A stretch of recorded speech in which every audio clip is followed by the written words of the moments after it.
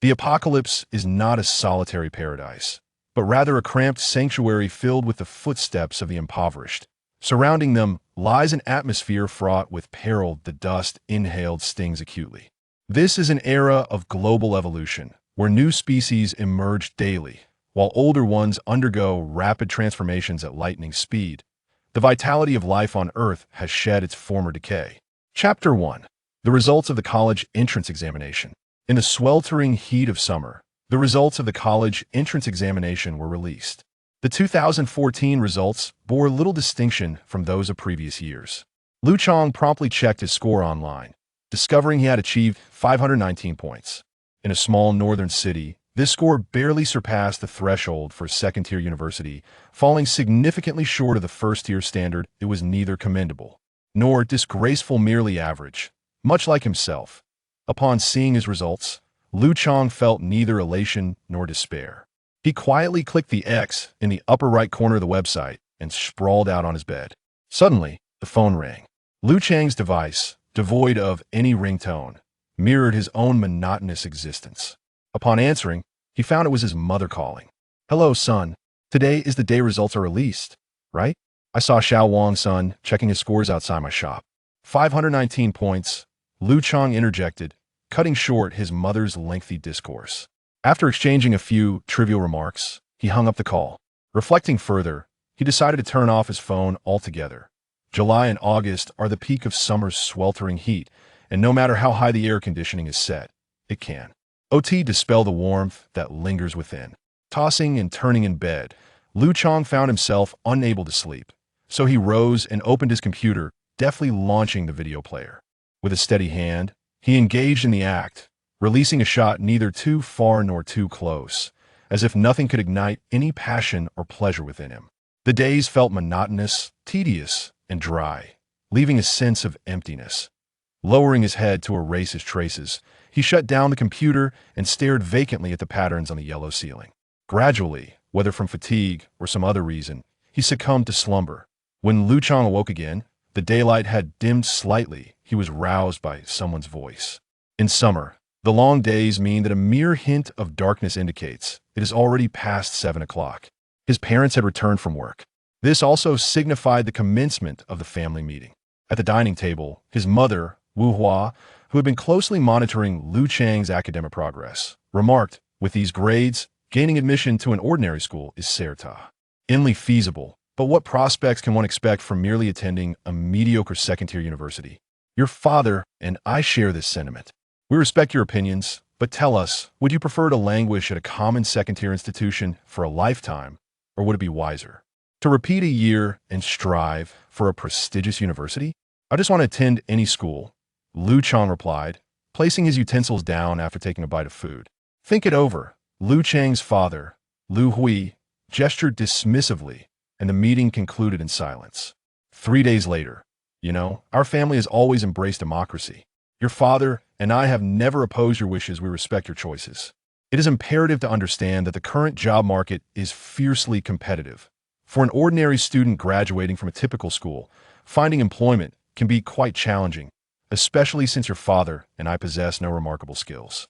Now, tell me, do you aspire to study diligently for a year and achieve distinction, or would you prefer to enroll in a school haphazardly? I would prefer to find a school and just attend. Think it over once more. 2 days later. In truth, as long as you are young, you need not fear failure. Who among us succeeds on the first attempt? Take Zhao Hui, for instance, who is 5 years your senior. His first-year results were not impressive, yet after a year of diligent study, he gained admission to a prestigious university. Now he has graduated and faces no difficulties in securing employment. Thus, sometimes a solid diploma proves to be more advantageous than anything else. Reflect deeply on whether you truly wish to study for a year and gain admission to a distinguished university, or simply attend a school casually. I want to go to school. Think it over once more. A day later. My son, there are times you might find me verbose, but a single choice of yours can truly determine the course of your life. The difference between heaven and hell can indeed be a mere thread. Mom, I want to study. Liu Chang clenched his teeth, interrupting his mother's lengthy discourse. Very well, this is your decision. We have not coerced you. Seemingly oblivious to her son's expression, Wu Hua finally revealed a smile. The next day, Liu Chang packed his belongings, taking along some basic necessities and a change of clothes, and moved into a small boarding school named Xingji. Like all underperforming students, his enthusiasm for learning was thoroughly drained by the oppressive heat 3 days after entering school, leading him to revert to his previous lifestyle. 3 days was ample time for the boarding students to become somewhat familiar with one another. After evening study hours, Liu Chang finished his personal hygiene routine and lay on his dormitory bed, engaging in casual conversation with a few fellow students nearby. "Hey, are you all here voluntarily for a repeat year?" Liu Chang inquired, casting a glance at the other 3 occupants of the dormitory. One bespectacled boy, who had evidently never washed his face or brushed his teeth, let alone bathed his feet, perpetually sported greasy hair and clutched a book while wearing his thick glasses. At first glance, he resembled a diligent student. However, his efforts were misguided, as he spent his days engrossed in trivial literature rather than academic texts. It was clear that he was not here by choice. "I certainly am not. I've never even reached the benchmark score. I wanted to attend a technical school, but my father refuses," the bespectacled boy replied, his gaze never leaving the pages of his novel. "Hey, were you reading every day, glasses?" inquired the student on the upper bunk, a hefty fellow and an avid fan of online novels, who had always looked down upon the books the bespectacled boy chose. "Apocalyptic themes," he responded. "Let me take a look." The plump boy reached down and snatched the book from the bespectacled boy's hands. After glancing at a few pages, he grimaced and exclaimed, "Damn, more zombies? Haven't we had enough of this nonsense for over a decade? Every time it's the apocalypse, it's zombies, what a drag." With that, he grumbled as he returned the book to the bespectacled boy and launched into a lengthy tirade. The game Resident Evil has been around for over a decade now, and despite the passage of time, it continues to tread the same uninspired ground without a hint of creativity. Furthermore, I do not believe that zombies pose any real threat to the world. If the virus is not airborne, then mere zombies hold no danger for humanity whatsoever. With their labored breathing, sluggish movements, and diminished intellect, they can only groan mindlessly. I imagine that anyone with a modicum of common sense would easily evade such creatures. Consider our ancestors in ancient times. The natural beasts they faced were far more agile and menacing than any zombie.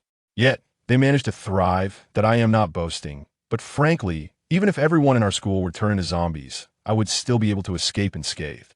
Do you believe me? The stout boy said this while jiggling his ample-fleshed to this point. The last person in the dormitory finally spoke up.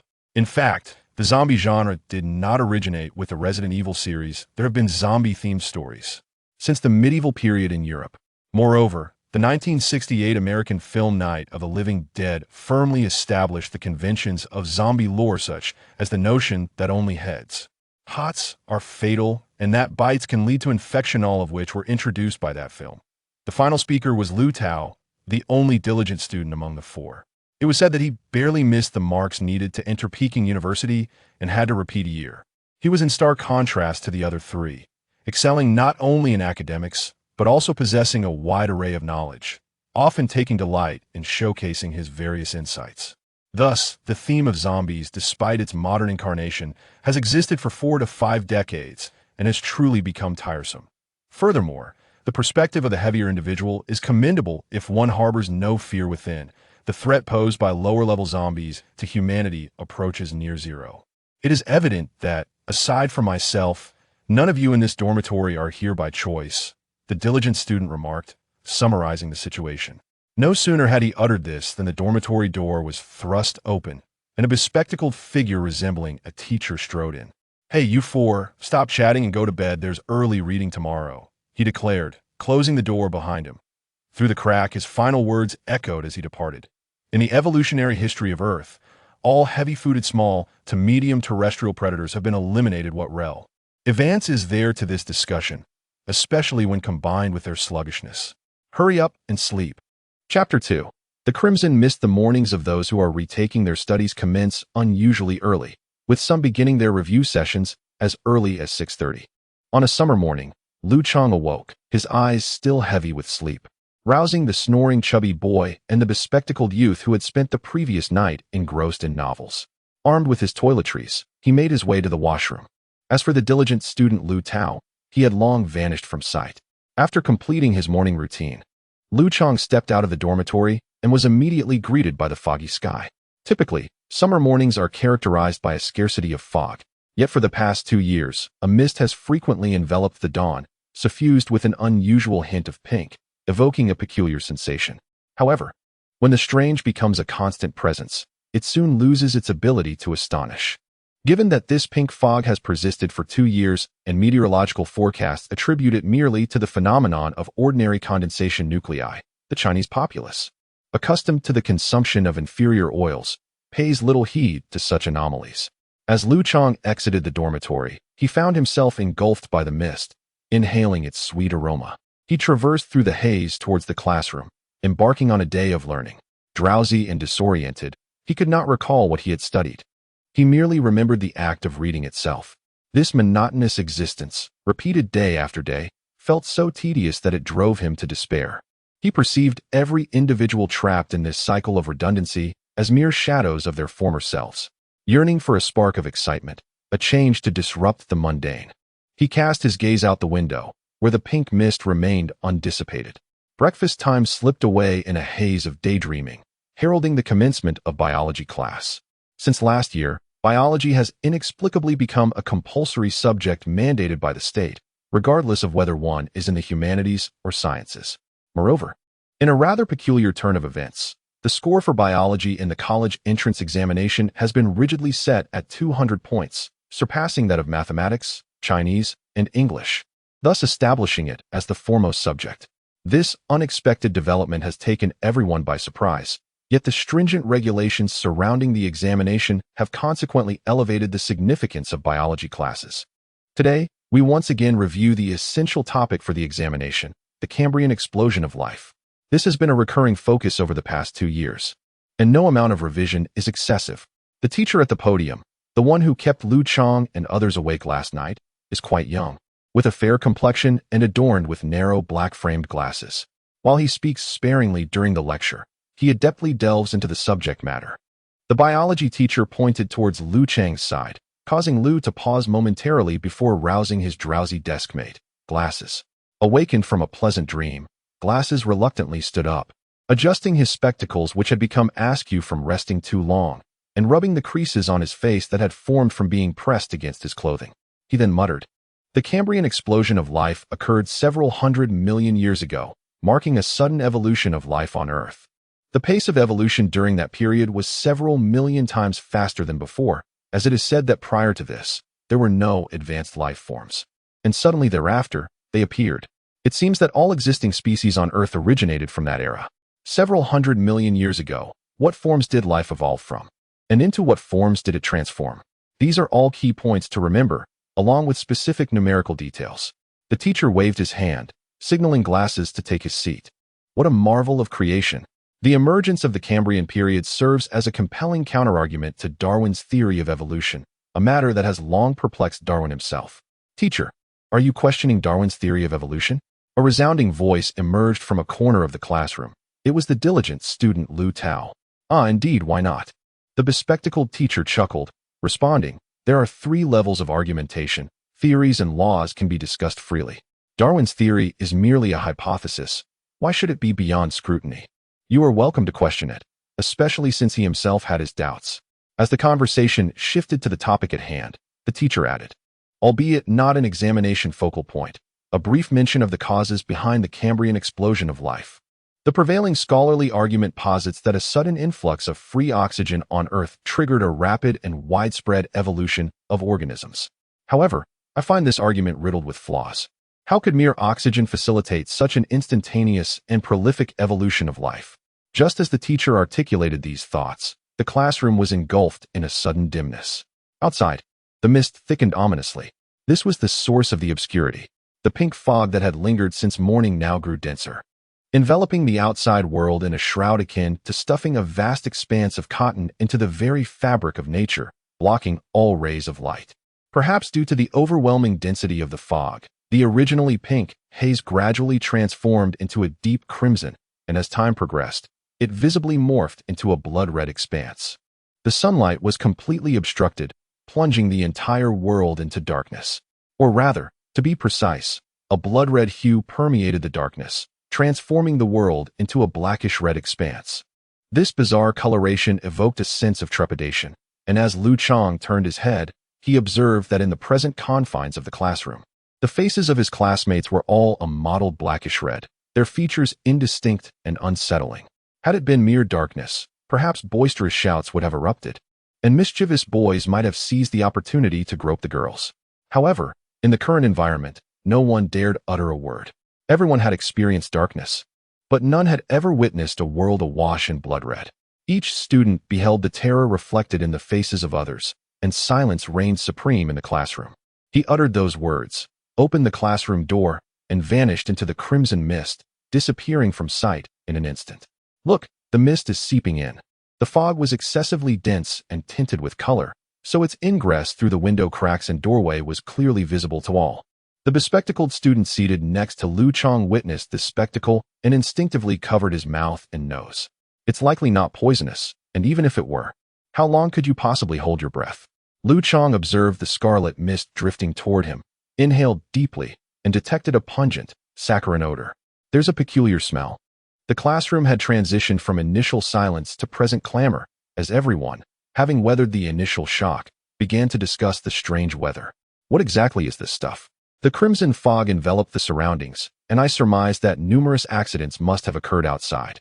The mist was so dense that it obscured any view of the happenings beyond. I decided to call home to inquire about the situation. Liu Chang took out his mobile phone and dialed his mother's number, only to be met with a busy signal. The call could not connect. Liu Chang gazed apprehensively at the eerie fog outside, feeling an inexplicable wave of panic. Could this phenomenon possibly disrupt the signal? I shall venture out to assess the situation. A bold student beside Liu Chang rose and made his way to the door. His actions caught the attention of all the students. As he stepped outside, everyone rushed to the windows to observe him. The visibility outside was less than 5 meters, and the audacious student had barely taken a few steps before his figure became indistinct. "Sanner, do not advance further. If you go any further, we shall lose sight of you," a close friend shouted from the window. Suddenly, a timid sparrow, transformed into a fearless bomber, darted towards Sanner with astonishing speed, crashing into his face. The first sparrow struck Sanner's visage with a sound akin to the squashing of a ripe tomato, and soon, a cacophony of similar collisions ensued. Liu Chang opened his eyes to witness Sanner emit a brief, anguished cry as the sharp beak of a sparrow pierced his face, soon overwhelmed by a swarm of its companions. In mere moments, his entire countenance was reduced to a grotesque mess. "Ah!" The fellow named San let out a harrowing scream as he was knocked to the ground by the relentless assault. However, his cries were short-lived, as his trachea or mouth likely filled with his own blood and flesh. Lying on the ground, San could no longer produce a full-throated yell, only a gurgling sound emanating from his throat. The once docile sparrows, amidst the gurgling, began to devour the fresh flesh on the spot. The scene instilled genuine shock and terror within the classroom. Even the most frightening horror films paled in comparison to the ghastly spectacle. A classmate, who had been full of life moments before, was now writhing on the ground, while the normally timid sparrows engaged in the most bloodthirsty of acts. In that moment, no one dared to venture out and stop the sparrows, or rather, no one in the panicked crowd even considered it. Everyone was petrified. Chapter 3. The Crowbar and the Rat. How did the sparrows become so depraved? Liu Chang stared at the dense, impenetrable blood fog outside, his heart heavy with an indescribable sense of oppression. What had become of San? The student who had shouted out earlier had rushed outside. He seemed to be close to San, likely a fellow student preparing for exams. Otherwise, based on their acquaintance of the past few days, no one would have dared to plunge into the thick fog at such a moment. Alas, it was too late. The person was already dead, lying in a pool of blood. "It is precisely because of this that I must go and see," Liu Chang muttered, pulling out his phone and dialing his mother's number once more. Still, only a busy signal echoed in his ear. Stepping outside, the fog felt even thicker and more suffocating. The crimson fog seemed to burrow into his eye sockets, enveloping the world in a shroud of dark blood red, obscuring the sunlight and rendering visibility to less than 5 meters. Liu Chang could not perceive the scene 3 steps ahead. Not even the entrance of the school was visible. He could only lower his head and cautiously navigate forward, relying on his familiarity with the stone pavement beneath his feet. Grass had sprouted amidst the cracks in the stones. As his gaze was limited to the ground, his focus intensified remarkably. Liu Chang observed that amidst the stone bricks of the campus path, small blades of grass had sprouted, and astonishingly, they were growing at a pace nearly discernible to the naked eye. At this rate, within an hour, the pavement would transform into a verdant meadow. What has become of this world? Carefully stepping over the resilient grass with the soles of his shoes, he made his way to the school gate. Upon opening it, he was met with an even more blood-red and shadowy realm. The heavens seemed unreachable, and the earth was devoid of connection. The world was enveloped in silence. Outside the school gate, there were no blaring car horns, nor the shouts of pedestrians. Only distant rustlings could be heard. The peculiar fog appeared to absorb the propagation of sound, preventing its vibrations from traveling more than a few meters. After walking a few meters, he spotted a car positioned in the center of the road, obstructing the way, yet the driver was nowhere to be seen. It was hardly surprising, in such weather. The driver's visibility from the cabin would be limited to the front of the vehicle, rendering it impossible to drive. While a driverless van might have been preferable, the congested roads rendered any progress impossible. Liu Chang cast a glance into the vacant cab, noticing traces of blood on the steering wheel and dents on the door indicative of a struggle. Recalling the peril encountered by San'er, Liu Chang resolved to arm himself for defense. Unlocking the ajar door, he discovered a tire iron within the cab. One end was flat and pointed, like a diminutive, sharp shovel, while the other was rounded. The solid iron bar, approximately half a meter in length, felt substantial in his grasp. Northern towns, typically compact, are predominantly urban. Liu Chang's home was a mere 20-minute walk from the school. Each countenance bore expressions of bewilderment, unease, and trepidation.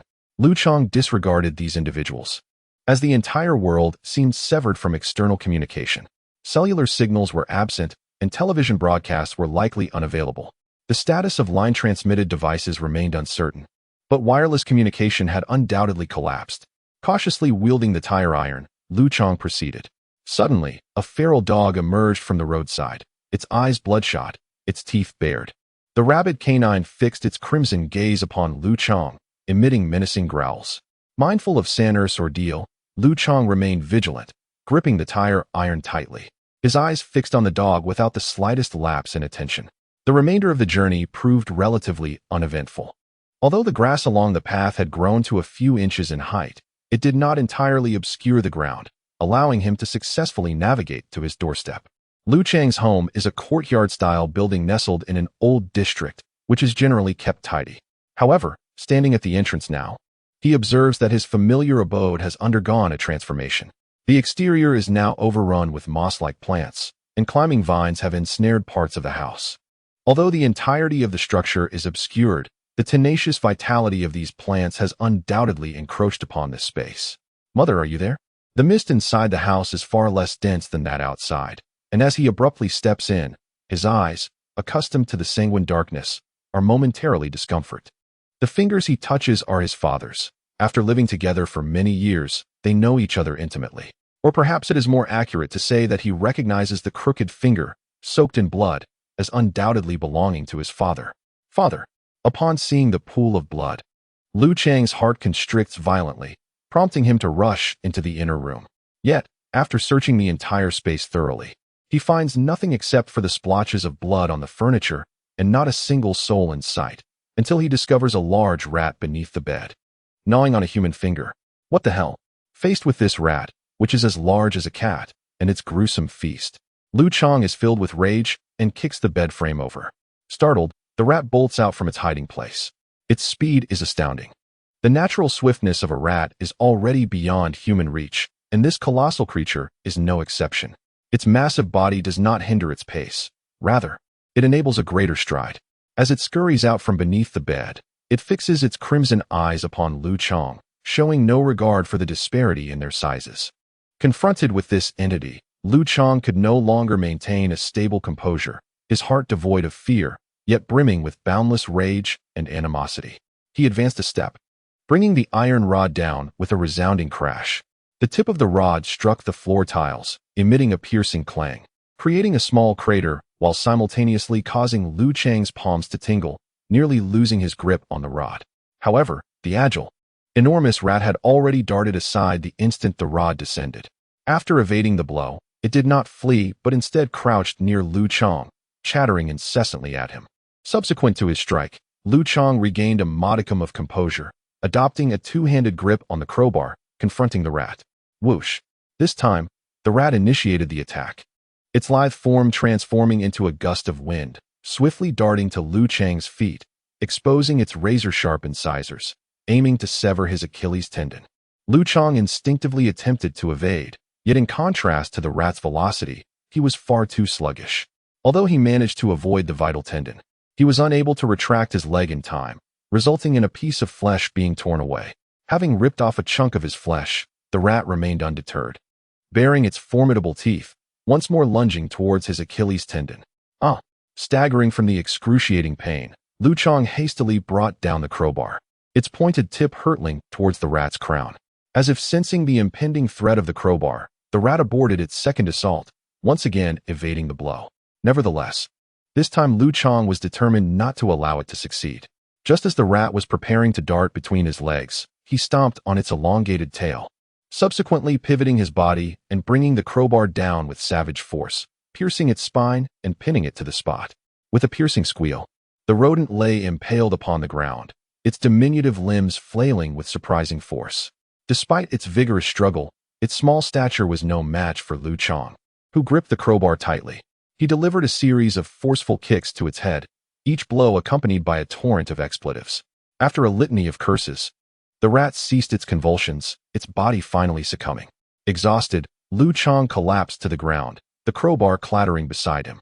After a moment of respite, he rose, a searing pain now emanating from his ankle. In the throes of intense emotion and exertion, the surge of adrenaline had masked his injuries, but as his composure returned, the pain washed over him. A piece of flesh, half a finger in length, had been torn away, blood trickling freely. It was the most severe injury Liu Chang had ever sustained. Childhood scuffles and schoolyard brawls had been largely performative, with no real intent to inflict serious harm. But in the confrontation with the rat, both he and his adversary had fought with lethal intent, hence the depth of the wound. Chapter 4. Preparation. Staggering slightly, Liu Chang, enduring the throbbing in his ankle, circled the room once more, yet found nothing further of note. Only his father's 1.5 fingers remained, one of which had been half devoured by the rat. He picked up the 2 fingers from the ground, and as Liu Chang gazed upon them, an inexplicable heaviness settled in his heart. His throat tightened, yet tears refused to flow. Unlike their female counterparts, male creatures possess a diminished capacity for expressing anguish.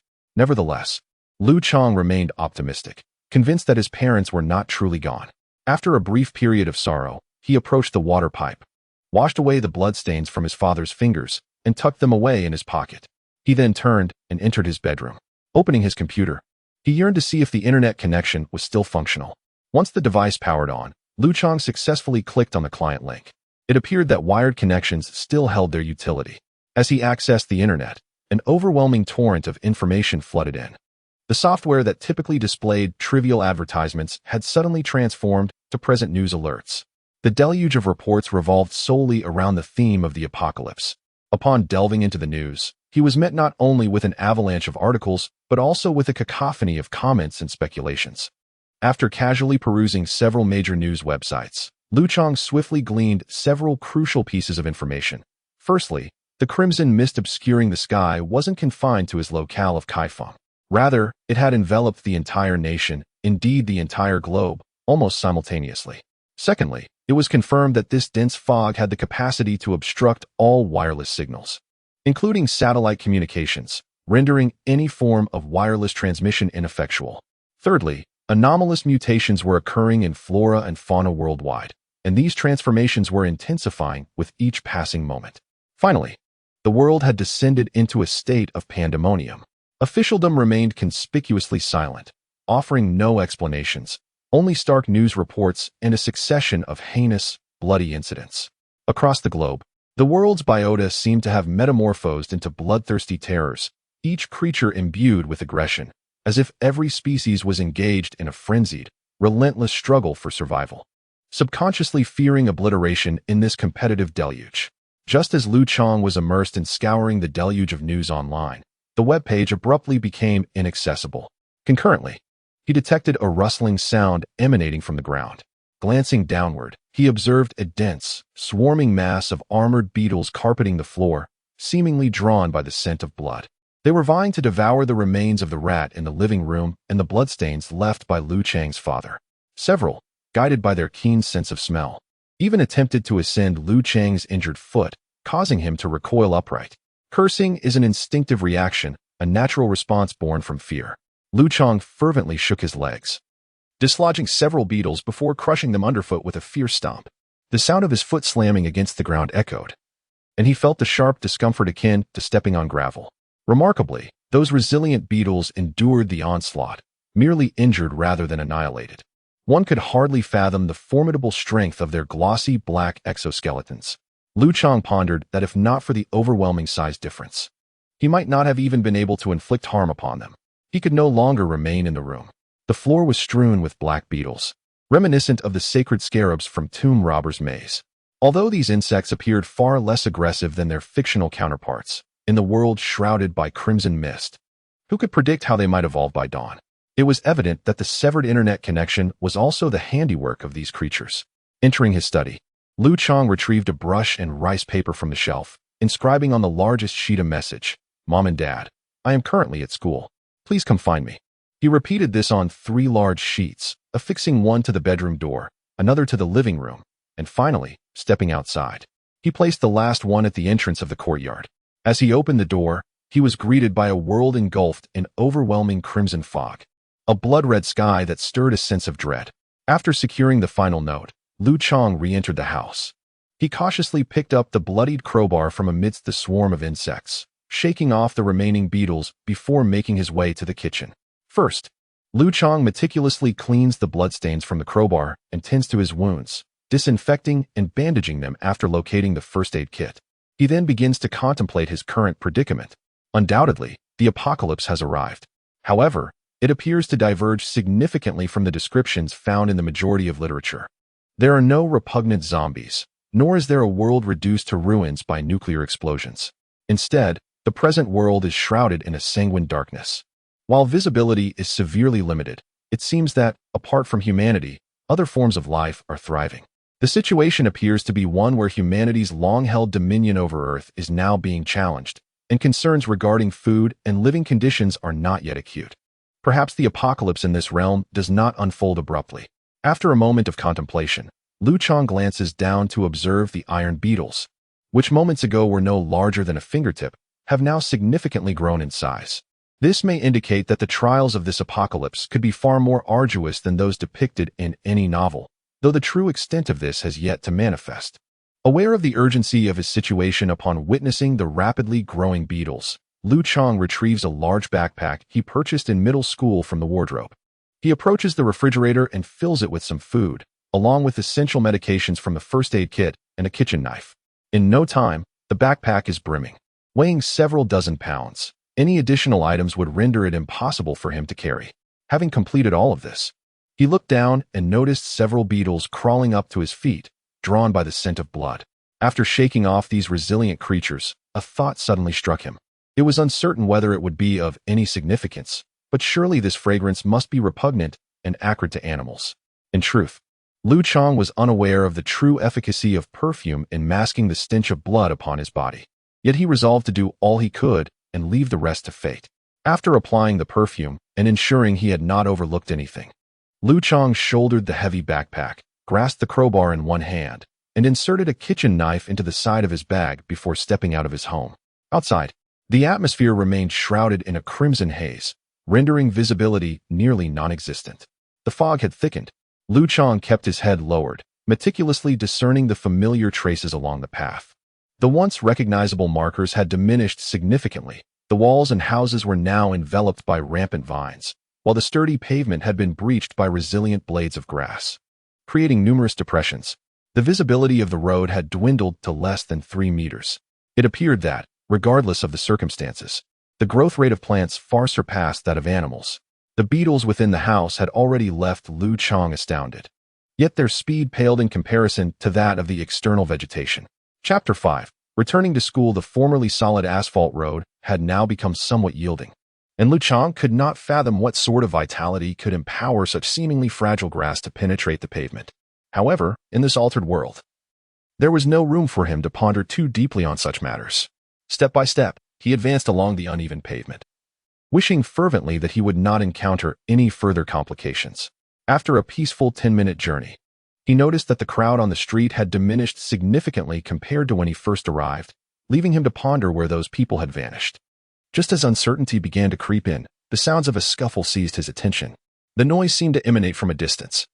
Yet Liu Chang was acutely aware that the crimson fog had a propensity to obstruct sound waves, suggesting that the seemingly far-off commotion was, in fact, quite nearby. Panic-stricken, he glanced around, but the thick, sanguine mist obscured his vision, rendering visibility to a mere 3 meters. Under such circumstances, one could not rely on the eyes to gather much information from afar. Liu Chang's initial reaction to the sound of fighting was a primal instinct to witness the spectacle, a trait inherent to humanity and primates alike. However, his second instinct urged him to distance himself from the tumult. For the wisdom born from human society advised him that indulging in curiosity under these circumstances would yield no benefit whatsoever. Determined to trace the source of the noise and retreat from its origin, he soon realized that the rules of this world seldom aligned with human desires. The sounds of conflict surged closer, culminating in a sudden thud as a figure hurtled through the fog. It was a police officer, though battered and bruised. Witnessing this, Liu Chang hastily grasped his crowbar and sought refuge behind a nearby vehicle. Fortunately, the fog was thick enough that he had only taken a couple of steps before the officer's form had blurred into little more than a silhouette. Crouching behind the vehicle, Liu Chang scrutinized the unfolding scenario with keen attention. At the very moment he had successfully concealed himself, 3 figures emerged from the mist, 3 wild dogs, one of which was the same that Liu Chang had encountered previously. However, the fear that this particular wild dog might have once possessed towards humans had long since dissipated. Now, it bared its teeth, drooling, with bloodshot eyes fixed upon the police officer who had just risen from the ground. After regaining his footing, the officer cautiously retrieved his firearm from his waist. He appeared to be quite adept at handling animals, despite his injuries. He exhibited no signs of panic and did not hastily draw his weapon in the face of such formidable adversaries. He understood that any abrupt movements could provoke a vicious counterattack. Thus, his gaze remained locked on the 3 wild dogs, devoid of any hint of complacency. With deliberate slowness, he maneuvered his hand towards his waist, gently unfastening the holster, and methodically drew out his gun while disengaging the safety. He then raised his arm, gradually aligning the muzzle of the firearm with one of the wild dogs. In that fleeting moment when the wild dog confronted the dark, gaping barrel, an instinctual sense of danger surged within it. Driven by survival instincts, the wild dogs launched a ferocious assault. Bang! The sound of gunfire erupted simultaneously with the wild dog's leap, and amidst the chaos, one of the dogs fell, struck by a bullet. The remaining 2 leaped over a distance of 2 meters, pouncing directly onto the officer. What followed was a cacophony of muffled growls, the sounds of human struggle, the wild dog's howls, and the final echoes of gunfire. The canine, struck by a bullet and initially collapsing, rallied shortly after the gunshot, joining its 2 companions. It had not perished. Though the view was partially obscured, Liu Chang discerned from behind the vehicle that the wounded dog was hemorrhaging from the area beneath its neck. Ordinarily, such a wound, while not as immediately lethal as a strike to the head or heart, would still be considered critical. The fact that this dog survived being shot there indicated a resilience and fortitude far exceeding that of the fragile canines he was familiar with. This observation quelled Liu Chang's nascent impulse to intervene.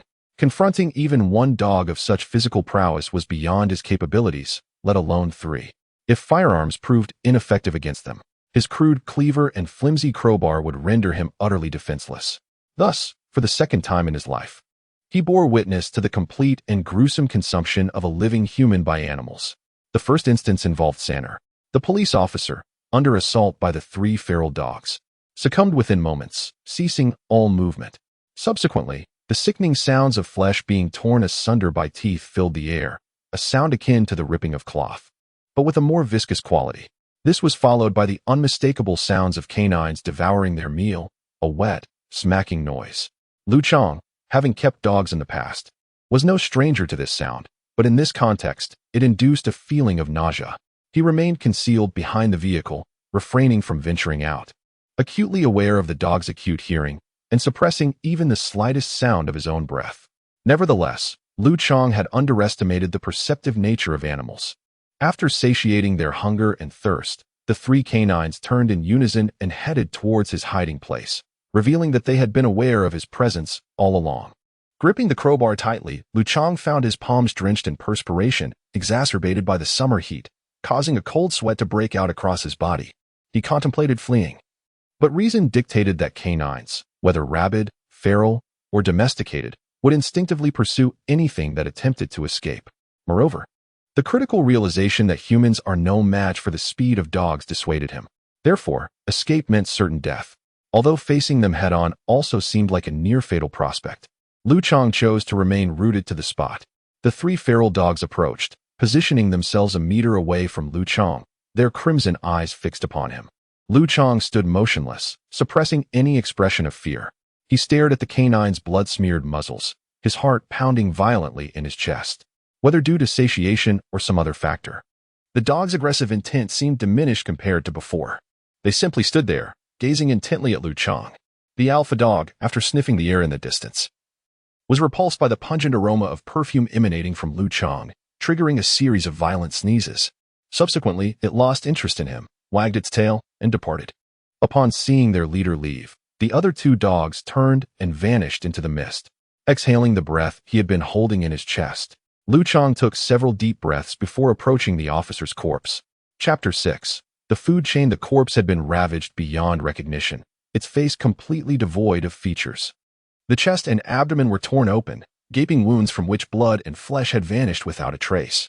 Confronted with such a gruesome sight, Liu Chang struggled to suppress his urge to vomit as he picked up a handgun of an unfamiliar model from the ground. Like most students, this was his first encounter with a real firearm. However, the relatively simple mechanism of the pistol allowed him to familiarize himself with the safety and magazine components in just a minute of exploration. He took a shot, cautious not to falter at such a critical moment of life and death. After firing, he inspected the magazine, discovering it contained only 2 bullets remaining. Compared to military sidearms, police handguns generally possess diminished firepower and limited magazine capacity, usually holding only 6 or 7 rounds. Having already expended several rounds earlier, the magazine now held a mere 2. Liu Chang rummaged through the disfigured remains once more, yet found nothing of value. Nonetheless, he recognized that it was fortunate to encounter a police officer armed with a firearm, given that Chinese police typically do not carry guns. Thus, he did not lament the lack of additional ammunition. In this dire situation, the limited effective range of the small handgun, which could only reach 50 meters, would hardly suffice against the threats lurking outside. He merely hoped to have it as a precautionary measure. Now, do not suggest giving him a small handgun with few bullets. Even if he were bestowed with a submachine gun, it would avail him nothing against the rapidly shifting and obscured dangers outside. The instinct of all social creatures, when confronted with insurmountable threats, is to congregate with their kind. Liu Chang is no exception. After navigating through the darkness for several more minutes, he finally reached the school's main entrance. At that moment, the vicinity of the school gate was already teeming with numerous individuals, predominantly middle-aged men and women in their 40s, who were likely parents of students hastening to the scene since the onset of the blood mist. The school, originally a modest boarding institution for review students, had a limited number of attendees, all hailing from the local area. The sudden influx of so many people nearly filled the entire campus, although visibility extended only about 3 meters ahead. The rustling sounds from afar indicated the high population density within the grounds. Liu Chang even spotted some elderly individuals among the crowd, presumably the grandparents of students. Clinging to a flicker of hope, he pushed through the throng in search of the 2 familiar figures, yet after an exhaustive search, he found no trace of his parents. "Hey, Glasses," he called out upon finding a familiar roommate. "Have you seen my mom? What does your mother look like?" Glasses replied. Having attended the review school for only a few days, they were neither strangers nor entirely familiar with one another, and indeed, Glasses had never encountered Liu Chang's parents. "Ah, forget it." With a stamp of her foot, Liu Chang felt a tingling ache from the wound on her ankle. "Has anyone come to the class looking for me?" "No," replied the bespectacled boy, shaking his head. "Over the past hour, numerous parents have arrived. Almost all the students' parents have flocked here. Some teachers were using the loudspeaker to organize parents to identify their children, but for some reason, the broadcast malfunctioned mid-sentence. Should we gather some provisions now?" Having read many doomsday novels, the bespectacled boy knew that food was always a scarce resource in such times. food is essential. But we can't safeguard too much. As he spoke, Liu Chang turned to look out the classroom door. Besides, food doesn't seem to be in short supply in this apocalypse. Various plants have grown abundantly outside, and most of them are edible. Not necessarily, interjected the model student, Liu Tao, as he approached. He also gazed outside and said, although these plants still appear the same as before, they've only grown faster. But how long has the blood mist been here? Less than 2 hours. Who knows what changes they'll undergo tomorrow or the day after? Moreover, no one knows how long this red mist will last. Preparing food is never too early. Indeed, Liu Chang nodded absently. Although it was the end of the world, Liu Chang's thoughts were not entirely focused on preparing for the future. Her mind was preoccupied with other matters. Family and loved ones were always the ties that bound in the most perilous times. Despite the usual grievances and occasional discord, the paramount concern for one's family becomes strikingly evident in moments of peril, as demonstrated by the multitude of parents at the school. The apocalypse is never a solitary experience. What's the course of action now? Glasses turned to Liu Tao, then inquired, and your parents? My parents have been working in Beijing, Liu Tao replied, gesturing towards Glass's parents, who stood silently behind him. The only recourse is to wait, Fatty chimed in, flanked by a middle-aged woman, presumably his mother. Indeed, we're uncertain how long this peculiar fog will persist, Liu Tao remarked, his gaze fixed on the dense haze outside. Liu Chang, you ventured out earlier. What's the situation? It's much the same as when we arrived, Glass's father interjected, adding, we can only await rescue from the military. However, in virtually all apocalyptic media, the military has rarely played a constructive role for civilians. Ultimately, survival hinges on self-reliance. Furthermore, in this crimson fog, visibility is reduced to a mere 3 meters, diminishing the effectiveness of firearms and tanks. The risk of friendly fire is too great, and the fog obscures all visibility from within armored vehicles. As for aircraft, flight is impossible in such dense fog. Yet, this is not the most alarming aspect. The most dreadful aspect is the perpetual uncertainty of what transformations the world will undergo in the coming moments. One is even unaware of the identity of one's adversaries. Zombies? Insectoids? Nay, none of these exist here. This remains the Earth of yesteryear, albeit with all living beings altered in form. It seems that every creature is mounting a challenge against humanity, which has reigned supreme at the apex of the food chain for millennia. The imperative for humankind is to safeguard its dominion. As for Liu Chang, his conviction lies in survival. Might we not first seize a convenience store? As Liu Chang was furrowing his brow in contemplation, Liu Tao, standing adjacent, uttered in a subdued tone, there ought to be a substantial reserve of victuals there, and the diminutive size of the establishment renders it easily defensible. This place is a cacophonous tumult, devoid of any individual capable of assuming leadership. Sooner or later, chaos shall ensue. A plausible notion. Mother, what are your sentiments? Upon hearing this, the corpulent fellow turned his gaze towards his maternal figure. We concur with the proposition of relocating to the convenience store. The bespectacled youth's father interjected even before his son could articulate his stance. Too great a multitude invites discord, whereas too meager a number deprives us of the capacity for self-defense. Indeed, we are in accord. The bespectacled youth's mother echoed in unison. Then we shall accompany you as well. Observing that the majority assented to this selection, the corpulent fellow's mother promptly exclaimed, Liu Chang, and you? The corpulent fellow and his cohorts pivoted their attention towards Liu Chang. I intend to tarry here, awaiting the arrival of my parents. Chapter 7. Untamed verdure await your parents? Liu Tao inquired, perplexed. For what duration do you intend to wait? The bespectacled youth persisted with his query. At a minimum, until nightfall. Then we shall remain in your company as you await their arrival. The corpulent fellow retorted, there's no need to rush. Scarcely had these words escaped his lips when his even more ample mother whisked him away. Liu Chang surmised that he knew what his mother would say to him. She was a woman imbued with the spirit of the marketplace. And while she was usually indecisive, a trait evident in her dramatic shift in attitude at the convenience store, her maternal love for her son was undeniably genuine. It was this love that had driven her to reach him as soon as the crimson mist descended. Eager to keep pace with the larger group, she pulled him aside, likely urging him not to tarry.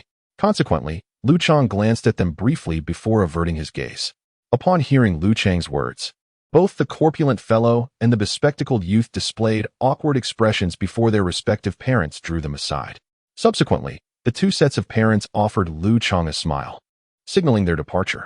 With haste, they ushered their children away, and within a few steps, the mist began to obscure their figures, rendering them indistinct. Only one person remained behind. "I'll stay here with you," Lu Tao said as he settled into a desk near Liu Chang. "Since I won't be seeing my parents, I might as well keep you company. There's no one I know out there." "Really?" Liu Chang responded, taken aback. Liu Tao was typically the most aloof member of their dormitory. Given his proclivity for immersing himself in books and studies during the majority of his leisure hours, he had infrequent interactions with others. Furthermore, his inclination to flaunt his erudition engendered a degree of antipathy from the other three individuals. Consequently, Liu Chang was taken aback by his decision to remain and offer companionship. "Is Liu Tao departing?" The corpulent man's voice echoed from the depths of the mist. Liu Tao gestured towards the indistinct figures a few paces away. "You may proceed. I shall remain here with him. Should his parents not arrive by sunset, we shall depart together." In a mere instant, the nebulous figures vanished entirely. "In truth, your presence is not required. It is unnecessary," Liu Chang remarked. "Are you implying that our camaraderie is not profound enough to warrant this?" Liu Tao responded. "Even with deep camaraderie, such an act remains unwarranted. I merely harbor a disinclination to associate with those two families," Liu Tao stated, extending his hand towards Liu Chang and inquiring, "Do you possess any cigarettes?" Liu Chang responded with an open-handed gesture. "No, I am not a smoker, as you are well aware. Moreover, are you not also a non-smoker?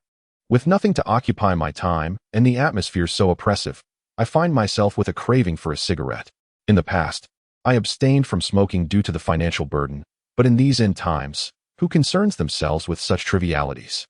"Indeed," Liu Chang chuckled, retrieving several pieces of candy from his rucksack and offering them to Liu Tao. "I have no cigarettes, but perhaps these sweets will suffice." "Ha ha ha.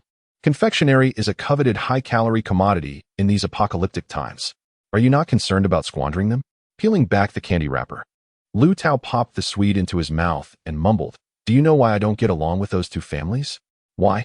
Liu Chang inquired, intrigued. "Because I feel I cannot integrate. They are two families, and I am an orphan." "Yes, an orphan." Liu Tao gazed out at the blood-red sky, falling silent. Time seemed to pass both swiftly and slowly. After 2 or 3 such moments, dusk gradually enveloped the surroundings, yet Liu Chang's parents had still not arrived. "We can wait no longer. The world outside changes too rapidly." The two stood at the school gate, surveying the wild, overgrown landscape. The grass had grown to nearly waist height, and if they lingered any longer, the path would surely vanish. "Tomorrow," Liu Tao murmured, frowning. "The world outside is becoming increasingly perilous. It reminds me of the treacherous Amazon jungle. You know, according to the laws of the jungle, nighttime is always 10 times more dangerous than daytime." "Yes, we shouldn't wait anymore." Liu Chang nodded reluctantly, although he was determined to see his parents. Reason told him that further waiting would be futile. By this time, the crowd on the campus had thinned significantly. Those individuals had scattered, seeking their own refuge. And hardly anyone intended to spend the night at school. "Let's go, brother." Noticing Liu Chang's troubled expression, Liu Tao offered a reassuring smile and patted his shoulder. "Let us go?" Liu Chang nodded, taking the lead into the uncertain world beyond. Stepping onto the once familiar public road, the pair were overwhelmed by a sense of alienation. In merely half a day, the city's cultural essence had been diminished to its nadir. The exterior was now truly overrun with weeds. Not only weeds, but a diverse array of flora sprouted and surged forth from the soil and the cracks in the brickwork, thriving with vigor. The once sturdy concrete pavement, for the first time, was utterly defeated in its contest with life. The entire road surface was completely fractured by the plants, from which various forms of vegetation emerged. Moreover, the streets were eerily quiet. Some were sequestered in their homes, while others sought external assistance. It was rare to see idle individuals on the streets.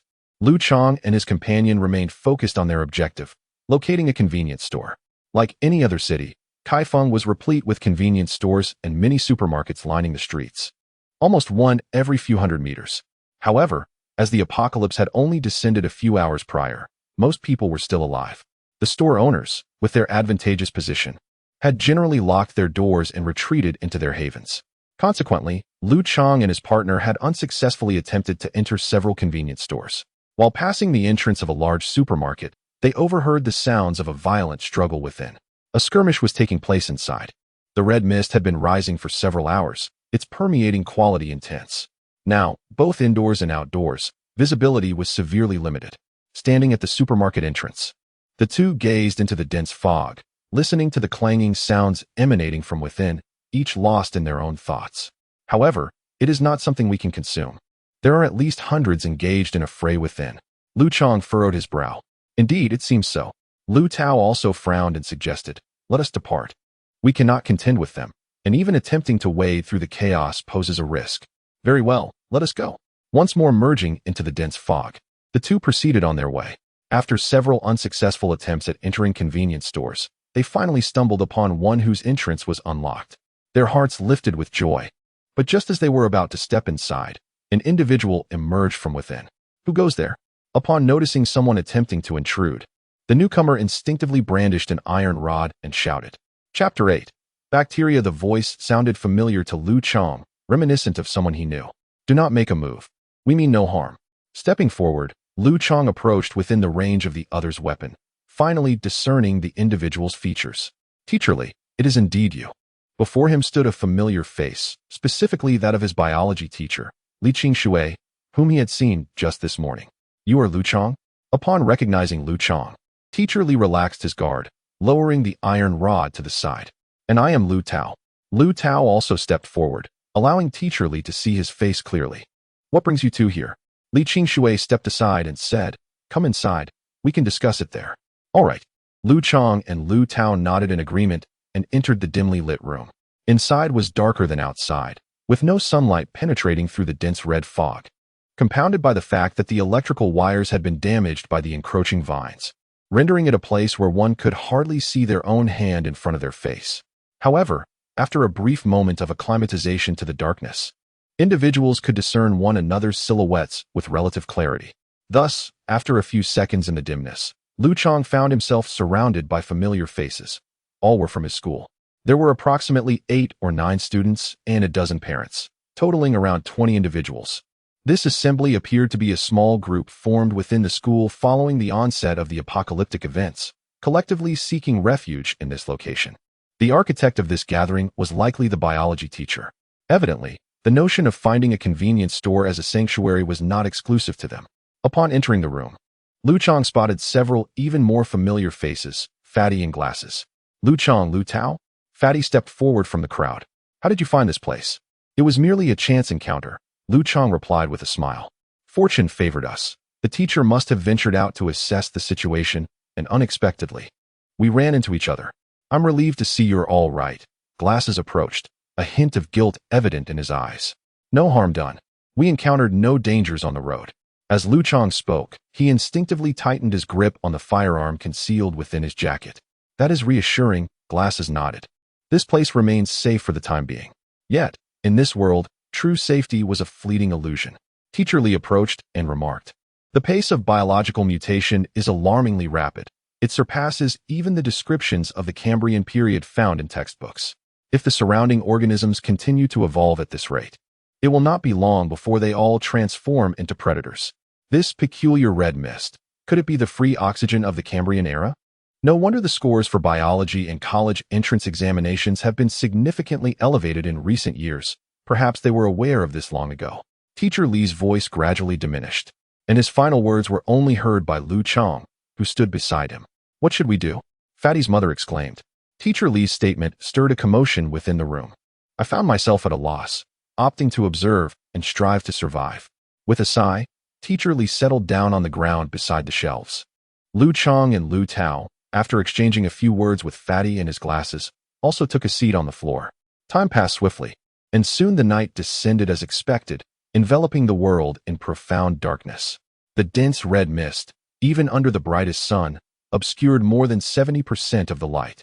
The gentle glow of the moon and stars was entirely blocked from view, leaving people to experience the sensation of holding their fingers before their eyes, yet being unable to see them.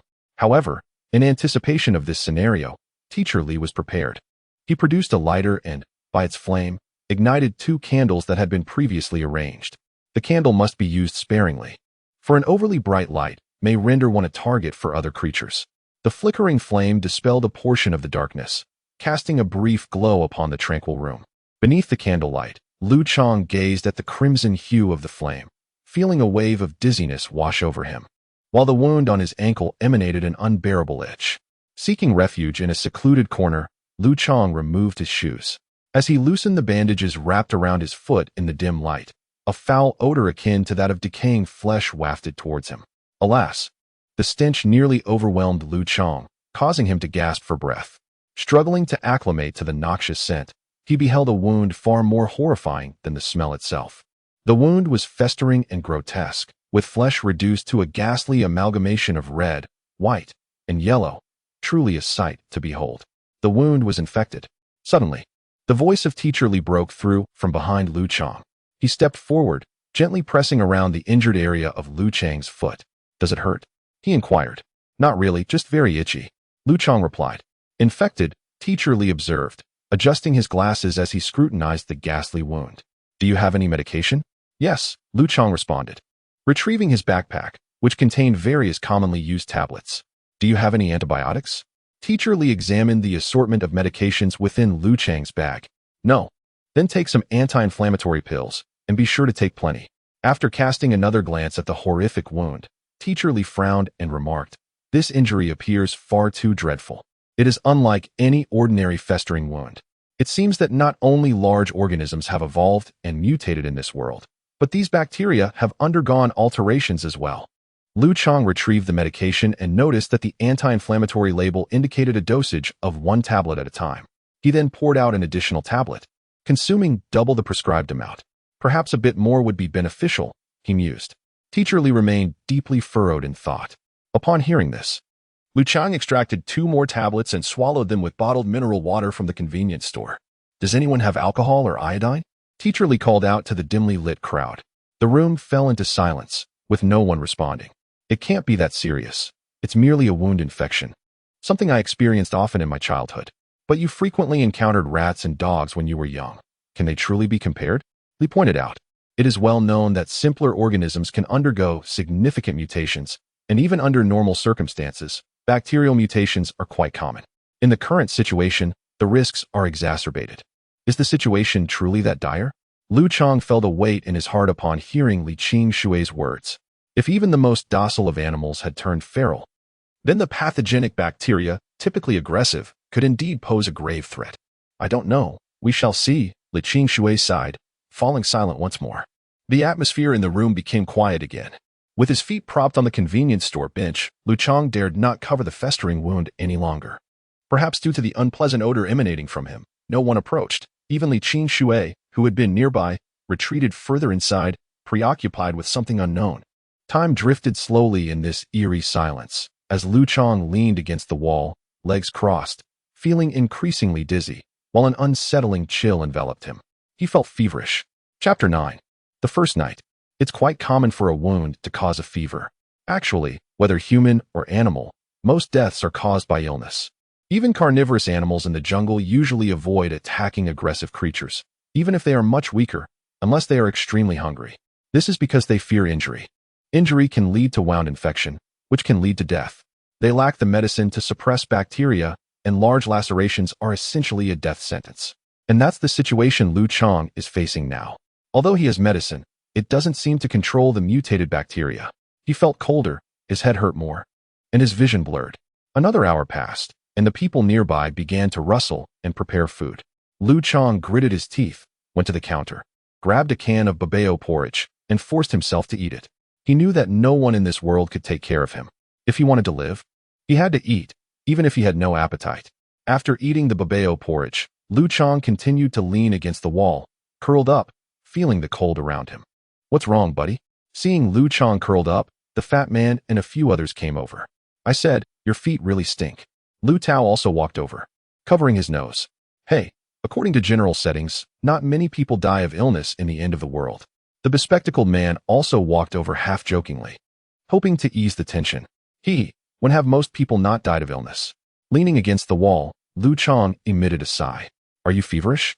Several individuals drew nearer, only then noticing the pallor of Liu Chang's complexion. "It's nothing. Take some antipyretics." Several individuals retrieved fever reducers from their bags and administered them to Liu Chang. Glug. The acrid pill, accompanied by mineral water, was ingested, and Liu Chang nodded in gratitude. Precisely at the moment the pill entered Liu Chang's abdomen, A heart-wrenching scream emanated from the direction of the convenience store restroom. The scream was truly agonizing, a potent gust of air rupturing the throat and tearing the vocal cords, then interrupted midway by viscous blood, transforming into a gurgling sound. Mom. Upon hearing this sound, the corpulent man's countenance underwent a drastic alteration. His portly frame, with the agility of a nimble deer, leaped from the ground and dashed toward the convenience store restroom with utmost haste. Others, driven by curiosity, trailed behind the corpulent man in the direction of the restroom. Liu Chang also struggled to his feet, mingling with the throng heading toward the inner chamber, where someone had already ignited a candle. Peering through the throng of heads, Liu Chang beheld a scene that equally churned his stomach. A mangled cadaver. With the exception of the head, no part of the corpse remained intact. It lay prostrate, a gaping hole the size of a bowl having been gouged out from the buttocks, subsequently piercing through the viscera and chest, causing the ravaged internal organs to spill onto the floor. Aside from this gaping hole, other areas of her body bore similar orifices, though none were as deep. Moreover, what is even more revolting is that, presumably due to the excessive weight of the morbidly obese mother, the scattered chunks of flesh on the ground were inundated with copious amounts of yellowish fat. The congealed yellow grease mingled grotesquely with the crimson blood and visceral remnants, presenting a sight that would wrench the stomach of anyone who beheld it. Fortunately, Liu Chang, in his weakened state, experienced an unusually dulled response to his bodily sensations, managing to suppress the rising tide of nausea. He averted his gaze from the ghastly scene and directed his attention towards the obese individual, who wore an expression of utter despair intermingled with rage. Liu Chang understood that any words of comfort at this juncture would be futile. Thus, he retreated a couple of steps and leaned against the wall. Exhaling slowly, he released a warm breath, and with his legs giving way, he knelt upon the ground. Yet, at that moment, no one paid him any heed. The crowd was captivated by the even more gruesome spectacle, and apart from the obese man, everyone displayed an expression of palpable fear. What manner of creature had assailed her? A voice in the crowd whispered this inquiry. However, no answer would emerge. Perhaps only the first to have ventured inside, the obese man, had caught a glimpse of the assailant's figure, yet he remained mute. Nevertheless, this utterance was not entirely without effect. Upon hearing the question, all 20-odd individuals began to keenly observe their surroundings. Alas, the darkness was profound, and with only the flickering candlelight to illuminate the area, they could scarcely discern their immediate environment. Had it not been so, there would likely have been even more individuals succumbing to the urge to vomit. Cautiously, they surveyed their surroundings, each unwilling to meet a grisly demise on the spot. Astute individuals had already discreetly absconded with their families, fearing that the scent of carnage would attract further anomalous entities. Tension permeated the atmosphere. It seemed as though no one would spare a glance for Liu Chang, huddled in the periphery. Liu Chang felt his temperature escalating, his consciousness waning, as he slipped into a semi-comatose state. This persisted until the late hours when the bespectacled biology teacher discerned his condition. Noticing Liu Chang cowering by the wall, he reached out and touched his forehead. "It must be over 40 degrees, Li Qingshui exclaimed, his hand barely making contact. Subsequently, he procured a thermometer from an indiscernible location and placed it in Liu Chang's mouth. After 5 minutes, Li Qingshui retrieved the thermometer and scrutinized it under the candlelight. The thermometer registered its maximum value, 42 degrees. How is he still alive? Thermometers rarely indicate temperatures exceeding 42 degrees, as such a temperature typically leads to cardiac arrest. Yet, Liu Chang's temperature evidently surpassed this threshold. What's his condition? Vaguely, Liu Chang perceived a voice approaching, identifiable as Liu Tao's. I'm not sure. By all accounts, he should be deceased, but he remains alive and well, Li Qingshui responded. Is there any hope? Given the circumstances, he's doomed. His elevated temperature stems from a bacterial infection in his wound. Unless the bacteria are eradicated, he will inevitably succumb to hyperthermia. What can be done? With antibiotics in hand, there is still hope. Chapter 10, Medications. Such pharmaceuticals are typically not found in the average household, nor in convenience stores. Eyeglasses exclaimed, recognizing it as a prescription medication. Then we must seek it out at a pharmacy or hospital. Otherwise, he certainly will not survive until dawn. Li Qingshui reached out once more to check Liu Chang's temperature. It was a miracle that he was still alive. In this situation, with the darkness so thick outside that one could not see their hand before their face, who would dare venture out? Eyeglasses spoke with trepidation. I shall go myself. Upon hearing this, Liu Chang struggled to open his eyes. Remaining here was certain death, while venturing outside offered a glimmer of hope. Moreover, pharmacies and hospitals were not hard to find on the streets. Wasn't there a hospital just 2 intersections away? I will go alone. It does not necessarily mean I will encounter any danger. With that, Liu Chang braced himself against the wall and stood up, parting his cracked lips. Do you have a flashlight? I do. Eyeglasses retrieved a flashlight from his bag and handed it to Liu Chang, assuring him that the batteries were full and would last for several hours. Wait. A familiar voice called from behind. I will accompany you. Liu Tao caught up. Immersing himself completely in the darkness, Liu Chang relied solely on the flashlight's beam, which illuminated merely a meter ahead as he cautiously advanced, feeling his way along the ground.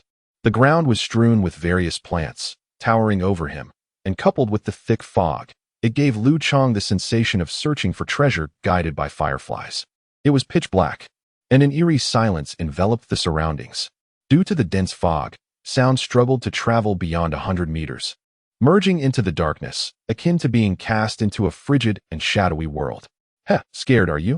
I told you to wait for me, remarked Liu Tao. As another firefly approached, Liu Tao himself. Why are you being so kind to me? If you were a girl, I might just fall for you right now. Liu Chang suppressed the dizziness swirling in his head and made a jest. You excel in your studies, look quite presentable, and yet you assist me so generously. What a pity. Truly a pity. What a load of nonsense. If you were a girl, you'd be offering yourself up by now. Enough chatter. Save some energy for the journey. Liu Tao retorted, giving him a gentle shove. The two fell silent once more, leaning against the gentle glow of the light as they cautiously advanced. However, the situation had changed.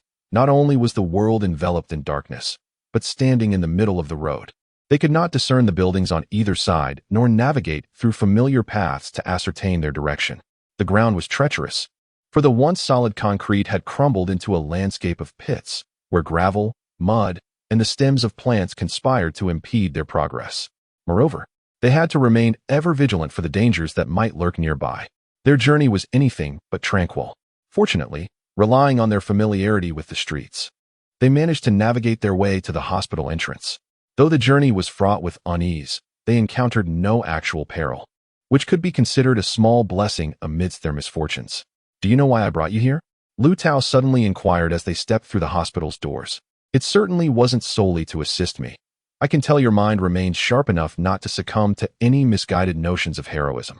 Liu Chang slowly entered the gates of the hospital, where the courtyard was overgrown with weeds.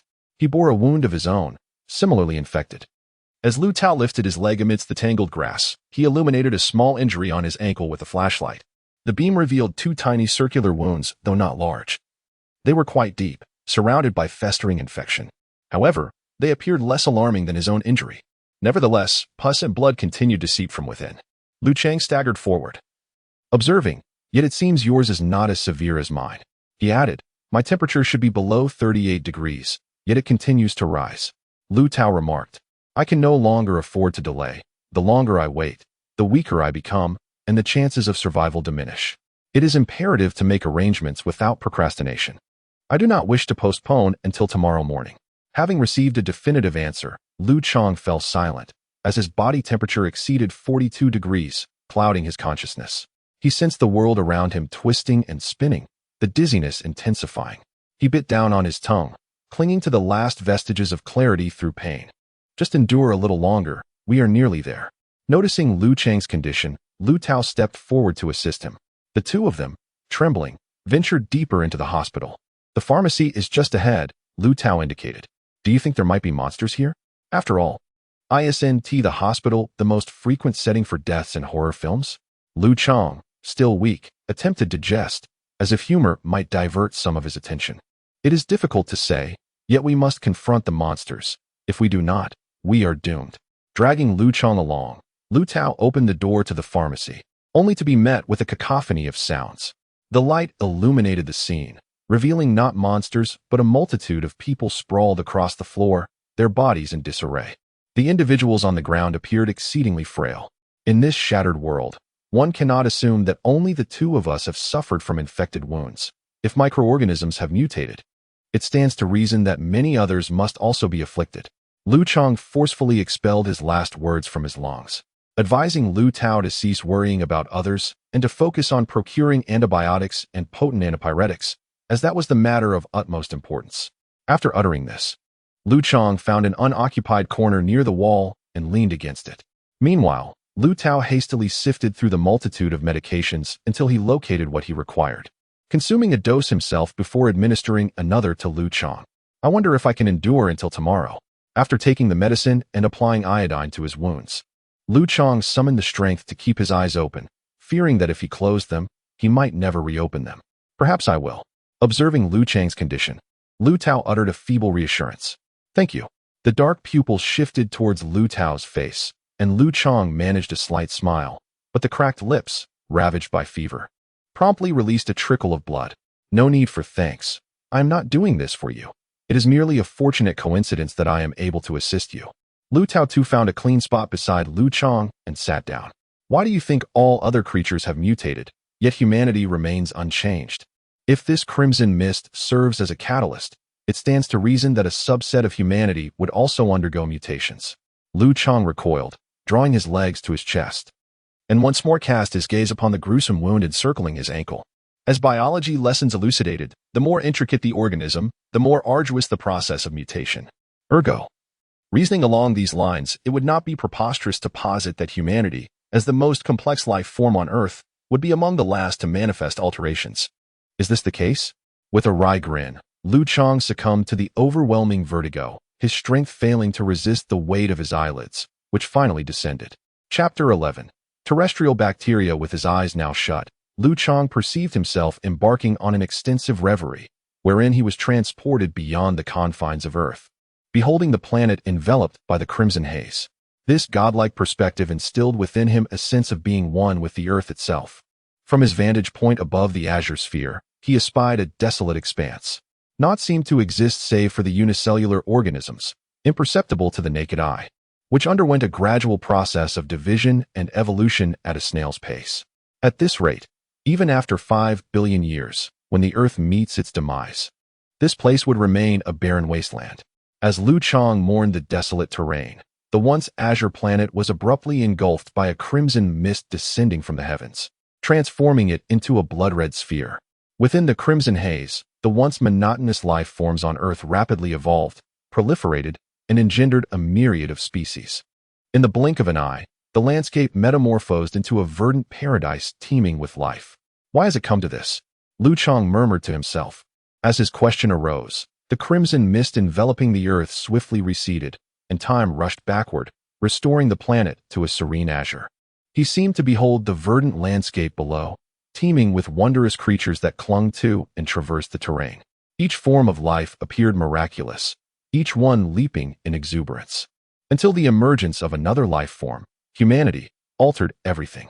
In a mere few million years, humans transformed the Earth's biological narrative, which had thrived for billions of years.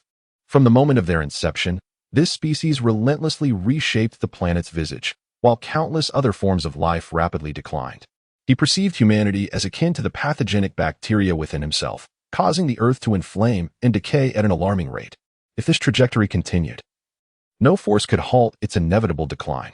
Yet, at the very moment of the planet's profound deterioration, the dense crimson mist appeared, akin to an antibiotic restraining bacterial proliferation, emerging precisely when needed to avert disaster. No, rather than an antibiotic, it was more akin to a catalyst, granting the waning life forms a chance to confront the human bacteria. It did not target humanity.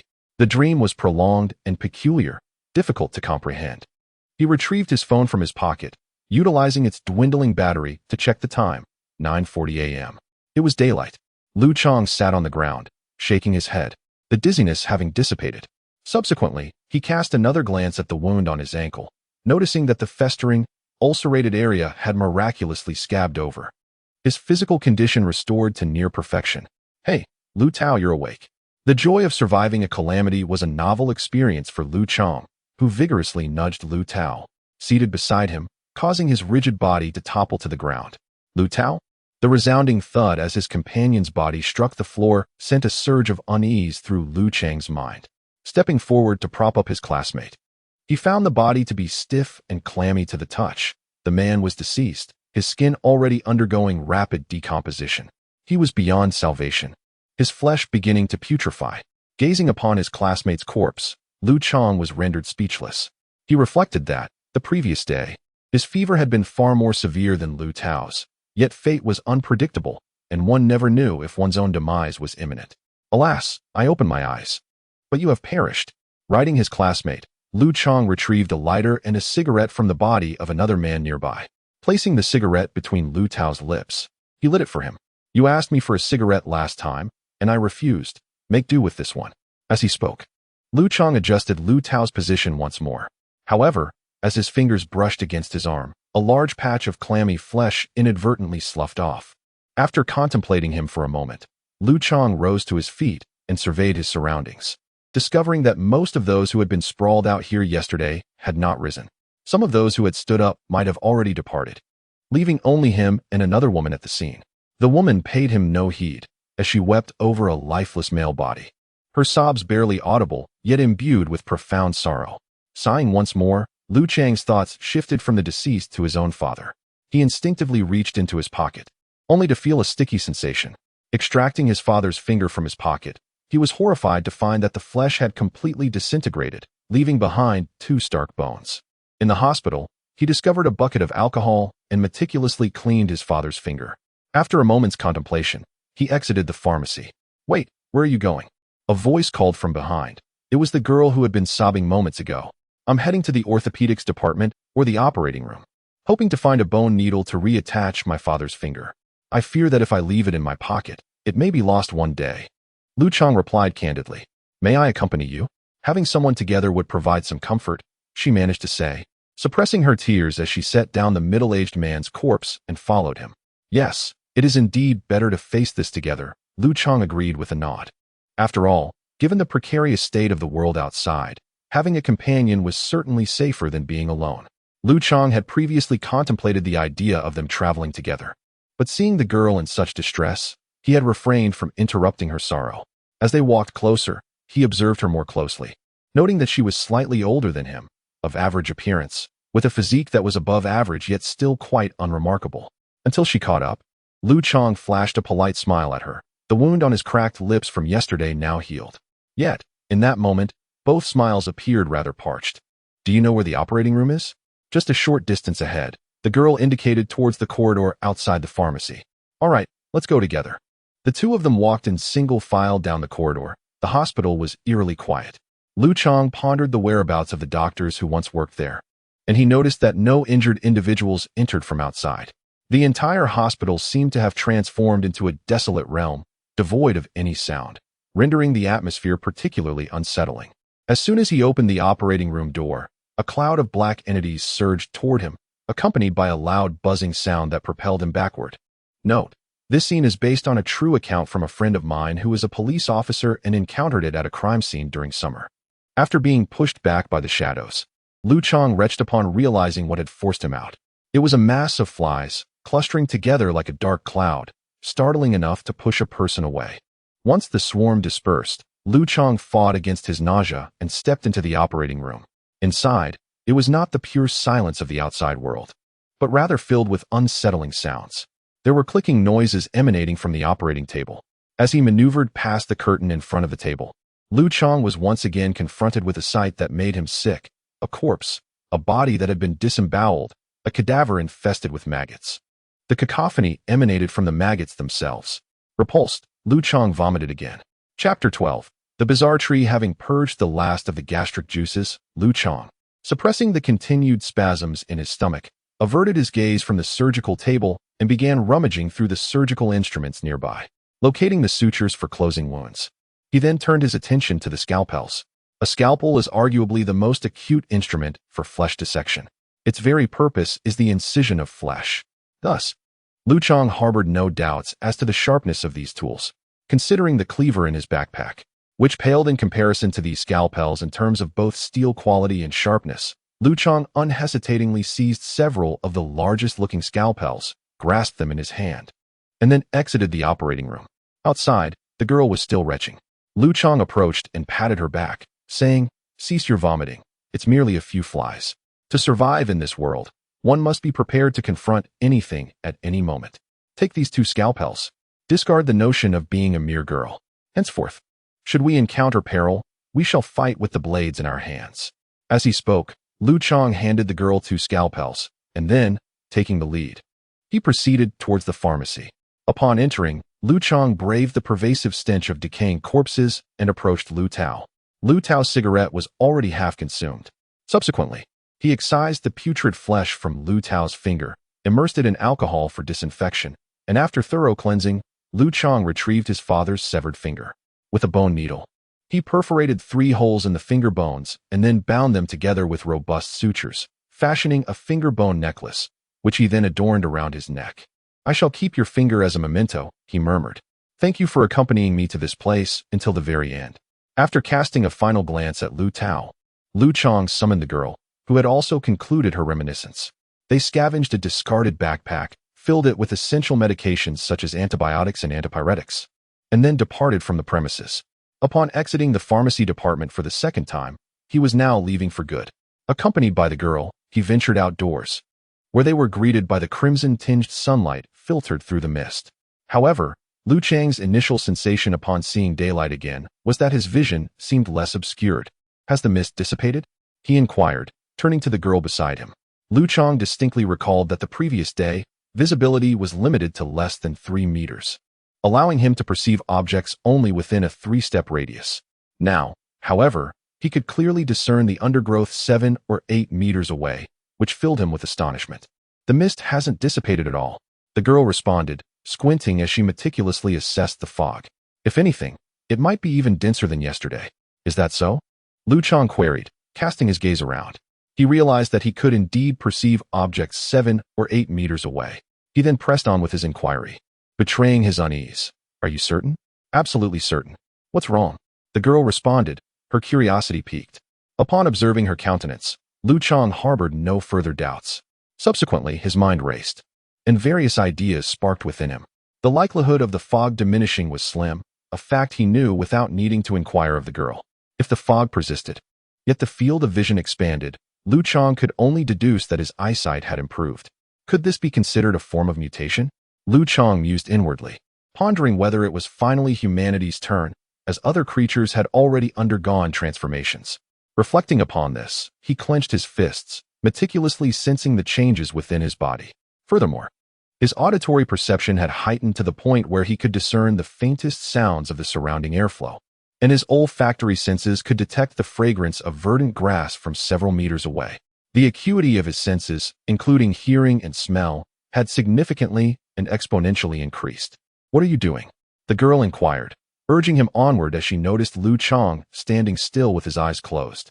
"I came here after being bitten by a stray dog, and the wound became infected.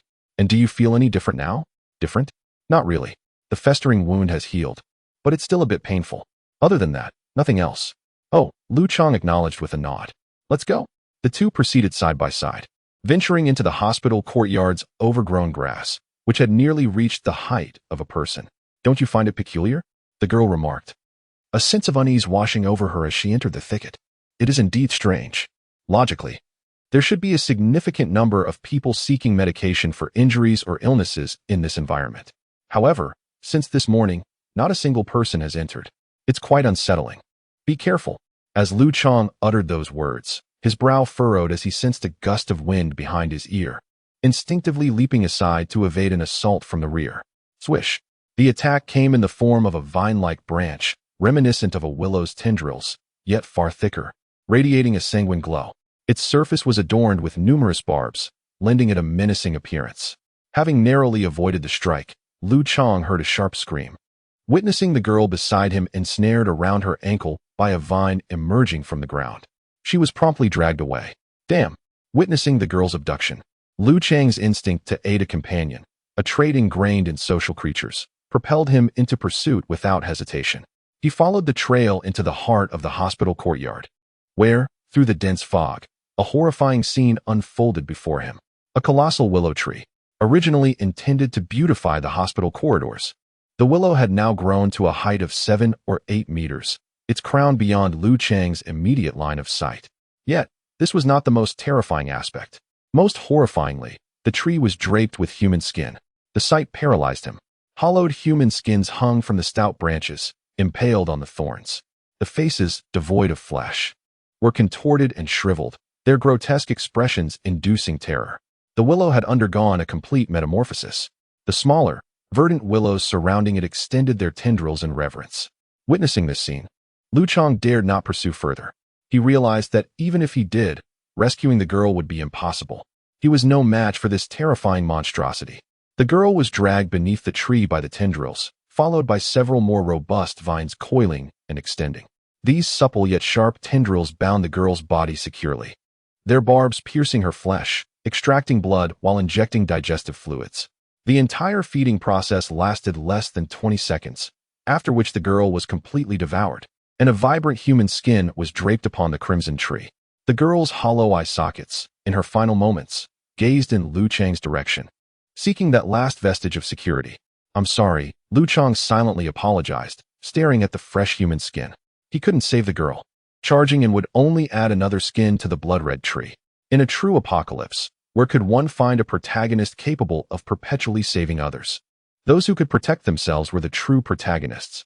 Thus, suppressing the guilt in his heart, Liu Chang remained motionless in the undergrowth, meticulously observing the willow tree, seeking to glean insights into its hunting methods. How did it determine its prey?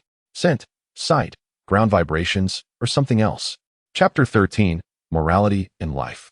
While assessing all of this, Liu Chang dared not move an inch, even suppressing his breathing to its lowest ebb, fearing that any disturbance would invite an attack from the terrifying tendrils in the sky. After adjusting his breath in place, Liu Chang bent down amidst the grass, and during his observation of the peculiar tree, he encountered even more extraordinary sights. His gaze traversed the blood-red vines and numerous tendrils, and upon the branches of the willow tree, he discerned a visage, though not quite a human face. It resembled the unique tree eyes found on ancient trunks. Yet, in this moment, those tree eyes seemed to harbor something akin to the blood vessels within human eye sockets. This sight instilled a sense of dread within Liu Chang. What transformation could this world possibly undergo? In less than 24 hours, this ancient tree had sprouted eyes. Given more time, what bizarre changes might this world manifest? The questions posed by this realm had transcended his imagination, akin to the single-celled life forms that existed before the Cambrian period, when no one could have anticipated that such a brief epoch could render the world so vividly diverse. Unlike the world prior to the Cambrian, today's reality is already replete with vibrancy. Should another Cambrian event occur, how resplendent might this world become? After a moment of contemplation, Liu Chang found clarity in his earlier inquiries. The peculiar tree appeared to sense its prey's movements through vibrations in the ground. Though the tree's eye sockets now bore traces of blood, true vision would still require several days to develop.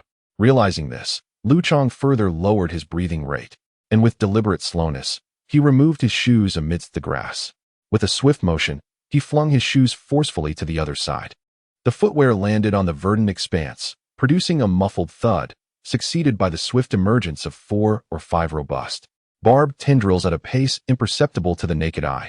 With a resounding crash, the tendrils cleaved through the turf, impacting the earth and obliterating the area.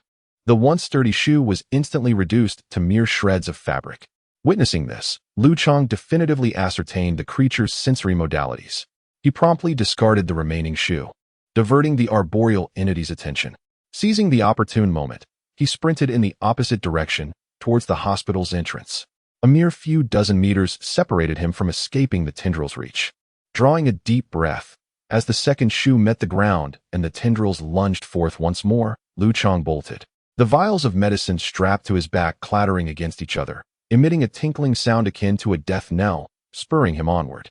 The tinkling sounds were followed by the footsteps of veritable specters. The crimson vines nearest to Liu Chang, their initial assault having failed, reacted swiftly, extending rapidly in his direction. Their velocity was considerable, surpassing Liu Chang's own by at least twofold. However, the brief head start he had gained allowed him to cover a distance of over 10 meters. Ultimately, as the sanguinary tendrils threatened to overtake Liu Chang's fleeing form just tens of meters away, they abruptly ceased their advance, unable to proceed any further. The tendrils had reached their maximum extension, their length exhausted. Observing that the peril behind him had dissipated, Liu Chang, still unnerved, continued to sprint for another dozen meters before finally pausing to catch his breath. However, beyond the mist, visibility was non-existent. The eerie entities had long since vanished, as if the perils encountered were mere illusions. With a sigh, he ceased dwelling on the events behind him and pressed forward. Liu Chang was cognizant that the dangers of this world were not solely confined to what lurked behind, nor were they limited to the singular issue of that tree. He proceeded at a measured pace, barefoot, exiting the hospital gates, whereupon he noticed a cluster of individuals congregated near the entrance. These people were assembled in small groups, some conversing with those beside them, others already unconscious, all evidently desperate to obtain medication. Standing at a distance of 7 or 8 meters, they were unable to perceive Liu Chang's presence, yet he could distinctly observe their actions. Indeed, he could hear their utterances with perfect clarity. "Mom, Dad is failing rapidly. Allow me to venture inside," a boy in his teens pleaded, bearing a middle-aged man on his back, his countenance etched with anxiety. "No, you mustn't enter," replied a middle-aged woman standing beside the boy, shaking her head in opposition. "Since morning, have you witnessed anyone who has entered that place emerge? That doesn't necessarily mean they've perished inside," the boy retorted anxiously. "If we don't go in, Dad truly won't make it. If anyone is to go, it will be me," the woman asserted, pushing the boy aside. "Watch over your father. I'll go and investigate." "Don't go in," Liu Chang interjected, materializing from the mist and stepping into the family's line of sight. "Entering there is certain death. Who are you?"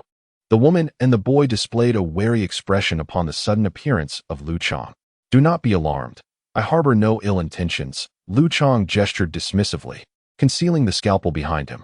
"I narrowly escaped from within. There is a monstrous entity inside, exceedingly terrifying. It would be perilous for you to enter.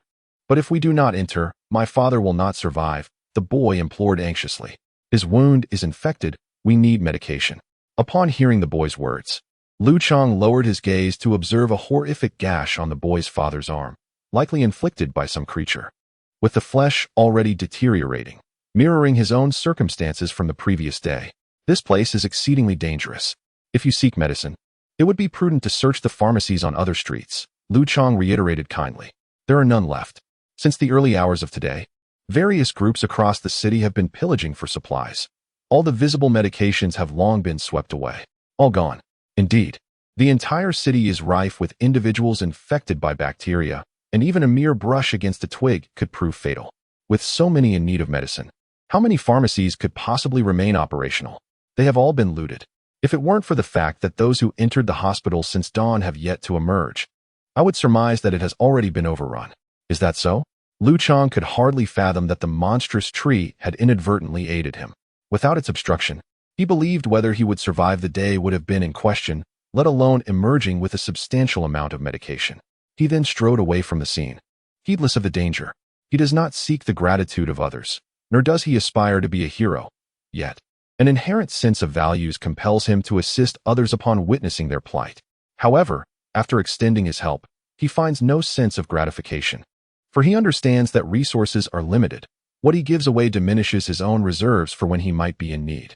In essence, he is bartering fragments of his own existence for a mere semblance of moral fulfillment, which is a misguided endeavor. Chapter 14.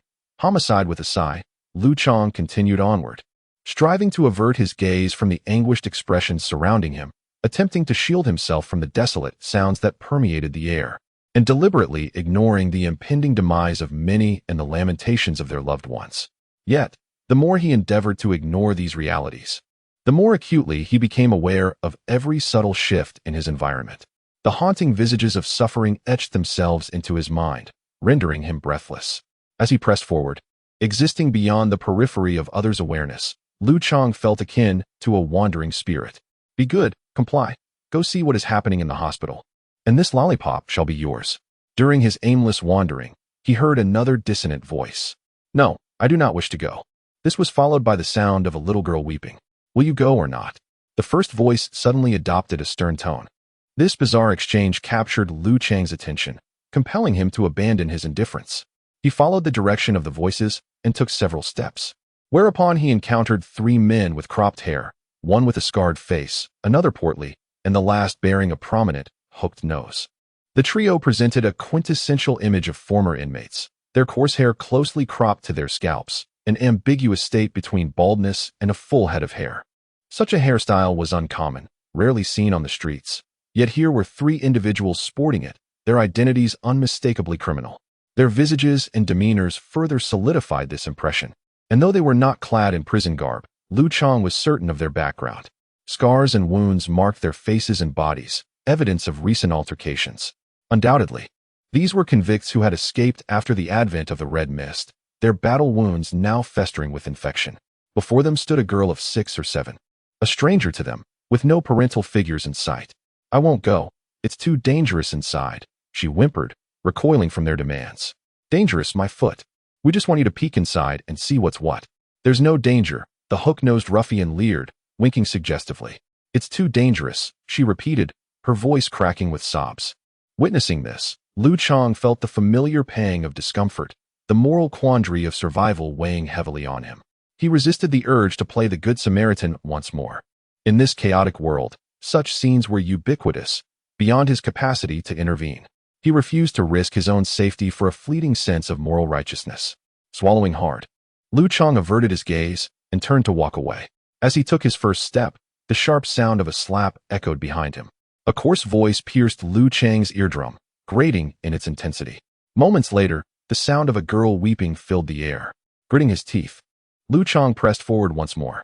However, the subsequent sounds halted his steps, the unmistakable click of a spring-loaded knife being unsheathed, the agonizing sound of a blade slicing through flesh, and the girl's heart-wrenching wails.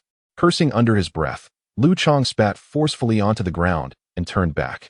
Before him stood the once pristine-faced girl, now marred by a deep, crimson gash that stained half her delicate visage.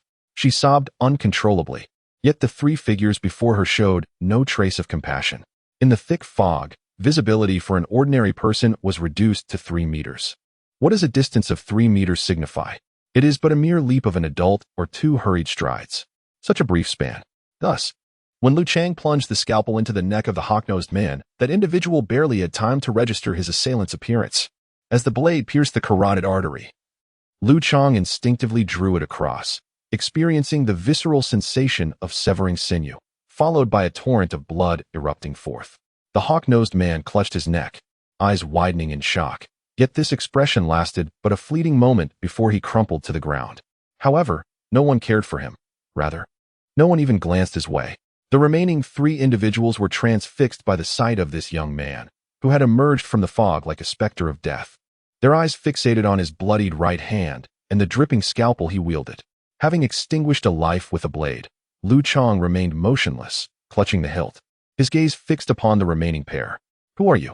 the scarred man inquired, his voice breaking the silence after a moment of intense scrutiny.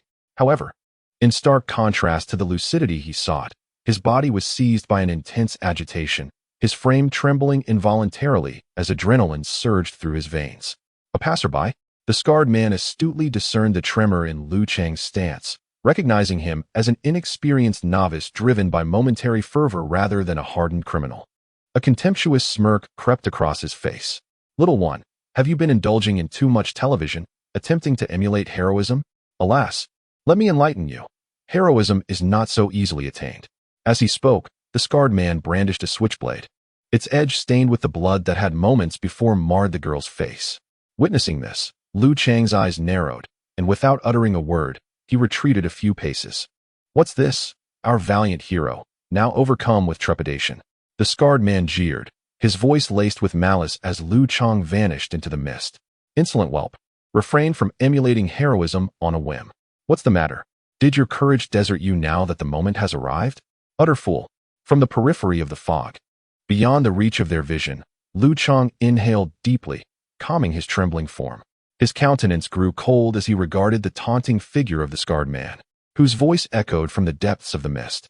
Subsequently, he ambled, circumnavigating a semicircle until he stood a mere 4 to 5 meters behind his quarry.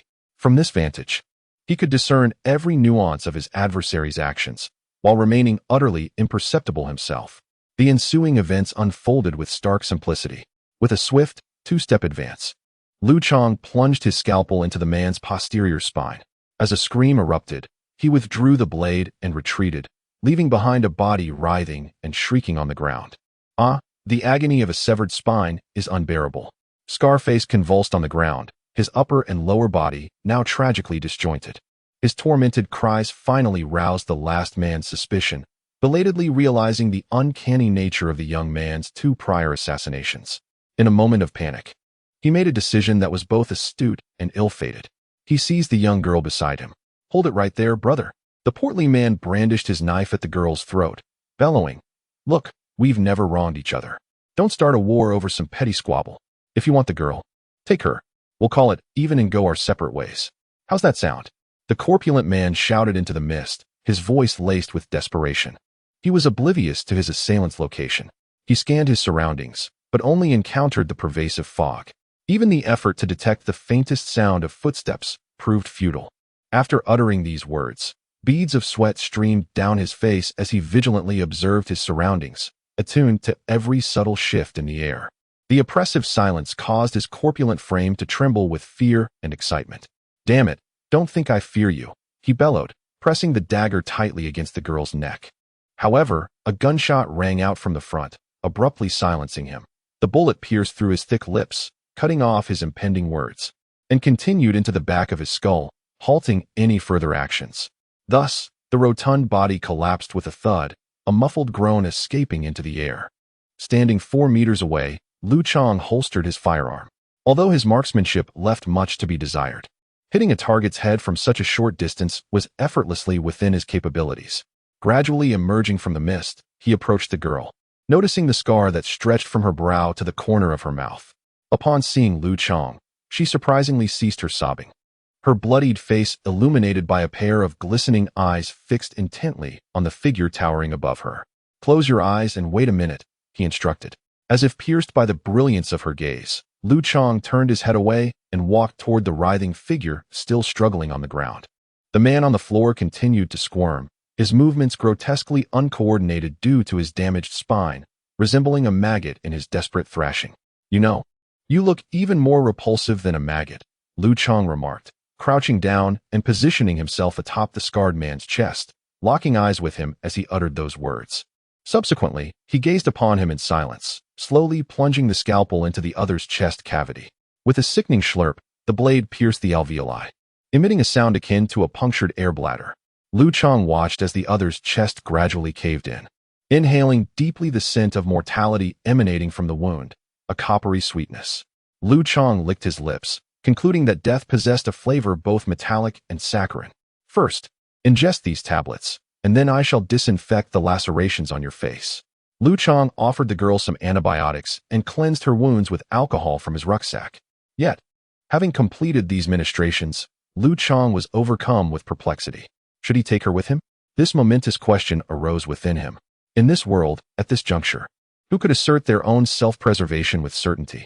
In less than a day, Liu Chang felt as though he had teetered on the precipice of life and death multiple times, and that was without anyone encumbering him. If he were to add this dependent to the equation, the world would become an even more perilous place. "You don't wish to take me with you?" the girl asked softly after swallowing the pills, her youthful and perceptive heart sensing Liu Chang's thoughts. "I fear I cannot provide adequate care for you," Liu Chang confessed truthfully. "What of your parents?" "I absconded from an SOS children's village. I have no parents or family," the girl replied, offering Liu Chang a strained smile, which was accompanied by a fresh trickle of blood from her injuries. "Take me with you. I shall not be a burden. I possess a superpower." "A superpower?" Liu Chang frowned. Had a child spoken such words to him before today, he would undoubtedly have thought the other was merely jesting. However, today was different, having just experienced the extraordinary sensations brought about by his bodily transformation. He dared not dismiss any such vocabulary lightly. "What kind of superpower is it?" Liu Chang inquired. "Since yesterday, I have been able to sense various menacing presences from afar," the girl articulated, her hands gesturing as she struggled to convey her thoughts with her youthful lexicon. "For instance, those 3 individuals just now, the danger they emanated felt this significant." She clenched her tiny fist to illustrate the magnitude of her assertion. "Yet your aura of danger feels like this," she continued, forming a circle with her hands that represented the size of an adult's fist.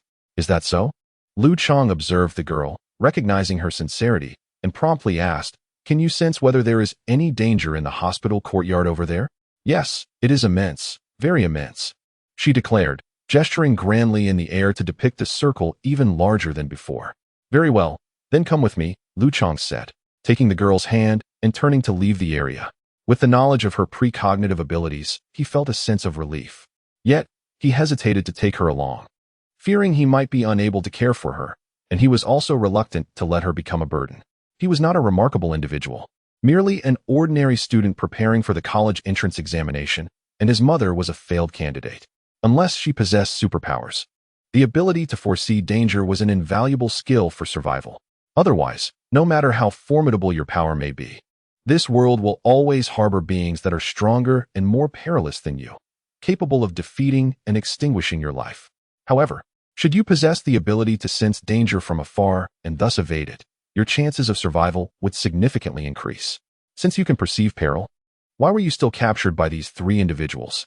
Oh, Liu Chang nodded, comprehending that the danger aura referred to by the other party was not true danger, but rather a manifestation of life intensity. It seemed she might have misinterpreted the oppressive presence emanating from powerful beings as a threat. In other words, she was incapable of sensing malice. Let us proceed this way. Accompany me, and from now on, the danger posed by ordinary men, as previously encountered, shall be quantified as 1. For those who are several times stronger, you shall denote that with a corresponding multiple. Do you understand?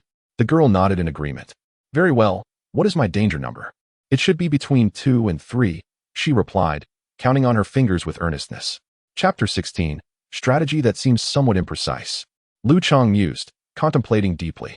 Relying on his keen vision and acute sensory perception in this environment, he felt confident in facing more than just 2 or 3 adversaries. Your danger number shall remain as such. The girl rolled her eyes, meticulously calculating and confirming with a nod. Is that so? Liu Chang reflected once more, realizing that life intensity does not equate to actual combat capability, although it can be proportional to fighting strength. The intensity of life does not genuinely represent the lethality one can exert in battle. His sensory acuity, including sight and hearing, has heightened manifold, with a corresponding amplification of his life force. However, it remains indeterminate to what extent the enhancement of his vision will augment his combat prowess amidst such dense fog. Regarding that entity within the hospital, what is the approximate measure of its danger? Approximately 129, perhaps? Nay, it has already reached 130 and continues to escalate. The girl cast a glance in that direction, her eyes betraying a palpable fear.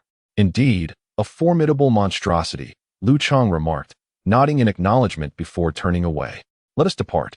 Yes, the girl affirmed with an emphatic nod, trailing behind Liu Chang without inquiring as to their destination. What is the extent of your perceptive range? How far afield can you sense impending danger? Liu Chang queried as they proceeded. Approximately 100 meters, perhaps slightly more, beyond which my perception becomes indistinct. Does the laceration upon your face still cause you pain? Yes, though it remains tolerable. You possess remarkable fortitude.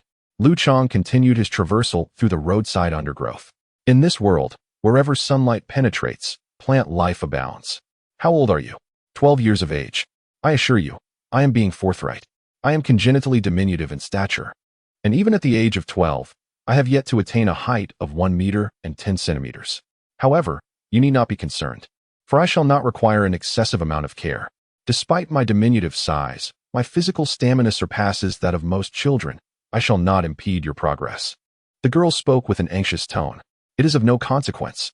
Having undertaken to bring you along, regardless of the underlying rationale, I shall not abandon you midway. Liu Chang turned his head away, avoiding the girl's gaze, and continued walking as he said, let us first visit a convenience store, in this unfamiliar world. It is the only place where I am still acquainted with some familiar faces. Upon hearing Liu Chang's assurance, the girl quickened her pace, drawing closer to him. As they entered the convenience store, they found that many of the individuals who had been there yesterday had already departed, leaving behind just over half of the previous night's crowd. Fortunately, several of Liu Chang's acquaintances remained. The stout man remained silent, his eyes bloodshot, while the family of the bespectacled individual had already left. However, their biology teacher, Li Qingshui, was still present. Liu Chang, are you all right? Li Qingshui inquired, surprised by Liu Chang's swift recovery upon seeing him standing there, and then glanced behind him, asking, where is Liu Tao? Right here. Liu Chang touched the finger-bone necklace hanging around his neck, offering no further explanation. Oh. Upon noticing the necklace, Li Qingshui chose not to press further. Where have the bespectacled individual and the others gone? Liu Chang surveyed the surroundings, gently ushering the little girl inside and closing the door. They have left. What can you expect from such a small convenience store in this world? Even I am contemplating my next course of action. Li Qingshui waved his hand dismissively, adding, "It seems that the parents of the bespectacled child had some connection to the military, and they might have gone to seek refuge with them." The military? Liu Chang pondered this term. Indeed, although the air is thick with fog and tanks and artillery are rendered useless, the military still possesses a combat capability far superior to that of ordinary civilians. At least being with the military alleviates the fear of ordinary mutated creatures during our travels. Li Qingshui calmly analyzed the situation, noting that the army typically possesses ample supplies, thus alleviating concerns regarding sustenance. Not necessarily, Liu Chang interjected, shaking his head after considering Li Qingshui's assessment. Currently, the visibility for ordinary individuals is limited to less than 3 meters. If the military were to resort to gunfire, it could potentially result in widespread casualties among civilians. Furthermore, without firearms, ordinary people possess little to no means of self-defense against large mutated creatures. Nonetheless, the teacher's point holds some truth. The military is indeed significantly stronger than the average populace. As for supplies, I observe that microorganisms are becoming increasingly terrifying. Given that human corpses decompose within 2 to 3 hours, we can only surmise that the decay of food would follow suit. Unless food is treated with substantial preservatives to inhibit microbial growth, the shelf life of supplies is unlikely to extend beyond a day, especially considering the rapid mutation of microorganisms. I believe that even if the military is well equipped, their provisions must have spoiled by now. You make a valid point, Li Qingshui responded. The bread and other food items in convenience stores have already begun to mold. Aside from those that are vacuum sealed or contain preservatives, the consumables here are no longer viable. Indeed, it seems that in a matter of days, the world will face a food shortage. Yes, it appears that even the military will struggle to provide sufficient sustenance. I suspect they will no longer accept civilians. One must indeed take a look. In a world facing impending doom, the notion of surviving in solitude is utterly implausible. At times, one must rely on the collective strength of society and the machinery of the state. Liu Chang gazed upon the crowd of individuals resembling refugees within the convenience store and let out a sigh. Yes, it is imperative to investigate the military and government sectors. Even if they do not accept us, it is essential for us to comprehend the trajectory of our nation, or rather, this world. Only in doing so can we prepare ourselves adequately. As Li Qingshui spoke, she suddenly lowered her voice, adding, "Moreover, I sense that the government possesses knowledge far beyond our own. This is merely conjecture on my part, lacking any solid foundation. Yet I have an unwavering feeling that the government has long been aware of the incident concerning the Crimson Mist." Long been aware? Liu Chang mused. Indeed, consider this. Since 2002, this Crimson Mist has sporadically manifested, albeit in a much more diluted form. However, its composition should be identical to that of the dense fog enveloping us now. Li Qingshui gestured with her fingers, a characteristic trait of her profession as an educator, often incorporating hand movements into her speech. Chapter 17. The Giant Maggot. Upon hearing Li Qingshui's words, Liu Chang suddenly realized that the peculiar weather phenomena of the past 2 years had indeed occurred on more than one occasion. Although the Crimson Mist of yore was far less dense than the present manifestation, and the world had not yet undergone such sweeping changes, upon closer reflection, the components of that mist should align with those we now encounter. I cannot be mistaken. The essence of the Crimson Mist is undoubtedly the same as it was back then. As he spoke, Liu Chang meticulously inhaled the air, noting that even the scent was strikingly familiar. Indeed, over the past 2 years, the National College entrance examination has increasingly emphasized biology. Upon reflection, it seems this policy may be linked to the emergence of the red mist. Are you suggesting that the government was already aware of the implications of the red mist? Liu Chang furrowed his brow, questioning why preventative measures were not taken sooner. It appears they were only cognizant of the red mist's effects, but could not have anticipated its widespread manifestation 2 years later, nor could they have imagined its intensity. Li Qingshui analyzed, asserting that certain biological research institutions within the government must certainly possess knowledge regarding the red mist. However, they could never have foreseen that the extensive arrival of the red mist would disrupt all signals. Nor could they have predicted the astonishing changes it would bring to the world as it thickened. Indeed, this world is transforming at an alarming pace. Within just 24 hours, It has morphed into this state. If, in a few days, a wild dog were to approach me wielding a revolver in an attempt to rob me, I would not find it surprising in the least, Li Qingshui quipped lightly. So, teacher, what are we to do now? Liu Chang gently tugged the little girl beside him, urging her to stand a bit closer. Let us check with the military to see if there are any updates. Very well, I shall accompany you, Liu Chang replied, again pulling the little girl closer, insisting she must join them. Is she your relative? Li Qingshui inquired, glancing at the girl. Well, in a sense, yes, Liu Chang nodded. Little one, what is your name? Li Qingshui asked, looking down. Teacher, don't you have any relatives here? Why is it that I don't see anyone familiar by your side? Oh, I am a teacher who has come from afar for this interview, and all my relatives are back home. I am uncertain about their current circumstances, Li Qingshui lamented, letting out a heavy sigh. Especially my parents. They are aging, and I wonder if they can endure this hardship. In this world, no one can assure themselves of overcoming such trials.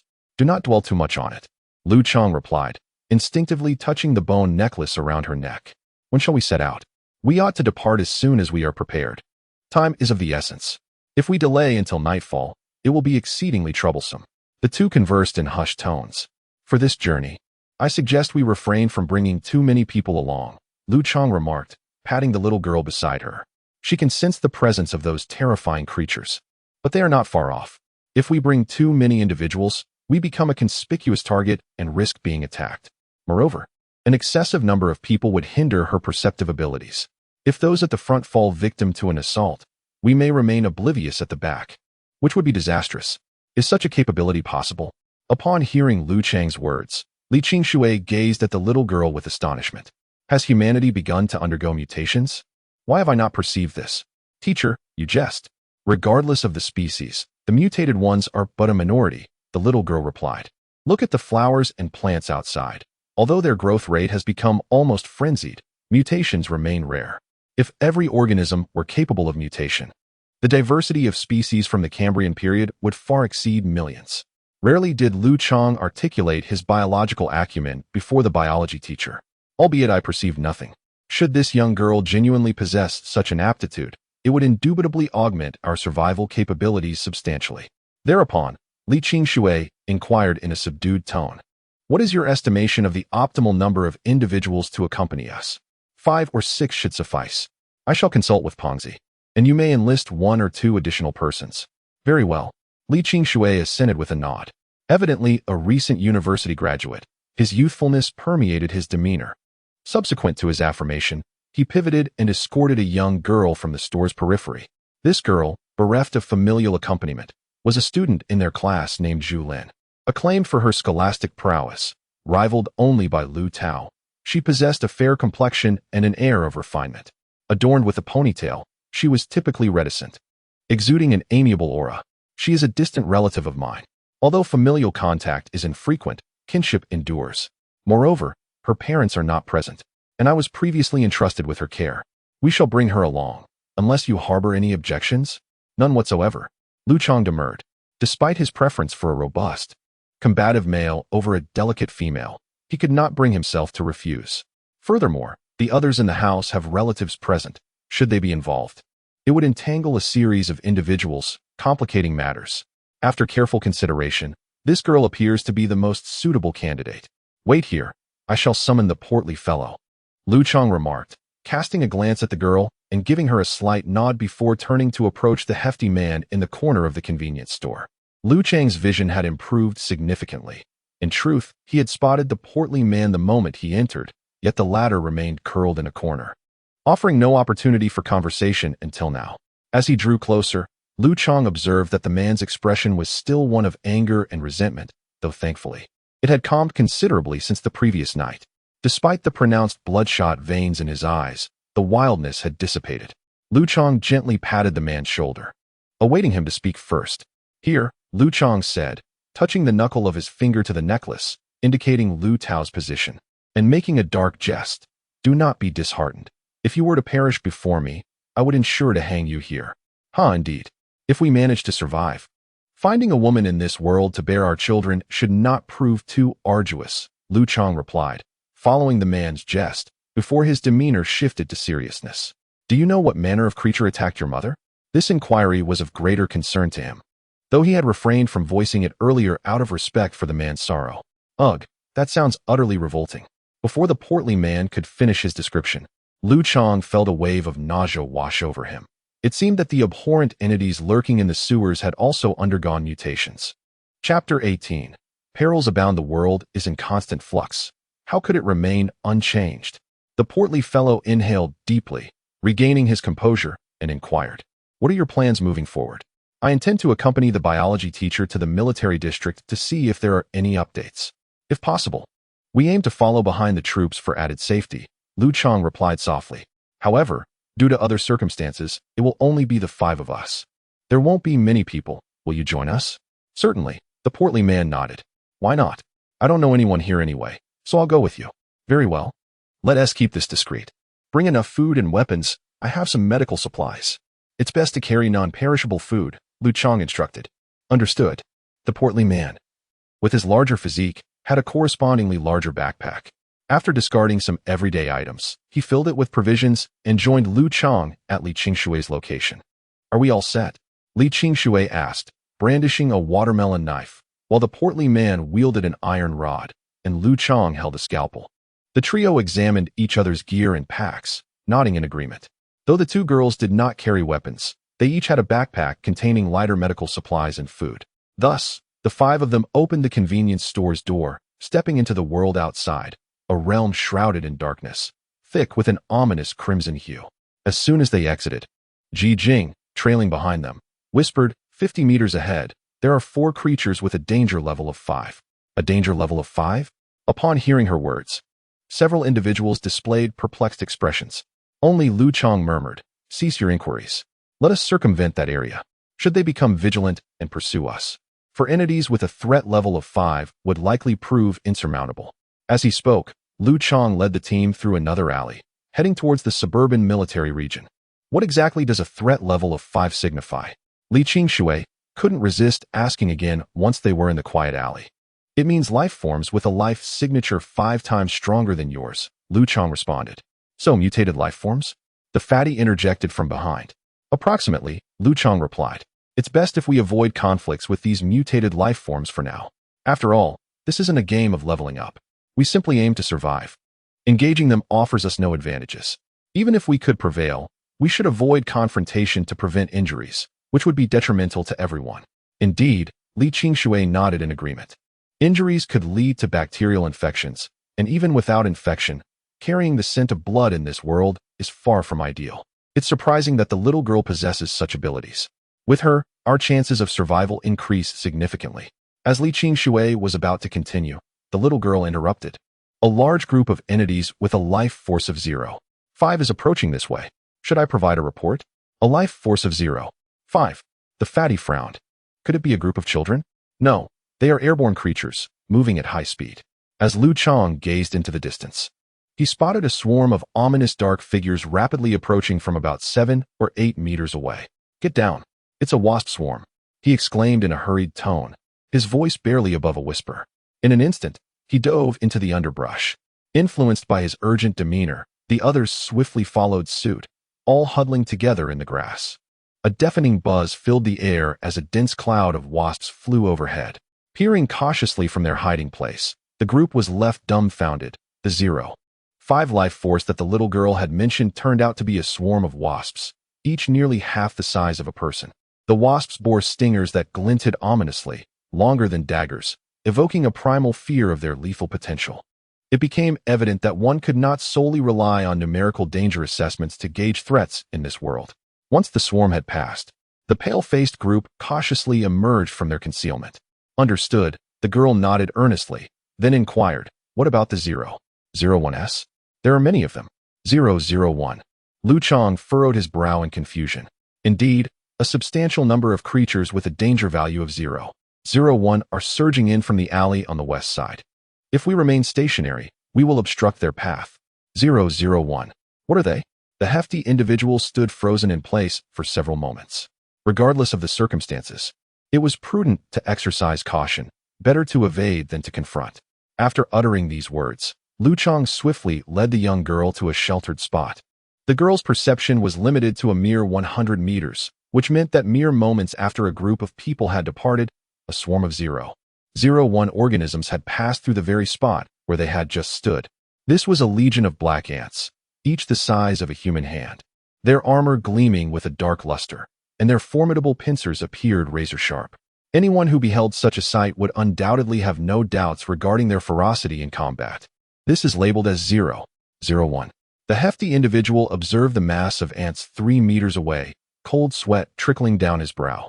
Well, if you don't believe it, try catching one and weighing it. They weigh no more than a pound. The girl replied stubbornly, gazing at him. All right. In the future, whenever you see them in groups, regardless of their designation, please inform me, will you? Liu Chang sighed, patting his forehead. This world is exceedingly perilous. Very well. The girl nodded obediently. Let us refrain from conversing here. Have you all forgotten the carnivorous nature of ants? Li Qingshui urged her companion Zhu Lin. We must leave at once. Were it not for the fact that these ants harbor no inclination to attack us, we would have been devoured long ago. Indeed, Liu Chang noted that the antennae of these ants were collectively angled towards their direction, indicating that the creatures had already detected their presence.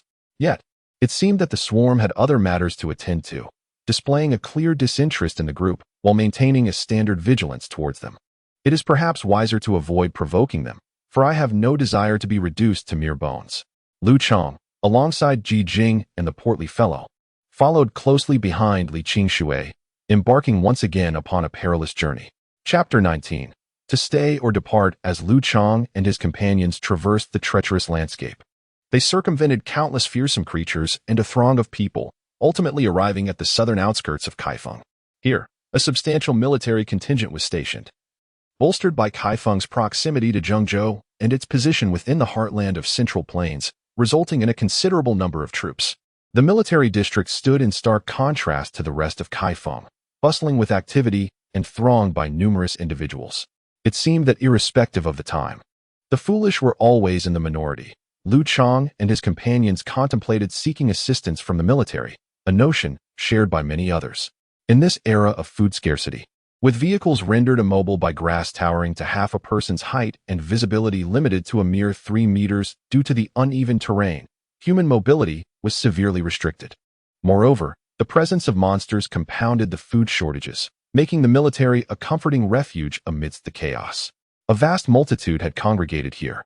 Although visibility constraints obscured the exact number, the pervasive scent of humanity indicated no fewer than 100,000 souls. Attention, all residents. Attention, all residents. Upon their arrival, Liu Chang spotted an individual atop a jeep, wielding a megaphone and vociferously calling out, "Please remain quiet and refrain from pushing to avoid injury." The military jeep boasts a high chassis and the option of an open roof, enabling the individual to stand atop it while the driver proceeds at a leisurely pace. As the vehicle passed by Liu Chang and his companions, they all perked up their ears, quietly attentive to what the speaker intended to convey. "Everyone, please settle down, everyone. Please settle down," echoed the loudspeaker atop the jeep, striving to ensure his voice reached a wider audience. "The current situation is apparent to all of you, and I trust you understand the implications of crowding together. The consequences of injuries are well known, so I shall not ramble on. I will address only 2 or 3 of the most pressing concerns. Firstly, regarding our future direction." The soldier wielding the loudspeaker exuded a sense of competence, clearly handpicked for this task. Presently, the crowd had little patience for superfluous chatter. Thus, when he broached the topic of their future, an enveloping silence fell over the assembly, with every individual straining to hear his forthcoming words. "Concerning our future path, our military intends to divide into 2 groups. The first group will remain here to construct a temporary defensive position, striving to create a relatively safe living environment for all. The second group will prepare to relocate to the provincial capital of Zhengzhou, where they will rendezvous with the main forces, and there exists the possibility of advancing northward to the capital in search of assistance. You may choose your preferred direction. Those wishing to stay here should head south into the military district, while those desiring to leave need only remain stationary." The soldier took a deep breath and continued, "The second issue pertains to food. Currently, there is a shortage of provisions, and the military is no exception. I hope everyone can rely on self-sufficiency as the distribution within the army is indeed limited." Upon hearing this, the previously quiet crowd erupted into a frenzy, their faces flushed with indignation. "Why are we not being given food? Was it not said that even without farming, there would be enough grain for the Chinese people for 3 years? The crowd shouted. Indeed, the food is grown by us farmers in the suburbs. What connection do you have with it? Furthermore, we pay taxes to sustain you. If anyone should go without food, it should be you. The uproar continued. Why are we denied food? Are you more brutal than the monsters outside? Although the crowd expressed their discontent vocally, no one dared to act aggressively towards the military jeep, for the army's presence still commanded respect. The individuals in the jeep observed the fervor of the crowd in silence, and once the initial wave of protest subsided, one of them interjected, "Please, everyone, calm down and allow me to speak." He repeated this phrase twice to quell the surrounding unrest.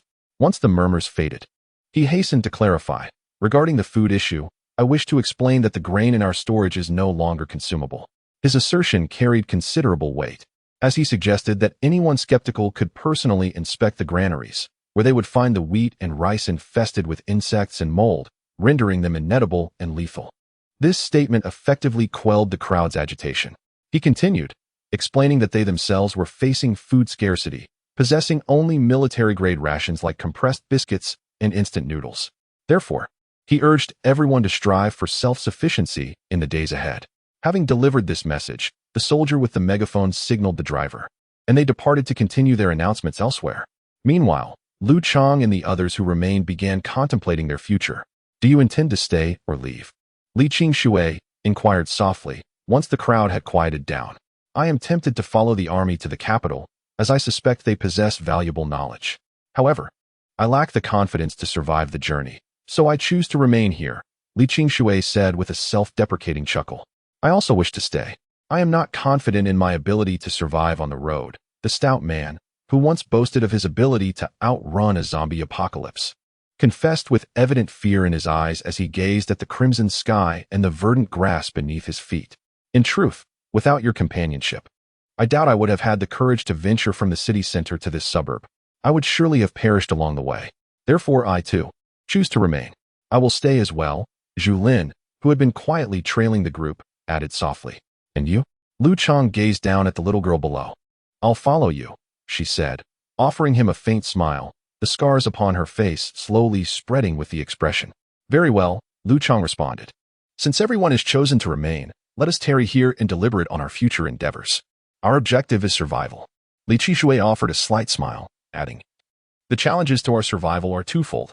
First, the scarcity of sustenance, and second, the need for a secure dwelling. Regarding a place to reside, didn't that individual mention that the military region would develop an area?" Liu Chang inquired, nodding in agreement. "Although the military lacks mechanized equipment at present, residing within the military region should not be excessively perilous, at least for now. That leaves us with but one question." Several voices echoed in unison. "How do we acquire food?" Chapter 20. Standoff in reality. With both flora and fauna proliferating at such a rapid pace, it is certain that sustenance can be procured from the outside, Li Qingshui remarked, gazing out. "However, food lacks a shelf life. Even if we were to acquire a substantial quantity, it would be of no avail without a specialized environment for storage. Therefore, if we are to seek food, we will need to venture out daily. That is fraught with peril," Liu Chang acknowledged. "Even with the little girl's assistance, it is impossible to evade every danger." "It is an unavoidable circumstance," Li Qingshui sighed, rubbing his temples. "Perhaps vacuum packaging could prolong the preservation of food to some extent, but it cannot impede the propagation of anaerobic microorganisms, and we lack the means for vacuum packaging in any event. Perhaps a chemical agent to inhibit microbial growth might prove useful." Zhu Lin, who had been silent until now, spoke for the first time, astonishing all the men with her suggestion. "Chemicals like formaldehyde, used to preserve corpses, possess potent antimicrobial properties, preventing decay and putrefaction." "Consume formaldehyde?" the stout man exclaimed in astonishment. "Have you lost your senses? That will lead to demise. When diluted to a certain concentration, it is, in fact, ingestible," Li Qingshui remarked, surprisingly not dissenting from Zhu Lin's proposition. "While detrimental to one's health, diluted formaldehyde can be tested. At the very least, it would preserve sustenance for a few days, surpassing the efficacy of any preservative." "Let's defer that discussion," Liu Chang interjected. "We have yet to acquire sustenance. Contemplating its preservation is premature. Let us proceed one step at a time and ascertain the arrangements the military will make for us. Following Liu Chang's statement, a brief silence ensued. Each person gazed at the others, and then they stood in place, awaiting further instructions. Approximately 3 hours later, the military had completed the notification of all the arriving citizens. In a world devoid of radio and even electricity, conveying a message to tens of thousands of individuals was a laborious task. Once everyone had been notified and organized, the influx of residents was divided into 2 groups and escorted into the military compound. Undoubtedly, the 2 factions diverged, each opting for a distinct destination, one resolved to remain in situ, the other keen to accompany the convoy to Zhengzhou. Thus, Liu Chang and his cohort trailed the faction that elected to stay, venturing deep into the military compound. The military precinct was expansive. Though the troops were quartered in regimental units, the tens of thousands of soldiers could readily accommodate an additional 100,000 civilians. Everyone dutifully followed in the footsteps of the person ahead, wary of losing their place in the procession. Soldiers on both flanks were fully armed, and owing to the military's presence, the mutated creatures in the area had been promptly eradicated, rendering the locale seemingly secure. Liu Chang and his companions were assigned to a soldier's barack, featuring bunk beds akin to student dormitories, yet appearing more Spartan and immaculate. The military's arrangement disregarded conventional gender segregation, instead grouping individuals by family and affiliation. Consequently, Zhu Lin, the little girl, and the 3 young men were billeted together. In such circumstances, the desire to remain with kin and comrades superseded concerns about gender distinctions, which paled in significance when juxtaposed with life and survival. The military dorms were essentially analogous to student residences, an 8-person room, roughly equivalent to a squad in the military.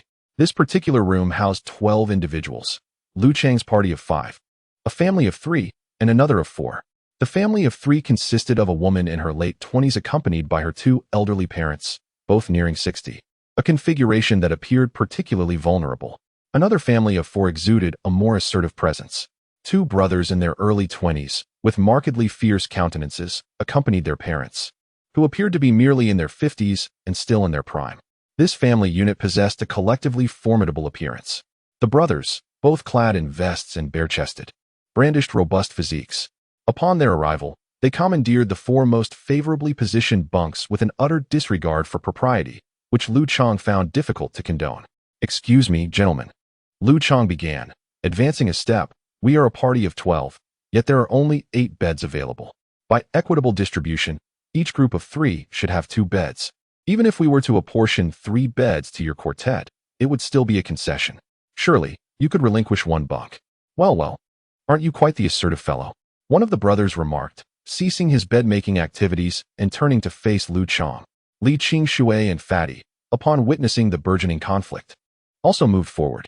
On one side stood 3 vigorous young men, while on the other, the brothers' father augmented their numbers to 3 as well. Moreover, neither faction was to be trifled with.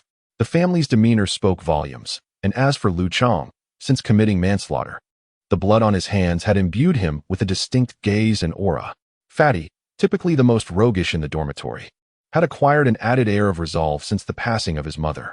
As for Li Qingshui, though seemingly mild-mannered, possessed a competent demeanor and had never been one to shrink from confrontation. Thus, both parties appeared evenly matched, resulting in a confrontation that was destined to remain devoid of conflict. Each side was merely vying for its share of interests, and more crucially, neither wished to sustain injuries in this encounter. After a brief standoff, the mother of the 2 brothers, a woman who exuded worldly wisdom, approached with a warm smile, attempting to mediate the situation. "Oh dear," she began, "we are all here seeking refuge. Being allocated to the same place is a matter of fate. Why must we ignite such urgency upon our first meeting? My dear young brother," she continued, glancing at the opposing family, "consider this. We have 4 individuals on our side. Let us take a step back and relinquish 1 bunk, allowing your 5 to accommodate 4, while the remaining 1 can be offered to the last family. I find this arrangement quite fair." Upon concluding her statement, the elderly woman turned her smile towards the other side and inquired, "Wouldn't you agree?" Yet, no response was forthcoming from that family. Thus, this standoff concluded with such an outcome, as both sides showcased their strength and engaged in negotiation. This was not a conflict. Hence there were no victors. In a sense, both confronting parties emerged as winners, while the interests of the distant, weaker group were inevitably sacrificed. Wherever there are people, The law of the jungle reigns supreme. Chapter 21. The bottle. Are we being somewhat unscrupulous in our actions? Liu Chang cast a furtive glance at the distant family of three and murmured, that elderly couple appears rather advanced in age. Sleeping on the ground may lead to illness. The bedding arrangement was determined by another family, not by us, came the reply. What is there to be deemed unscrupulous? The stout man seated beside him remarked. Do not harbor any illusions of being the Good Samaritan. We are still one bed short here. Let us first discuss how we shall divide the beds. The two girls would each have one bed, while the three of us men could take turns on the remaining two. How does that sound to you? Li Qingshui cast a questioning glance at the other three. That division seems reasonable. Liu Chang nodded in agreement. This way, the three of us can alternate keeping watch. The one sleeping on the floor should not be too deep in slumber and must remain vigilant of our surroundings. In a place as crowded and chaotic as this, it is prudent to stay alert. Agreed, the stout man also nodded. Zhu Lin remained silent, tacitly accepting the arrangement. However, to everyone's surprise, the last dissenting voice came from the young girl. I wish to sleep with Liu Chang, she stated, glancing at his expression before softly adding, is that permissible? Certainly. Liu Chang nodded. Thus, the bed allocation was perfectly sufficient, and the vigilance would continue to be shared. I would not need to sleep on the floor after all. Now that the beds are sorted, let us gather and have something to eat.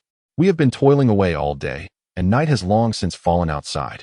As Li Qingshui spoke, he opened his backpack and retrieved several vacuum-sealed bags of bread, promptly tearing open the packaging.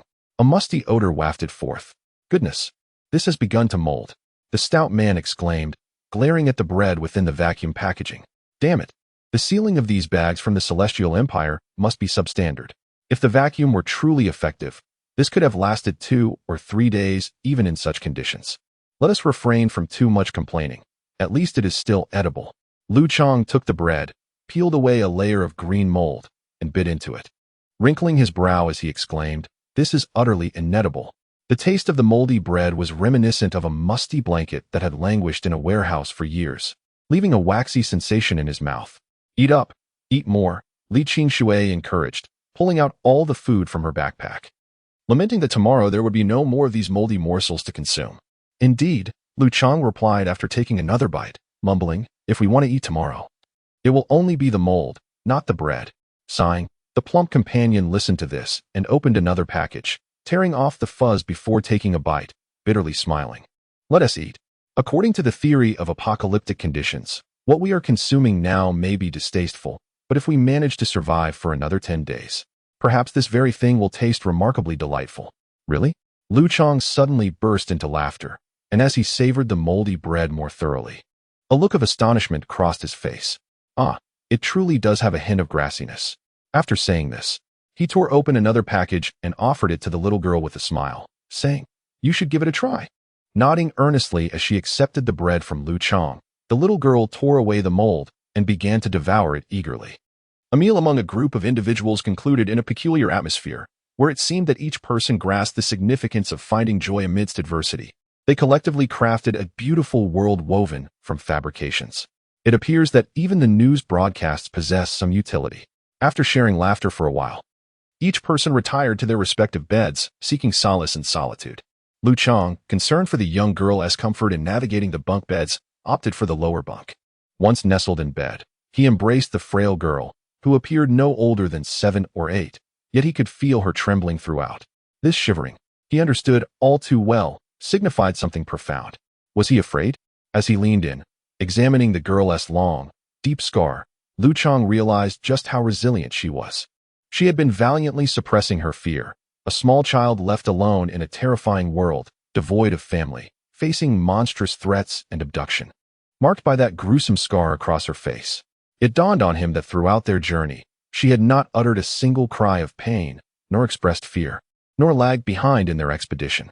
If not for the sensation of her trembling body, he might have remained oblivious to the depths of her terror. How remarkably strong this girl must be. Was he afraid? Embracing her once more, he inquired again. A moment ago, perhaps, but now, not at all. Having uttered those words, the girl's trembling gradually ceased, and she closed her eyes. Observing this, Liu Chang also shut his eyes, preparing to sleep, content in the knowledge that Fatty was on watch for the night, allowing him a peaceful slumber. As he closed his eyes, weariness washed over him. The night passed without incident. The following morning, as dawn barely broke, Liu Chang arose. His slight movement caused almost everyone in the room to simultaneously open their eyes.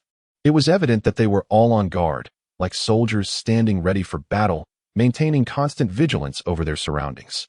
Liu Chang sat up, and the little girl in his arms stirred as well. He reached out to touch her forehead, relieved to find that she had no fever. Rising and stepping onto the floor, Liu Chang noticed the three individuals who had slept on the floor the previous night, the father and daughter from the family of 3, and one of the 2 brothers from the family of 4. Upon seeing Liu Chang get up, the father and daughter glanced at him before turning away, while the man stared intently at Liu Chang's face for a long while, making no attempt to conceal the displeasure in his eyes. However, Liu Chang ignored him, instead offering a friendly smile before putting on his shoes and turning to leave the room. "Where are you going?" the girl called out loudly behind him. "To the restroom." Liu Chang replied with a wry smile, waving his hand behind him as he strode out of the room. The soldiers' dormitory where they were staying did not have private bathrooms.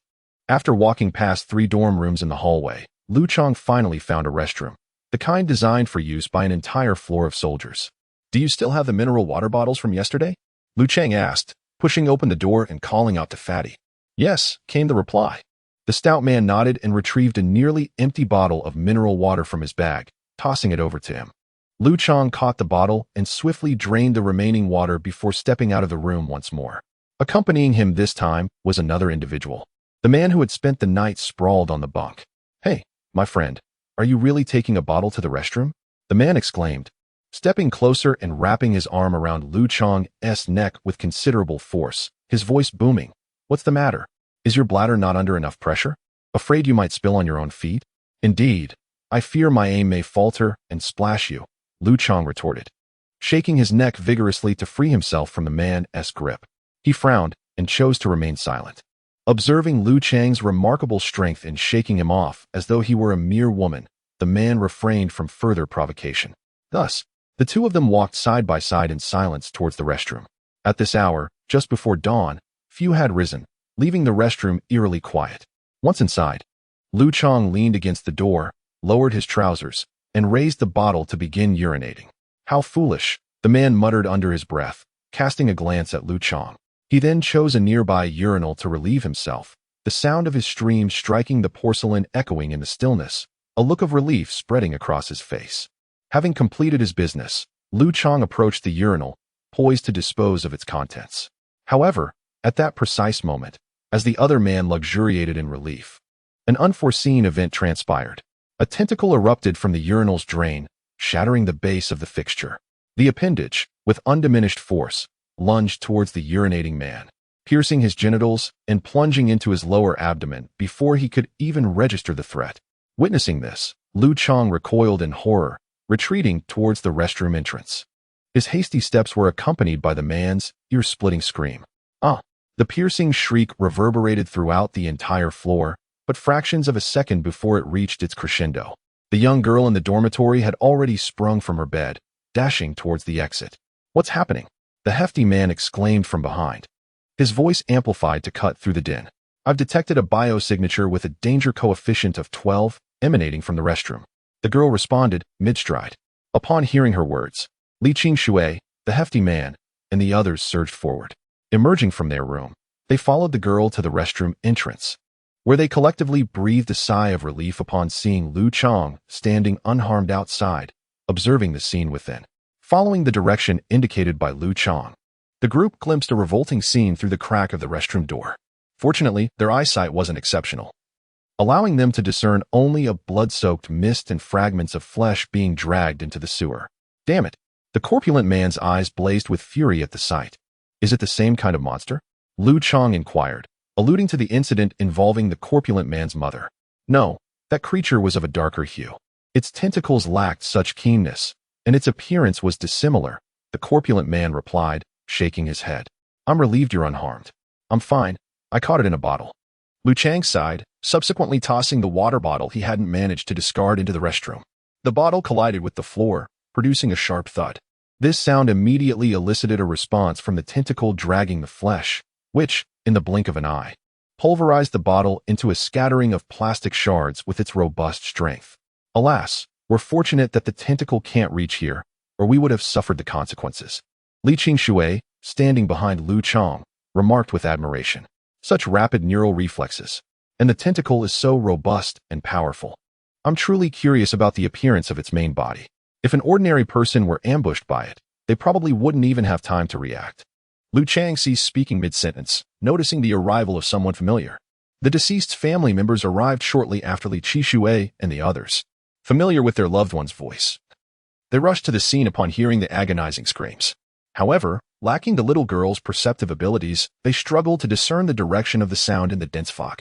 After a moment of disorientation, they followed the sound, eventually reaching the location, albeit at a slower pace. Upon their arrival, their reaction was far more intense than that of the previous individuals. Peering through the partially open restroom door, they caught a glimpse of the scene within.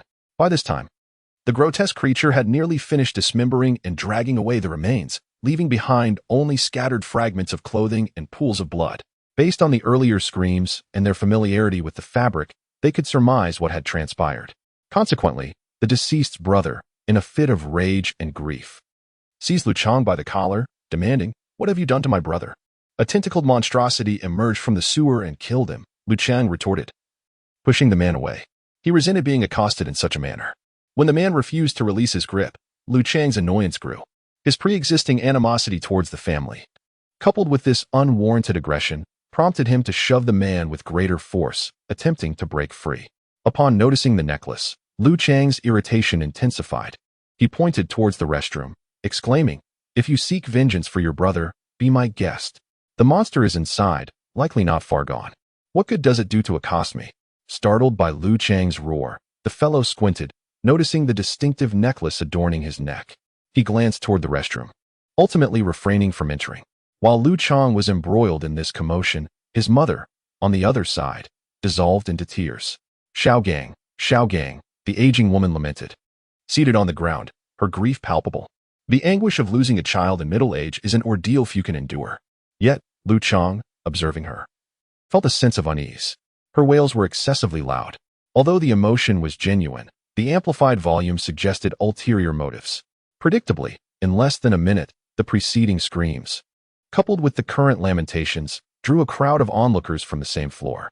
They beheld the elderly woman seated on the ground, her face contorted in grief, eliciting various expressions. Some inquired about the events, others displayed sympathy, some observed from a distance, while others noticed the bloodstains in the restroom. "Let's go," Liu Chang murmured, sensing an ominous turn as he observed the wailing woman in the growing crowd. He tugged at the girl's hand, subtly signaling the other three to depart. Chapter 23. Common folk. Just as Liu Chang, hand in hand with the girl, attempted to leave, his clothing was seized. "Where do you think you're going?" It was Xiaoyang's father, clutching Liu Chang's attire, his demeanor confrontational. "Things haven't been clarified, yet you wish to leave?" "Everything has been clarified. It has nothing to do with me." Liu Chang tugged at his clothing once more, raising his voice to a level audible to the majority, and proclaimed, "I have elucidated the matter clearly. We went to the restroom together, and during his visit, a tentacled creature emerged from the drainage outlet, attacking him with one of its appendages. I have expressed this matter with utmost clarity, and I hope you will not hold a grudge against me." "Why did the tentacled creature specifically target him, and not you?" inquired Xiaoyang's father, persisting with his interrogation. "How should I know? Is that even a question?" Liu Chang retorted, his frustration intensifying with each word. "Can I control whom it chooses to attack? I am not his father." As Liu Chang spoke, he did not emphasize the words his father intentionally. However, these words resonated painfully in the ears of Xiaoyang's grieving father, intensifying the discord. Thus, the altercation escalated. The family, burdened by the recent loss, unleashed their pent-up anger upon Liu Chang, and when he perceived that reconciliation was futile, he too cast aside his reservations and engaged in a heated argument. In no time, the din of shouting intertwined with the murmurs of the surrounding onlookers, drawing everyone into a tempest of blind conflict. This tumult continued until military personnel arrived in response to the commotion. 2 soldiers, led by a sergeant, dispersed the crowd of spectators and escorted Liu Chang and Xiaoyang's father to a designated area. "You have caused my son's demise," Xiaoyang's father lamented, his voice filled with sorrow, adopting a posture reminiscent of a wronged figure seeking justice, casting a gaze that implored the sergeant to champion the cause of the common man. Upon witnessing his expression, Liu Chang's agitation intensified. Before the apocalypse, he had harbored a profound disdain for those petty townsfolk who thrived on creating trivial disturbances. In the aftermath of the world's collapse, these individuals wielded an even greater capacity for chaos. Within a mere span of time, they had ignited his wrath on multiple occasions. Nevertheless, Liu Chang remained a rational individual. Despite the deep-seated fury within him, he managed to suppress his emotions and articulated, "Commander, the matter is rather straightforward. This morning, I accompanied his son to the restroom, where he was tragically attacked by a monster and perished, while I sustained no harm. The grief-stricken father, unable to channel his anguish, insists that I am responsible for his son's demise. If you wish, you may investigate the restroom in the dormitory. The bloodstains and remnants of the body will undoubtedly reveal that his son was indeed assaulted by a creature. I possess no means to control such beasts. My survival was merely a stroke of luck, as I arrived at the sewer entrance a moment later than he did. That is the crux of the situation. Had I known a monster lurked there, I would have steered clear of the area." After listening to Liu Chang, the squad leader nodded thoughtfully, swiftly diverting the discussion from their altercation to a topic of greater concern. "Can monsters emerge from the sewer drainage to attack humans?"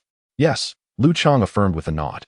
"Please dispatch personnel to inform both superiors and the temporary propaganda department, so they can alert the populace to this unique mode of attack and advise them to remain vigilant." With that, the squad leader rose and departed, accompanied by his men. It is evident that he is an exceptionally competent individual. As someone of such caliber, he is acutely aware of his responsibilities in this environment. As he stood and walked past Liu Chang and the others, he merely nodded at them without offering any explanation. Nor did he acknowledge the pleading expression in the eyes of Xiaojing's father, choosing instead to pass through the space between them. Apologies were unnecessary. In such a tumultuous atmosphere, and with the situation at hand, once the squad leader had distanced himself, Liu Chang turned to Xiaojing's father and smiled mockingly. His tone laced with derision.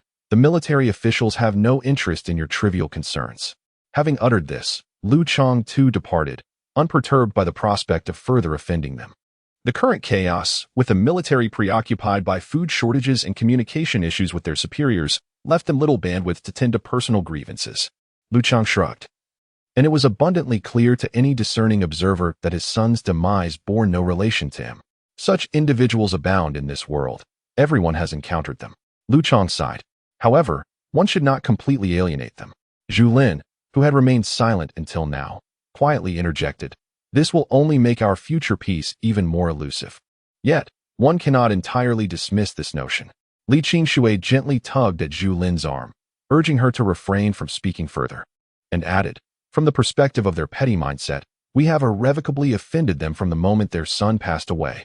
Our subsequent attitude towards them, in truth, has become inconsequential." "How do you know?"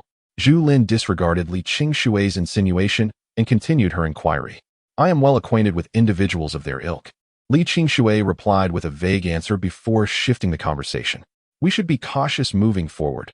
This is not the opportune moment for such discussions." "Indeed." The stout fellow nodded in agreement. "We ought to deliberate on the matter of our meal, for that is of paramount importance. Are we unable to eat anything at all?" Upon hearing the mention of food, Liu Chang felt the simmering anger within him dissipate, relegated to a corner of his heart. This was truly not the time for such thoughts. "We can't eat anything at all." The little girl, upon hearing Liu Chang's words, dabbed at the faint traces of tears at the corner of her eye, then turned to rummage through her backpack on the bed, retrieving several bags of snacks and bread. Chapter 24. The Hunt. Goodness, how revolting. Taking the food offered by the little girl, Liu Chang instinctively grimaced, feeling the soft, sticky texture in his hand. "Is this really bread? It resembles a yarn ball. Indeed, it is utterly inedible." The stout fellow gazed at the food, a look of regret crossing his face. "The military should send some rations our way. Although the supplies in the military depot may be unfit for consumption, they will surely have some means to assist us." Li Qingshui leaned against the bed, speaking wearily, "Let us wait and see." "Very well." The others nodded in agreement, sinking into a moment of silence. Each person may take half a pack of compressed biscuits or half a can of food. One portion each, no more. The provisioners, dispensing with superfluous words, promptly distributed the sustenance according to the head count and departed with their vehicle. The military-grade compressed biscuits demonstrably possessed a superior shelf life compared to their supermarket counterparts. Li Qingshui, upon receiving his ration, meticulously scrutinized the packaging, noting its enhanced hermetic seal and desiccation, which contributed to its prolonged preservation. The canned goods were also impeccably sealed, impervious to external elements. While bearing a slight tang, they remained palatable, remarked the corpulent man, having opened a can and sampled its contents. However, a mere half portion per individual proves woefully inadequate. We must make do, Zhu Lin murmured despondently from her bedside perch. Liu Chang, consuming a morsel of his biscuit accompanied by mineral water, ingested the expanding mass. Indeed, the allotted portion of biscuit or canned provisions amounted to a mere 3 or 4 mouthfuls, rapidly consumed by individuals famished from prolonged deprivation. Within moments, the group had depleted their daily allowance, reclining upon their cots. Does anyone else experience a heightened sense of hunger after eating? The stout man queried, his abdomen emitting audible rumbles. Is it attributable to increased gastric acid secretion? Liu Chang, concurring with the sentiment, roused himself after a brief respite. Although hunger persists, the replenishment of sustenance and caloric intake prevents debilitating weakness. Let us capitalize on this renewed vigor and engage in some activity, lest we succumb to starvation. Indeed, I observe that the military's food reserves are rather meager. Even now, subsisting on merely half a compressed biscuit or half a can per day is woefully insufficient. Li Qingshui remarked, the biscuits are manageable, but in a couple of days, the canned goods will be unfit for consumption, leaving us in an even more dire predicament. If we wish to survive, we must venture out in search of sustenance.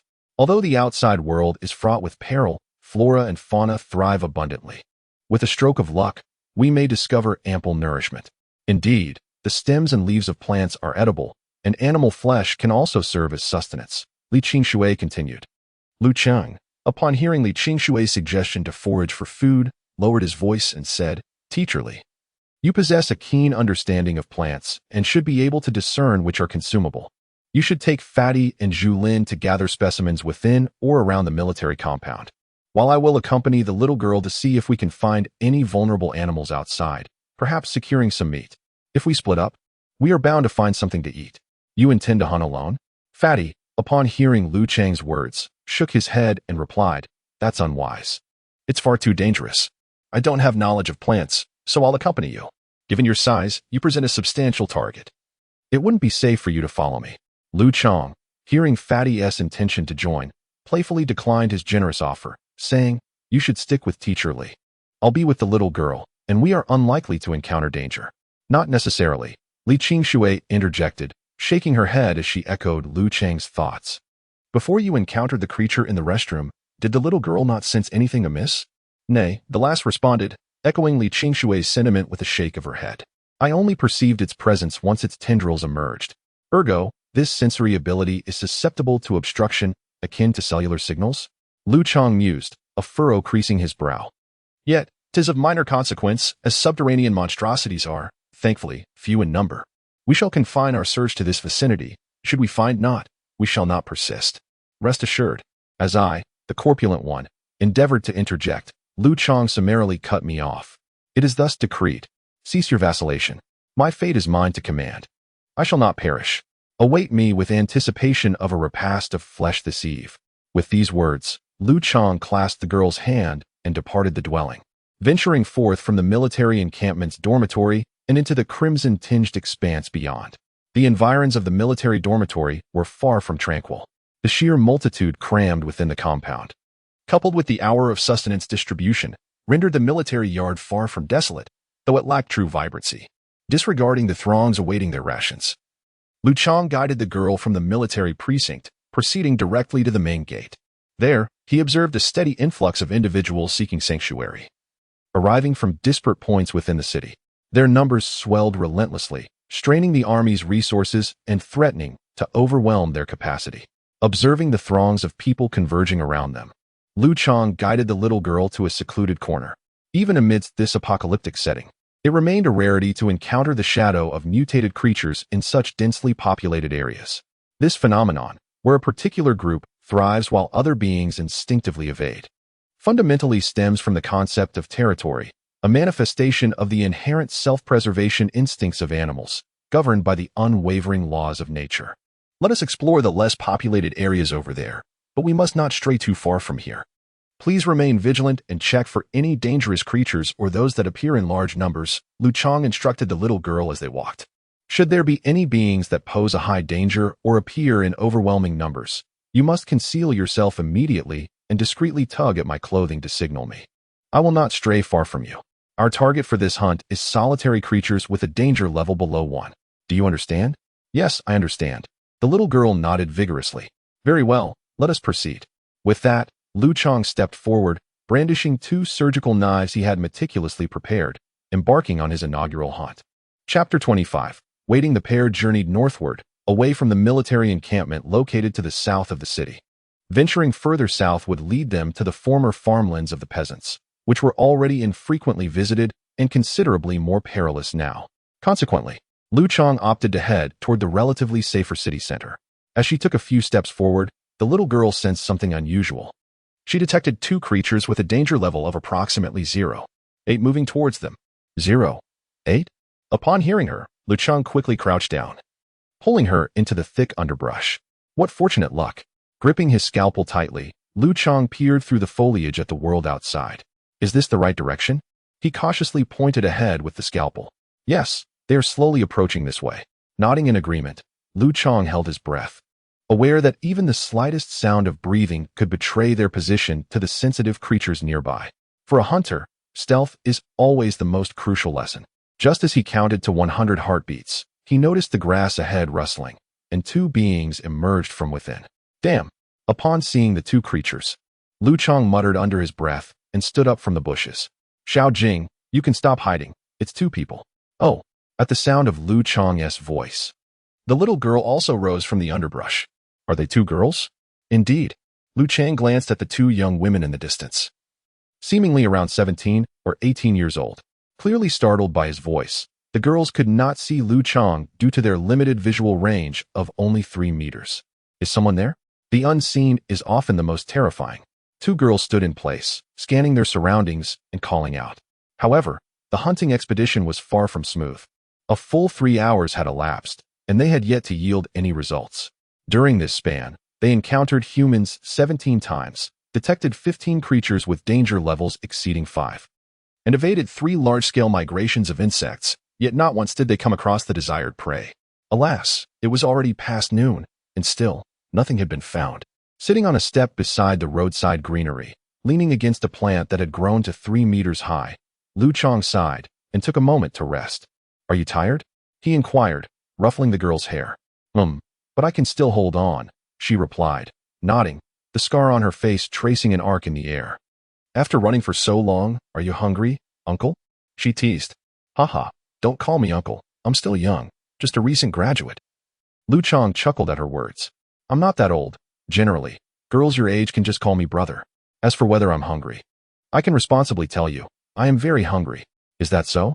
Luckily, I have a bit of food stashed away, the girl said, pulling out a small piece of cookie from her pocket.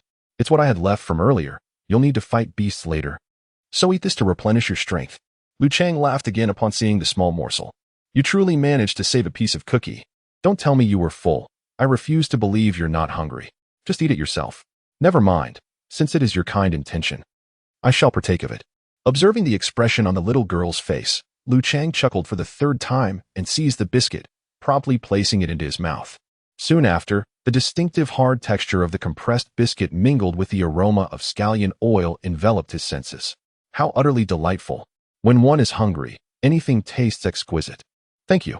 After savoring the biscuit and taking a sip of water, Liu Chang rose once more. Let us go. I shall give you a piece of biscuit now, and in the evening, I will reward you with a generous portion of meat. Upon hearing Liu Chang's words, the girl nodded vigorously, a smile illuminating her face. The pair resumed their journey.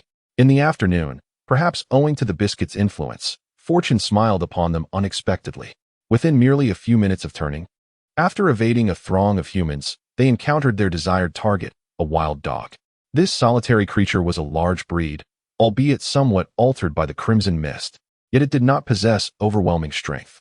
The danger level assigned by the little girl was 1.5, indicating that its physical capabilities were not significantly superior to those of an adult man. However, due to the inherent nature of canines, it would still prove more challenging to confront than an ordinary human. Thus, upon spotting it, Liu Chang hurriedly crouched down, refraining from uttering a word, fully aware of the acute sensitivity of a dog's hearing. Concealed within the underbrush, he pressed his palm down to signal the girl to remain still, then held his breath and, utilizing the cover of the grass, cautiously approached the large canine. Contrary to expectations, despite his utmost caution, the subtle crunch of his sole against a blade of grass betrayed his presence. Consequently, the large canine was roused. Its acute hearing immediately pinpointed Liu Chang's location, and a pair of bloodshot eyes unerringly located him within a mere 3 meters. With its visage contorted in a snarl, the dog bared its fangs and emitted a guttural growl, a characteristic canine threat, upon perceiving the approaching stranger. However, Liu Chang was no longer the man he had been in the initial days following the cataclysmic dawn. As a rare anomaly among humans, his physical attributes, while not dramatically enhanced, were beyond the intimidation of this mere canine. Clutching the scalpel tightly in his grasp, Liu Chang stood his ground, confronting the dog. He was reluctant to initiate the attack, cognizant that, based on animal behavior and human posture, a preemptive strike would likely fall short of its intended outcome.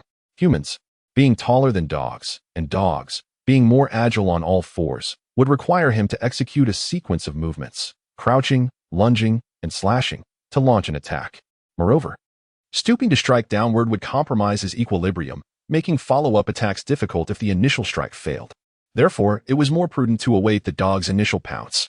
Pouncing, driven by mammalian instinct, is a predatory behavior inherent in mammals when confronting adversaries. They instinctively target the enemy's neck, aiming to induce asphyxiation. Or rather, it is not a conscious decision to attack the neck, but an instinctive compulsion that drives them to do so. Liu Chang possesses a profound belief in the instincts of animals. Thus, he waits with bated breath.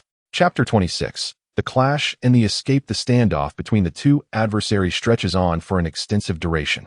Both felines and canines, despite their natural prowess, exhibit a remarkable caution. Throughout this protracted confrontation, Liu Chang maintains an optimal stance for attack, his mind teetering on the edge of tension as he anticipates the moment of the enemy's lunge. He positions the tip of his scalpel at a precise 75-degree angle above him, ever prepared to plunge it into the adversary's abdomen at the instant of their assault. He understands that hunting is not a mere contest of skill.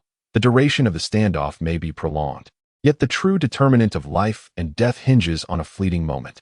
In the heat of battle, sometimes neither side can even execute a second strike. It is a matter of either success or demise. Thus, he locks his gaze with that of the wild dog, who mirrors his intensity. The man and the beast remain fixed in their positions for a full 10 minutes, unyielding. Ultimately, the wild dog's patience proves insufficient against Liu Chang's resolve. As Liu Chang's arm begins to stiffen from the prolonged hold, the wild dog finally springs into action. Transitioning from stillness to motion, it effortlessly leaps over 2 meters, soaring to a height level with Liu Chang's neck, showcasing its extraordinary agility and physical prowess. Liu Chang, however, does not falter. His keen retinas capture this dynamic scene in an instant. As the visual information races along his spinal cord to his brain, he swiftly reacts, arching his body backward while thrusting his right arm upward with the scalpel, executing a seamless blend of evasion and attack. The air is pierced with a sharp sound. As Liu Chang thrust upward, he sensed a slight obstruction. Immediately, he felt a warmth above his fist, confirming that his scalpel had pierced the feral dog's abdomen. The dog's forward momentum persisted, so he pressed the blade forward, intensifying the warmth and stickiness on his hand. He knew his attack had been successful. Yet, in that same instant of elation, a sharp pain shot through his left chest. Though he had evaded the dog's lethal bite, his direct confrontation had inevitably resulted in injury. A simultaneous groan escaped his lips as the dog whined in agony. Both man and beast succumbed to inertia and collapsed to the ground. Liu Chang's backward posture, combined with the force of the impact, caused him to land on the back of his head. Upon hitting the ground, his vision blurred, and his mind was engulfed in a momentary haze. Despite its graver injuries, the dog managed to rise first due to its superior landing. However, the abdominal wound had extinguished its ferocity, and its survival instinct compelled it to whine and flee into the distance. "Damn it," Liu Chang muttered. The brief pause of half a second had encompassed this sequence of events. Lying on the ground, he watched the dog disappear into the bushes and quickly sprang to his feet, giving chase. In that fleeting glimpse, he had assessed the extent of the damage he had inflicted on the dog, a gash approximately 10 centimeters long across its abdomen. Though not causing complete evisceration, It was undoubtedly a fatal wound, preventing it from escaping far. Upon rising, Liu Chang followed the trail of blood inside. "Brother, don't chase after it." A little girl's voice called out from behind him. However, at that moment, Liu Chang's urgency had waned. The 10-centimeter wound was too deep and too long. No matter how far the wild dog fled, the blood on the ground would unmistakably reveal its location. Thus, after running a few steps, he halted, feeling uneasy about the distance from the girl. After a few seconds of waiting, the little girl hurriedly approached, panting as she exclaimed, "Brother, please stop chasing." "Stop chasing? What do you mean?" Liu Chang furrowed his brow, as a creature with a danger level of 8 approached from the direction he had been running. The girl pointed toward the direction of the blood trail. 8. Liu Chang frowned. "Yes, and it moves with great speed. It must be a large animal." The girl closed her eyes, silently absorbing the images in her mind. How did it come so close? Just a moment ago, it was not near. Indeed, it should have been at least 100 meters away. I couldn't sense it. It moved so swiftly that it suddenly entered my range. The girl opened her eyes and tugged at Liu Chang's clothing, saying, "We must leave. A creature with a danger level of 8 is far too formidable. I cannot leave. I won't be able to find food. If I continue in this weakened state, I shall starve in a few days. Moreover, it is only the first day, and my physical condition is at its peak. If I cannot catch prey now, the chances will only diminish as I grow hungrier. Resigned to the inevitability of mortality, I find myself unwilling to let the day slip away without consequence. Come what may, I must investigate. The prospect of losing a prize so nearly attained is disheartening." And after a moment's contemplation, Liu Chang declared with resolve that he must proceed. Following the trail of blood, Liu Chang advanced until a plaintive whine echoed from ahead.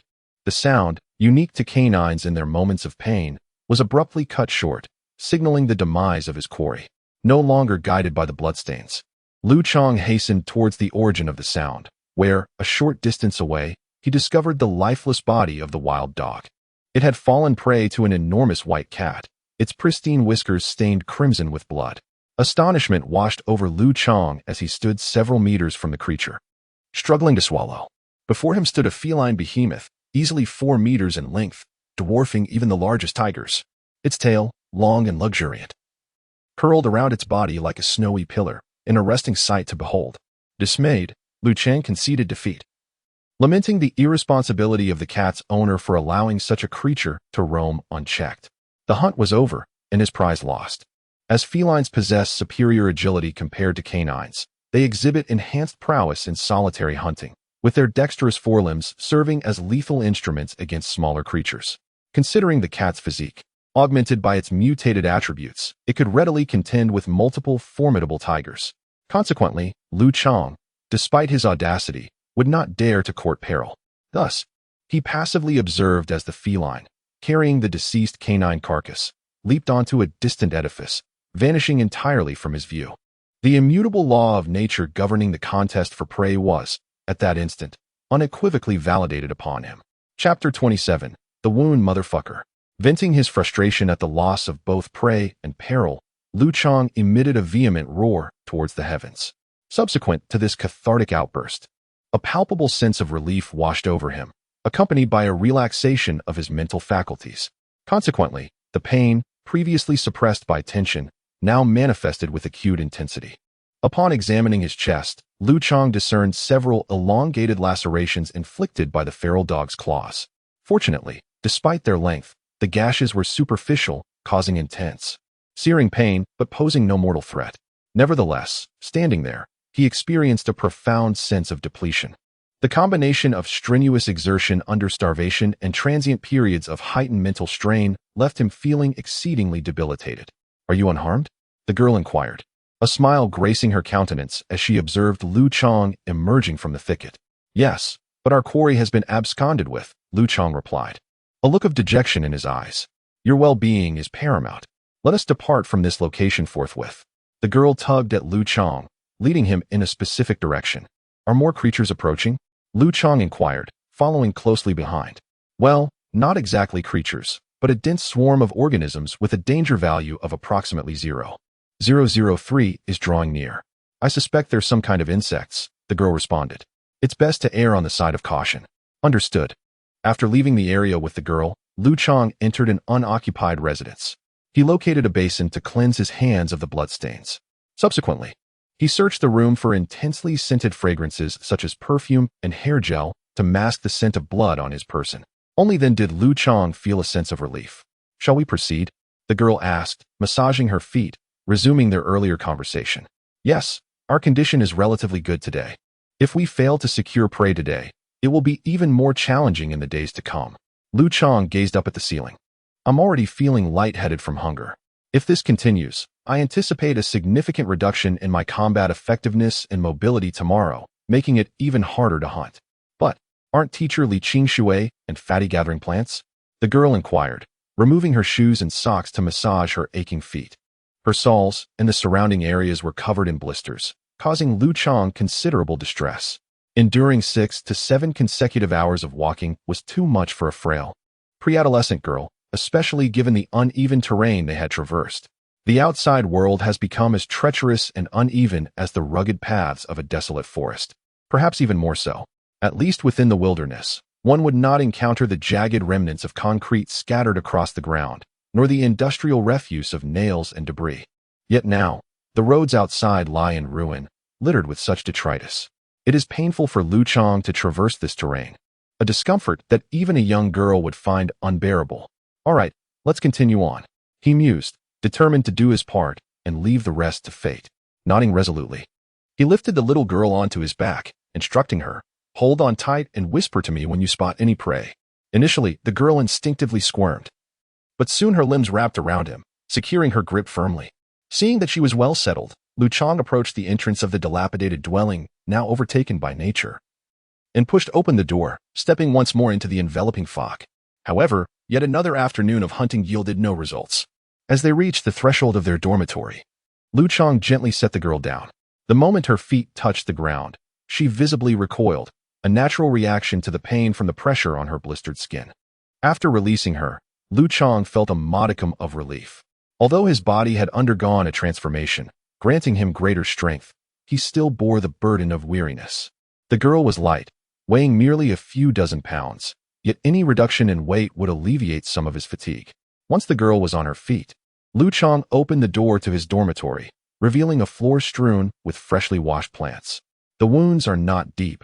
There is nothing to worry about," he reassured himself. Taking the alcohol swab handed to him by the overweight man, Liu Chang poured the alcohol directly onto his wound, resulting in an intense, burning pain that coursed through him. Gritting his teeth, he endured the acute discomfort until it subsided. He then dabbed the blood seeping from the wound with the cotton cloth before turning his attention to the little girl. He gently removed her shoes and guided her to sit on the edge of the bed. Upon removing her shoes, he discovered a pair of socks soaked in blood. The fabric hardened and crusted over. It appeared that blisters had burst, causing her feet to adhere to the socks.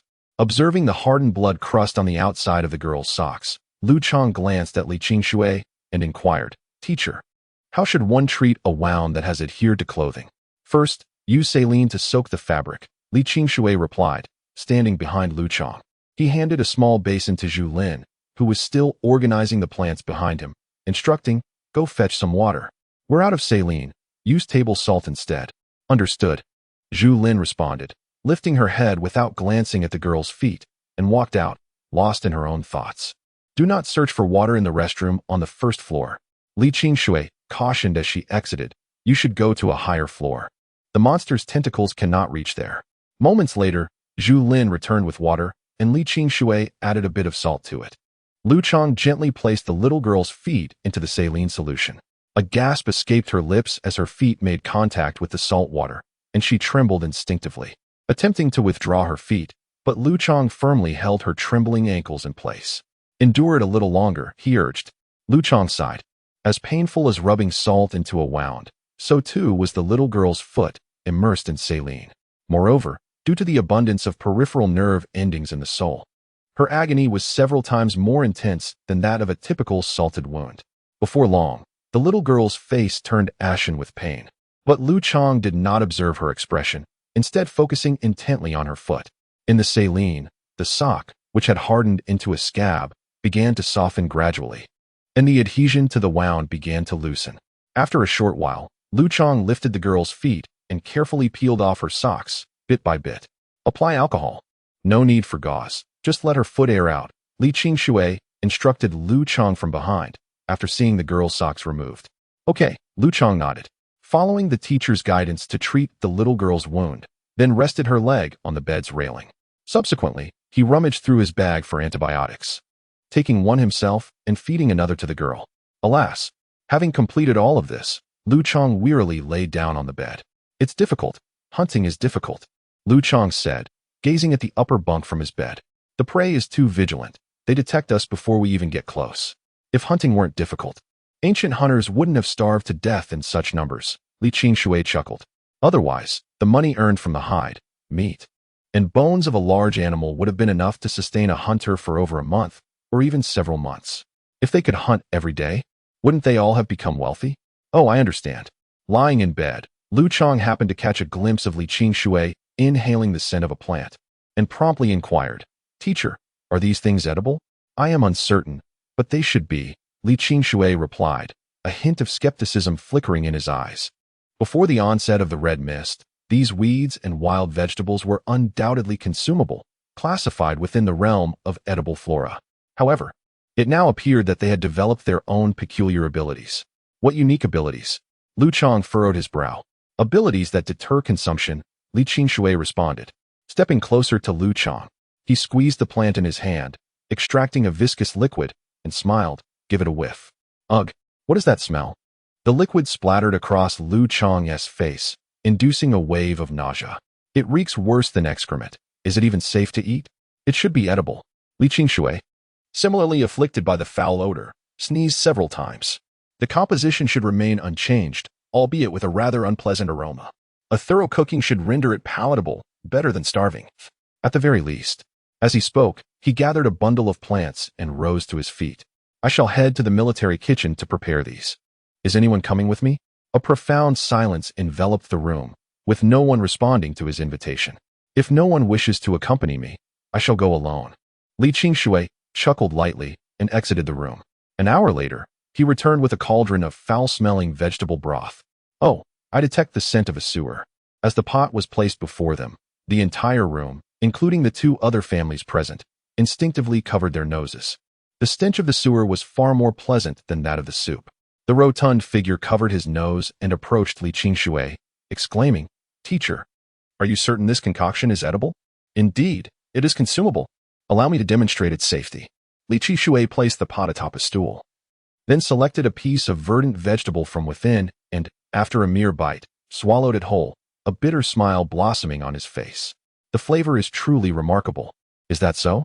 Liu Chang, rising from his bed, seized a spoon and sampled the vegetable broth. As the warm liquid entered his mouth, a potent stench reminiscent of overcooked refuse invaded his senses, overwhelming his palate. The pungent aroma provoked a series of violent contractions in his stomach, and only when he felt the acidic taste rising in his throat did he muster the strength to pinch his nose and swallow the broth. As the foul concoction settled in his belly, tears streamed down Liu Chang's face, along with an uncontrollable runny nose.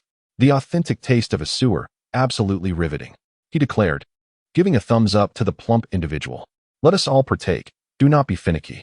Consuming this is far better than succumbing to starvation. Although the aroma is unpleasant and the texture leaves much to be desired, it is, after all, fundamentally a vegetable and thus edible. Li Qingshui continued, retrieving several pre-prepared bowls from the dormitory and serving each person a portion of the vegetable broth. Please, consume it all. Do not leave any behind. How many days has it been since we last had a proper meal? If we do not eat soon, it will not be long before one among us perishes. Is it truly that grave? Liu Chang pinched his nose and gulped down a large mouthful of vegetable soup. Then, with a breath that reeked of foulness, inquired, surely no one will starve to death within 3 days? With merely half a biscuit a day, one could endure for over a week without movement. It is not starvation that kills, but rather the complications arising from hunger. Li Qingshui took another sizable bite of greens, swallowing them whole after only a few chews, and remarked, what kind of world lies beyond? A realm where all living beings are undergoing frenzied evolution. For millions of years, microorganisms and humans have been equally matched adversaries in terms of resilience. Now that the former have evolved at an alarming rate, if we fail to evolve and instead suffer a drastic decline in our immunity due to hunger, we will be besieged by various ailments. At that point, even a simple breath could lead to a severe bacterial infection of the respiratory tract. Are you suggesting that, according to the teacher, we will see deaths here in a few days? Liu Chang took another bite of the unpalatable food, surveying the surroundings as if he could already envision a scene of corpses strewn about in mere days. Not just a few deaths, but many. Li Qingshui sighed and handed Zhu Lin a bowl, urging, "Hurry and eat. These plants are evolving. Right now they taste foul. But soon we may not even have that to consume." Chapter 29. Human desires to think that we might not even have that to eat is truly an unimaginable world. Upon hearing Li Qingshui's words, Liu Chang picked up an empty bowl and filled it generously for the little girl. "Come, let us toast to our current fortune of having something to eat. You're just as rather distasteful." The portly figure stood to the side, exhaling a soft sigh before serving himself a bowl. Subsequently, the three of them sequentially took their bowls, inhaled the aroma of the vegetable soup, and simultaneously furrowed their brows. After a brief moment, the young girl mustered her courage and took the first sip of the soup. As the rich broth entered her mouth, her previously pale visage drained of color entirely. Nevertheless, she trembled as she swallowed it down. Upon tasting the concoction, she resembled a patient enduring bitter medicine, pinching her nose and swallowing the soup and vegetables in large gulps, hoping to abbreviate her suffering. Observing the girl's desperate consumption, Zhu Lin seemed inspired to imitate her. She pinched her nose, inhaled deeply, and then, after sealing her breath, gulped down several servings of the vegetable juice. However, at the very moment the soup entered her stomach, her bowl clattered to the ground, followed by the violent sounds of retching. The recently ingested vegetable juice erupted alongside gastric fluids from her mouth and nostrils, rendering the already unpleasant dormitory odor even more peculiar. "My apologies," Zhu Lin said after her bout of vomiting, wiping the remnants from the corner of her mouth and casting an apologetic glance at the other four. Weakly, she clutched her stomach and retrieved a broom from the dormitory, starting to clean up the mess she had created. Sighing, the portly individual glanced at the reactions of the others. With a renewed determination, he approached the soup bowl, timidly tasting a small spoonful before ultimately conceding defeat. "This is impossible. I cannot endure it." He set his bowl aside, indicating his refusal to partake further.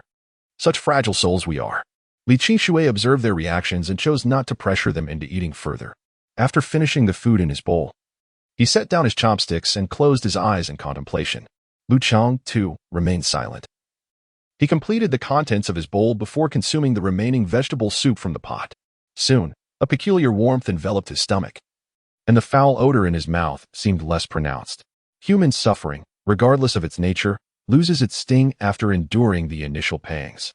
As the human body has evolved to a remarkable degree, excessive pain can lead the brain to autonomously sever its connection with the body, resulting in what is commonly known as fainting. In extraordinary circumstances, if one is unable to faint, the pain following the initial phase tends to diminish gradually. Indeed, some individuals, upon reaching the zenith of their agony, find their brains transforming that suffering into an alternative form of pleasure. Thus, humanity is undeniably a wondrous species, as is Liu Chang. After consuming a bellyful of foul liquid, the only sensation he could discern was the warmth within, which alleviated his hunger and brought him comfort. "How can you consume so much?" Zhu Lin, her face pale yet tinged with admiration, remarked as she witnessed Liu Chang finish the entire pot of soup. "I can't manage even a single bite. What is there to endure?" He replied confidently, "I bet you, within 3 days, or perhaps even sooner, you will surely be able to eat all of this, and I assure you, it will taste delightful." Upon hearing Zhu Lin's words, Li Qingshui opened his eyes and smiled, stating, "Humans have never been delicate creatures. The desire for sustenance transcends all else. I refuse to believe it. I would rather perish than consume such things." Zhu Lin retorted, "I would prefer death than to eat those. Your reluctance stems from the fact that you have never truly experienced hunger. Only those who have endured famine comprehend the terrifying extent of humanity's craving for food. Sexual desire arises from the instinct to procreate, while hunger is born from the instinct to survive. Reproductive urges are merely a branch of survival instincts. Thus, the hunger for sustenance holds equal significance. The torment of starvation is 1,000-fold greater than the agony of thirst." As Li Qingshui and Liu Chang closed their eyes, the young girl curled up beside Liu Chang in silence. The hefty man and Zhu Lin, having been subjected to Li Qingshui's sermon, fell into a quietude as well. In that moment, Their section of the room was enveloped in a brief stillness. Meanwhile, the other two families in the dormitory remained silent throughout. One family had recently lost a member, mourning in solitude with nowhere to seek justice. Casting venomous glances toward Liu Chang's group amid the oppressive atmosphere that stifled their voices. The other family faced an even graver situation. Both elderly members appeared ill, their bodies weakened by hunger, sleeping on the floor, and burdened with the strain of anxiety and advanced age. Their daughter had relinquished her bed to allow them to share a single cot, vigilantly caring for them from the side. Thus, 3 families, 11 souls, confined to a single room, were enveloped in silence. As twilight deepened, the world outside succumbed to complete darkness. Those versed in the laws of the jungle understand that the perils of the nocturnal wilderness are tenfold those of the day. Consequently, none dared to venture out at such an hour. Casting a final glance at the crimson-tinged world beyond the window, Liu Chang closed his eyes, embraced the little girl in his arms, and gradually drifted into slumber. "Will the teacher accompany me on the hunt tomorrow?" A soft affirmative followed. The last exchange in the tranquil room. The following dawn, as the first rays of sunlight illuminated the black-red mist, transforming it into a crimson haze, the occupants of the room awoke once more. The night had amplified their hunger and frailty. Liu Chang observed that upon opening their eyes, a verdant glint seemed to emanate from the depths of their gaze, a testament to their starvation. Upon rising, Liu Chang also felt the hollowness in his stomach. The meager broth of the previous night had long been digested. This sensation of hunger was profoundly unpleasant, as if a black hole had materialized within his abdomen, exerting a powerful suction that threatened to draw all his internal organs and attention towards that singular point. Thus, Liu Chang resolved to take action to divert his focus. "Will the military deliver food today?" Liu Chang inquired, sitting up and donning his shoes. Presumably, Li Qingshui replied, also rising from the bed. Then, observing Liu Chang's feet, he questioned, "Would you be able to endure walking outside without shoes?" "What do you mean?" Liu Chang released the shoelaces, extracting his feet from the confines of his shoes. He massaged the soles of his feet, contemplating whether his current physical resilience could withstand the onslaught of the jagged concrete fragments outside. Wasn't today designated for a hunting expedition? Li Qingshui descended from the bed, her bare feet touching the ground, and remarked, "Many of the animals we will encounter possess extraordinarily acute hearing. For instance, a common dog has a hearing ability 16 times that of a human. The sound of our shoes scraping against the ground is excessively loud for them, which is detrimental to our stealth in approaching our quarry." Indeed, Liu Chang concurred, pressing his foot against the cool surface beneath him, a chill swiftly enveloping him. "If we trek for an extended period, my feet may not endure, but for a short while, I should manage." "That is reassuring. Loosen your shoelaces slightly. Once we spot our prey, you can remove your shoes," Li Qingshui suggested, nodding in agreement. She donned her shoes and turned to the other 3 individuals, instructing, "You all stay here and await the military provisions while we procure some weapons." "Weapons?" the stout fellow inquired, his expression one of confusion. "Yes. Suitable weapons can enhance our hunting success rate by approximately 30%, Li Qingshui explained as she slung a backpack over her shoulders. She then addressed Liu Chang. "First, put on your shoes. Let us acquire a spear." "All right," Liu Chang nodded, lacing up his shoes before following Li Qingshui out of the dormitory and into the expansive military compound. Over the next 2 hours, the pair discovered a dilapidated courtyard wall surrounding the camp. Such walls, adorned with iron railings, are commonplace in smaller cities. The iron fence, constructed from welded rebar and rods, culminated in a series of sharp, skyward-pointing spear-like spikes, designed to deter unauthorized climbing. These spear-shaped iron rods presented themselves as ideal raw materials for crafting weaponry. The two circumambulated the dilapidated perimeter, extracting a loosened iron spear. Liu Chang honed the spearhead to a keen edge, after which Li Qingshui meticulously enshrouded the shaft with verdant foliage, ensuring its chromatic assimilation with the surrounding environment. After a period of 2 hours, a fully realized verdant iron spear materialized in Liu Chang's possession. This spear, approximately 1.5 meters in length, a mere trifle shorter than the stature of an average adult male, was solid, possessing a diameter equivalent to 2 human digits, weighing approximately 10 pounds in hand. It was slender yet substantial. Indeed, Liu Chang mused, had we possessed this implement during yesterday's encounter with that canine, it is conceivable that injury would have been averted. Liu Chang nodded, evidently concurring with Li Qingshui's sentiment. With a nod of affirmation, Liu Chang and Li Qingshui commenced their transit towards their dormitory. En route, the populous nature of the military compound resulted in numerous encounters with other individuals. These onlookers, upon observing Liu Chang's peculiar armament, evinced expressions of interest. Some appeared contemplative, while others cast a cursory glance before diverting their attention elsewhere.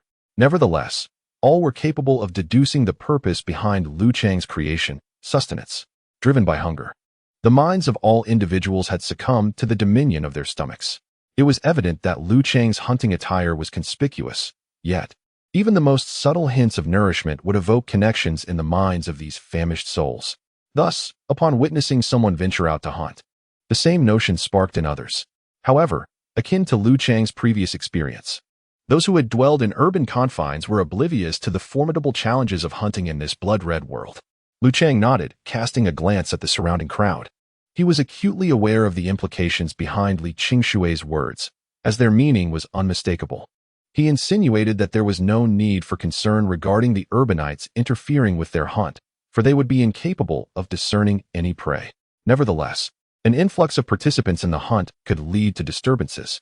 Liu Chang comprehended the essence of Li Qingshui's statement and added, "Moreover, should we succeed in our hunt, we must be vigilant against these individuals attempting to seize our spoils. Their inability to find anything will undoubtedly incite envy towards our bounty. Therefore, we must implement measures for concealment." As the two conversed, they arrived at the dormitory entrance, instinctively falling silent as they pushed open the door. A little girl, limping slightly, approached Liu Chang, proudly brandishing 2 pieces of biscuit, one large and one small. "This is your share," she declared, as if it were a substantial portion. Liu Chang furrowed his brow, observing the biscuits in her hands. "Haven't you finished yours?" he inquired. The girl replied with a smile, "I'm too small to eat it all." "You take it. Please, partake," Li Qingshui interjected, his countenance devoid of emotion. "You were the mainstay of today's hunt. I shall carry the girl today. Her foot is still too delicate to bear weight, lest it fester. Bearing her weight will minimize her exertion." "And what of you?" Liu Chang inquired, acquiescing to their entreaties. Recognizing that false modesty would be a disservice to the greater good, he acknowledged that carrying the girl would swiftly deplete his strength. Seeing the matter settled, Liu Chang approached the bedside, seized a cup of water, and consumed a biscuit. The rigid, arid biscuit expanded upon contact with the cold water, its intense aroma permeating his throat and nasal passages. Within mere seconds, Liu Chang devoured his meager portion, the fleeting experience akin to a fervent climax. The sheer gratification induced a transient state of oblivion. Having finished his morsel, Liu Chang regarded the remaining fragment of biscuit in his hand, then glanced at the girl, his emotions in turmoil. Only now did he comprehend the girl's fortitude in preserving some sustenance under such circumstances. Understanding engendered appreciation. He contemplated the final crumb and the girl's visage for several seconds before swallowing it. "I pledge to procure meat for you today." Having finished the repast, Liu Chang refrained from uttering any sentimentalities. Instead, he gently tousled the girl's hair, offering a serene smile and a nod. "Let us proceed. Time is of the essence. Failure today might very well spell our doom for tomorrow." Observing Liu Chang's completion of his meal, Li Qingshui had already readied a rucksack. He slung it across his chest, then retrieved a handful of yesterday's leftover greens from the corner of the dwelling, somewhat past their prime. Finally, he approached the young girl, inviting her onto his back. "Let us depart." The girl appeared uneasy upon Li Qingshui's back, a fact not lost on Liu Chang. Thus he approached, patting her shoulder to assuage her apprehension, before following Li Qingshui out of the premises. With that final jest tinged with dark humor, the trio exited the dormitory, passed through the military compound, and re-entered the vermilion, mist-laden world outside. The exterior world presented a stark contrast to the interior, quieter and more desolately flourishing. No longer would anyone trespass within Liu Chang's 3-meter radius, nor witness his peculiar attire. "Instructor, what is the purpose of carrying those malodorous greens?" Having ventured into the outside world, Liu Chang no longer needed to modulate his voice. Standing amidst the sanguine fog, he engaged in candid conversation with Li Qingshui. "To mask your scent," Li Qingshui replied, setting the girl down and proceeding to grind the greens into a paste using a stone. He then applied it to his person. "Previously, you employed perfume to conceal your natural odor, which I detected. However, that approach ultimately proves too revealing. So, you intend to substitute these greens? Indeed. Within the sensory system of animals, olfaction is far more acute than auditory perception. If a dog's hearing is said to be 16 times more sensitive than that of humans, can you fathom how much more potent their sense of smell is? 100 times, perhaps? Liu Chang speculated casually. In truth, it is a staggering 1,200 times. A male dog can detect the scent of a female from a distance of 1,500 meters. How far can you perceive the fragrance of a girl? As Li Qingshui spoke, he smeared himself with a foul odor, subsequently applying the leftover sauce onto the girl. If a woman does not wear perfume or use shampoo, I would not even notice her presence when she stands before me. Liu Chang, taken aback by the astonishing sensitivity of canine olfaction, was not one to miss the opportunity to imitate Li Qingshui, applying the noxious sauce to himself as well. Yes, it would be prudent for you to apply more, as it would facilitate your approach to the prey. Prior to hunting, lions often roll in the dung of rhinos or elephants to mask their own scent. This pungent aroma, a product of nature, serves as an ideal concealing agent, far more effective than any synthetic fragrance. Understood. However, is it not true that canines are the paragons of olfactory prowess in the natural world? Surely, other creatures do not possess such keen noses? After completing his application of the sauce, Liu Chang resumed his grip on the iron spear. In reality, the olfactory acuity of canines is merely average in the natural realm. Cats are not inferior, and rodents possess a sense of smell tenfold that of dogs. It is merely that these other animals are less utilized by humans, hence they remain less understood. Having girded himself, Li Qingshui hoisted the little girl onto his back once more. Let's go, he said. We'll talk as we walk. All right, Liu Chang responded, commencing his trek southward, in the direction of the city. Thus, in our pursuit of game, there are 3 critical precautions to bear in mind, ranked by their significance. Olfactory awareness is paramount, followed by auditory, and lastly, visual. As for visual concealment, the verdant tincture upon your person, coupled with the dense fog and verdant thickets, shall serve as an effective camouflage. Creatures are more attuned to detecting movement than discerning colors. When you lie in wait, they are unlikely to detect you. Therefore, exercise caution only when in motion. Should you observe them becoming wary, immediately suspend your respiration and cease all movement until their vigilance subsides, then resume your actions. Regarding auditory discretion, endeavor to attenuate your breathing, heartbeat, and footfalls. Only by maintaining a tranquil state of mind can you regulate the cadence of your heart. At this juncture, Li Qingshui grinned. Perhaps this aligns with the concept of intent to kill as depicted in martial arts novels.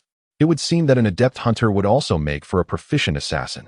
Concerning scent, although I have endeavored to mask your natural aroma, utmost caution remains imperative. When approaching your quarry, invariably assess the wind's direction beforehand. Prior to closing in, maneuver yourself to the leeward side, ambushing against the wind, thus ensuring that your scent remains undetected by the prey. Li Qingshui's discourse was interrupted by Liu Chang, who interjected, Master, having listened to your exposition, a thought has crystallized within me. And what might that be? Compared to the art of hunting, how facile the act of homicide appears.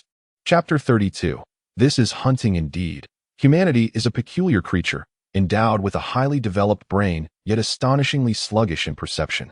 Should you master the art of ambushing animals, taking a human life would be an effortless endeavor. Li Qingshui did not contest Liu Chang's assertion. Rather, he continued the discourse. In tumultuous times, possessing the skill of stealth is exceedingly advantageous.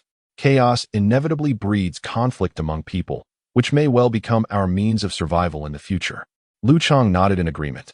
He had already taken the lives of several individuals and had gained profound insight into the sluggishness of human perception. While human vision is relatively decent compared to that of animals, other senses are diminished to a staggering degree. In such dense fog, the efficacy of sight is rendered nearly negligible. Liu Chang vividly recalled the ease with which he dispatched a few escaped prisoners days prior, utilizing the fog as a shroud. It was akin to mowing down grass. They were oblivious to his footsteps and incapable of detecting his scent. Devoid of sight, humans became as unresponsive as wooden fish. Have you also experienced some form of transformation? As they walked, Li Qingshui abruptly shifted the subject, likening her transformation to that of a young girl, while he pondered whether it pertained to perception. Indeed, Liu Chang replied, How did you come to know? I do not recall divulging anything regarding my physical state. I cannot say. However, I have sensed a remarkable clarity in my thoughts these past few days, with many long-buried memories surfacing. Even recollections from my infancy that I had never grasped before. Moreover, my capacity for analysis has been steadily strengthening. Li Qingshui elucidated in a measured tone. For instance, as we ambled along just now, you veered slightly to the left. Then, after traversing another 4 meters, I espied a sizable tree directly in your prior trajectory. This struck me as rather peculiar. Hence, I've deduced that your visual acuity is at least twice as keen as mine. I apologize for my reticence regarding my physical condition. It's quite all right, Liu Chang responded. Merely 2 days prior, we were simply teacher and student. Your silence is understandable. Divulgence would have been quite odd. Li Qingshui continued his perambulation, gazing upward at the densely foggy world outside. Now that we are bound together in this life or death situation, let us confront this world in unison. Before humanity cultivated imagination, true wisdom, it was through solidarity that we gained a foothold in this world. Indeed, Liu Chang affirmed, then inquired, among our group of 5. 3 of us have undergone varying degrees of mutation. Does this presage humanity's entrance into a period of accelerated mutation? Quite possibly, Li Qingshui replied. Though humans possess the most intricate biological structure on Earth, and thus should logically be the last to undergo mutation, in essence, we are not significantly more advanced than cats or dogs. In the vast expanse of billions of years, we merely evolved imagination, the wellspring of wisdom, a few tens of thousands of years earlier, some posit 100,000. In reality, the complexity differential between humans and canines is quite limited. Therefore, a collective mutation is indeed imminent. Does this imply that every individual will experience a mutation-driven evolution? Liu Chang queried. Indeed, everyone undergoes mutations to varying degrees. However, the extent of these mutations can differ vastly, leading to a new round of Darwinian selection. After sighing, Li Qingshui, with a premonitory air, suddenly lowered his gaze to the ground beneath him. Hold on, there's a fresh pile of excrement here. Let me examine it. As he spoke, he crouched down, meticulously discerning the footprints and hairs clinging to the soil around the feces. After a moment, he looked up. Southwest, there's a dog, not particularly large. Another dog? Liu Chang exclaimed softly. What else could it be? The most abundant creatures in the city are cats, dogs, and rats, aren't they? Li Qingshui said, quickening his pace slightly. Xiaojing, pay close attention to the movements within 100 meters around us. Report any unusual activity immediately. Okay, the little girl nodded. 5 minutes later. There are 3 life forms ahead, 2 with a danger value around 1, and 1 with a danger value of 8. The girl whispered softly. The 2 men halted in unison. Damn it. Crap. Upon hearing the words danger value of 8, Liu Chang and Li Qingshui simultaneously cursed under their breath. Hey, wait. The one with the danger value of 8 seems to have moved on, the little girl said, sensing with her eyes closed. It's left my range of perception. Gone far? Liu Chang asked, a hint of joy in his voice upon hearing this. I don't know. I can't sense it at all anymore. Let's approach and take a look. Okay. The girl and Li Qingshui nodded, proceeding forward another dozen meters. It seems it has indeed left. The little girl shook her head, indicating that she had still not detected any traces of the dangerous creature rated at 8. No longer willing to wait, Liu Chang slowly rose from the grass, scooping a handful of soil from the ground. You all wait here, approximately 90 meters away. Do not alarm the prey. I shall venture in to assess the situation. After uttering these words, Liu Chang gently tossed the soil into the air. As the dust swirled upwards, he discerned the position of the downwind. Subsequently, Liu Chang removed his shoes and delicately placed his feet on the ground, allowing his soles to sink into the gravelly terrain. As he gradually acclimated to the subtle prickles beneath him, he swiftly slipped into the underbrush. Silently, he maneuvered towards the downwind position, pacing himself against the breeze. With each cautious step, 30 meters, 20 meters, 10 meters, he navigated through the gaps in the foliage and around the scattered stones. Moments later, he finally located the prey. It was a clearing within the thicket, where 2 formidable wolfhounds lay quietly. Although they appeared robust, significantly more so than before the crimson mist had descended, their size was not exaggerated. Armed with an iron spear, Liu Chang felt no fear towards them. Nevertheless, he remained wary of approaching the prey too closely. Having heard of the terrifying olfactory and auditory capabilities of canines, he did not consider them easily approachable creatures. Crouching within the grass, Liu Chang inhaled deeply, facing into the wind, and summoned images of the ocean and the sky to instill a sense of calm within him. He endeavored to suppress the increasingly rhythmic pounding of his heart, which was gradually escalating due to his overwhelming excitement and anxiety. After a trio of breaths, the third a prolonged and silent exhalation, Liu Chang managed to subdue his surging emotions. His heart rate decelerated, and his body ceased trembling from the adrenaline flood, allowing him to attain a semblance of composure. Chapter 33. The Chase Clutching the Iron Spear. Liu Chang felt akin to a jungle leopard, concealed within the undergrowth, patiently biding its time until its prey lowered its guard. Fortune favored him, for he had only just begun to lurk in the foliage when he was presented with an opportune moment. Two canines, playfully sparring, turned their backs in unison, exposing their sable spines and thick tails. An adept hunter understands the art of concealment, but more importantly, the ability to seize fleeting opportunities. At that instant, a prior statement from Li Qingshui flashed through his mind, and without further hesitation, Liu Chang exploited the opening. With the utmost stealth, he advanced upon the canines from a distance of 7 or 8 meters, closing the gap to a mere 3 or 4. Then, with a resounding shout, he propelled himself forward, maximizing his acceleration, and leaped into the air with unparalleled velocity. Huh! Liu Chang's exclamation startled the canines, causing them to simultaneously recoil and turn, rather than flee immediately. This was a primal response, akin to the roar of a lion or tiger before a hunt, intended to startle its quarry. Liu Chang's cry afforded him the optimal moment to strike. Suspended in midair, he chose the larger of the two canines, and drove the iron spear downward with lethal precision. With a muffled thud, Liu Chang unleashed an assault that encapsulated his entire weight and strength, driving his iron spear directly through the wolf dog's fur and piercing its innards, ultimately emerging from the creature's belly and firmly anchoring it to the ground. The impaled wolf dog let out a harrowing cry, instinctively thrashing beneath the spear, its bloody jaws snapping at Liu Chang's ankle. The struggle of a cornered beast is particularly fearsome. Liu Chang swiftly relinquished his spear and leapt back, leaving the wounded canine behind. Once a safe distance was established, he turned his attention away from the creature, retrieving a scalpel from his person. His gaze fixated on the other dog. The unscathed canine, observing Liu Chang's retreat, refrained from pursuit, instead standing beside its injured companion, barking ferociously in an attempt to intimidate the intruder. Yet, this invader was well aware of its capabilities and remained unfazed by the threat, contemplating how to seize this prey as well. As if deciphering the intent in Liu Chang's eyes, the wolf dog, after a few more threatening barks, glanced at its companion and unexpectedly fled. This left Liu Chang astounded.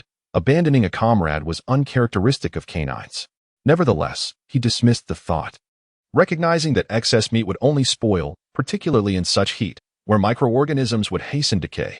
The wolf dog he had already captured weighed around 100 pounds, more than sufficient to feed their party of 5.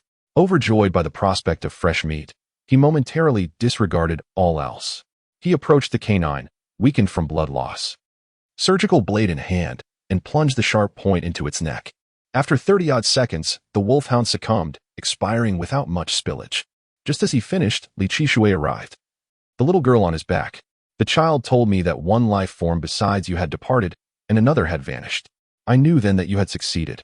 Li Qingshui set the girl down, retrieved a large plastic bag from his pack, and took the scalpel from Liu Chang, saying, "Here, let me dissect it. You can pack the meat into the bag. Try not to get any blood on yourself. We need to hurry. The scent of blood is strong, and I'm afraid it might attract unwanted attention." After the dismemberment, Li Qingshui wiped his brow. "Impressive," Liu Chang remarked, admiring Li Qingshui's skill as he placed the severed limbs into the large black plastic bag, filling the backpack to its capacity. "Come on, hop on my back," Liu Chang said. Having washed his hands with plant sap, he picked up the iron spear, let the little girl climb onto his back, and the three of them departed with elation. "We are exceptionally fortunate," Li Qingshui commented. "I didn't anticipate such success on our first hunt together. This is far too much meat for us to consume. Having endured hunger for such an extended period, indulging in gluttony would certainly jeopardize one's health. Yet, the prospect of abstaining from food for merely a couple of hours seemed equally disheartening to Liu Chang. When bartering with the military, he pondered the extensive scrutiny they would impose. Such dealings could prove cumbersome. Civilians, when faced with necessity, typically refrain from engaging in transactions with those in authority, as the disadvantaged often find themselves at a disadvantage when negotiating with the powerful. I shall endeavor to avoid complications, he mused, before Li Qingshui fell into a contemplative silence, evidently deliberating on methods to evade trouble.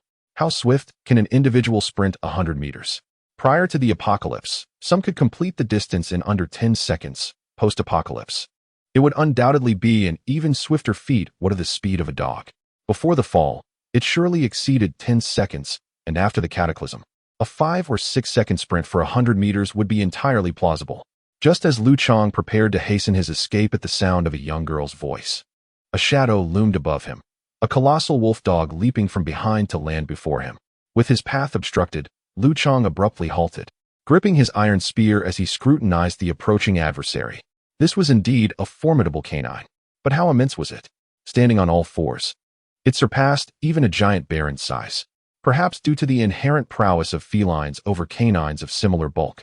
This dog was even larger than the enormous white cat Liu Chang had previously encountered, its visage grotesque and menacing, with powerful limbs and bared teeth that were as long as Liu Chang's fingers. Upon a mere glance, Liu Chang discerned that engaging in combat with this beast would be tantamount to a certain death. Chapter 34. The Miasma. As Liu Chang observed the enormous hound, another wolf dog emerged from the thicket. It dashed forth, barking furiously at Liu Chang, its voice sharp and fleeting, diverting the full attention of the giant dog toward him. It turned out to be a harbinger of vengeance. A fleeting glance at the smaller dog revealed it to be the very one that had fled earlier. It had not escaped, but rather sought reinforcements. Go to teacher Li. This dog is coming for me. Liu Chang gently bent down, allowing the little girl to leap from his back. He gripped the iron spear tightly, for it was the last vestige of hope in his life. The girl complied without hesitation, aware that her presence only served as a burden to Liu Chang. She scurried to Li Qingshui, the entire process unnoticed by the giant hound, which focused all its energy solely on Liu Chang, disregarding both Li Qingshui and the little girl. You two should leave. The three of us combined would not suffice against a single swipe from this creature. Liu Chang clutched the iron spear, a wave of desolation surging within him. Yet, knowing death was imminent, this sorrow gradually transformed into a sense of tragic heroism. Thus, he resolved to undertake the first act of valor in his otherwise ordinary life. You both go ahead. I will hold the rear. Liu Chang sighed deeply. This unwavering, rational resolve is indeed both admirable and fearsome. Watching Li Qingshui's silhouette vanish into the depths of the mist, Liu Chang sighed once more, unconsciously sensing the world around him bathed in an unprecedented crimson hue. Is death approaching? Liu Chang gazed at the two wolfhounds, one large and one small, baring their teeth at him. Gripping his iron spear, he found himself at a crossroads, uncertain whether to flee or to fight. He knew he could not outrun the monstrous creature that could sprint 100 meters in 5 or 6 seconds, nor could he match the strength of the beast that resembled a giant bear. In that fleeting moment before death, he was faced with an unpalatable choice, one he wished to avoid entirely. Fortunately, fate did not toy with him, for the choice was rendered moot as his adversary acted first. The wolfhound charged forward. With that, Liu Chang relinquished the internal debate of whether to attack or flee. As the shadow raced toward him, he instinctively raised the iron spear to shield his chest. The spear met the beast's initial assault with a resounding clash. However, the enormous creature's powerful forelimbs bent the spear into a V shape, overwhelming Liu Chang with a tremendous recoil.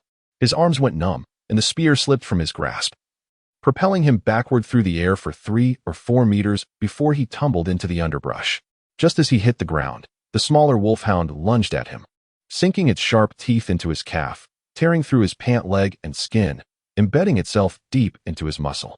The excruciating bite ignited an instinctive reaction in Liu Chang, who retaliated with a forceful kick, sending the smaller wolfhound flying.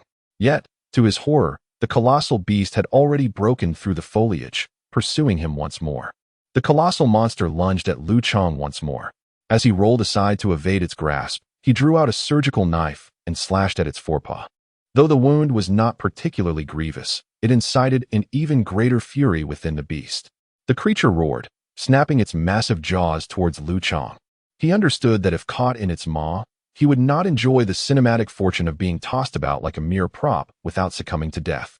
Considering the exponential increase in biting force that accompanies the enlargement of an animal, Liu Chang realized that a bite from this monstrous hound would be fatal. The prospect of shattered bones, ruptured organs, and an inescapable demise loomed ominously over him. Thus, he scurried through the underbrush like a mouse evading a cat. His physical prowess was not lacking, and the creature, hampered by its size and the obscured vision provided by the foliage, failed to capture him in that fleeting moment. However, the disparity in their absolute strengths rendered it merely a matter of time before he would be ensnared. Struggling on the precipice of death was an exhausting endeavor, fraught with the constant awareness of his imminent fate, yet the uncertainty of when it would strike was profoundly draining. However, surrendering was an impossibility, a dual fatigue, both physical and mental. Yet, just as Liu Chang found himself in an increasingly desperate plight, divine providence appeared to extend a helping hand. Amid his frantic movements, he suddenly spotted a manhole cover on the road, slightly raised and marred, evidently damaged from within. The presence of a manhole cover signifies the existence of a sewer. In a state of panic, Liu Chang glanced around frantically and, indeed, spotted a dark silhouette amidst the tangled grass beside the iron cover. The shadowy dawn appeared so dazzling at that moment, compelling Liu Chang to crave its embrace without a second thought. In his desperation, he risked another bite from the small dog, scrambling and tumbling headlong into the sewer, plunging into a fetid world with a splash. As he dove into the sewer, the massive wolfhound followed closely, attempting to thrust its head inside. However, due to its sheer size, it could not fit, leaving it to bark furiously above in frustration. Beside it, the little dog also howled in anger, yet it clearly lacked the courage to leap down. Even if it did, it posed no threat to Liu Chang. Thus, he found himself temporarily safe. Realizing his safety, Liu Chang rose from the stinking pool of water, his first sensation being the overwhelming darkness. An all-encompassing blackness enveloped him. The outside world, shrouded in red mist, already had low visibility, and within the inherently dark confines of the sewer, it became even more opaque. So dim was it that even Liu Chang's keen eyesight could barely discern his outstretched hand before him. The only flicker of light emanated from the faint halo around the sewer's entrance above. Alas, that meager glow could do little to illuminate this dark abyss. Standing beneath the halo, he listened to the distant barks of dogs and the murmur of water flowing through the sewer, absorbing the atmosphere around him. In the depths of darkness, fear often takes hold. After rising, Liu Chang's mind instinctively conjured images of the monsters lurking within the sewers. After images of the monster flickered through his mind, he then contemplated maggots, flies, and various parasites. Simultaneously, he noticed wounds on his body oozing plasma. Subsequently, all of these elements coalesced in his thoughts: the profuse bleeding, the intense metallic scent of the plasma, and how, in the darkness of the sewer, this pungent aroma acted as a beacon, guiding the monsters. Inevitably, he was attacked by a monster, his body torn into pieces and devoured, the remnants left behind to be infested by mutated flies, birthing maggots, and transforming into a putrid slurry. As these details merged in his consciousness, Liu Chang felt a profound chill, increasingly convinced of the soundness of his deduction. Chapter 36. A Paradise of Fear. Thus, Liu Chang hesitated once more. Everyone fears death, but the degree of dread varies significantly depending on the manner of demise. Many can accept the tranquility of old age, reduced to ashes and flames. But no one desires to be torn to shreds by grotesque tentacled creatures in a fetid sewer, only to be covered in maggots by flies and dissolved into a festering mass. If such were his fate, Liu Chang would rather be consumed by the giant dog outside. At least it sounded less repulsive. Consequently, he faced an even more daunting choice than the previous one of fighting or fleeing. He pondered whether to ascend and be devoured by the giant dog or to remain and await transformation into a pool of pus. He leaned towards ascending. But in the face of death, no one can remain composed, especially since Liu Chang had no desire to die. Thus, he contemplated the halo of light above, then the murky depths of the sewer, and once more the light overhead, ultimately succumbing to profound ambivalence. The dread of mortality coupled with the dilemma of choosing one's demise perhaps constitutes humanity's most agonizing sentiment, akin to posing a condemned prisoner the choice between execution by firing squad or decapitation. Fear pervaded him, and within the darkness, each drop of water echoed like a cataclysm within Liu Chang's heart. The frenzied barking of canines above exacerbated his dizziness. He dared not venture deeper into the sewer in search of an alternative exit, for within lay an impenetrable darkness, a dense obscurity capable of obliterating one's very being. As if it were the terminus of life itself, harboring countless tentacled monstrosities from which there would be no return. Suddenly, he reminisced about the National Higher Education Entrance Examination, the arduous senior year of high school preceding it, and subsequently, his entire student and childhood years. Merriment, gaming, novels, anime, sporadic studies, the savor of Yuxiang shredded pork. Basketball games, the solace of self-gratification, a tranquil existence, visits to illicit websites, and late-night football viewings with friends. The entreaties of his parents, the familiar scent of home. Never before had Liu Chang possessed such lucid awareness that he had hitherto been dwelling in paradise, complaining within paradise, languishing in ennui, wallowing in self-pity while indulging in what now seemed like nauseating affectation. He reflected upon the quarrels with his parents over reluctance to study, the runaway episodes fueled by the same aversion, and the lamentations of life's sorrows atop the ancient city walls, all stemming from the same disinclination. What did it all amount to? Merely the endeavor of dedicating more time to reading. Liu Chang curled up under the bright light, overwhelmed by an inexplicable surge of tears. Time seemed to dissolve into a haze within his chaotic thoughts. After an indeterminate period, the sudden intensification of barking above him jolted him from his stupor, accompanied by the sharp crack of gunfire from beyond the manhole cover. Liu Chang! Liu Chang! Following the gunshots, a familiar voice pierced through the fog of his mind, pulling him back to reality as he stared blankly at the circular halo of light above. Had he been saved? Liu Chang, brother? The voice echoed again, this time unmistakably that of a little girl. The barking had ceased, and the people he cherished were just beyond the light. Without a moment's hesitation, Liu Chang sprang to his feet, grasping the iron ladder beneath the manhole cover, and ascended with fervent urgency from the abyss of darkness towards the illumination. Step by step he climbed, exclaiming, I'm here. As his head broke the surface, his body still ensconced in the sewer, he eagerly shouted, I'm here. Upon emerging from the manhole, familiar figures approached, guided by his voice. The little girl, the stout boy, and Li Qingshui. They were all there. I'm alive. Ha. I'm alive. Bursting forth from the manhole, Liu Chang dashed forward, scooping the little girl into his arms and twirling her around joyfully, exclaiming, I can't believe I'm alive. Ha, I'm alive. The little girl, swept up in his exuberance, transformed from a visage of worry to one of delight, her innocent smile illuminating her face, even accentuating the deep scar that curved across her cheek into a gentle arc. Buddy, you're alive. How wonderful. The hefty man approached and gave him 2 heavy pats on the shoulder. Subsequently, he cast a furtive glance and noticed Liu Chang's swollen eye sockets. Have you been crying? Me? Cry? Ha. Liu Chang laughed heartily. It's just the stench from the sewer. That's what caused it. You crawled out of the sewer? Li Qingshui stood nearby, pondering while retrieving some alcohol and tablets, perplexed. You managed to slip into a manhole during the struggle with that giant dog. You truly are impressive. I thought you were done for. But this shouldn't be the case. What shouldn't be?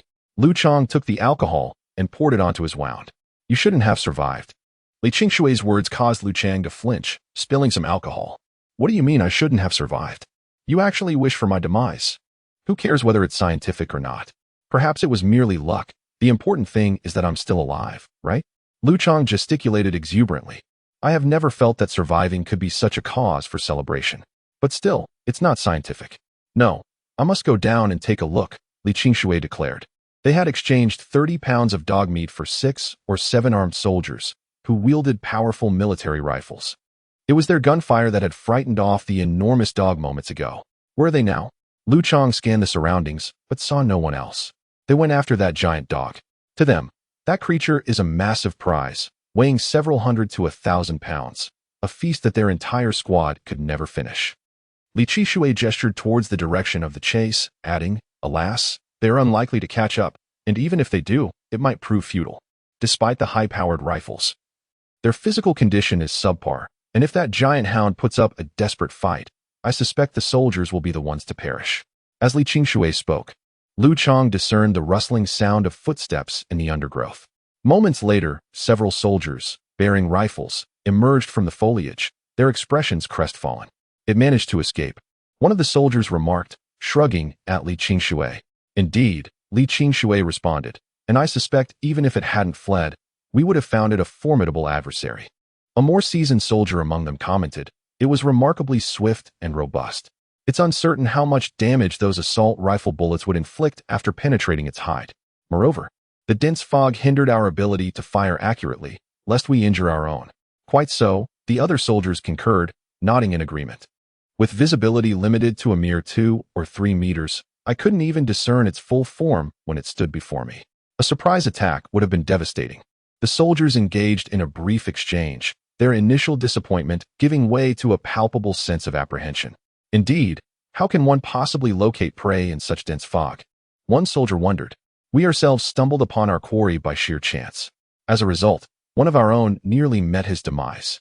Li Qingshui gestured towards Liu Chang, implying, we, too, have faced our share of trials. So, he is the one you were attempting to rescue? A soldier inquired. A group of soldiers scrutinized Liu Chang, relieved to find him relatively unscathed, having sustained only minor injuries. This mission turned out to be easier than we had anticipated. Indeed, the squad leader mentioned that the one who proposed the mission would be rewarded with a pound of meat. Damn, it has been ages since I last savored meat. One soldier gulped, exclaiming, actually, it has been that long. The critical point is that during these past few days, we have hardly eaten anything. As the soldiers spoke of meat, their spirits visibly lifted. It was evident that while their rations were certainly superior to those of civilians, they were still far from adequate. Though they had the energy to move, all of them were famished, their eyes glinting with hunger. Seizing the moment while they were animated, Li Qingshui borrowed a military flashlight, a standard piece of equipment for night patrols, from one of the men, and then pulled Liu Chang aside. Come with me to take a look below, he signaled, glancing towards the direction of the sewer obscured by thick fog. Are you really going down there? Liu Chang furrowed his brow. Isn't it foolish to venture into danger without being properly fed? I want to ascertain the situation down there, Li Qingshui replied. What fuels this curiosity of yours? Liu Chang continued to frown. This is not like you. Avoiding danger is the choice of a rational person. Why delve into the unknown? Foreseeing danger is the wisest course of action. I simply wish to explore, Li Qingshui insisted. If you wish to go, then go alone. I refuse to enter that dark, despairing world again. It seems utterly unnecessary this time. Very well, then I shall go alone. Li Qingshui, speaking, approached the entrance of the sewer and gradually descended the iron ladder. What was he up to? After witnessing Li Qingshui vanish into the mist, the portly man inquired. He has entered the sewer.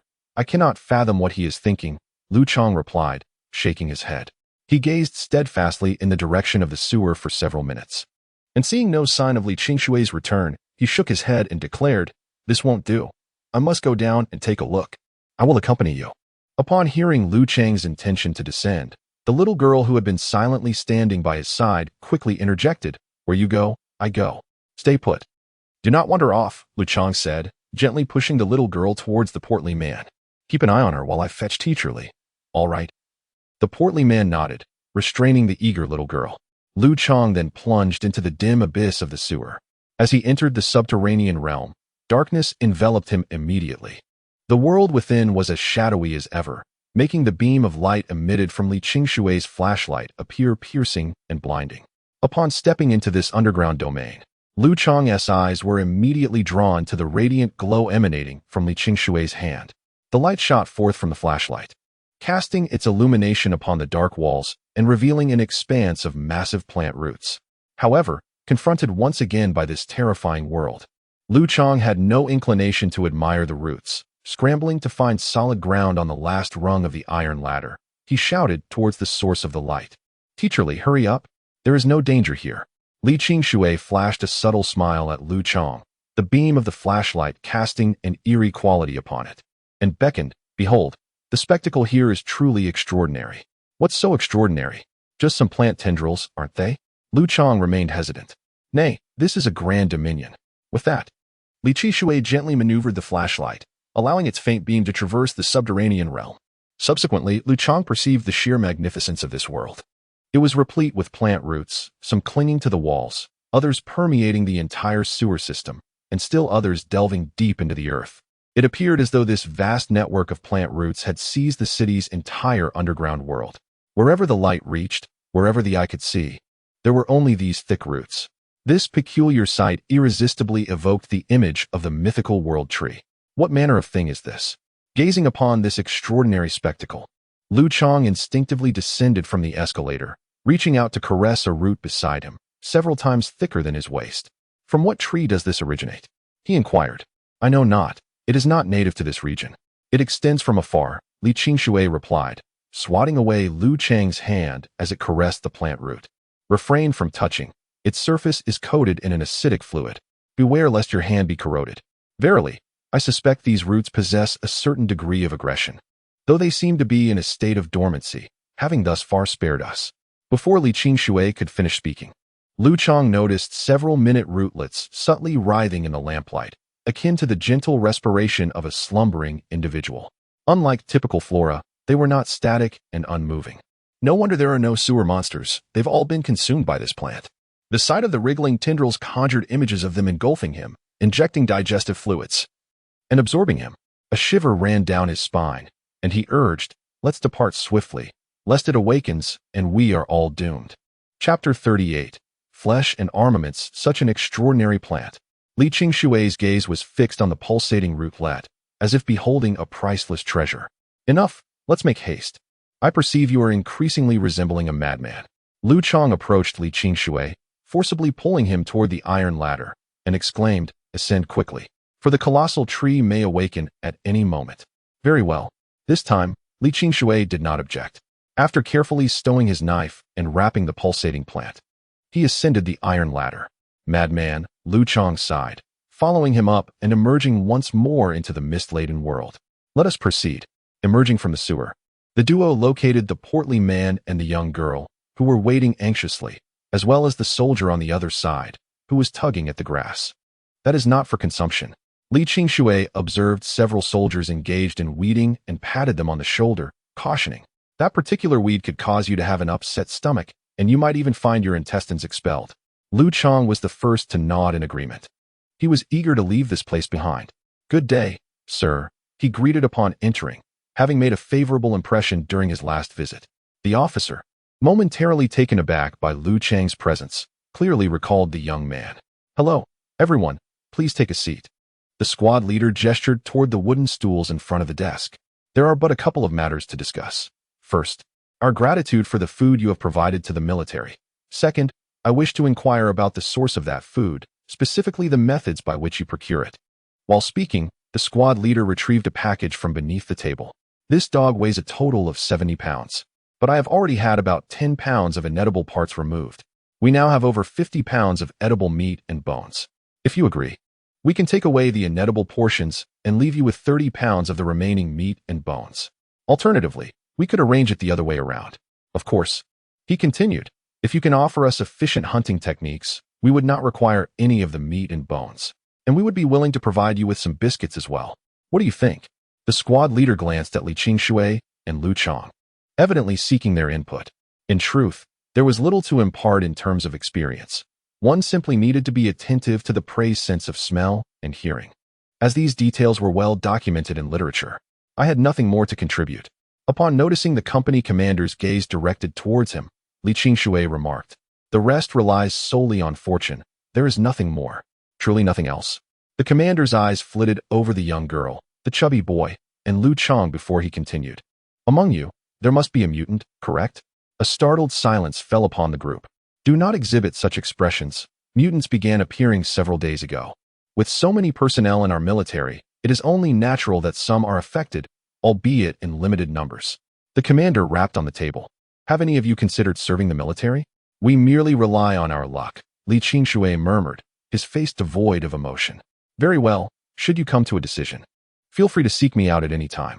I shall not pursue this topic further. Now, let us discuss the distribution of the meat." "We only need the portion we can consume," Liu Chang interjected. "Agreed." The commander nodded, sliding the 30 pounds of meat towards Liu Chang. "When you partake, do not incite a disturbance. You are all aware of the situation outside, and I shall lend you a kitchen for discreet consumption. Be cautious to avoid any uproar. Furthermore, over an hour has elapsed since this dog met its demise. The meat has begun to spoil. It is imperative that you do not store it." "Understood," they replied in unison. As Liu Chang accepted the meat, the pungent odor wafting from it caused his ravenous stomach to convulse. Yet, he did not hasten to depart. Instead, he inquired, "Might we exchange this meat for a firearm? A trade for a gun?" The commander frowned. "Indeed, a gun to facilitate our future hunting endeavors." Liu Chang held the meat and remarked, "Here lies 30 pounds of bone and flesh. We cannot consume it all in one meal. What remains will spoil, leading to waste. Thus, I propose to exchange 10 pounds of meat for a military-grade, high-powered rifle suitable for hunting, which would facilitate our survival. However, before Liu Chang could finish his thought, the company commander interrupted him sharply, declaring, "A firearm is out of the question. I lack the authority to approve such a transaction."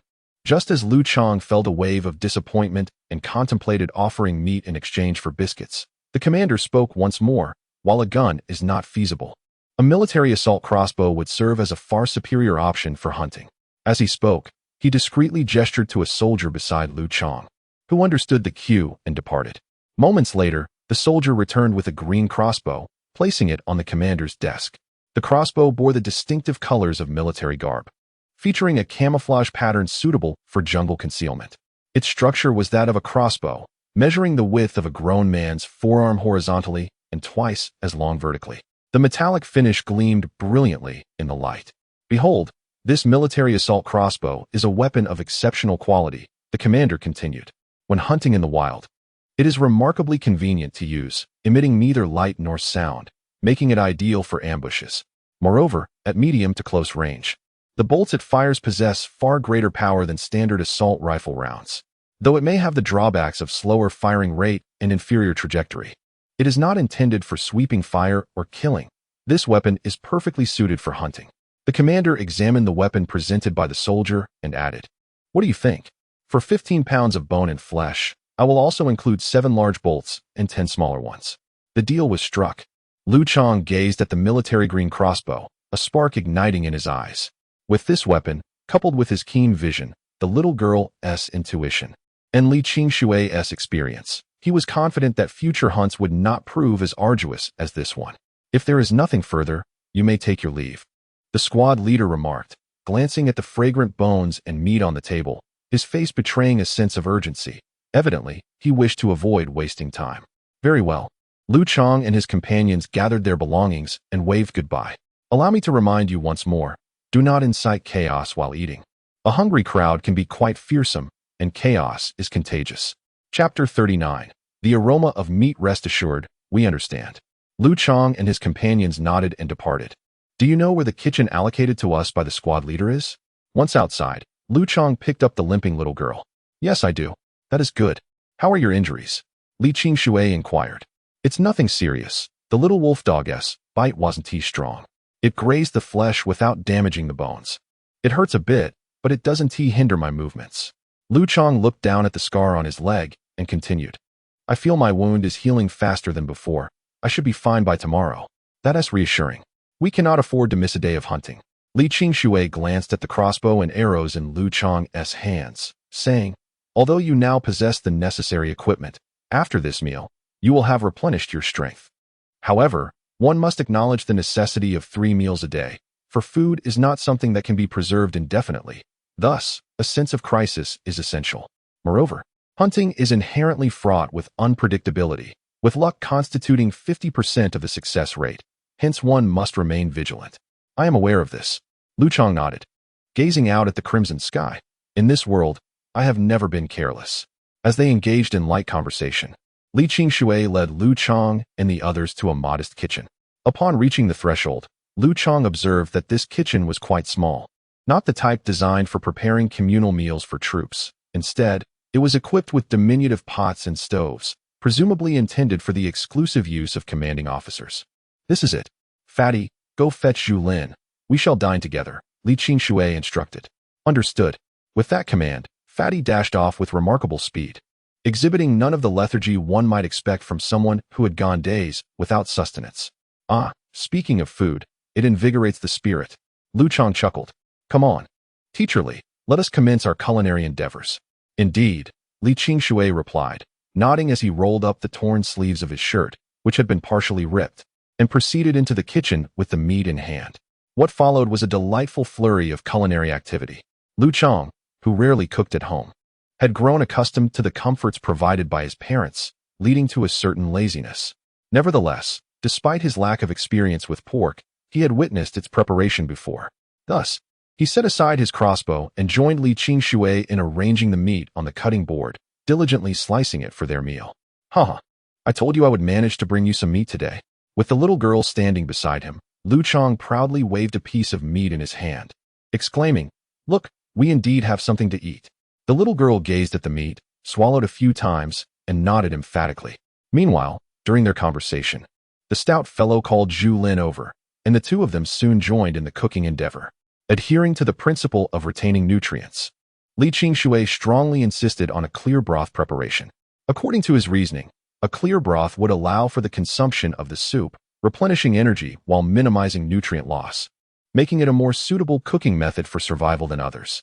His irrefutable argument garnered the agreement of the others, and shortly thereafter, a large pot of dog meat soup was placed before the five of them.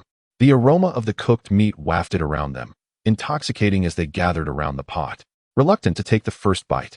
I finally understand why ancient people prayed in gratitude before meals. Liu Chang picked up a pair of chopsticks, his hands clasped in prayer. I feel as if I am bestowed with a divine gift when I eat. Haha, let us give thanks for the blessings of heaven, which provide us with sustenance, said the stout fellow as he produced a spoon. Without blowing on it, he gulped down a spoonful of the scalding soup and let out a long sigh of contentment, exclaiming, "Thank the heavens, this is life. It is infinitely better than the foul soup we had last night." Liu Chang also scooped a spoonful, placing it in his mouth. The rich, savory flavor extended from his taste buds all the way to his mind, and with that single mouthful of soup, every pore on his body seemed to open up. Consequently, he echoed the sentiments of the corpulent man, expressing gratitude to Providence. Not to mention the vegetables. Zhu Lin and I were so ravenous this morning that we consumed some of the uncooked, pungent vegetables you all left over from yesterday. They were truly unpalatable, the corpulent man said, as he crammed yet another large portion of meat into his mouth. You previously stated that you couldn't stomach anything. Li was correct. When one is desperately hungry, one can consume anything. Noticing that the little girl beside him had not yet touched her chopsticks, Liu Chang placed a piece of meat on her plate and said with a smile, "Eat, eat, eat quickly. This meat is half due to your efforts. Do not be constrained. There are 3 pounds of meat and bones per person today. Eat freely. If there is not enough, I will acquire more for you tomorrow." The little girl glanced at Liu Chang, abandoned her reservations, and began to eat and drink heartily, like a stray kitten. Everyone was immersed in this fleeting happiness. A momentary respite in the apocalypse, a paradise in despair. Everyone was savoring this blissful moment, ceasing their conversations, and the room fell into a brief tranquility, broken only by the primal sounds of humans consuming food. As the meal drew to a close, Liu Chang said, "After we finish eating, you should practice using that crossbow." Yet it was Li Qingshui who first shattered the serene atmosphere.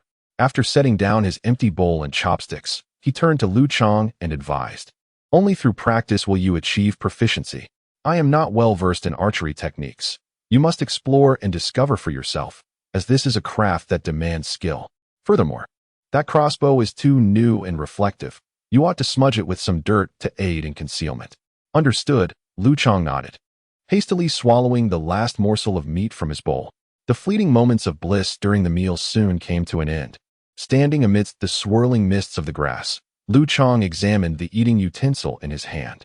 He began to analyze its design, which, like most cold weapons, was rather straightforward. The structure of the crossbow bore little difference to the numerous bows he had seen on television. The curved bow arms were affixed with metal strings at both ends, while a long stock extended from the rear of the bow. At the front of the crossbow, there was a horizontal slot containing 17 bolts, arranged in a cross formation to facilitate quick access during shooting, thereby preventing any accidental injury from the sharp tips while in motion. Beside the bow body was a small lever for drawing the bowstring. Liu Chang attempted to pull it back, discovering it required significant strength. For someone untrained, even stringing it could prove exceedingly difficult. However, for Liu Chang, it posed no insurmountable challenge. With a determined effort, he drew back the bowstring and retrieved a long bolt from the slot. Raising the crossbow, he aimed at a large tree several meters away and squeezed the trigger. Chapter 40. Betrayal Whoosh. Upon witnessing the situation, Liu Chang hastily approached to inspect his achievements. He observed that the 40-centimeter-long crossbow bolt had penetrated the tree trunk to a depth of 30 centimeters, with only the tail of the bolt protruding from the surface. Grasping the arrow's tail with one hand, he exerted considerable effort, laboriously pulling it free from the tree. What tremendous force! Liu Chang gazed at the deep hole in the tree and the sap oozing from within, marveling at its potency, far surpassing that of a standard police handgun. When considering its mass, the crossbow bolt indeed exhibited greater power than military rifle rounds within a 30-meter range. Alas, the trajectory was somewhat lacking. Upon inspecting the hole in the tree, Liu Chang noted that the point of entry was marginally lower than his intended aim, indicating that the bolt's trajectory was arched. Due to its substantial weight, the crossbow bolt's path was considerably more challenging to predict than that of a bullet. Moreover, because of this weight, while it was undeniably more formidable at close range than a rifle bullet, its efficacy would drastically diminish beyond 50 meters. Fortunately, in this mist-laden atmosphere, even Liu Chang himself found it difficult to discern objects 8 meters away. Thus, the question of 50 meters had never crossed his mind. His current objective was to test the properties of the crossbow bolt, hone his skills in operating the crossbow, and simultaneously refine his accuracy in shooting game at close range. Thus, an entire afternoon slipped away, and the experiences he endured left countless holes in the trunk of that grand tree. Certainly, had the tree evolved to possess a more aggressive nature, the source of all this turmoil, Liu Chang, would have long since been torn asunder by its wrath. Alas, it lagged in its evolution, overshadowed by a formidable counterpart rooted deep within the subterranean realm, and failed to transform into a monstrous abomination. It remained merely a tree, albeit one that had grown somewhat sturdier than before. This afternoon's trials yielded significant rewards for Liu Chang. He had now mastered the art of swiftly loading his crossbow in the shortest possible time, and had come to discern the differences in trajectory and power between long and short bolts. Within a shooting distance of 10 meters, he found himself adeptly maneuvering through the challenges that lay ahead. As he traversed the obsidian-hued world, the surrounding mist flowed gently past him, and Liu Chang stirred the dense fog like a mouse in a pot of boiling water, making his way to the confines of his dormitory. Upon returning to the threshold of his room on the first floor, his keen sense of smell detected a familiar stench of decay wafting from within. A sudden tightness gripped his heart. The presence of such a foul odor indicated the existence of a corpse, and the fact that it resided in his own quarters implied that someone had met their demise, someone he could surmise was close to him.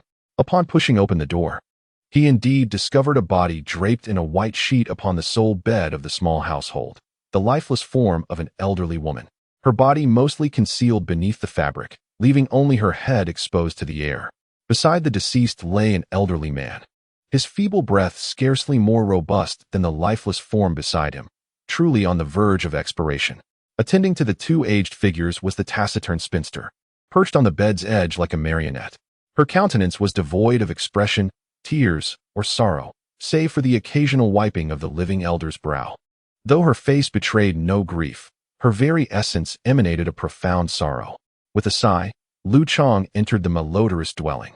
He navigated past the corpse and settled onto his own bed, a sense of shared mortality weighing heavily upon him. Just the night before, he had hesitated to offer the elders a bed, and now one had passed from this world. A pang of regret struck him. Had he provided them comfort? Might it have offered solace in their final moments? Yet, he pondered, had he not rested well, would he have survived the dire encounters with the monstrous canine? Would he have witnessed the beast's hunt, or even lived to sit here? Given the chance to relive the moment, would he alter his decision? Thus, he was ensnared in a profound quandary, a logical labyrinth of what-ifs. At that moment, a large hand patted his shoulder. Liu Chang looked up to see Li Qingshui. "Come, let's step outside for a smoke," Li Qingshui said, then retrieved a crumpled pack of cigarettes from his back pocket, extracting one and offering it to Liu Chang. Holding the tobacco, Liu Chang noticed that even the desiccated cigarette appeared somewhat moldy in this dreadful world. The once pristine white paper had turned yellow and green, reminiscent of the elderly man lying in bed. "Let's go." "All right." The two exchanged little conversation as they clutched their cigarettes and departed the dormitory, walking in single file down the corridor. Leaning against the bed, Liu Chang accepted the lighter and ignited his cigarette. "Do you remember the last time I smoked?" "I don't." "It was when Liu Tao died." Liu Chang traced the fingerbone necklace around his neck, stating, "On the first day of the Red Fog's arrival. He asked me for a cigarette, but I had none. Later, we went to the hospital together for medicine due to the infections from our wounds. After we found and consumed the medicine, I survived, while he perished. When I woke, I lit a cigarette for his corpse." After uttering this, Liu Chang took a long drag from his cigarette. "The old man has passed, Don't you feel a twinge of sadness? Li Qingshui did not engage with Liu Chang's sentiment, but instead glanced at him and posed a different question. I feel a bit, but it can't be called sadness. Liu Chang pondered before replying. Perhaps it's better termed discomfort, considering I had no real connection with her. It can only be described as sympathy. The term sympathy is aptly employed. I have brought you here to discuss this matter. Li Qingshui seized upon a remark made by Liu Chang, stating, I wish to convey to you that it is best to eschew such emotions as sympathy, for they may undermine your zest for survival. Why? Liu Chang inquired, perplexed. Because to sympathize with the weak is, in essence, a betrayal of nature. After a brief pause, Li Qingshui articulated words that left Liu Chang momentarily astounded. Li Qingshui's discourse plunged Liu Chang into deep contemplation, enveloping the corridor in a fleeting silence. Thank you. Liu Chang eventually raised his downcast head, offering a wry smile as he remarked. Yet, if we were to discard even our compassion, would that not constitute a betrayal of humanity itself? Do not dwell on such a convoluted concept as humanity, for it will entrap you in a philosophical quagmire. Your sole aim should be to live well. Doing so is not a betrayal of yourself, your family, nor of me, the stout fellow, or the young girl. Above all, it is not a betrayal of your own life. Upon concluding this proclamation, Li Qingshui consumed the remainder of his cigarette in a single draw, forcefully discarded the butt onto the ground, extinguishing it with his foot, before turning and entering the dormitory. Chapter 41, Death and Mutation. This was the first instance Liu Chang witnessed Li Qingshui displaying such emotional fervor, employing such an intense tone. The Li Qingshui of yore had always embodied his namesake, exuding a tranquil demeanor akin to a gentle breeze and calm waters. The fervent emotion with which he spoke led Liu Chang to feel that his words were not merely intended for others, but rather served as a form of emotional self-hypnosis directed towards himself. Upon entering, the latter individual gestured towards the bunk beside Liu Chang, exclaiming, There, that's the one. The person's been deceased for over 2 hours, and the stench is unbearable. Yet nothing is being done. I requested that she inter the remains, but she demurred. Tell me, what logic dictates leaving a corpse unburied? Aside from the noxious fumes, who would dare reside in this chamber, fearing the proliferation of infectious diseases? Hearing Xiaoyang's mother's outcry, Liu Chang raised his head and glanced at the young woman beside him. Upon hearing these words, she trembled and finally spoke. I merely wish to remain in my mother's company a while longer. The woman then cast another glance at the corpse, which had begun to blister. Madam, one of the soldiers said, sighing, we empathize with your desire to linger with your kin, but we can no longer afford such sentimentality. Please relinquish the body for disposal. As you are aware, pestilence follows great calamity, and the accumulation of corpses can readily engender a plague. Regarding the recent spate of fatalities within the encampment, we have received directives from our superiors. These remains are to be cremated compulsorily. We trust you will comprehend. The two soldiers concluded, awaiting the young woman's response. However, after nearly 2 minutes of her continued inaction, one of them stepped forward to escort her aside, while the other proceeded to drag away her mother's corpse. The girl, nestled in the soldier's embrace, did not struggle, yet began to weep, her sobs muted, her eyes, deep-set, overflowing with tears. The other soldier, without lingering glances or superfluous words, advanced and, with gloved hands, grasped the corpse's ankles. With a practiced pull, he shifted the body to the edge of the bed, a grim testament to the frequency with which he had performed this task in recent days. However, as he skillfully hoisted the corpse, ready to remove it, the elderly man on the other side of the bed stirred. His body convulsed as he turned his gaze towards the soldier about to carry away his wife's body. His eyes, brimming with tears, fixated on her lifeless form. After a moment, his mouth gaped open, and a prolonged, resonant cry escaped his throat, the sound extraordinarily loud and sustained. Hearing this, Liu Chang knew the man was also on the verge of death, expelling his final breath. Once that breath was fully released, he would pass. Indeed, as the old man's breath waned, he emitted a sound akin to a hiccup, his head lolled to the side, and his life ebbed away completely. The two soldiers, momentarily stunned by the scene, paused for several seconds. Then, the soldier who had been supporting the young woman guided her to sit on the edge of a bed, approached the elderly man, checked his pulse, and shook his head at the woman. He then assisted his comrade in carrying out the two bodies, one after the other. Is this the apocalypse? Witnessing this scene, Liu Chang was inexplicably reminded of his own parents.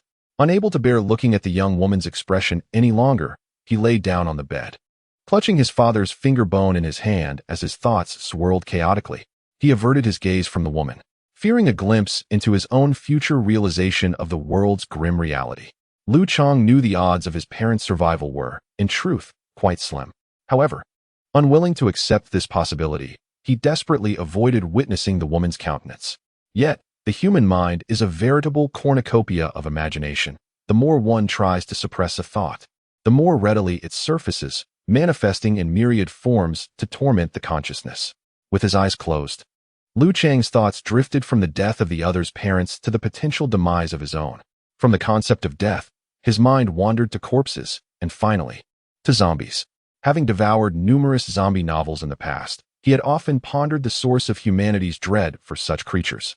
Now, in this moment, he finally grasped the elusive answer. Perhaps people fear zombies more than tigers simply because they dread witnessing their own post-mortem appearance. Burdened by this tumultuous train of thought, Liu Chang drifted into slumber, bringing an end to a day of chaos, confusion, and peril. Within those hours, he had experienced hunger, desperation, near death, tears, laughter, satiation, and anguish.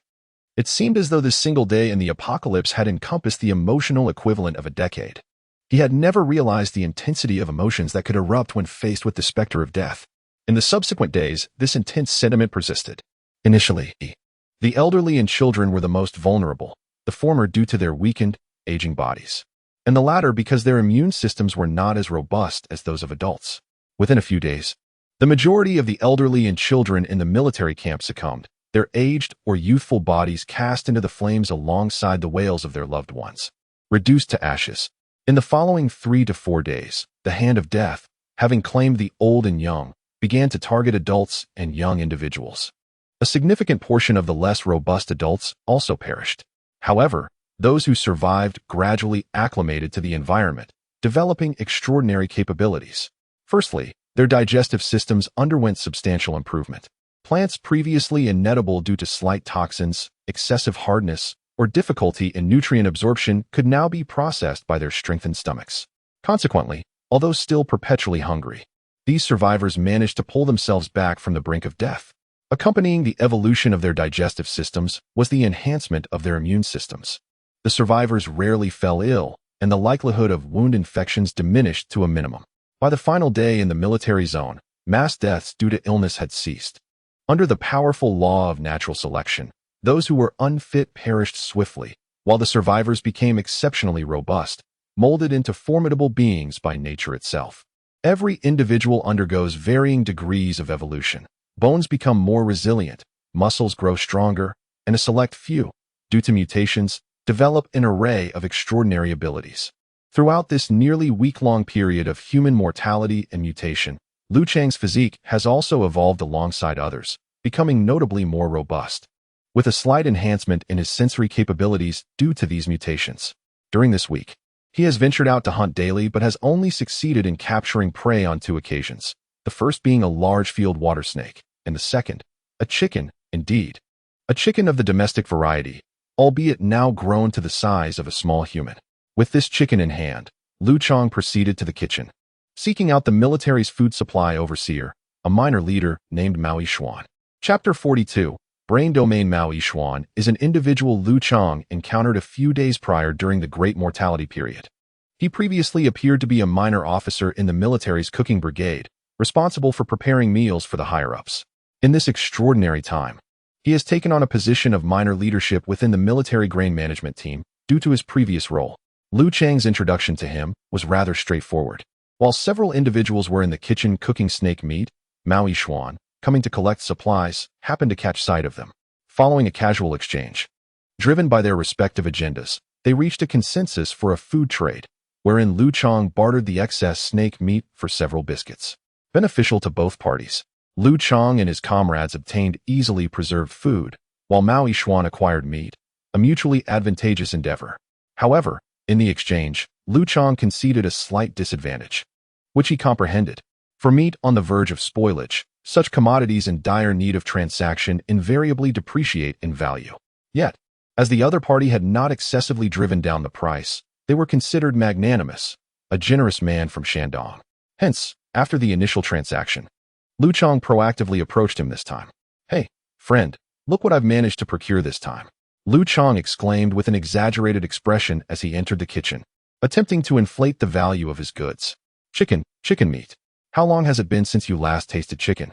This used to be proper meat. Not like that snake meat from last time. Surely this chicken meat warrants a more substantial exchange for biscuits, wouldn't you agree? Heh, chicken meat indeed. Splendid. The Shandong man, his eyes gleaming with avarice, repeated his approval twice as he observed the large rooster Liu Chang carried. Subsequently, he lauded, "You truly are a remarkable individual. Procuring meat twice in just 1 week is an accomplishment few in the entire military camp can achieve." "Just luck," Liu Chang replied. "What do you say? This rooster weighs around 50 pounds.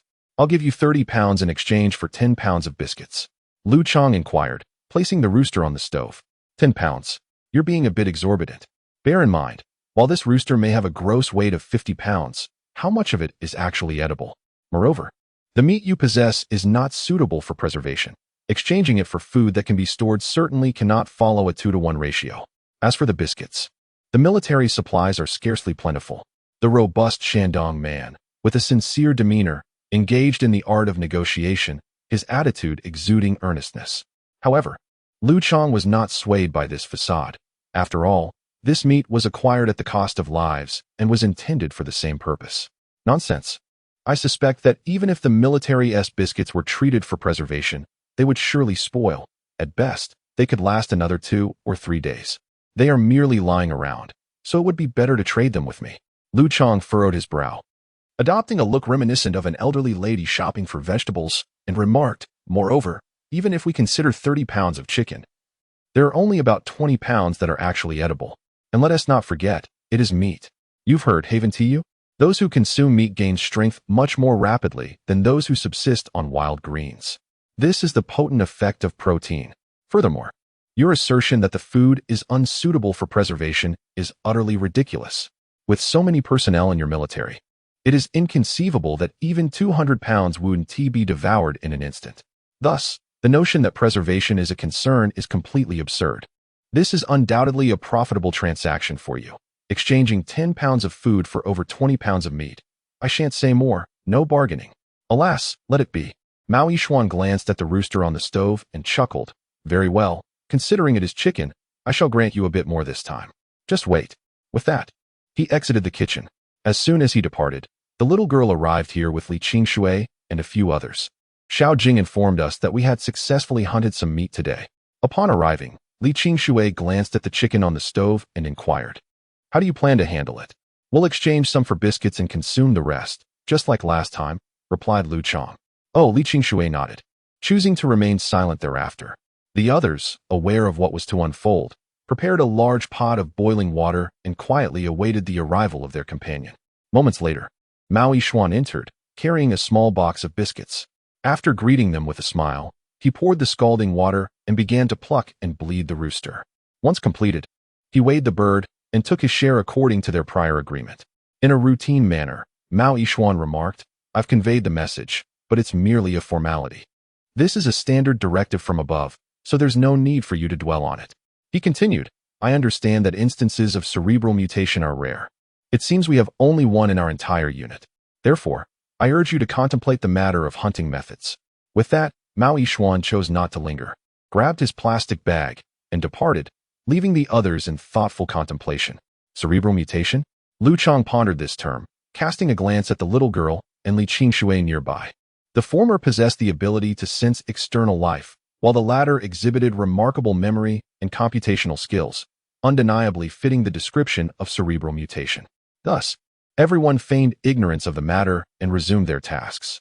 Li Qingshui interrupted the thoughts of the crowd with a resonant voice, proclaiming that every opportunity to indulge in meat is a cause for celebration, and that this rare moment of relaxation should not be marred by the words of others.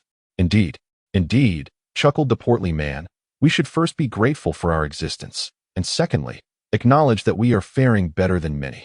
If it does not concern us, we ought not to dwell on it." As he spoke, he cast a glance at the little girl. Upon meeting his gaze, she turned to Liu Chang and, after stating that she did not wish to go anywhere, clutched at his clothing and chose silence. Only Zhu glanced between Li Qingshui and the little girl, remaining silent herself. Fortunately, this silence was but fleeting. The group erupted into lively chatter once more when the portly man called out a second time to commence the meal. The allure of meat seemed to momentarily distract everyone from their earlier concerns. Liu Chang smiled, gently ruffled the girl's hair, and initiated the process of preparing another batch of boiled meat. It seemed that the wait would not be prolonged. Li Qingshui, while speaking, tossed Liu Chang a packet of biscuits and remarked, "Your nose is keen. Do inquire if there is any scent within." Chapter 43, The First Cycle. Liu Chang caught the biscuits mid-air, bringing them to his nose for a careful sniff. There is no trace of mold, but the original scent has completely dissipated. They are likely nearing spoilage. It appears we must indeed devise alternative solutions. Li Qingshui glanced at the box of biscuits and remarked, "The military rations are becoming increasingly inedible, and they have already taken notice of our situation. It seems that our channel for obtaining biscuits has been completely severed. I recently heard that someone intends to experiment with cultivating grains." Upon hearing the prospect of food shortages, the stout man anxiously interjected, "The plants outside are flourishing so abundantly that some have suggested reintroducing old varieties of grains. Based on the growth rate of the other plants, we could potentially shorten the grain yield cycle to less than 10 days. However, it is not that simple. Many of the edible items from before are no longer consumable. Can you guarantee that the grains will be safe to eat? Remember, they too are a form of plant and are subject to evolution and mutation," Li Qingshui replied. "And even if they are safe, what are we to do in the meantime? Do you truly wish to subsist like those outside, feasting on tree roots and wild grasses? What then can we do? Food that arrives must be consumed, or it will spoil. Even if we have a ton of meat, we cannot eat it all in one sitting without wasting it," the stout man exclaimed, his voice tinged with desperation. His words plunged the room into a momentary silence, revealing the gravity of their predicament. After a brief pause, Liu Chang broke the uncomfortable silence. He glanced at Zhu and suggested, "We must resort to the method she proposed earlier, implementing a more robust preservation process for the meat." "You mean the formaldehyde solution she mentioned 10 days ago for preserving corpses?" Li Qingshui recalled, prompted by Liu Chang's reminder. "Yes, if we have formaldehyde, even now, the meat could be preserved for 2 or 3 days. As long as the meat can be preserved, our hunted game retains its value, ensuring we won't face complete starvation," Liu Chang remarked, his eyes narrowing slightly. "Where can we find formalin?" the hefty man inquired once more. "Hospitals are rife with it," Liu Chang mused, recalling his initial foray into a hospital in search of pharmaceuticals. Despite the place evoking a sense of dread, this approach holds feasibility, Li Qingshui affirmed, dusting off his posterior as he rose from the small stool. "Let's go. It's getting late. We can discuss it as we walk." Their dormitory now appeared considerably more spacious than upon their arrival. The attrition within the military camp had rendered the once cramped quarters more accommodating. Initially, Liu Chang's dormitory housed 8 individuals, but with 3 families totaling 12 people, there were insufficient beds. However, in a mere 10 days, the beds had become far less coveted. Aside from Liu Chang's group, the other 2 families had suffered over 50% casualties. Xiaojing, from the family of 4, was dismembered by a tentacled monster the day after their arrival. During the recent period of mass fatalities, his father succumbed to bacterial infection, leaving only Xiaojing and his mother. As for the ill-fated family of 3, only the reticent young woman remained even before the onset of the mortality surge. Since the demise of her parents, her mental state had deteriorated, and she subsisted on wild grasses and bark. Despite her emaciated appearance, she had miraculously survived. Witnessing her resilience, even Li Qingshui was compelled to acknowledge the indomitable spirit of human life. At this juncture, following the demise of 4 individuals, the sleeping arrangements in this 8-person dormitory finally became sufficient. The little girl's preference to slumber alongside Liu Chang resulted in an extra bed being occupied, thus resolving any disputes regarding bedding. However, despite the absence of contention over the beds, the atmosphere remained far from relaxed. In fact, it felt even more oppressive than before. The specters of death and the gnawing pangs of hunger rendered the air as dense as mercury, creating an eerie ambience reminiscent of a morgue. Should a person unacquainted with the apocalypse enter this room, the oppressive atmosphere would undoubtedly induce a sense of suffocation and nausea. Upon crossing the threshold, Liu Chang and his companions, as they had done days prior, opted for silence. Their small group of 5, remarkably unscathed since the onset of the catastrophe, exuded an air of unusual lightness that starkly contrasted with the grim surroundings. Each member silently engaged in their own pursuits until the encroaching darkness enveloped the earth, at which point they all succumbed to slumber once more. Another night passed without a word. At dawn, as the first rays of sunlight ignited the blood-red mist, they simultaneously opened their eyes, instinctively rising from their beds in pursuit of survival. Liu Chang and the little girl remained an unchanging duo in their hunting endeavors, and the corpulent man and Zhu Lin perpetually shadowed Li Qingshui, foraging for edible flora that served as a lifeline when Liu Chang failed to procure meat, and which, after the acquisition of biscuits through meat barter, morphed into palatable side dishes. Their significance, in a certain sense, rivaled the meat procured by Liu Chang. Thus, with a clear division of labor, the group, bathed in the nascent rays of dawn, once more melded into the embrace of nature, akin to ancient hominids, grappling for sustenance and survival. Legend has it that fortune and misfortune arrive in pairs, thus the adage of consecutive fortune and misfortunes never coming singly. Exiting the dormitory, Li Qingshui clapped Liu Chang on the shoulder and remarked, "Your luck was auspicious yesterday, bagging a fowl. Today, I bestow upon you my blessings for another conquest." "I appreciate your auspicious words," responded Liu Chang with a hearty laugh, crouching down to hoist the little girl onto his shoulders, waving to the group before vanishing into the profound crimson hue. Departing the military compound, traversing through dense thickets, Liu Chang, burdened with the little girl, maintained a steady pace and remarkable speed. The second evolution of his physique had endowed him with augmented strength, rendering the little girl weightless upon his shoulders, while the expansive field of vision encompassed the scenery within a 15-meter radius. The 15-meter visual range afforded him an unprecedented clarity in the otherwise obscured world of dense fog. "Xiaojing, by what measure has your perception distance increased in the past couple of days?" Liu Chang inquired, gripping the military crossbow whilst stealthily advancing. "Approximately 130 meters, I presume. The rate of increase has decelerated in recent days." Indeed, Teacher Li mentioned that the first extensive mutation cycle for humanity has elapsed, and the next one remains uncertain. "What is my current danger level?" Chapter 44, The Bullfrog. "It hovers around 3 to 4, I suppose," the young girl remarked. "Ordinary individuals have evolved to approximately 2, doubling their previous strength. Some individuals have even reached values exceeding 8, exhibiting a physique far more robust than that of the colossal wild dog we once encountered. However, I wonder if those individuals possess any unique abilities." As Liu Chang conversed, he routinely applied the pungent stinkweed to himself. "There shouldn't be any," he replied. "Didn't Teacher Li conclude a few days ago that the intensity of physical evolution bears little correlation to the abilities that manifest from mutations? If those individuals are evolving so rapidly and also harbor special abilities, it would be truly terrifying. Mutants are exceedingly rare, as are those who experience superevolution. The probability of such unlikely events occurring concurrently is even smaller. Just look at us. Though both Teacher Li and I have manifested abilities, our physical prowess is comparable to that of ordinary people, isn't it?" The young girl responded, "Having commendable physical attributes and special abilities is already quite fortunate." She was right. "It is precisely for this reason that I find it easier to procure food. Let us muster our spirits. Today we shall gather some new ingredients." With a light chuckle, Liu Chang fell silent, while the young girl closed her eyes atop his head, beginning to sense the surroundings. Giraffes possess elongated necks as a consequence of their persistent aspiration to reach elevated foliage, a trait refined through successive generations. This concept was postulated by Lamarck, predating Darwin, as an explanation for evolutionary adaptation.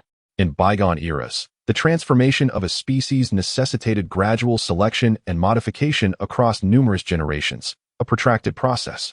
However, in the contemporary epoch, within the formidable red mist world, an individual organism can instigate directional genetic evolution merely through cognitive intent to access higher foliage. This accelerated evolutionary tempo, magnified exponentially, aligns with the designation era of splendor. Liu Chang trod with hushed footsteps, the verdant expanse and fragmented stones yielding but a faint rustling sound. He roamed as a spectral hunter, driven by the exigencies of sustenance and survival. Throughout the forenoon, Liu Chang and the young girl encountered 7 life forms. Yet each proved either excessively formidable or part of gregarious insectal or animal communities, thus unsuitable for their predatory endeavors. Until their final encounter. Elder brother Liu Chang. There exists a solitary life form with a hazard quotient of 5, situated approximately 110 meters in your oblique right front. A hazard quotient of 5? Liu Chang, immersed in his search, paused in his tracks. Perhaps an attempt is warranted. Indeed, a successful ambush could yield an opportunity, the young girl concurred, adding, exercise caution. However, as a direct confrontation would place you at a disadvantage. Rest assured, the duo's collaborative hunting efforts over the preceding week had fostered considerable synergy. The young girl, having observed Liu Chang's circumspect nature, refrained from the dissuasions that had characterized their earlier ventures. Upon detecting this life form, she leapt from Liu Chang's side, concealing herself within the thicket. Her role was merely to detect. As for the hunting and lurking, she was of no assistance. Crouched amidst the foliage, enveloped by blades of grass, the young girl held her breath, remaining motionless as she observed Liu Chang remove his shoes and proceed cautiously. Finding the direction of the downwind, Liu Chang resembled a stealthy feline, his padded feet muffling all sound. After gauging the wind's trajectory, he ventured into the hunting zone. As he advanced, Liu Chang knocked a bolt onto his military crossbow, navigating carefully towards the downwind area, gradually making his way to the location indicated by the girl. After traversing several hundred meters around the target area, he crouched within the grass and at last beheld the quarry he sought, a bullfrog. Indeed, it was a bullfrog, but not merely any ordinary one. It was a frog of bovine proportions. Its form bore resemblance to the common frog of yore, with a grayish-green hue and large, expressive eyes, lying low in the grass, its throat pulsing rhythmically. While it retained certain familiar traits, it was undeniably different. This colossal amphibian, aside from its formidable size, was adorned with a tough, horn-like skin akin to that of a rhinoceros, draped over its back like a suit of armor, exuding an air of formidable resilience. This creature would prove to be a formidable adversary. Gripping the military crossbow, Liu Chang contemplated the disparity in their strengths. He possessed a weapon and had the advantage of surprise, yet the creature's threat level exceeded his own by a significant margin. Consequently, if I fail to inflict substantial harm with a single strike, my hunt will be deemed a failure. When confronting prey that possesses even a slight advantage in strength, an unsuccessful initial assault could lead to being subdued by the quarry or, worse, startling it into flight. Therefore, utmost caution is paramount in such encounters. Clutching the military-grade crossbow, Liu Chang meticulously sought out the toad's vulnerabilities. However, upon close inspection, he found no readily apparent weak points. Its entire body was shielded by a carapace of keratinous material, the thickness of which, Liu Chang estimated, even if pierced by a crossbow bolt, would likely fail to penetrate vital organs and inflict significant damage. Thus, the only areas on the prone amphibian that offered the potential for inflicting crippling or fatal injuries were the underbelly of its jaw and its eyes. Subsequently, Liu Chang, gazing at the frog's characteristically limpid, oversized eyes, conceived a plan. I shall aim for the eyes, he mused, perhaps achieving a swift and decisive kill. With this thought in mind, Liu Chang cautiously advanced, taking deliberate, measured steps. Frogs possess acute dynamic vision but poor static acuity and lack a sense of smell. Approaching slowly and deliberately should prevent detection. Step by painstaking step, Liu Chang closed within 10 meters of the bullfrog. He then raised the crossbow and targeted its massive, bull-sized eyeball.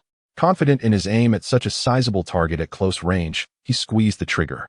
With a resounding twang, the crossbow unleashed its bolt, which tore through the air, transforming into a dark streak as it hurtled towards its moist and luminous destination.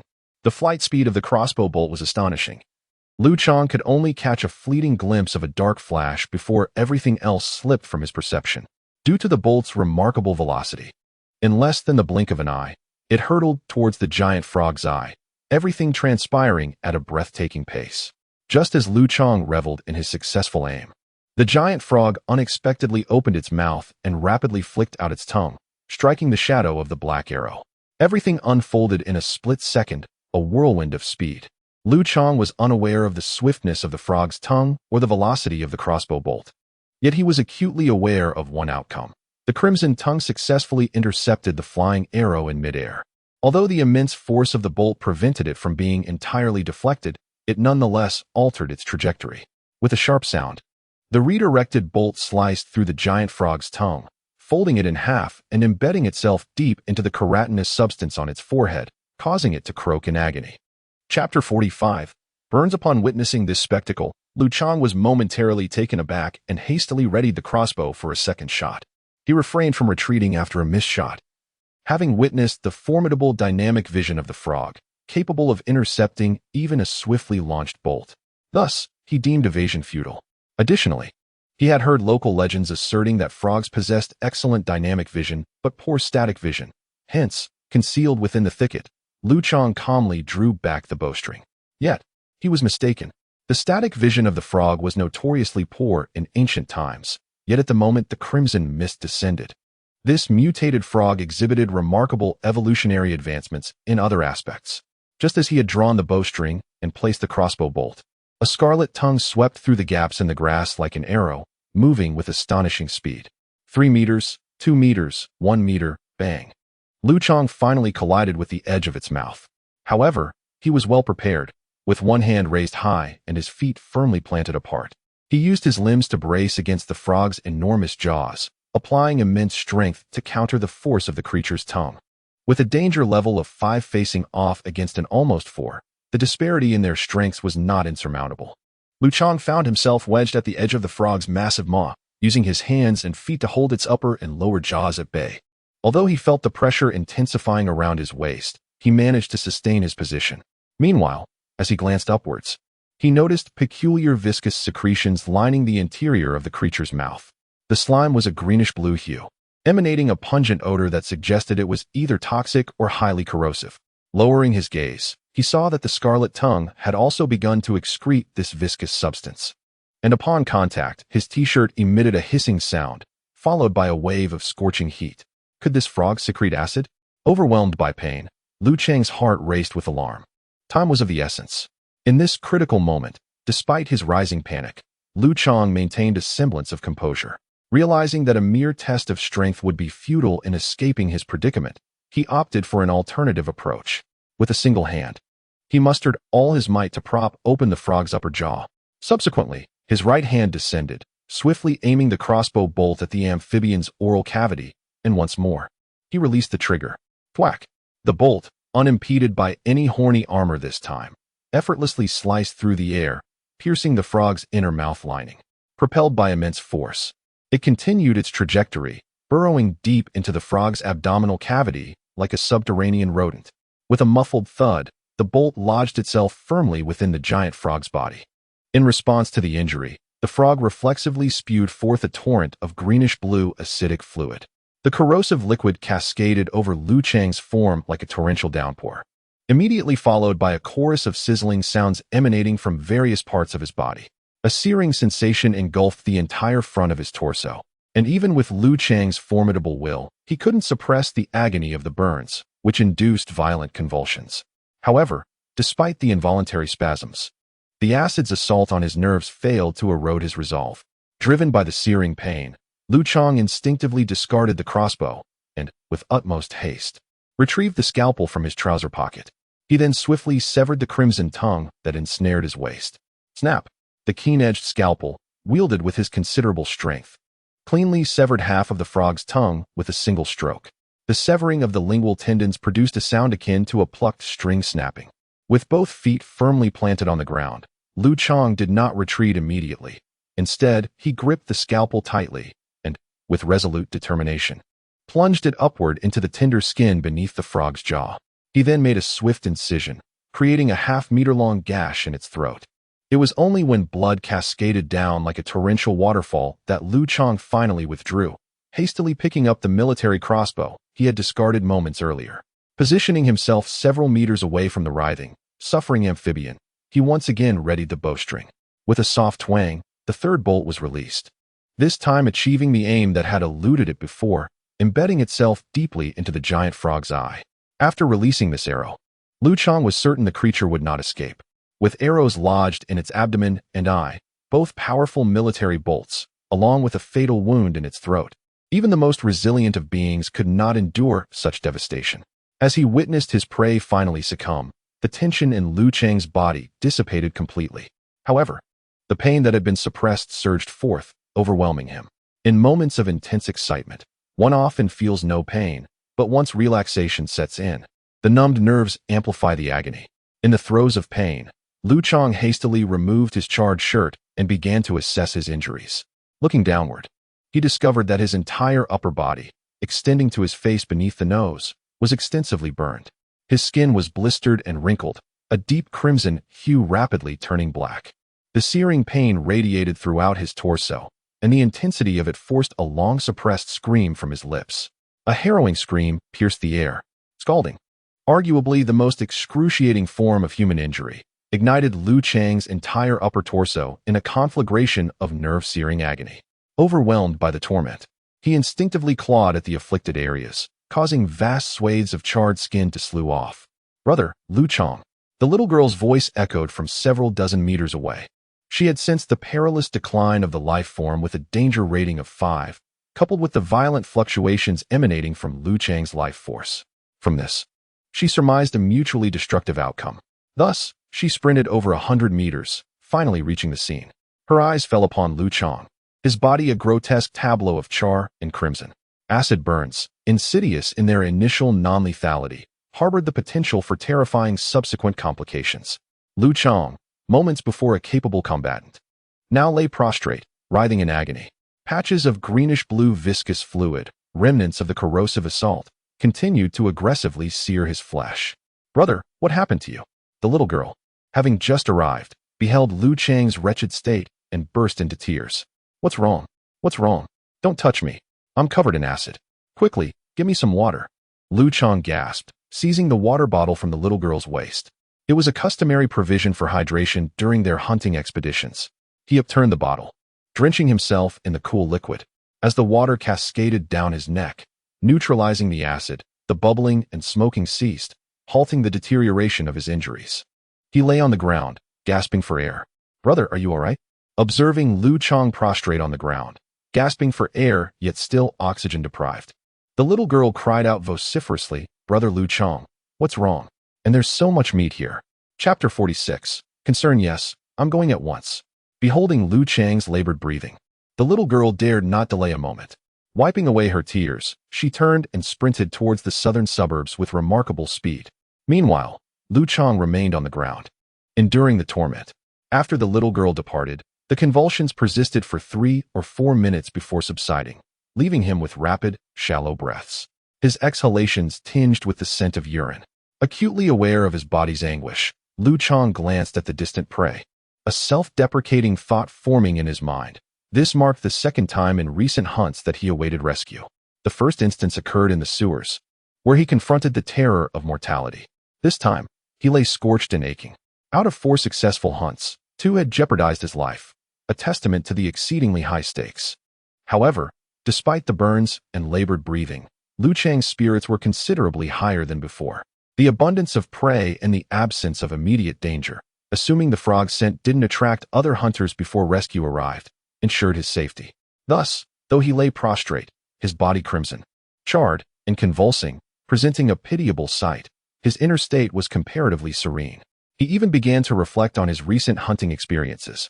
The difficulty of securing prey and preserving meat had left an indelible impression on him. Even for him in his current state, procuring sustenance in this perilous world presents a formidable challenge. Consequently, embarking on hunting expeditions is best minimized. Furthermore, having acquired such a substantial quarry as the bullfrog, weighing several hundred, nearing 1,000 pounds, he surmises that with proper preservation techniques, this meat would suffice for several individuals for an extended duration. Having regained respiratory function and partial mobility, he refrained from immediately assuming a seated position. The intense sensation of enfeeblement persisted throughout his physique, prompting him to remain supine, awaiting assistance while recuperating. Given the proximity of this hunting location to the military encampment, Liu Chang harbored the conviction that assistance would materialize imminently. Indeed, a mere 20 minutes elapsed before he beheld the young girl accompanied by Li Qingshui, the corpulent individual, and the orphaned young woman from his dormitory approaching. Guided by the young girl's acute sensory perception, the group readily located Liu Chang reclining amidst the verdant undergrowth. Upon observing their arrival, the latter exerted himself to rise from the ground, casting an inquisitive gaze toward the young woman. "She is a physician, a fact I only recently ascertained." I procured her services with 3 packets of biscuits, Li Qingshui elucidated, before turning his attention toward the young woman, stating, Dr. Huang, let bygones be bygones. Today, I implore you to examine my friend. Very well, she acquiesced. The woman retained the same expression of numbness as before, reminiscent of her demeanor in the dormitory. After a brief nod, she crouched down to assess Liu Chang's physical condition. She first inhaled the air exhaled from his nostrils, then examined the charred wounds that marred his body. Turning to the others, she stated, the symptoms indicate a disturbance in water and electrolyte metabolism, likely resulting from acute renal failure due to extensive burns. Acute renal failure? Is it that serious? Li Qingshui furrowed his brow deeply upon hearing the woman's words. Although he was not a doctor, he understood that acute renal failure was a critical condition, one that warranted a notice of grave illness, and was notoriously difficult to treat. Thus, he felt compelled to inquire, is there no hope for recovery? Given the current medical conditions, devoid of equipment and essential medications, it was essentially a terminal diagnosis. The woman continued to investigate Liu Chang's condition, stating, however, there is no need for excessive concern, for typically, even in cases of acute renal failure, the symptoms of water and electrolyte imbalance would not manifest for several hours. His situation is rather unique, likely a consequence of the changes in the human body today. The physical resilience of contemporary individuals is vastly superior to that of the past. Therefore, he will certainly not perish, and at present, I sense that his body is rapidly engaged in self-repair. As she spoke, she carefully peeled away a piece of charred skin from Liu Chang's body, observing, his self-repair capabilities are remarkably robust, and it appears that the failing organs are also regaining vitality. His respiration gradually stabilized, and the malodor in his exhaled breath diminished, indicative of improved metabolic function. Therefore, there is no need for concern. Should this trend persist, his body will recuperate autonomously before long. That is heartening, truly heartening. Initially, upon hearing the woman's diagnosis of acute renal failure, Liu Chang felt a pang of anxiety and refrained from interrupting. Only upon her concluding remarks did he experience a sense of relief. Fortunately, he had merely become disfigured by the burns, but his life was not in peril. As Liu Chang spoke, he touched the bloody marks caused by the severe burns on his chin. Rest for a while and remain still.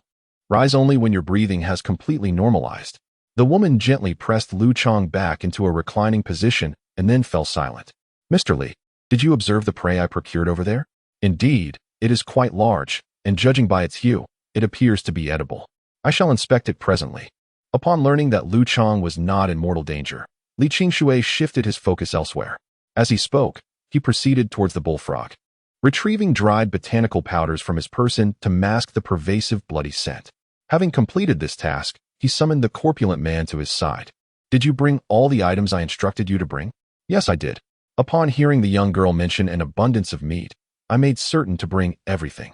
Uttering those words, the corpulent man cast his axe and broadsword to the earth. He then lifted his t-shirt and extracted a woven bag from his waist, his brow furrowing as he gazed upon the amphibian cadaver. Such a bounty of flesh, he lamented, a veritable squandering if not consumed in a single repast. Waste not, Li Qingshui countered. I shall procure some formalin. Gesturing towards the discarded implements, he instructed, you and Zhu Lin, divide this gargantuan frog into portions and ensconce them within the bags. Prioritize the limbs and other palatable sections. Exercise caution when cleaving the maw, for it harbors glands that secrete acidic fluids. Avoid contact with that vicinity. I shall accompany the little girl to the municipal hospital to acquire formalin. Understood, the corpulent man and Zhu Lin affirmed in unison. Affirmative, the woman echoed. You intend to seek formalin? Liu Chang inquired, rising from her prone position. Indeed. Rest, and I shall return forthwith. Naturally, to mitigate peril, the little girl shall accompany me. Li Qingshui glanced at the girl, who stood sentinel by Liu Chang's side, offered her a smile, and then knelt before her. Come, allow me to carry you this day. The girl, Ji Jing, regarded Li Qingshui, then cast her gaze upon the crimson-hued Liu Chang.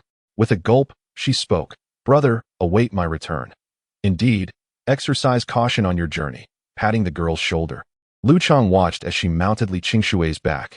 He then followed their receding figures as they vanished into the mist, disappearing from his sight. It is fortunate that you possess those for whom you care, the woman remarked, her countenance impassive.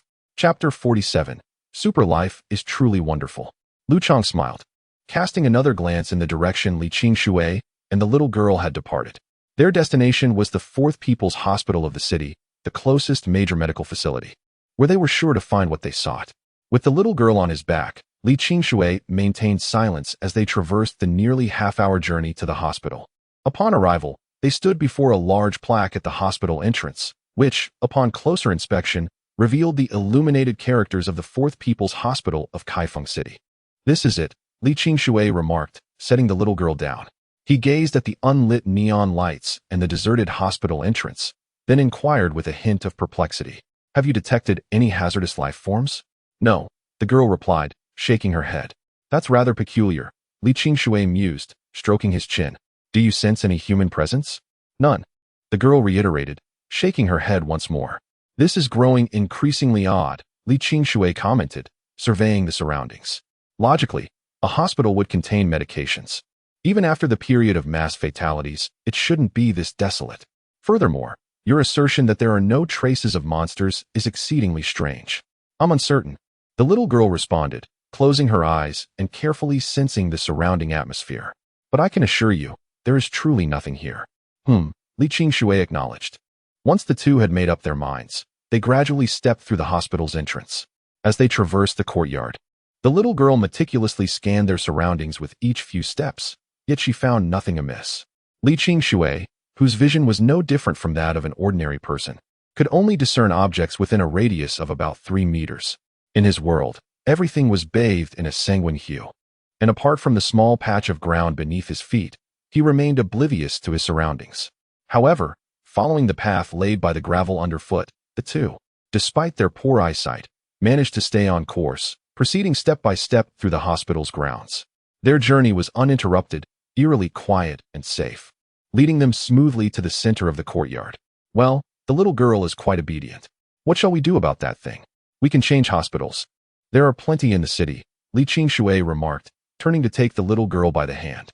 Yet, in that fleeting moment as he lifted his foot, he suddenly felt as though his legs had become leaden, immobilized. In a state of panic, he looked down to discover that numerous tendril-like vines had sprouted from the ground, silently and swiftly encircling his feet, climbing up towards his shins. Without a moment's hesitation, Li Qingshui drew his knife from his waist and bent down to sever the vines. However, despite his efforts, the seemingly pliable vines proved to be as resilient as steel cables. In a matter of seconds, the frenzied tendrils had ensnared his lower body, ceasing their growth and binding both him and the little girl in place. "I find myself utterly devoid of the vitality that should emanate from this vine."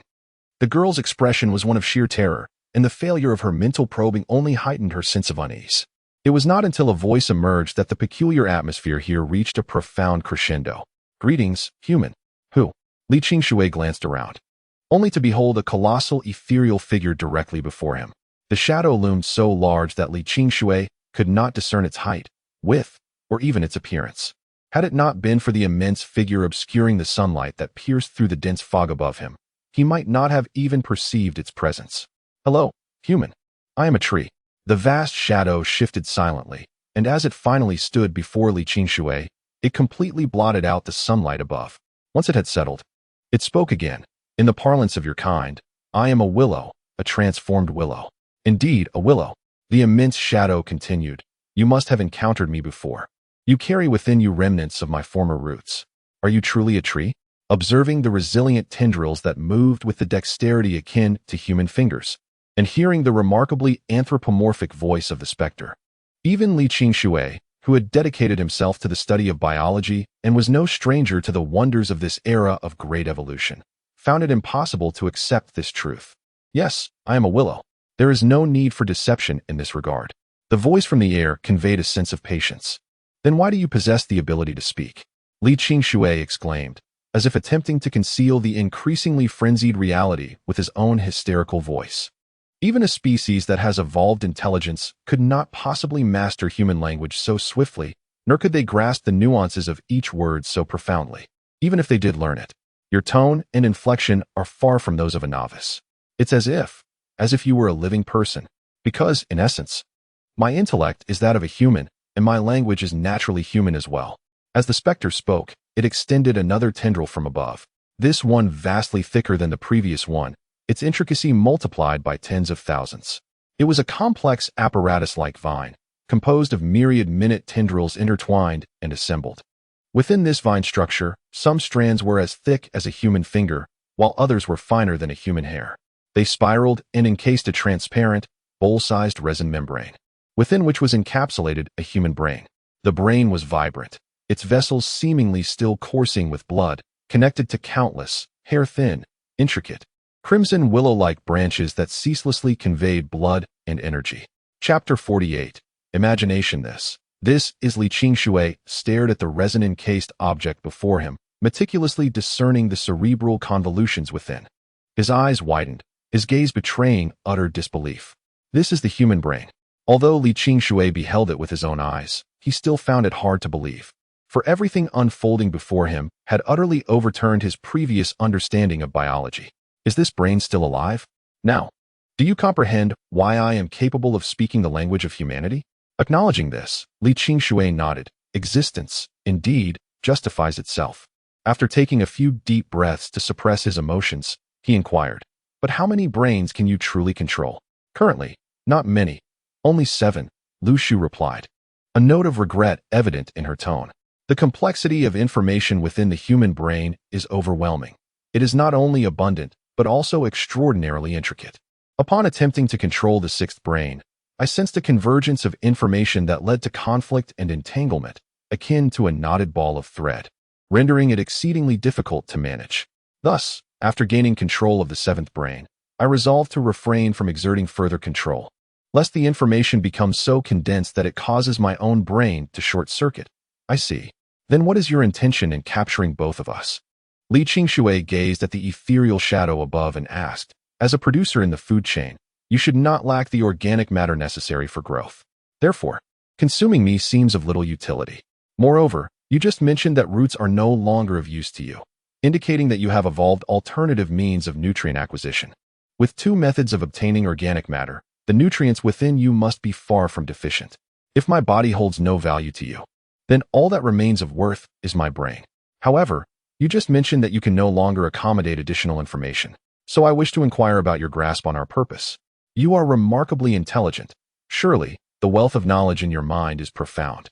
I long to exchange this mind for a more capable one. The willow spoke, extending a meticulously crafted branch from the air. This individual's mind is filled with trivial information, eroticism, violence, and monotonous tales of everyday life. I yearn to vacate his position for you, but alas, I have severed my own roots and currently lack the ability to do so. So I suppose I am still fortunate. Li Qingshui offered a bitter smile and continued. You have yet to reveal the purpose of your grasp on us. Doubt lingered. The hollow, ancient voice resonated once more, igniting a curiosity within me that demanded resolution. While I can no longer absorb vast streams of information, I can certainly entertain 1 or 2 inquiries. Thus, I wish to pose a few questions. What benefits do you offer? Why should I place my trust in your words? Li Qingshui gazed at the vacant visage of the figure, swallowing hard. What I yearn to understand is, what constitutes wisdom? A tremor echoed through the willow's hollow voice.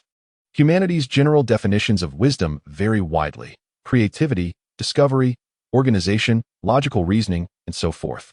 Yet, I contend that the essence of wisdom is imagination. How so? Based on the knowledge you possess, you should be aware that attributes such as discovery, organization, and even logical reasoning are not uniquely human capabilities.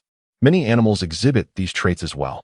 Indeed, mice tidy their nests, lions and tigers possess the instinct to locate prey, and primates such as monkeys and orangutans will utilize wooden crates to reach bananas that are otherwise beyond their grasp. Thus, all the abilities you mention, including logical reasoning, are indeed present in numerous species, despite their apparent lack of sophistication. If we follow your argument, the fundamental distinction between humans and other animals lies in imagination, which is the essence of wisdom. Li Qingshui interjected, stating that the reasoning behind scientific formulas, the creation of various tools, and even the crafting of literature and drama, all of human civilization, is fundamentally rooted in imagination. After a brief pause, the voice of the willow tree resonated once more. Then, for the second question, how is human imagination acquired? Is it merely an illusion of crisis? So that is the case. The willow tree fell silent again. Very well. Ask away. Why do you, possessing the human brain, still question me about the nature of wisdom? Because I lack wisdom. Chapter 49. The Vessel. Lack of wisdom? How can that be? With 7 distinct human brains, even Li Qingshui found himself at a disadvantage in this dialogue. Anyone who claims that this great tree lacks wisdom would find little credence in their assertion. Nothing is impossible. I lack wisdom. I merely possess the privilege of utilizing a human brain. In truth, the linguistic organization that occurs when I converse with you stems from the signals emitted by these 7 brains, rather than from my own intellect. Therefore, I am devoid of wisdom. To possess the capacity to wield a brain is akin to possessing wisdom itself. Li Qingshui still fails to grasp the true meaning behind Lu Shu's words. On the contrary, I am merely a vessel. Lu Shu's voice resonates with an aged, hollow timbre. For all my consciousness emanates from these 7 brains.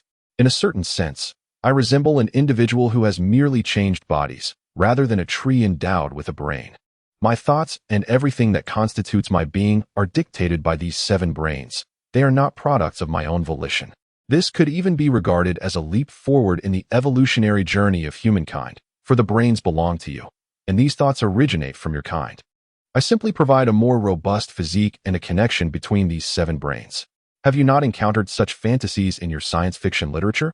In a future where technology flourishes, the notion of transferring your brains into artificial machines that bestow upon you enhanced vitality and longevity has been envisioned. I, in my present form, resemble such a machine. Since the recent evolution of Earth, what abilities have I acquired?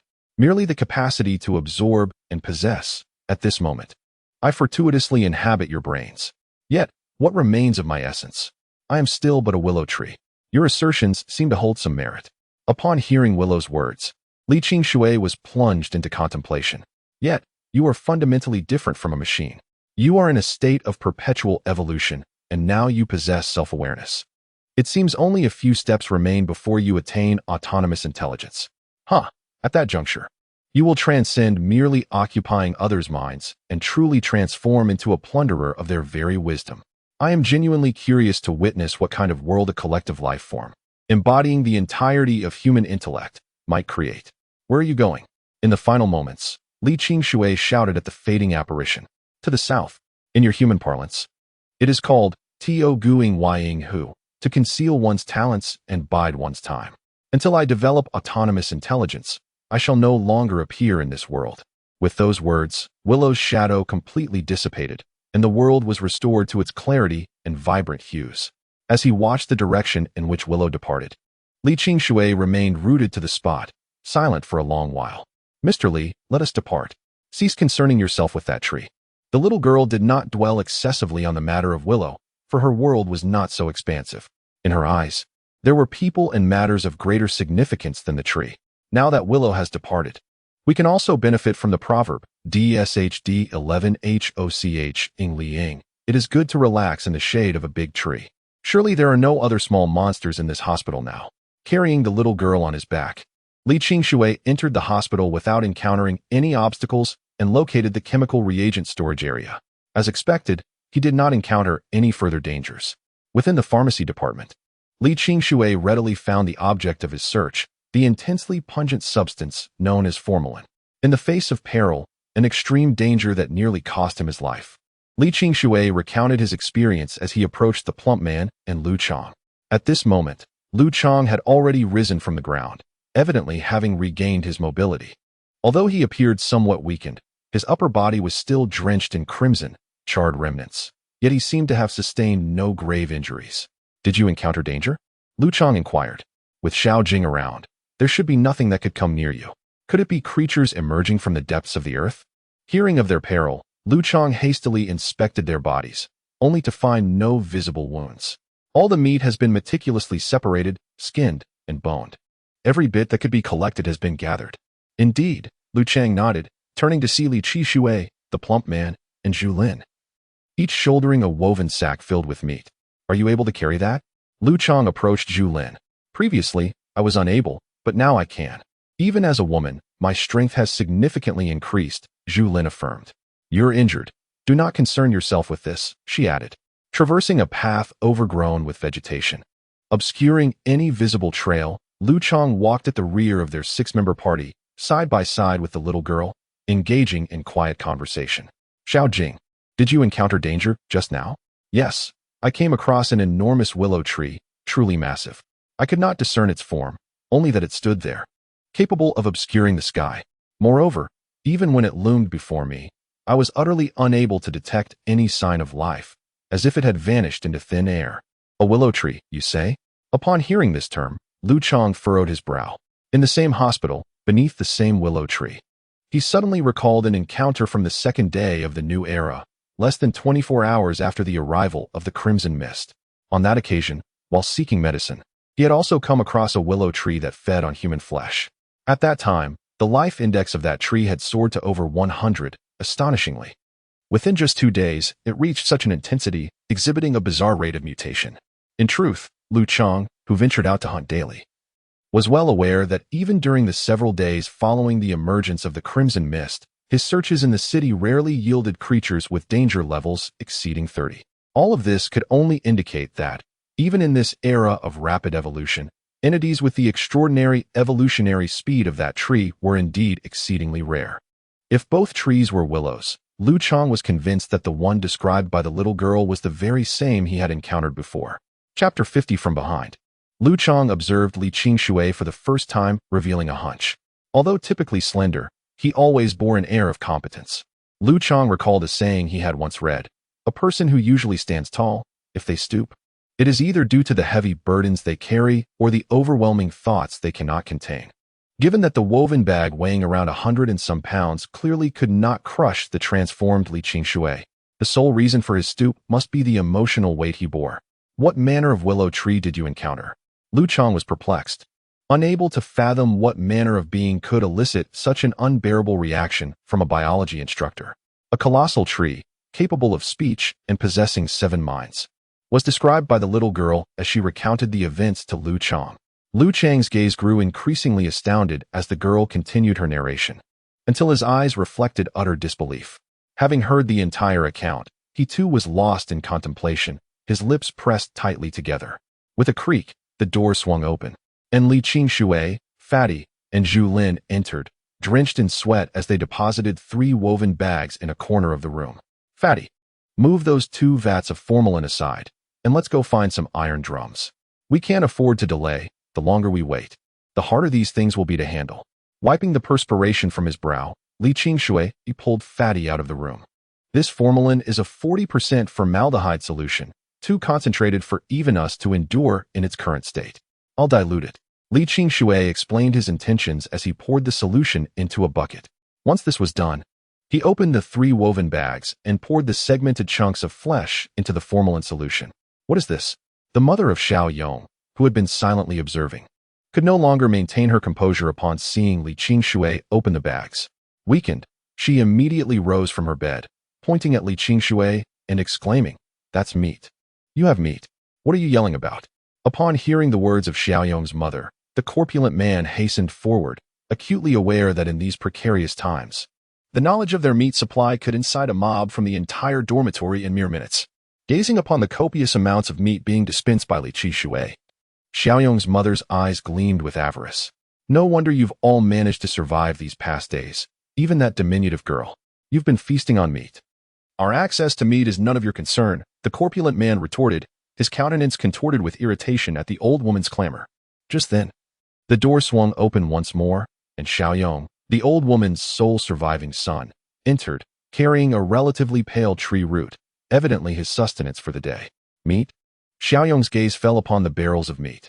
His eyes mirroring his mother's avarice, he dropped the root and advanced, only to be intercepted by Liu Chang, still bearing the marks of his burns. We possess meat, but what is it to you? Liu Chang, armed with a military crossbow, and despite his injuries, was not one to be trifled with. His exposed, scarred flesh deterred Xiaoyong, who halted in his tracks. How is it not our concern? We are, after all, residents of the same dormitory. Upon observing her son's reluctance to approach, the elderly woman spoke again, invoking a local proverb from Kaifeng: when we meet, we share equally. Those present partake. She continued, if you refuse to share with us, then do not expect to partake yourself. Liu Chang, his face marred and blistered from the flames, felt a surge of indignation as he pointed to his disfigured jaw and declared, "I sacrificed my very life for these provisions. Why should I relinquish them to you?" "That is of no consequence to me," she retorted defiantly. "If you do not share, then neither shall you eat. Should you deny us, I will summon others immediately. I assure you, a single shout from me would bring not only those in this dormitory, but even those from the neighboring building rushing over. Do you believe me?" As she spoke, Xiaoyang's mother crossed her arms defiantly over her chest, challenging him. "Go ahead, try if you dare." Liu Chang, observing her posture, felt his finger tremble on the trigger of his crossbow, while the stout man slowly positioned himself at the doorway. "What is this? Are you contemplating violence?" Seeing Liu Chang and the stout man's movements, Xiaoyang's mother revealed her true nature, adopting the demeanor of a common street brawler, raising her chin and turning her cheek in a manner that dared them to make a move. "You are undoubtedly aware of the temporary management regulations enacted by the military during the recent period of turmoil. To prevent unrest, the military has strictly forbidden civilian altercations. Should any citizen engage in armed conflict, the military lacks the resources to serve as judges, regardless of the conflict's magnitude or the righteousness of either party. All involved will be expelled from the military compound. Once you are out of this courtyard, the outcome will be all too clear to you. Eventually, you'll be left without a place to rest your head, and who knows what kind of creature might emerge from the depths to end you in the night. Just like your son?" Liu Chang retorted with a sneer. "You." The mother of Xiao Yong, who had been in the midst of a lengthy tirade, was immediately silenced, and the atmosphere grew tense. However, at that moment, Li Qingshui, having finished portioning the meat, slowly approached from the window. "Enough with the bickering," Li Qingshui said as he slowly walked to the doorway, standing before Xiaoyang's mother.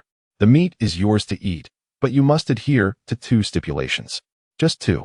First, you must not disclose the existence of this meat to anyone. I trust you can manage this, as revealing it would mean neither we nor you would get to partake. The crucial point is the second.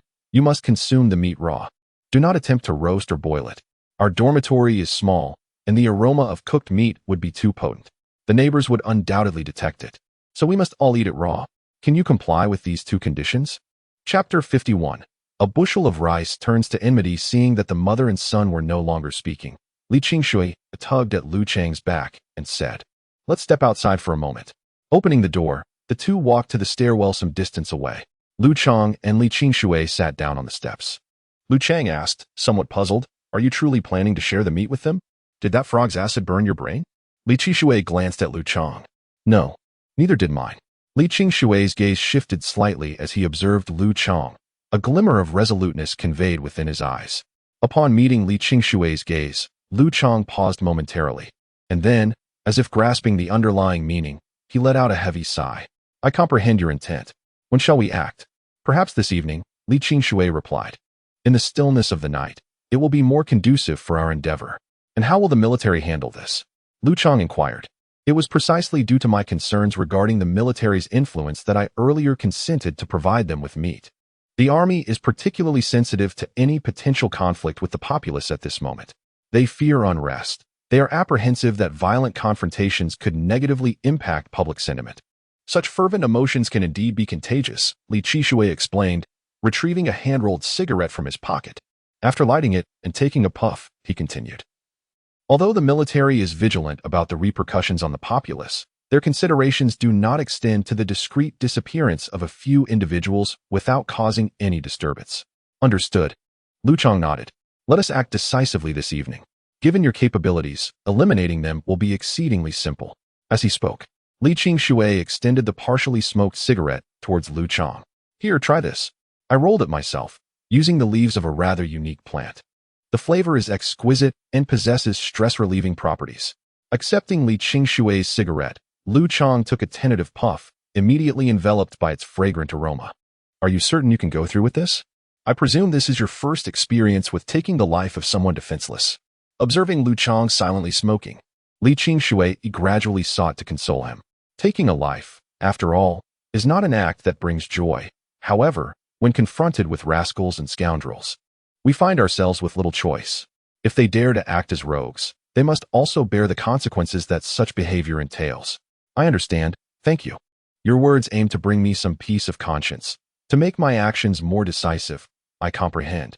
Liu Chang bitterly smiled as he finished the last puff of his hand-rolled cigarette, discarding the remnant only when the burning end nearly singed his lips. Let us discuss something else. I have heard about the willow tree incident, but Xiaojing is still quite young and expressed herself rather unclearly. I wish to hear more about it. A super life form. It's challenging to articulate. The rate of this life form's mutation and evolution is evidently swifter than that of other species, rendering it an anomaly. Regarding the willow tree, Li Qingshui's back involuntarily arched again. He possesses the ability to control human minds, to access memories and knowledge, and even to connect and communicate the functions of different brains, though he has yet to attain autonomous intelligence. Nevertheless, he has already developed a sense of self, suggesting that true autonomous intelligence may not be far off. How many years did humanity endure before achieving autonomous intelligence? Only to have it usurped by other species in a mere span of days? It is indeed a lamentable fate. How many such anomalies do you suppose exist in this world?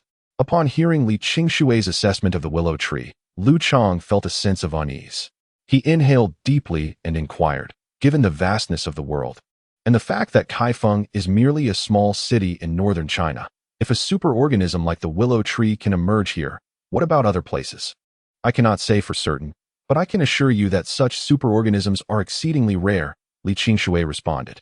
It is merely a coincidence that we encountered one. Consider the likelihood of another superorganism evolving the capacity to occupy the human brain, as the willow tree did. Had that tree not fortuitously developed such an ability, would it have even considered evolving intelligence? Without intelligence, it would merely be an individual species with immense vitality, posing no threat to humanity. Everything occurred with such improbable coincidence that it is an anomaly even among superorganisms, Li Qingshui concluded. I cannot speak for the existence of other superorganisms, but a tree like that is unlikely to ever exist again. As for everything else, we must leave it to fate. Let us begin eating. The meat will spoil if left out for too long. Very well, let's eat. Li Qingshui glanced at the two and impassively reiterated. Do not forget what I have asked you to keep confidential. Rest assured, we will not forget. Our lips are sealed, Xiaoyong's mother affirmed candidly. Forget it. We are all roommates and will need to support each other in the future. Liu Chang stepped forward and patted the fatty's shoulder. Chapter 52. A slight inclination. I genuinely fail to comprehend your line of reasoning, the corpulent man grumbled, casting a dissatisfied glance askance. However, as the procurement of the meat was your endeavor, I shall refrain from voicing dissent. Should you genuinely desire to offer it to them, then by all means, extend the invitation. A sigh escaped Liu Chang's lips as he regarded the mother and son, a peculiar expression gracing his countenance. It was as though, subsequent to his decision to terminate their existence, they appeared marginally less offensive to his sensibilities. He beckoned them forth, a rueful smile stretching across his visage. Come, partake with us, he entreated. Indeed, it is this young man who possesses sagacity. Upon hearing Liu Chang's words, the mother of the younger boy once more donned the triumphant mien of a shrew who had prevailed in a public altercation.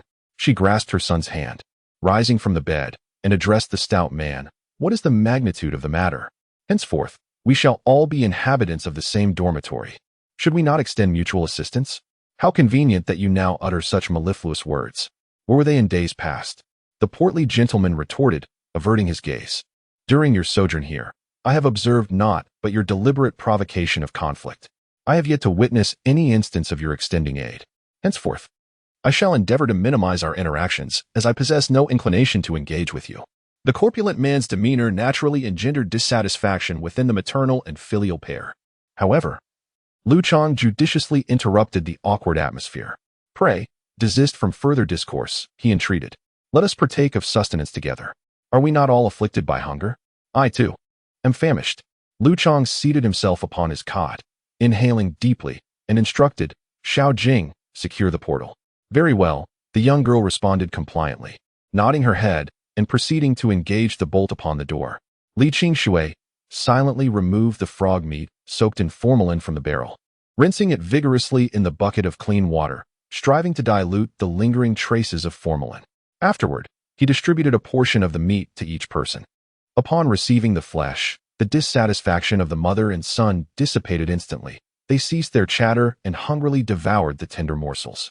Liu Chang, too, began to gnaw on the meat in his hand. This was the first time in his life he had consumed raw flesh. The taste was not entirely unpleasant. The texture was even more resilient than that of cooked meat. Although the meat bore the acrid scent of formalin, it was still 100 times superior to the foul-smelling soup he had encountered on his first day. Observing the voracious manner in which the mother and son feasted, Liu Chang discerned that this meat was indeed 100 times more delectable than tree roots. "Are you feeling unwell?" the stout man inquired with concern, noticing Liu Chang's demeanor. "Are you certain that burn has healed? It still looks quite bloody. Should we ask Dr. Huang to take another look? Perhaps you should take some anti-inflammatory medication later?" "Not at all. Aside from the pain, I feel nothing else. I'll take some medicine later, and in a few days, I'll be fine," Liu Chang replied, turning his gaze away from the meat eaters. "Have we finished? Is there more?" Yet, he could still hear the voices of the mother and son nearby. "Eat, eat. You've consumed over a pound already, and still want more?" Then came the stout man's voice. "Let them eat. They must have been starving for many days. It is not easy to enjoy a hearty meal." Finally, Li Qingshui's voice followed, and soon after, the sound of meat being retrieved from the water tank filled the air. The cacophony of sounds stirred a sense of disarray within Liu Chang's mind.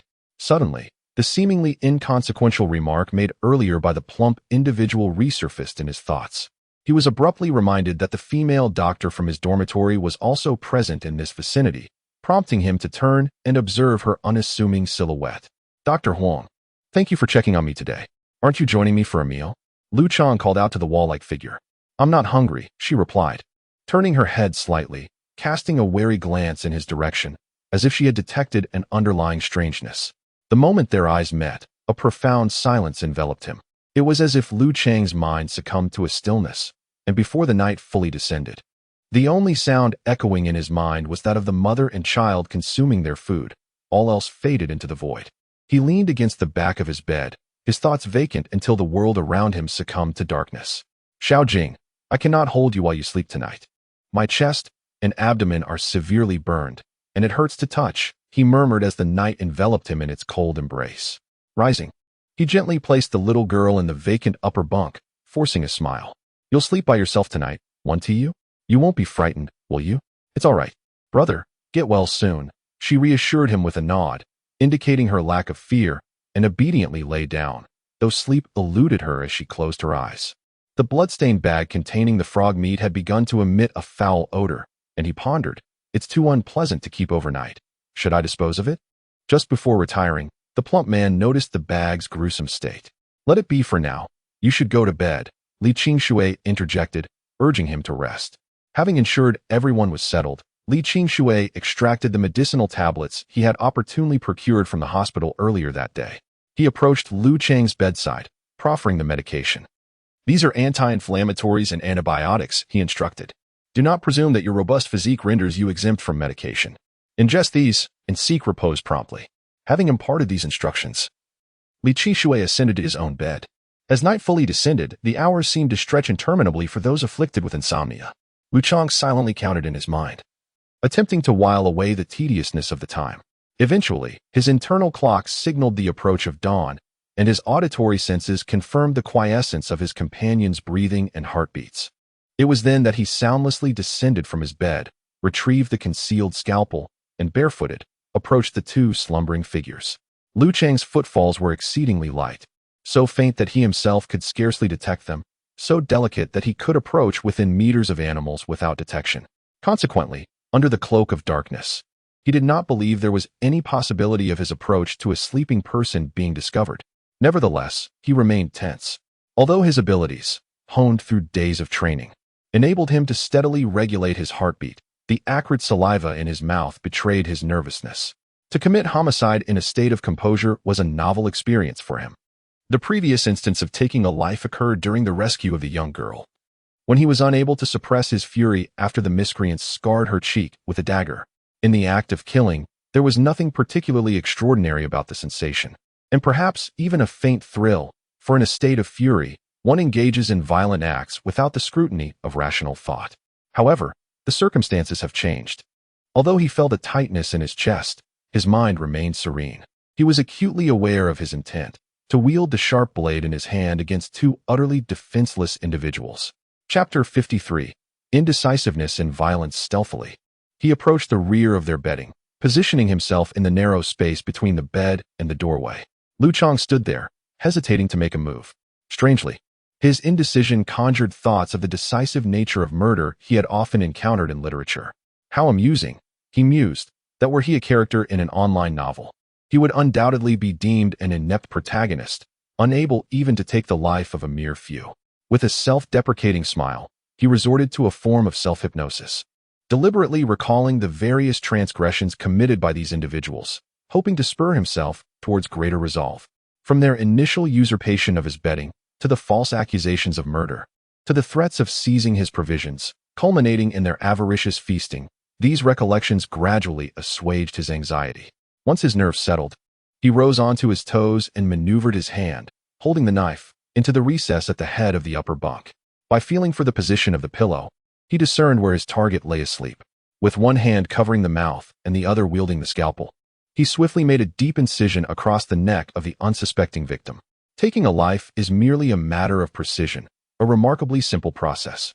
Throughout this ordeal, Liu Chang experienced but 4 sensations before one life extinguished.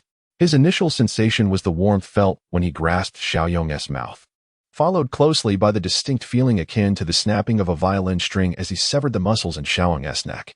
This sensation had also accompanied him earlier when he had cut through the tongue of a giant frog, yet this time it required significantly less effort. Following these 2 sensations, the third was the slight convulsions and movements of Xiaojing's body, while the fourth was the palpable warmth of blood against the palms and backs of his hands. In a mere span of several seconds, a life was irrevocably extinguished, an infinitesimal fraction of the time Liu Chang had just counted. In those fleeting moments, a lifetime of decades was obliterated. Destruction is perpetually 1,000 times easier than creation. After ending Xiaojing's life, perhaps the slight movements from the upper bunk disturbed the lower one, causing Xiaojing's mother to awaken from her haze, her eyes fluttering open. However, the instant she opened her eyes, she was met with the terrifying visage of a man whose upper body appeared grotesque. Almost immediately, she felt a chilling pain in her neck, and her breath began to falter. As Liu Chang plunged the surgical knife into the woman's throat, he finally had the opportunity to witness the act of killing firsthand, a privilege he had not experienced before. The blade penetrated effortlessly, piercing through the fragile and lethal area of her anatomy. Liu Chang did not even need to glance at his knife to know that this strike would be fatal. The reason he refrained from looking was simple. He was captivated by the transformation in the woman's gaze. It was the first time he had witnessed such a rapid shift in a person's eyes. As the blade pierced, Liu Chang first discerned bewilderment in the woman's eyes, followed by terror, and then, in the 3rd second, a dawning incomprehension. By the 4th second, her gaze had become a vortex of complexity. Her mouth agape. She emitted guttural sounds from her throat, her limbs flailing as her hands clawed upward, as if desperate to articulate something. However, the blade lodged in her throat, and the ensuing torrent of blood stifled her speech. She fixed her gaze upon Liu Chang, compelled to convey her thoughts and desires through her eyes and the shaping of her lips. Perhaps moved by her gaze, or perhaps due to the intense focus that accompanied his first act of cold-blooded murder, Liu Chang found himself involuntarily attempting to decipher the words she formed in the air. "Please, I beg you," were the first 3 words he discerned, yet they stirred no great emotion within him. "Don't kill me," were the next 3 words he made out, and again, they elicited no profound reaction. "Son," were the final 2 words. As the entire phrase, "Please, I beg you, don't kill my son," coalesced in his mind, Liu Chang felt a sudden buzzing sensation in his brain, and his vision blurred. A wave of nausea washed over him, and the hand gripping the knife began to tremble uncontrollably. Just as his consciousness began to waver, the blood from her son on the upper bunk finally seeped through the mattress, a single drop splattering onto her face. A large drop of blood, completely obscuring the woman's face and staining her eyes crimson. A muffled cry escaped her lips. As the droplet of blood permeated her eyes, her gaze underwent another transformation, registering the crimson-stained bedsheets. The woman's eyes, devoid of supplication, experienced an instantaneous and extreme constriction of her pupils. She writhed with vehement desperation, channeling all her fury and despair into a final, futile act of defiance. Even the blood within her throat was expelled by the force of her exhalations, culminating in a feeble yet emotionally charged scream on the cusp of death. "Ah!" The brief, muted cry was swiftly supplanted by the gurgling of bubbling blood. The woman's pupils, after their intense contraction, began to dilate, yet her uplifted hands remained steadfastly in the air. Overwhelmed by the horrific spectacle, Liu Chang succumbed to the tumultuous upheaval in his stomach, vomiting profusely onto the floor. Their commotion roused the entire dormitory, who bore witness to the pitiable and macabre scene. However, the ever-vigilant individual, who had remained awake, was the first to react. He approached Liu Chang, placing a comforting hand on his shoulder, and cast a glance towards the awakened Dr. Huang. "You've roused her," he remarked. "Don't touch me.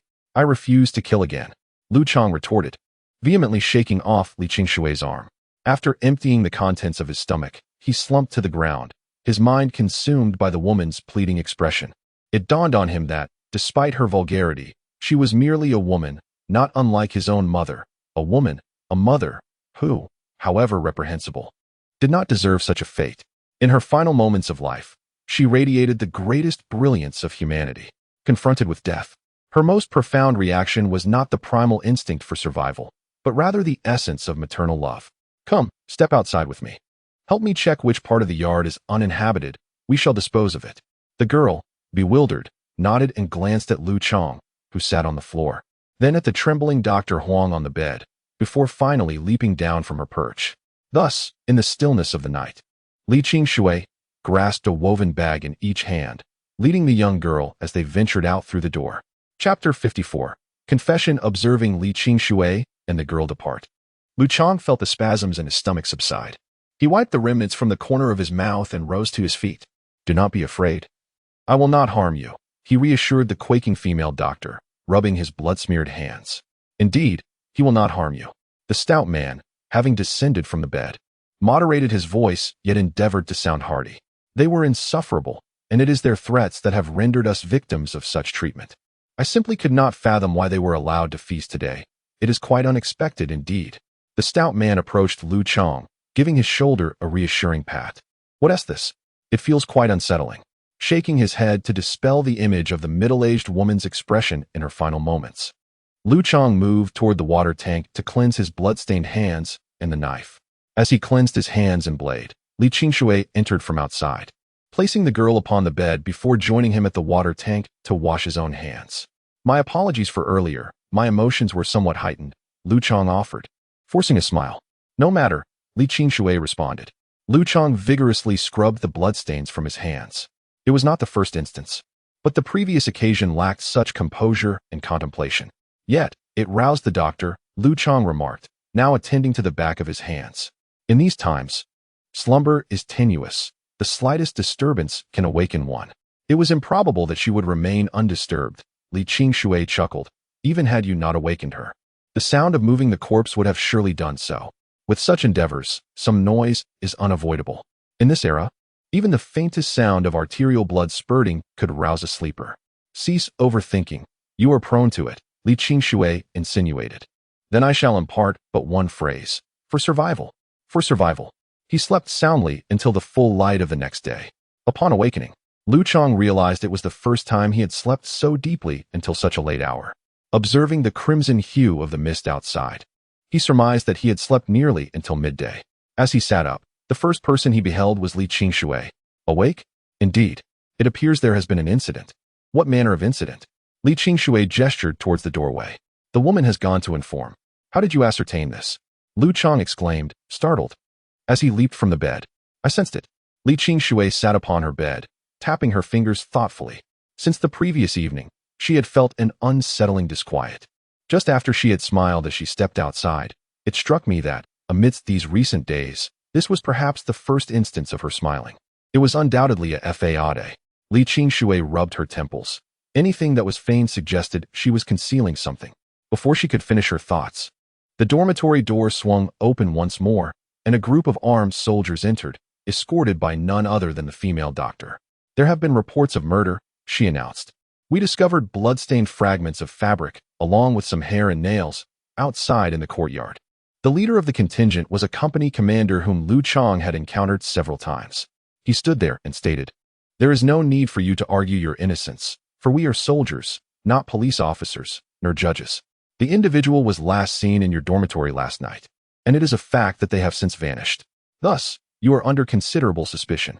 As the commander continued, he added with a hint of resignation, I regret that we do not have the luxury of time to investigate such matters thoroughly.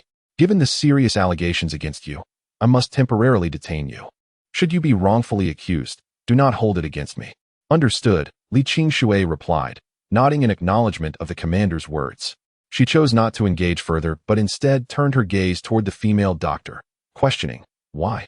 I have already stated that we would not harm you. Liu Chang looked at her, puzzled. Why should I place my trust in your words? She retorted, to be honest, I harbor no trust in you whatsoever. Not even a shred. The female doctor stepped forward, her voice laced with disdain. You all feign innocence so well. By day, you feast together, yet by night, you wield knives to take lives. What deeds are beyond your capacity? She paused, her gaze fixed on Liu Chang. Liu Chang, isn't it? Spare me the innocent look. None of you are virtuous. From day one, I recognized your true nature. As she spoke, her volume escalated, as though releasing the pent-up frustration and fury that had accumulated over the days. From the very beginning, you claimed the beds. In a household of 4, they took 3 beds, yet you, with 5, occupy 4. Have you ever considered that one of those beds rightfully belonged to us? She scoffed. 5 of you occupying 4 beds, and you sleep soundly, believing yourselves righteous. When my parents passed, did you ever contemplate relinquishing a bed for them? Her voice reached a near breaking point. Perhaps you rationalized your actions, convincing yourselves that denying a bed was justified, using self-made excuses to soothe your conscience. Humanity is inherently selfish. I do not hold it against you. Therefore, do not blame me for the decision I have arrived at. Li Qingshui pointed to the 3 large barrels of meat, but received nothing but a cold shake of the head in return. In this manner, we possess the capability for hunting. If you permit us to reside here, we can contribute a portion of our provisions to the battalion each month. Upon hearing Li Qingshui's words, the captain's eyebrows arched slightly, yet he resolutely shook his head. From his demeanor, Li Qingshui discerned the paramount importance the military district placed on stability. With a deep sigh, he inhaled deeply once more, ultimately surrendering with a gesture of his hands, exclaiming, very well, I am a cerebral anomaly. A cerebral anomaly? The captain furrowed his brow at this revelation, his expression unmistakably conveying skepticism. Indeed, a cognitive type of cerebral anomaly. Based on the duration of your exhalation, I can effortlessly deduce that your current respiratory rate is 17.5 breaths per minute, and your heartbeat is at 85 beats per minute. Furthermore, considering the amplitude of your bodily tremors, I can infer that your pulse slightly lags behind your heartbeat, leading me to conclude that you exhibit mild arrhythmia. Li Qingshui remained steadfast in his position. These observations are derived from your physical manifestations, and the margin of error should be minimal. If you wish to ascertain the veracity of my claims, it would be a simple matter to subject me to testing. Upon uttering these words, Li Qingshui raised his hands in a gesture of non-resistance. After a moment of initial astonishment, the captain instructed 2 soldiers to keep watch over the remaining individuals, escorting Li Qingshui outside. Ensure they do not escape. Their freedom is confined within this room, and nothing else matters. With 2 armed soldiers left behind, the captain departed from the scene. As the company commander departed, the 2 soldiers relaxed their rigid postures and loosened their grips on their weapons. Despite the current doomsday scenario, no force or individual has yet emerged to rival the might of the national military. As long as no one can physically withstand bullets, the army's dominance remains unchallenged.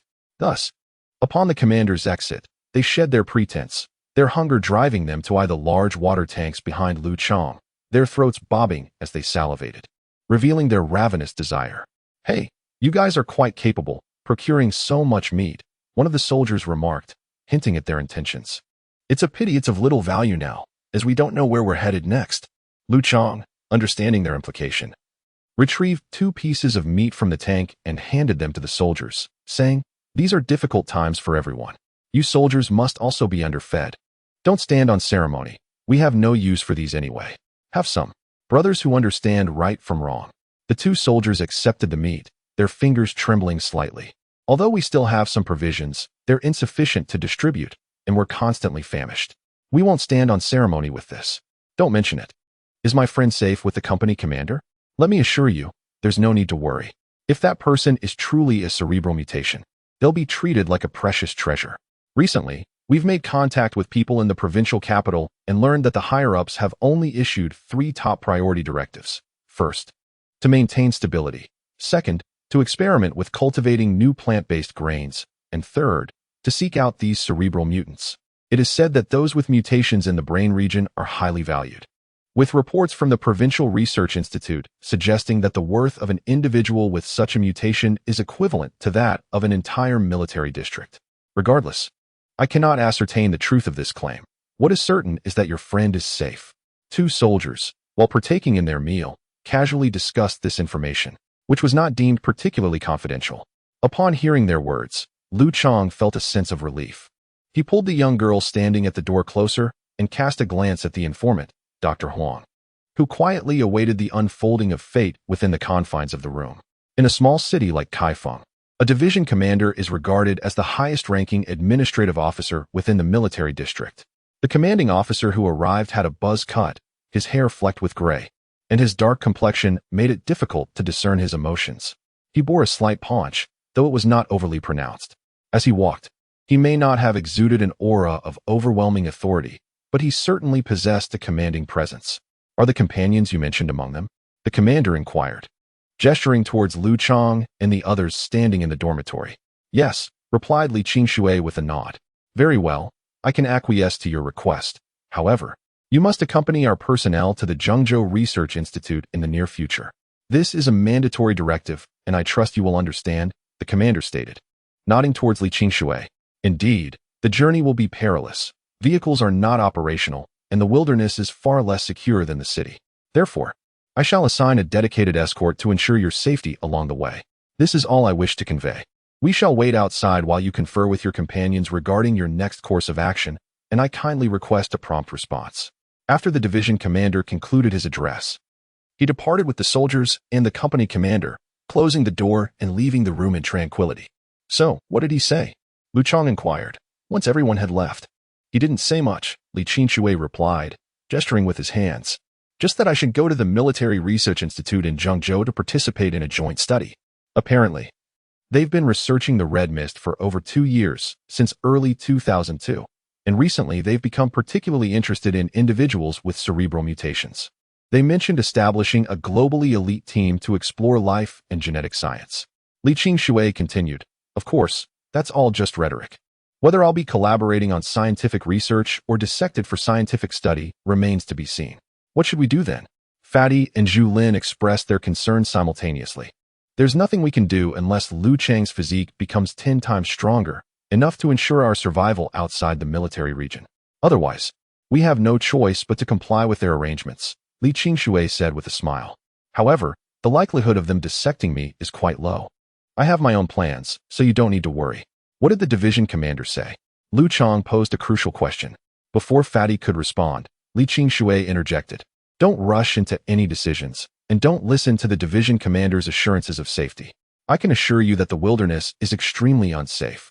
Even in this world, cities remain the human ecosystem, and concrete surfaces and industrial products severely impede the propagation and growth of flora and fauna. However, in the wilderness, these conditions will not exist. The ecology will become infinitely complex, and the biological hazards will increase geometrically. Therefore, if we have a 50-50 chance of survival on this trip, it would be considered fortunate. Consider carefully whether to come or remain. I'll go with you. Before Li Qingshui could finish his sentence, the fatty interjected with what he hadn't had time to say. My old mother is dead, and I have no relatives. I just want to be with you. Anyway, in this broken world, death is death no matter where you are. Dying with you might be more comforting. Okay, you go. What about you? Li Qingshui looked at Zhu Lin. Don't be swayed by others' thoughts. Follow your own heart. We won't blame you for whatever decision you make. Zhu Lin looked into Li Qingshui's eyes, then at Liu Chang and the others, before lowering her head. I'm a little scared. Chapter 56, Departure Okay. Li Qingshui nodded. I understand what you mean. Take care of yourself. With those words, he stepped forward and embraced Zhu Lin, then turned his inquiring gaze to Liu Chang and the others. Where you go, I go. The little girl stepped forward, her gaze resolute. You don't have to be so. Where you go, I go. The little girl interrupted Liu Chang for the first time, her gaze still unwavering. Have you thought it through? A slight ripple appeared in Li Qingshui's eyes. I have. All right, then I'll go explain to that division commander that there are 4 of us in total. Casting another glance at Zhu Lin, Li Qingshui turned and opened the door, merging into the circle of soldiers. After gesturing and speaking for a while, most of the soldiers dispersed, leaving only a few to guard the door and windows, while the others followed the commander's lead. "When will we leave?" the plump man inquired. "Early tomorrow morning. It's getting rather late today. As soon as dawn breaks, we will proceed along the Zhengkai Avenue, making our way from here to Zhengzhou. The main road spans approximately 75 kilometers, and with the surrounding paths, it totals around 80 kilometers," Li Qingshui articulated, counting on his fingers, seemingly wishing to instill a clearer understanding of these figures among the others. In the past, the journey from Kaifeng to Zhengzhou by car typically took over an hour. I once cycled there, which took nearly 4 hours. Should we choose to walk, that duration would more than double. However, given the extended daylight and our superior stamina compared to previous times, despite the less than perfect road conditions, if we maintain a brisk pace, we should reach our destination by nightfall, starting in the morning. Indeed, we must prepare thoroughly today. Liu Chang understood from his words that the journey ahead would be fraught with tension. Not only was the route perilous, but time was also of the essence. If they failed to reach Zhengzhou city before nightfall, they risked perilous consequences on the road. After all, the nighttime wilderness harbors great dangers. Xiaojing, tomorrow. Numerous soldiers will undoubtedly accompany us. Stay close by my side, and should you sense any danger, do not raise an alarm, simply inform me discreetly, and I will relay the message to the others. Pulling the little girl aside, Liu Chang carefully instructed, unless absolutely necessary. It is best not to reveal your identity as a brain domain mutant to others. Once we arrive in Zhengzhou, we may face unforeseen circumstances. Do you understand? Yes, I understand, the little girl nodded. Let us indulge in a hearty meal today, for we cannot take these provisions with us.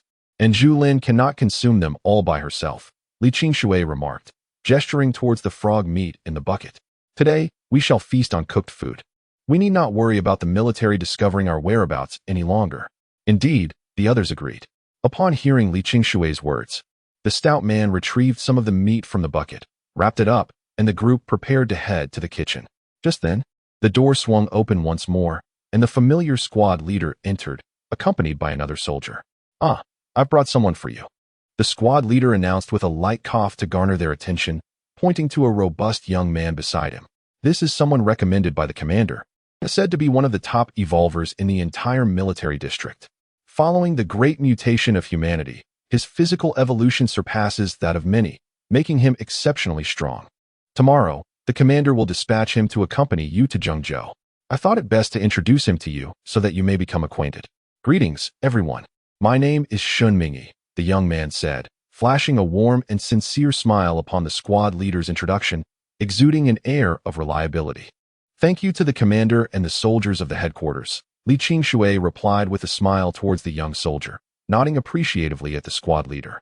Having bid farewell to the company commander, Li Qingshui escorted the youthful soldier to the kitchen.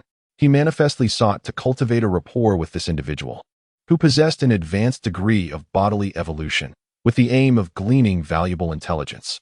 Such information would be instrumental in safeguarding the team. Furthermore, it was patently evident that the soldier's mission extended beyond mere fraternization. He was undoubtedly tasked with maintaining surveillance over them. Consequently, the team recognized the futility of attempting to elude him, although they harbored no intention of deserting their posts. Thus, with veiled intentions, the two factions proceeded to the kitchen. Bringing up the rear, Liu Chang discreetly inquired of the young girl, Xiaojing, "What is his danger quotient?" "Understood," she responded. Liu Chang scrutinized the lithe young man before him, struggling to reconcile the lean physique with the formidable strength that surpassed even the monstrous canine he had previously encountered. Instinctively, he engaged in a comparative analysis, pondering the outcome of a hypothetical confrontation between himself and the young soldier. He wondered whether the soldier's robust constitution could withstand the impact of standard-issue police firearms, and what his limits were in terms of speed and vertical leap. The meal, enriched by the presence of meat, proved to be a convivial affair for all. Amidst the harmonious atmosphere, the team acquired fundamental insights into the young soldier's background. Before them stood a remarkably evolved warrior, barely 19 years of age, hailing from a rural village in Zibo, Shandong. He had only recently enlisted, yet had already encountered the onset of the Crimson Mist, and was still struggling to wield a firearm proficiently. Nonetheless, due to his exceptional physical evolution, he caught the attention of the command, which entrusted him with the task of escorting others. At the break of dawn on the following day, the command summoned the few who had not slept deeply. Led by the commander, they were joined by over 20 meticulously selected escort soldiers. For such escort missions, an excess of personnel could be counterproductive. Hence, only these elite warriors were assigned to them. Rest assured, each one is a paragon of martial prowess. After leading the group out of their quarters, the commander gestured towards the line of field soldiers in the corridor, stating, "These individuals possess strength surpassing that of the average person and are well-versed in firearms and combat, ensuring your safety on the journey." "Thank you, Commander," replied Li Qingshui, bowing respectfully. "There's no need for gratitude. This is merely an order from above, and you need not thank me," the commander replied, casting a glance at Liu Chang and the others. "Are your preparations complete? Do you have any additional requests?" Chapter 57. A Grand World. With that, the commander waved to several soldiers, instructing, "Take her." "No." Upon observing several towering and robust soldiers advancing in their direction, Dr. Huang vociferously protested, "You cannot proceed in this manner. It constitutes an abuse of authority. I have committed no transgression, and you possess no jurisdiction to expel me from the military zone." However, it was universally acknowledged that, at that juncture, a multitude of ears had congregated behind the portal. "The roommate of this woman has vanished, and that implicates all of you, without exception, as potential suspects in a homicide. Consequently, you shall all be banished from the military zone." The division commander proclaimed this ostensibly deceptive truth in a resounding voice. Subsequently, at his signal, the soldiers escorting Dr. Huang, comprehending his intent, expeditiously propelled her from the chamber into the corridor, and thence from the corridor into the dormitory. "Very well, I have acceded to your demands." The division commander, casting a glance at Dr. Huang as she dissolved into the mist, extended his hand to clasp that of Li Qingshui, and, modulating his tone, remarked, "I also anticipate your cooperation in my endeavors." "Sentient life?" The division commander received the missive, yet his countenance betrayed a palpable skepticism. "That is improbable. Irrespective of the rapidity of external transformations, I cannot concede that an intelligence, distinct from humanity, could emerge within such a brief interval. Indeed, were it not for first-hand observation, I too would harbor disbelief." Li Qingshui stated, "The information and the artifact are now in your possession. Whether you elect to believe it is your prerogative. My sole motivation is to ensure that humanity is forewarned of this development. Your credulity is inconsequential, as, in my estimation, the military forces of a provincial city such as Kaifeng lack the capacity to locate the entity, let alone pose any menace to it." Upon hearing Li Qingshui's alarming words, the division commander, though skeptical, cautiously placed the envelope in his pocket. After their commotion, the sky outside gradually brightened. "It's time for you to depart. Indeed, we must leave. Time is of the essence, and not a moment can be spared." Li Qingshui adjusted his backpack and took the lead. Liu Chang and the little girl followed closely, with the corpulent man bringing up the rear, laden with more baggage. They traversed the corridor, reached the dormitory entrance, and gazed upon the crimson world, now tinged with the first light of dawn. "Be careful on your journey." Julin, who had been watching them depart, rushed from behind, her eyes brimming with tears. "You must survive." The corpulent man stepped forward and embraced her in a hearty bear hug. "We must survive." Liu Chang lifted the little girl onto his shoulders and joined the embrace, holding their comrade in arms close. "Take care of yourself." Even the usually composed Li Qingshui joined the circle of arms, embracing Julin and offering his final instructions. "There's still meat in the water tank. Enough for you to eat for a few days. If you can't finish it, give it to the army. That way, you'll be able to live better here. In the future, be strong. To survive, you may have to forsake certain things. Just let me know that you're still alive." "Thank you." The girl, enveloped in their embrace, was sobbing uncontrollably. "Will we ever meet again?" "I believe we will." Liu Chang broke free from the embrace, hoisted the little girl onto his shoulders, and smiled. "What do you all think?" "I think so too." The corpulent man laughed heartily to mask the lump in his throat. Surely, there was something amiss. Li Qingshui also released her tightly clasped arms, casting one last glance at Julin before pulling the stout fellow and Liu Chang into the dense morning fog, vanishing from her sight. At long last, the expedition commenced. As Liu Chang and his companions ventured into the mist, a contingent of soldiers followed suit, totaling over 20 individuals. Leading the group was a middle-aged man alongside a super-evolved individual named Shun Mingyi, with Dr. Huang, the one being dragged by the soldiers, trailing behind. Upon hearing the leader's command, Shinmingyi exhibited no signs of resistance and promptly executed the order. After incapacitating Dr. Huang, he effortlessly hoisted the emaciated woman, who had been starving for days, onto his shoulder. The weight felt as light as a garment upon him, and within a few strides, he reclaimed his position at the forefront of the procession. "Hey, I say, my friend," the corpulent man remarked as Shinmingyi approached his side. Seemingly to dispel the melancholic emotions of parting, he, usually reticent, found himself speaking softly today. "Aren't you the leader of this group?" Why do you heed his words? "Oh, that's the case," the corpulent man nodded. "What is his name?" "Xiaoyu," came the reply. The corpulent man muttered to himself. And as the group of over 20 exited the military compound, the leader named Xiaoyu illuminated a massive flashlight emitting a yellow glow, waving it towards the sky to capture the attention of those present. "Our team is about to embark. Allow me to say a few words." Seeing the team members gather around, Xiaoyu declared, "Although Comrade Shinming is nominally in charge of the team this time, under these extraordinary circumstances, I will dispense with formalities. Given his relative youth, I will assume leadership temporarily. Does anyone object?" "No." The soldiers roared in unison, evidently. Several among them had previously served under his command. "Very well, let me begin," Xiaoyu said with a nod. He brandished the flashlight in his hand and announced, "This device I hold is a fog lamp, a modified one. With this, an individual can perceive an additional meter or two in this haze. Of course, the primary function of this device is not to enhance my visual range significantly, but rather to provide a beacon for those following behind," the company commander exclaimed, standing atop a stone block. "In this dense fog, I believe you, like me, can only see 2 or 3 meters ahead. Those in the middle of the formation cannot see the front, let alone those at the rear. Therefore, during our march, each of you must meticulously observe the person directly in front of you, maintaining close order to avoid separation. Should you inadvertently become separated, call out and seek the light. Do not remain idle and disoriented. This dense fog has sound-dampening properties. 10 seconds of hesitation could result in permanent detachment from the group. Furthermore, ensure your weapons are prepared and ready for immediate use. However, bear in mind that if you encounter danger and are uncertain of success, refrain from firing indiscriminately.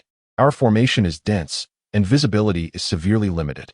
A single shot could easily injure our own comrades. Therefore, under no circumstances should you resort to gunfire. If anyone hears a gunshot, they should immediately take cover. Is that understood?" "Understood," the soldiers responded in unison, with Liu Chang and the others nodding in agreement. "Very well. Let's proceed."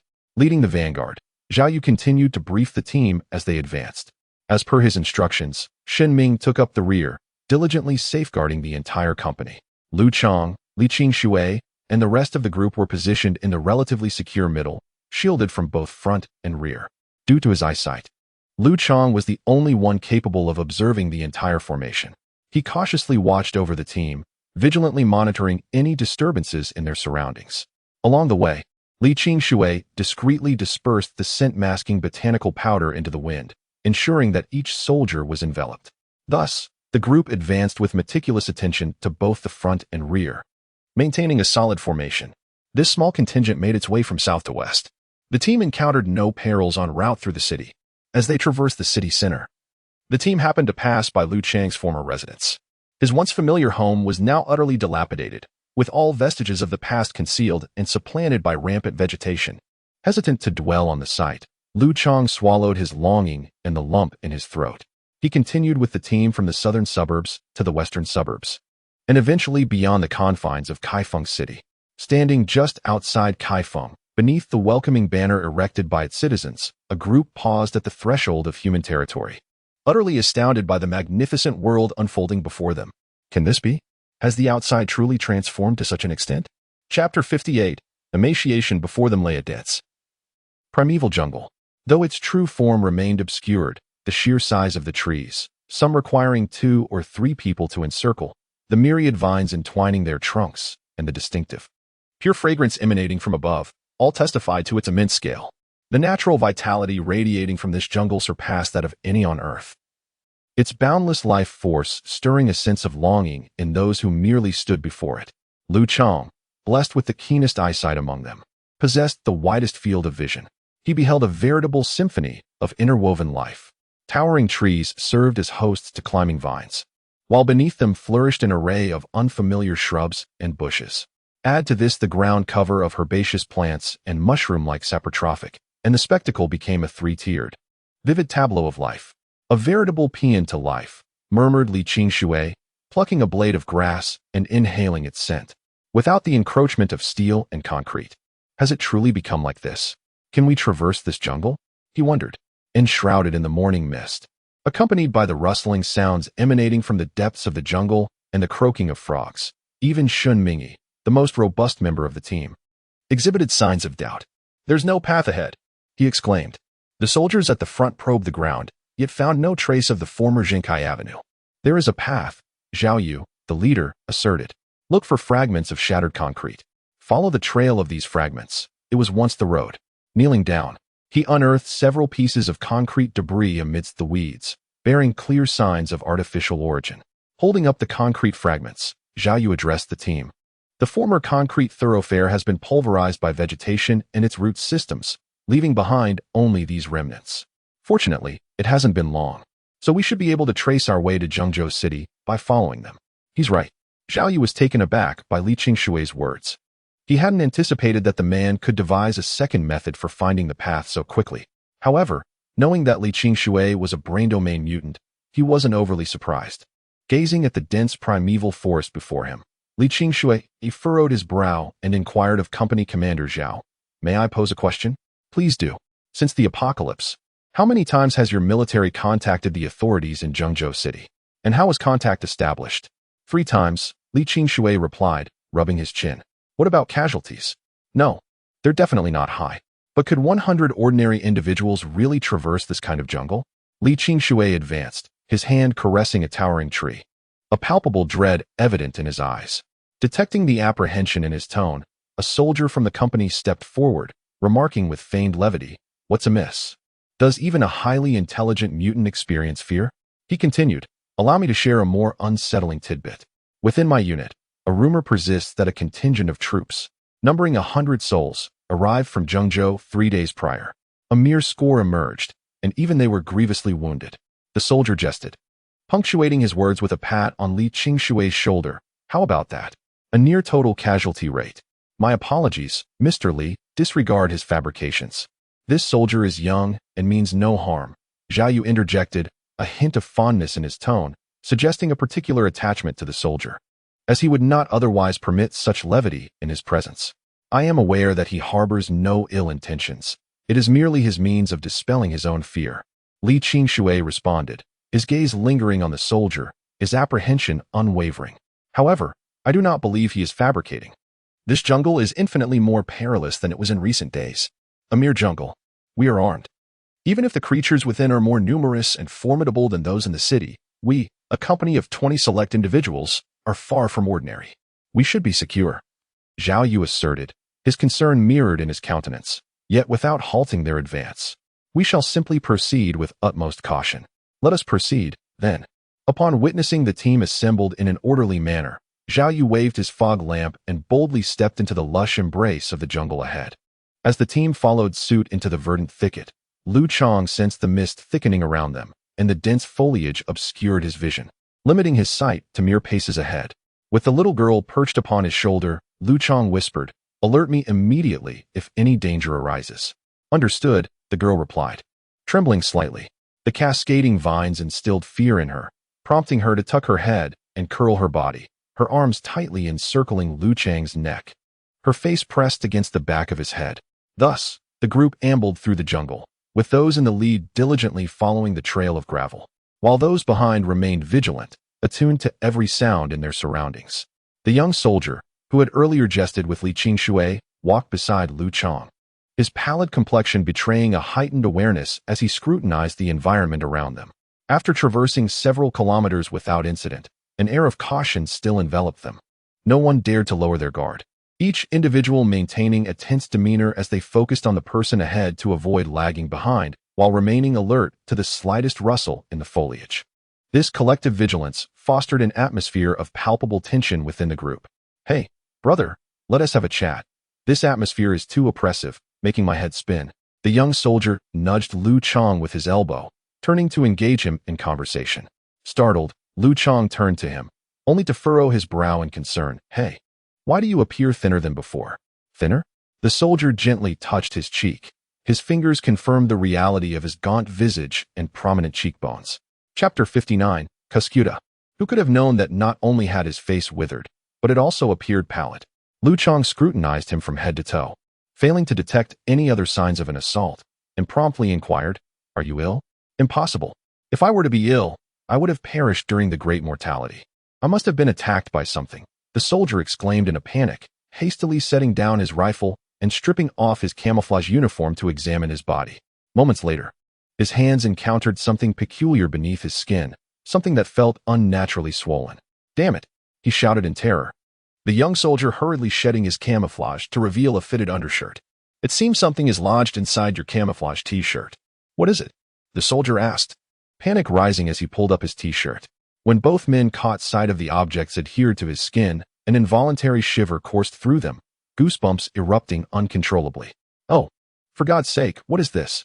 Zhao Yu arrived just in time to witness the soldier frantically tugging at the plant tendrils clinging to his skin, as if they were parasitic, draining his blood and fat. It appears to be Cuscuta, Li Qingshui remarked as he approached, observing the vines on the soldier's body. You didn't feel them crawling onto you? Certainly not. Otherwise, how could these things have grown so plump without me noticing? Liu Chang gazed at the grotesque sight of the soldier, revolted by the plants clinging to his body. They enveloped his skin tightly, with fine, hair-like tendrils piercing into his flesh, siphoning his blood and subcutaneous fat through straw-like orifices.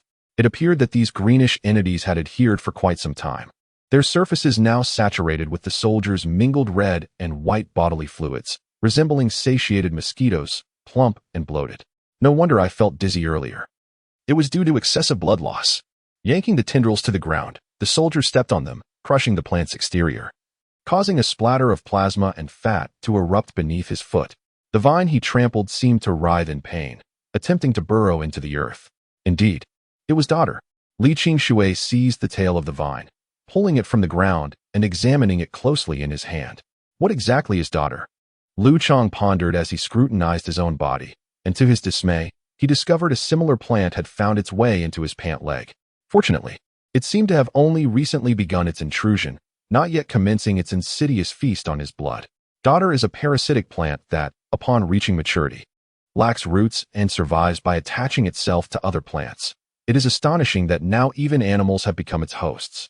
Holding the vine in his hand, Li Qingshui cautiously avoided the barbs, remarking, These thorns likely possess a potent numbing effect, akin to a mosquito's proboscis, penetrating the flesh imperceptibly. Good heavens, that's terrifying. Liu Chang extracted the vine from his trouser leg and promptly crushed the spectral plant underfoot, exclaiming, Everyone, quickly inspect your bodies for this plant. You wouldn't want to be drained dry without realizing it. Mr. Li, is this plant venomous? The soldier, whose face was noticeably gaunt from the parasitic feeding, frantically removed the clinging vines from his person, his face etched with trepidation. If this thing is poisonous, my life is in jeopardy. I'm uncertain, but I suspect it's non-toxic. Li Qingshui scrutinized the color of the barbs. Are you experiencing any nausea or muscle spasms? No, just lightheadedness. The man shook his head. It's nothing to worry about. The dizziness is likely due to blood loss. I doubt it's poisonous. Discarding the vine segment, Li Qingshui addressed the group, Be vigilant, everyone. The forest is teeming with lurking dangers. Pay close attention to your physical condition. Understood. Affirmative. Xiaojing, why didn't you detect the daughter's assault? After repacking their gear, Liu Chang cautiously inquired of the young girl. He had previously believed that with her presence, they would be forewarned of any attacks. However, the sinister forest lurkers had revealed the true meaning of stealth, demonstrating what it meant to be consumed without awareness. I am uncertain. I initially thought they were mere weeds, as their vitality closely resembled that of common weeds, and their presence was so faint that I could not perceive it at all. The little girl's face displayed a look of grievance. I apologize. Had you not discovered this early, both you and that soldier might have perished. No need for apologies. This is not your fault. This wretched vine must have emerged from beneath the ground, so it is not surprising that you were unable to sense it. Lifting his pant legs, Liu Chang exposed his ankles to his line of sight, ensuring that he could detect any parasitic plants similar to the daughter before they could launch an attack. We must hurry. This ground is saturated with blood and fat. The stench is overwhelming, and we risk attracting carnivorous creatures. Li Qingshui glanced at the spot where the daughter had been crushed, and then at the soldier who had lost a considerable amount of blood. Can you still walk? Yes, I am fine. The man vigorously shook his head, attempting to dispel the dizziness. If you're all right, we should leave immediately. The peculiarities of this forest had already begun to dawn on the squad leader regarding its inherent dangers. He waved his hand, raised the fog lamp, and rolled up his trousers, signaling the soldiers to follow him onward. However, fate took an unexpected turn, just as he lifted the fog lamp.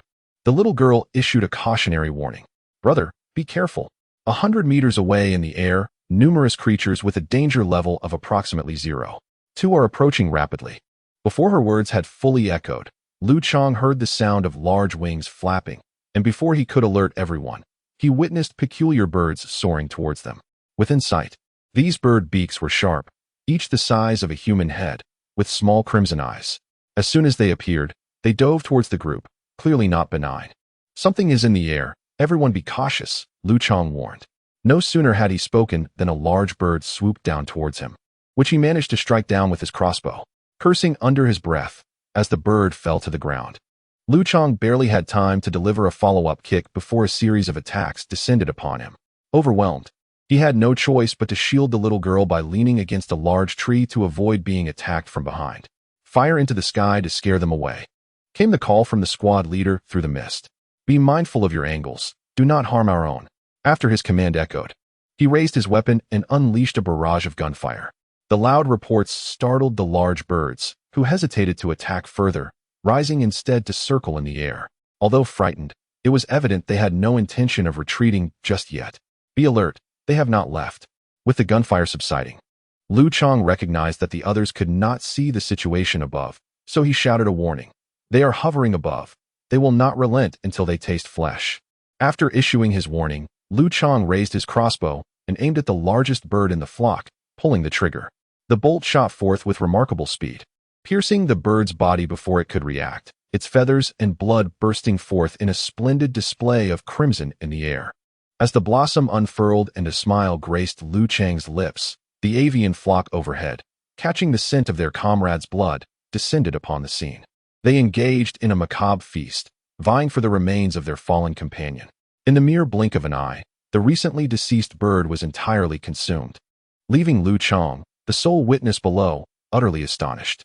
Then another flock arrived, posing a greater threat, with a danger level of 0. 5. It seemed insurmountable to defeat such numbers. Liu Chang's brow furrowed in concern. Soon after, a buzzing sound filled the air, and a swarm of mosquito-like insects, equipped with sharp mouthparts, materialized into view. The birds, upon sighting these colossal mosquitoes, scattered in terror. Those unable to escape were seized by the half-human-sized insects and transformed into a lavish meal. Of course, these carnivorous mosquitoes did not limit their diet to birds alone. Larger creatures were also their intended prey. Consequently, some of the mosquitoes launched exploratory attacks on the group below. Fortunately, the majority of the insects remained focused on the birds in the sky. They seemed more interested in familiar prey than in the unfamiliar humans. As a result, only a few mosquitoes descended to attack the group, causing minimal disruption. In fact, their arrival provided the humans with a brief respite. Move, move, move. Let's take advantage of this opportunity to escape while they're fighting, Xiaoyu exclaimed, recognizing the fleeting chance. As he shouted, he waved the broken fog light in his hand, attempting to signal all those who had been scattered. Upon noticing his signal, Liu Chang swiftly grasped the little girl and ran towards him, joining the regroup team, moving forward in an orderly retreat. During this withdrawal, a solitary mosquito dared to attack him. However, this pitiful creature, possessing a mere danger level of 0. 5, posed no threat to Liu Chang once it had strayed from its swarm. Drawing his scalpel, Liu Chang swiftly severed its head as it flew towards him, then continued onward, leaving the battlefield with the rest of the group. Thus, the crowd fought and retreated in haste, finally settling a few kilometers away, ceasing their frantic escape. Xiaoyu began to tally the numbers. 1, 2, 3, 4. Holding the fog light, he illuminated each person in the team, counting meticulously as the light flickered over them. Finally, he reached 25. But where were the 2 missing? After completing his count, Xiaoyu realized that 2 soldiers were absent from this outing, alongside Liu Chang's group. There were a total of 27 individuals, including 22 soldiers, for escorted persons, and the coerced Dr. Huang. Having not ventured far, the absence of two familiar faces darkened Zhao Yu's expression considerably. Could it be that someone had fallen behind? Ordinary individuals possess a visibility range of less than 3 meters, making it easy to become lost unless in close proximity to one another. Amidst the dual onslaught of the giant bird and the colossal mosquito, people had been fleeing in a panic, resisting while desperately trying to evade. In the ensuing chaos, it was inevitable that some would go missing. Let us wait a moment, he suggested. One of the warriors proposed. What if we cannot wait any longer? Perhaps we should split up and search? This suggestion, however, was swiftly dismissed just a moment after it was uttered. Split up? Are you out of your mind? Someone shouted from the ranks. If we separate, we will never reunite. This fog can ensnare you indefinitely. If it weren't for the trace of this gravel path beneath our feet, plunging into this jungle would leave us lost for days, if not weeks. His words were starkly realistic, met with a profound silence as the group found themselves in a quandary. Neither waiting nor departing seemed viable, and searching appeared to offer no discernible choice. Do you have better eyesight than us? Zhao Yu inquired, fixing his gaze on Liu Chang. Indeed, it is a power I acquired through my transformation. I can search for the others, Liu Chang affirmed. Very well, in that case, let Mingyi accompany you. His physical condition is robust, and your keen eyesight will significantly diminish the likelihood of encountering peril together, the squad leader remarked, nudging Shen Mingyi. As for her, you should set the woman down. How long do you intend to carry her? She regained consciousness during the gunfire moments ago. Mingyi placed Dr. Huang on the ground, ignoring her panicked question, and grasped a military machete before stepping alongside Liu Chang. Brother, there are 3 life forms 100 meters to the left ahead, 2 with a danger level of 4, and 1 with a danger level of 2. 5. The little girl whispered in Liu Chang's ear, her voice barely audible even to herself, yet she was certain he could hear. Upon hearing the figure of 2. 5, Liu Chang felt a stir within his heart. Given that 2. 5 represented the average vitality index for these elite warriors, and considering the proximity to both the battlefield and their team's location, encountering a creature with a danger level of precisely 2. 5 warranted investigation. As for the 2 entities registering a danger level of 4, Liu Chang was confident that with himself and Shen Mingyi possessing a danger level of 9, they could manage any potential threat. Don't stray, that direction deviates from the path. After following Liu Chang for a few paces, Shen Mingyi scrutinized the depths of the jungle and discerned something amiss. All right then. Gripping his military machete firmly, Shen Mingyi trailed the figure ahead into the heart of the jungle. Diverging from the original Zhengkai Avenue, the forest's depths exhibited significantly denser foliage. After setting the little girl down, Liu Chang advanced in a crouch, relying on his enhanced vision. Sure enough, after traversing several dozen meters, he spotted a comrade who had previously become separated, a middle-aged soldier brandishing a firearm, his gaze darting about with evident bewilderment and anxiety, unmistakably lost. Upon sighting the soldier, Liu Chang felt a surge of elation, yet he refrained from immediately calling out. Mindful of the 2 entities with a danger level of 4 that the little girl had mentioned, which had yet to materialize, causing him some apprehension. Consequently, he cocked his crossbow, and, avoiding any abrupt movements, crouched within the thicket, vigilantly observing every rustle and stir in his surroundings. However, despite maintaining his watch for an extended period, until Shen Mingyi behind him began to grow impatient, he detected nothing of note. Liu Chang stood in place for about 10 seconds, until the little girl trailing behind caught up with him. Yet he still failed to discern any signs of life amidst the thicket. Where are the 2 creatures with a danger rating of 4 that you mentioned? He inquired softly, pulling the girl closer to him. I haven't spotted a single one. Right in front of you, next to that one with a danger rating of 2. 5. The girl replied. Although she could not see the soldiers a few meters away, she sensed their presence, closing her eyes to heighten her awareness. They're S1. The little girl pointed behind the soldier, but all Liu Chang could see was a cluster of verdant ferns. Just as he was engulfed in confusion, the girl directed his attention to a similarly shaped tree nearby, adding, There's another one there. Another plant hunter, perhaps? Liu Chang scrutinized the 2 clusters of flora. Yet after a lengthy examination, he found no signs of any living beings. It shouldn't be a plant, amidst this vast expanse of vegetation. My sensitivity to plants is not particularly acute. The little girl continued to sense with her eyes closed, asserting, If I can perceive it from such a distance, it must certainly be an animal. Liu Chang advanced another 2 to 3 meters, carefully observing the two plants within a 10-meter radius. At long last, he finally discerned traces of animal life among the foliage. The eyes were ingeniously concealed, resembling verdant leaves amidst the foliage. Devoid of pupils, these peculiar eyes were seamlessly integrated with the creature's form, remaining unerringly still. Had Liu Chang not been forewarned, he would have likely passed by, oblivious to the fact that these leaf-like features were, in reality, the eyes of a well-disguised assailant. To unknowingly traverse their domain would inevitably lead to one's demise.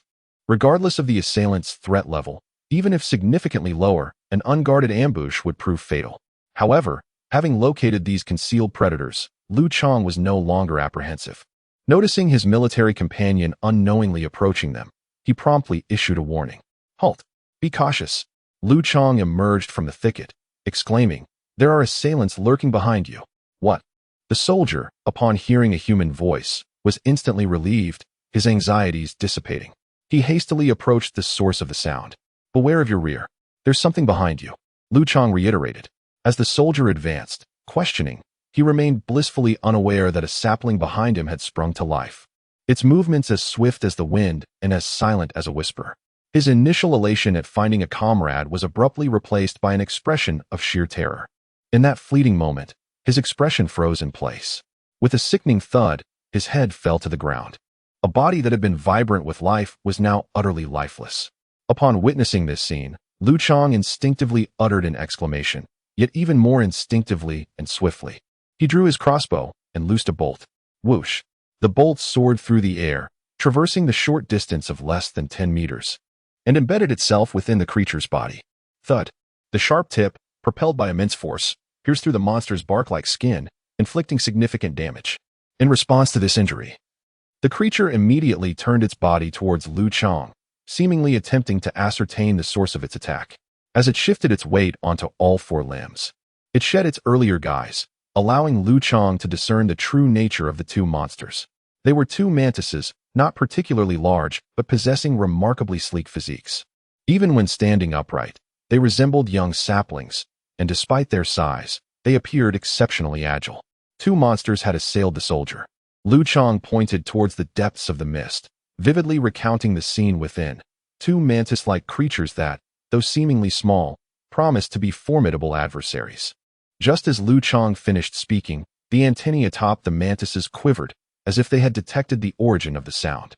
In an instant, they sprang forth with astonishing speed, darting towards Liu Chang's concealed position. "They are coming."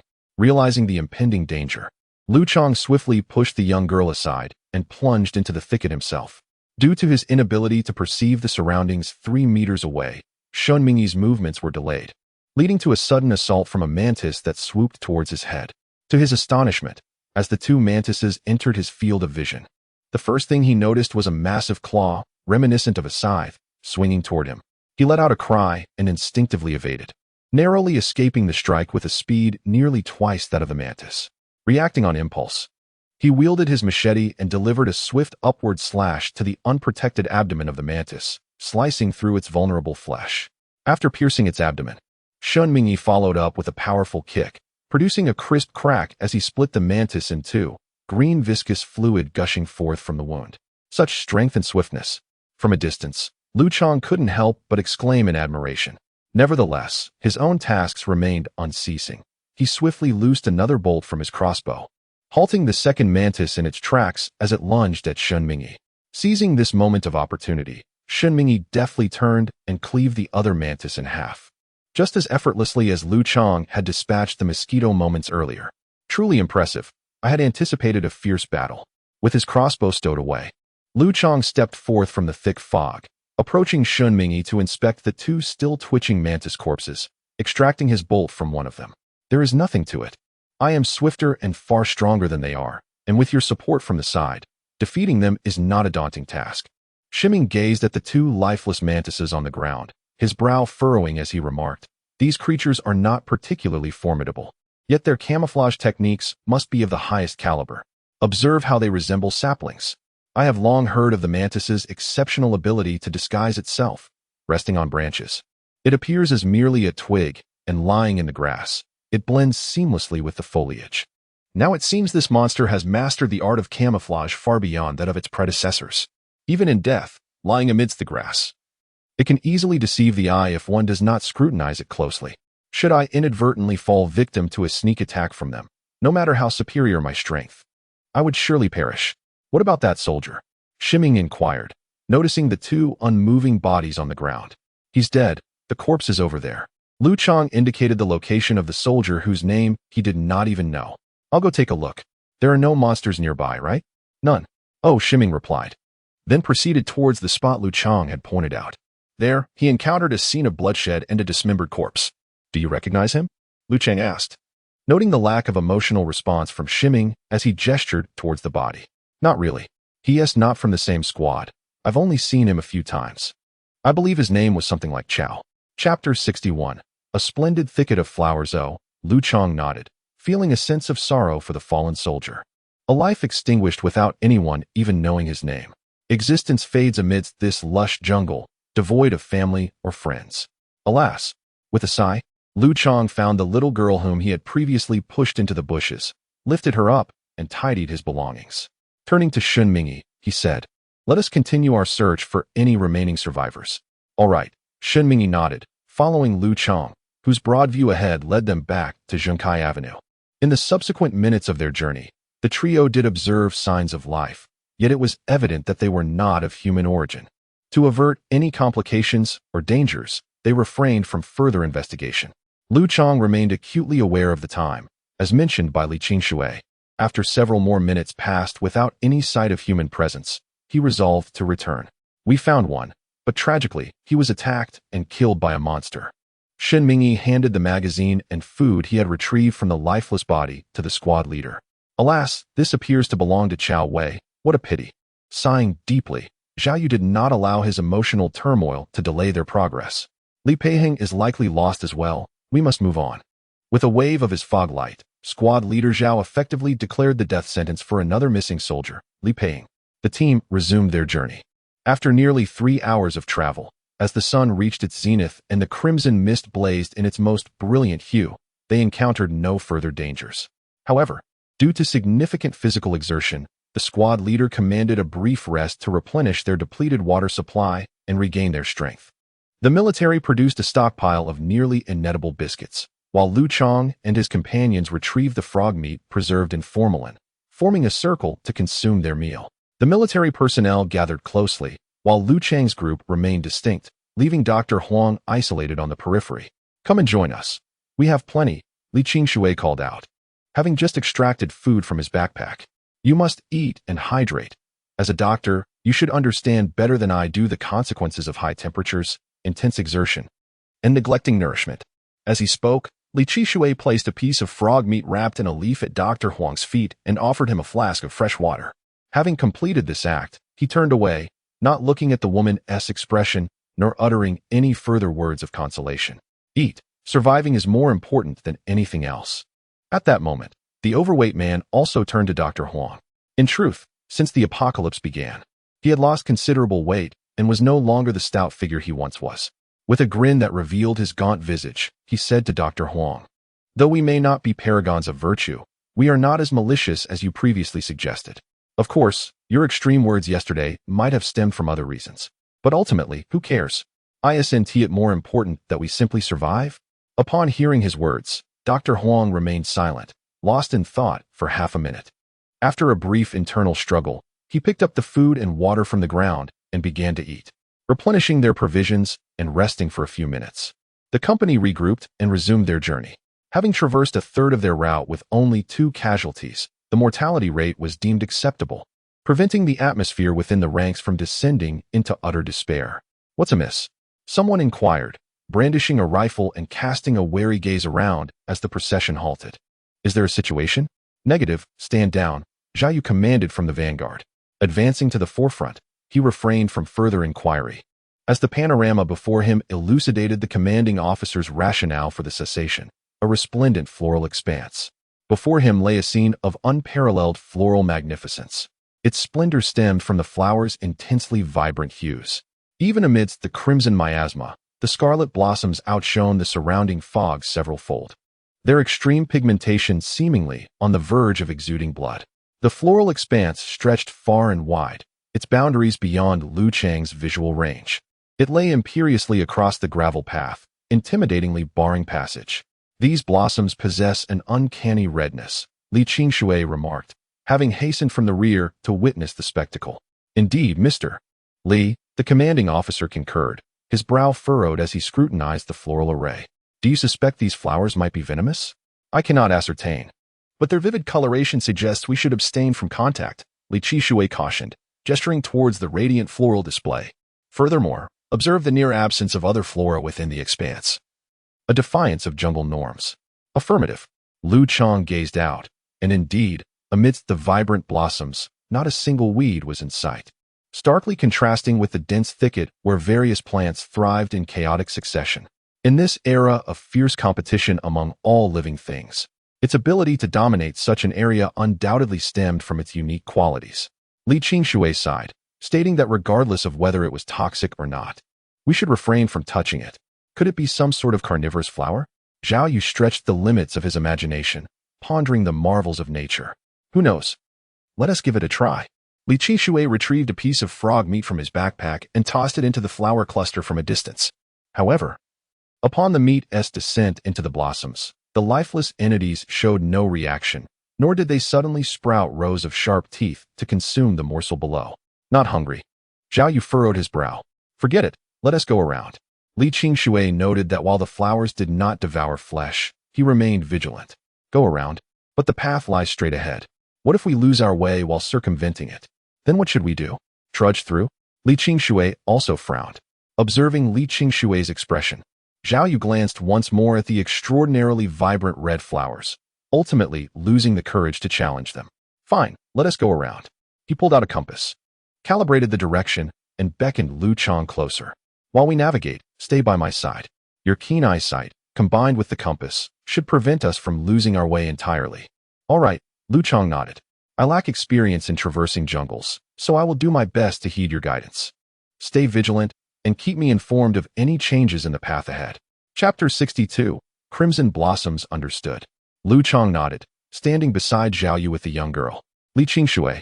After briefing the soldiers on the road conditions ahead, Zhao Yu led the group on a detour. These floral thickets are quite extensive. At this rate, we might not reach Zhengzhou before nightfall. Liu Chang remarked with some anxiety as he walked at the head of the group. Platoon leader, could we expedite our pace? Indeed. We should hasten our steps. The floral expanse is more considerable than I initially estimated. The platoon leader agreed, adjusting his course and quickening his stride. Just then, a gentle breeze wafted through the flowers, carrying their fragrant aroma. The scent of these blossoms is truly captivating. The fragrance brought a moment of levity to the group.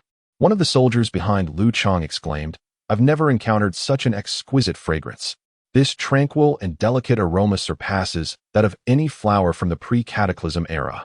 If these blossoms, with their vibrant hues, were available in the past, they would command an exorbitant price. Alas, in this era, the fragrance of these flowers may well be the scent of demise. Li Qingshui frowned. Let us proceed with haste. In the natural world, the fragrance and beauty of flowers are rarely intended for mere admiration. In the past, floral scents served to attract insects for pollination. Now, they may lure other creatures into their fatal embrace. Moreover, it must be acknowledged that a flower is merely a reproductive organ. And what fascination can one find in another's reproductive organ? Li Qingshui frowned, remarking, many people find it delightful to bring them to their lips and inhale their fragrance. It is utterly repulsive. Your words are equally distasteful. Upon hearing Li Qingshui's comments, laughter erupted from the rear of the group, and as the atmosphere lightened, the pace of the crowd quickened.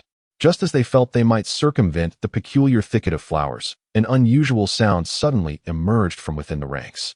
A piercing scream shattered the air, a cry laced with agony and shock. It was as if, in one fleeting moment, the air was filled with laughter, only to be abruptly pierced by the anguish of someone being stabbed in the gut, a cry that was both unexpected and heartrending. What happened? Upon hearing the scream from behind, Zhao Yu immediately readied himself for combat. Liu Chang, observing the soldier who had cried out, questioned, was he attacked? The soldier's expression was one of sheer torment. veins protruding from his neck, his face flushed, and his features contorted in a grotesque manner, clearly indicating he was enduring excruciating pain. His weapon lay discarded on the ground. While his fingers stiffened into claws, Liu Chang noticed that the soldier's body began to convulse noticeably. The surrounding soldiers, upon witnessing his condition, raised their weapons, scanning the vicinity for any signs of threat. However, despite their vigilant watch, they found no disturbances in the air or on the ground. Could it be an ambush akin to that of a daughter? Someone in the group called out. It is possible.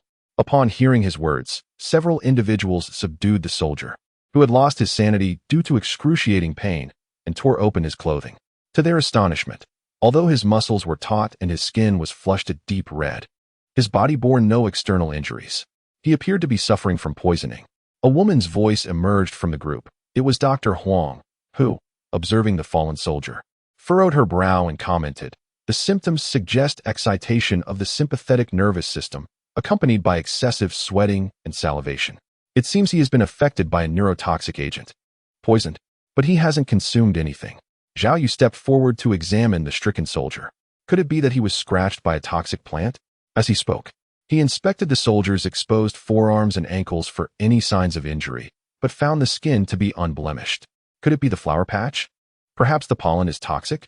Li Qingshui's pupils dilated as a realization struck her. That's impossible. None of us exhibit symptoms of poisoning. Why would he? Just as Zhao Yu was articulating his thoughts, his words faltered abruptly, his tongue twisting into a knot, transforming his speech into a series of guttural murmurs. Liu Chang witnessed the transition from Zhao Yu's furrowed brow to a visage of sheer agony, as he too succumbed to the same symptoms as the soldier. His body flushed. Drenched in sweat, blood vessels in his eyes becoming pronounced, he released a scream of torment. "It truly is the pollen that is toxic," Liu Chang exclaimed in alarm, hastily holding his breath and seizing the young girl, fleeing in the opposite direction of the flower patch.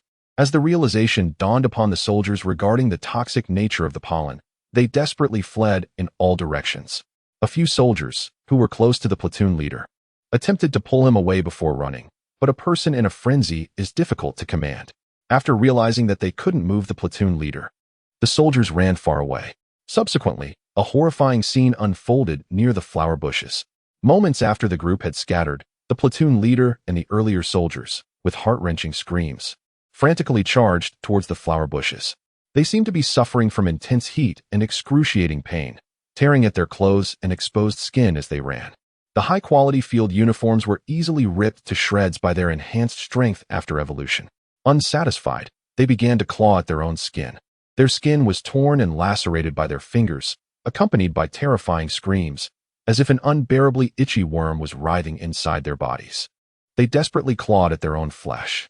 Even with their faces torn open, revealing the gleaming white bone beneath, they did not stop. They then dug their fingers into their abdominal cavities, reaching for their internal organs. Pieces of skin were torn apart, and they writhed in agony, spraying blood and flesh onto the vibrant flower bushes like a sprinkler, adding a touch of even more alluring color to the already dazzling flowers. Witnessing this scene from afar, Liu Chang was left speechless. He pulled the little girl and the others along, running until they were far away from the scent of the flowers before stopping. What should they do? Has everyone been poisoned? The fleeing individuals reassembled, each reflecting profound terror in one another's eyes. Only Li Qingshui maintained a semblance of calmness. "Dr. Huang, how can we counteract the neurotoxin?" he inquired, furrowing his brow as he turned to the sole adult woman in the group. "Neurotoxins come in myriad forms. This pollen's toxin is unprecedented for me, and I am at a loss," Dr. Huang confessed, her face concealed in her hands, fear evident. Chapter 63. Wounded individuals. At the moment Dr. Huang declared her helplessness, two more soldiers exhibited symptoms of poisoning. Their frantic behavior mirrored that of Captain Zhao, driven by excruciating agony as they charged toward the flower thicket like deranged beasts, as if the distant fragrance was their fated sanctuary. Truly, what a peculiar method of predation, allowing the prey to approach willingly, even bypassing the fertilization process. Li Qingshui glanced toward the direction of the flowers, disregarding the two soldiers. After a moment of deep contemplation, he suddenly seized the large water jug at his waist and drank voraciously. Observing his actions, Liu Chang quickly followed suit, disregarding the efficacy of the endeavor, and took a hefty swig from his own jug. He then produced a reserve of water from his backpack, generously pouring it for a young girl. Witnessing this, the others began to emulate their actions. Although their efforts might be in vain, none wished to abandon what could be their last hope. Therefore, within a mere dozen seconds, the team's entire supply of potable water was drained, leaving everyone with a slightly distended abdomen. Axiom 1. Li Qingshui instructed the most robust member of the group after finishing his share, should anyone succumb to madness later, subdue them. Understood, the man affirmed with a nod. These were the final words exchanged within the group, for what followed was the agonizing anticipation of their impending doom. Every individual had inhaled the virulent pollen, rendering escape seemingly impossible. Yet, each person clung to the hope of being the fortunate exception, like one spared from venom after a snake bite. Thus, they sat rigidly, suspended between expectation, dread, and the agonizing weight. The oppressive atmosphere, so unbearable it bordered on suffocation, caused even those untouched by the initial wave of symptoms to breathe rapidly. Everyone gasped for air, fervently praying they would not become mere nourishment for the flowers. A minute elapsed before another individual succumbed to madness, only to be swiftly knocked unconscious by the vigilant Shunmingi. However, even in his unconscious state, the man's body continued to convulse erratically, the symptoms of poisoning unabated. Yet, the others could offer no further assistance. Consumed by their own plight, none could afford to concern themselves with the suffering of others. As time wore on, one by one, individuals began to exhibit signs of poisoning, suggesting a correlation between the toxin's effects and individual resilience. The common soldiers were the first to succumb, followed by Dr. Huang and the young girl, among others who had previously displayed unusual physical traits. Liu Chang and Shunmingi were the last two to manifest symptoms. Lying upon the verdant ground, Liu Chang, afflicted by poison, did not succumb to the loss of consciousness like his fellow soldiers. His mind remained lucid, yet his body endured excruciating agony and extreme torment. Nevertheless, despite his tumultuous thoughts, the fragile remnants of his willpower restrained him from succumbing to the urge to scratch his skin, compelling his hands to dig deep into the earth beneath the trees. Liu Chang patiently awaited the passage of time, each second dragging on like an eternity for one immersed in such profound suffering. The disarray in his vision and the incessant ringing in his ears further impaired his ability to gauge the passage of time.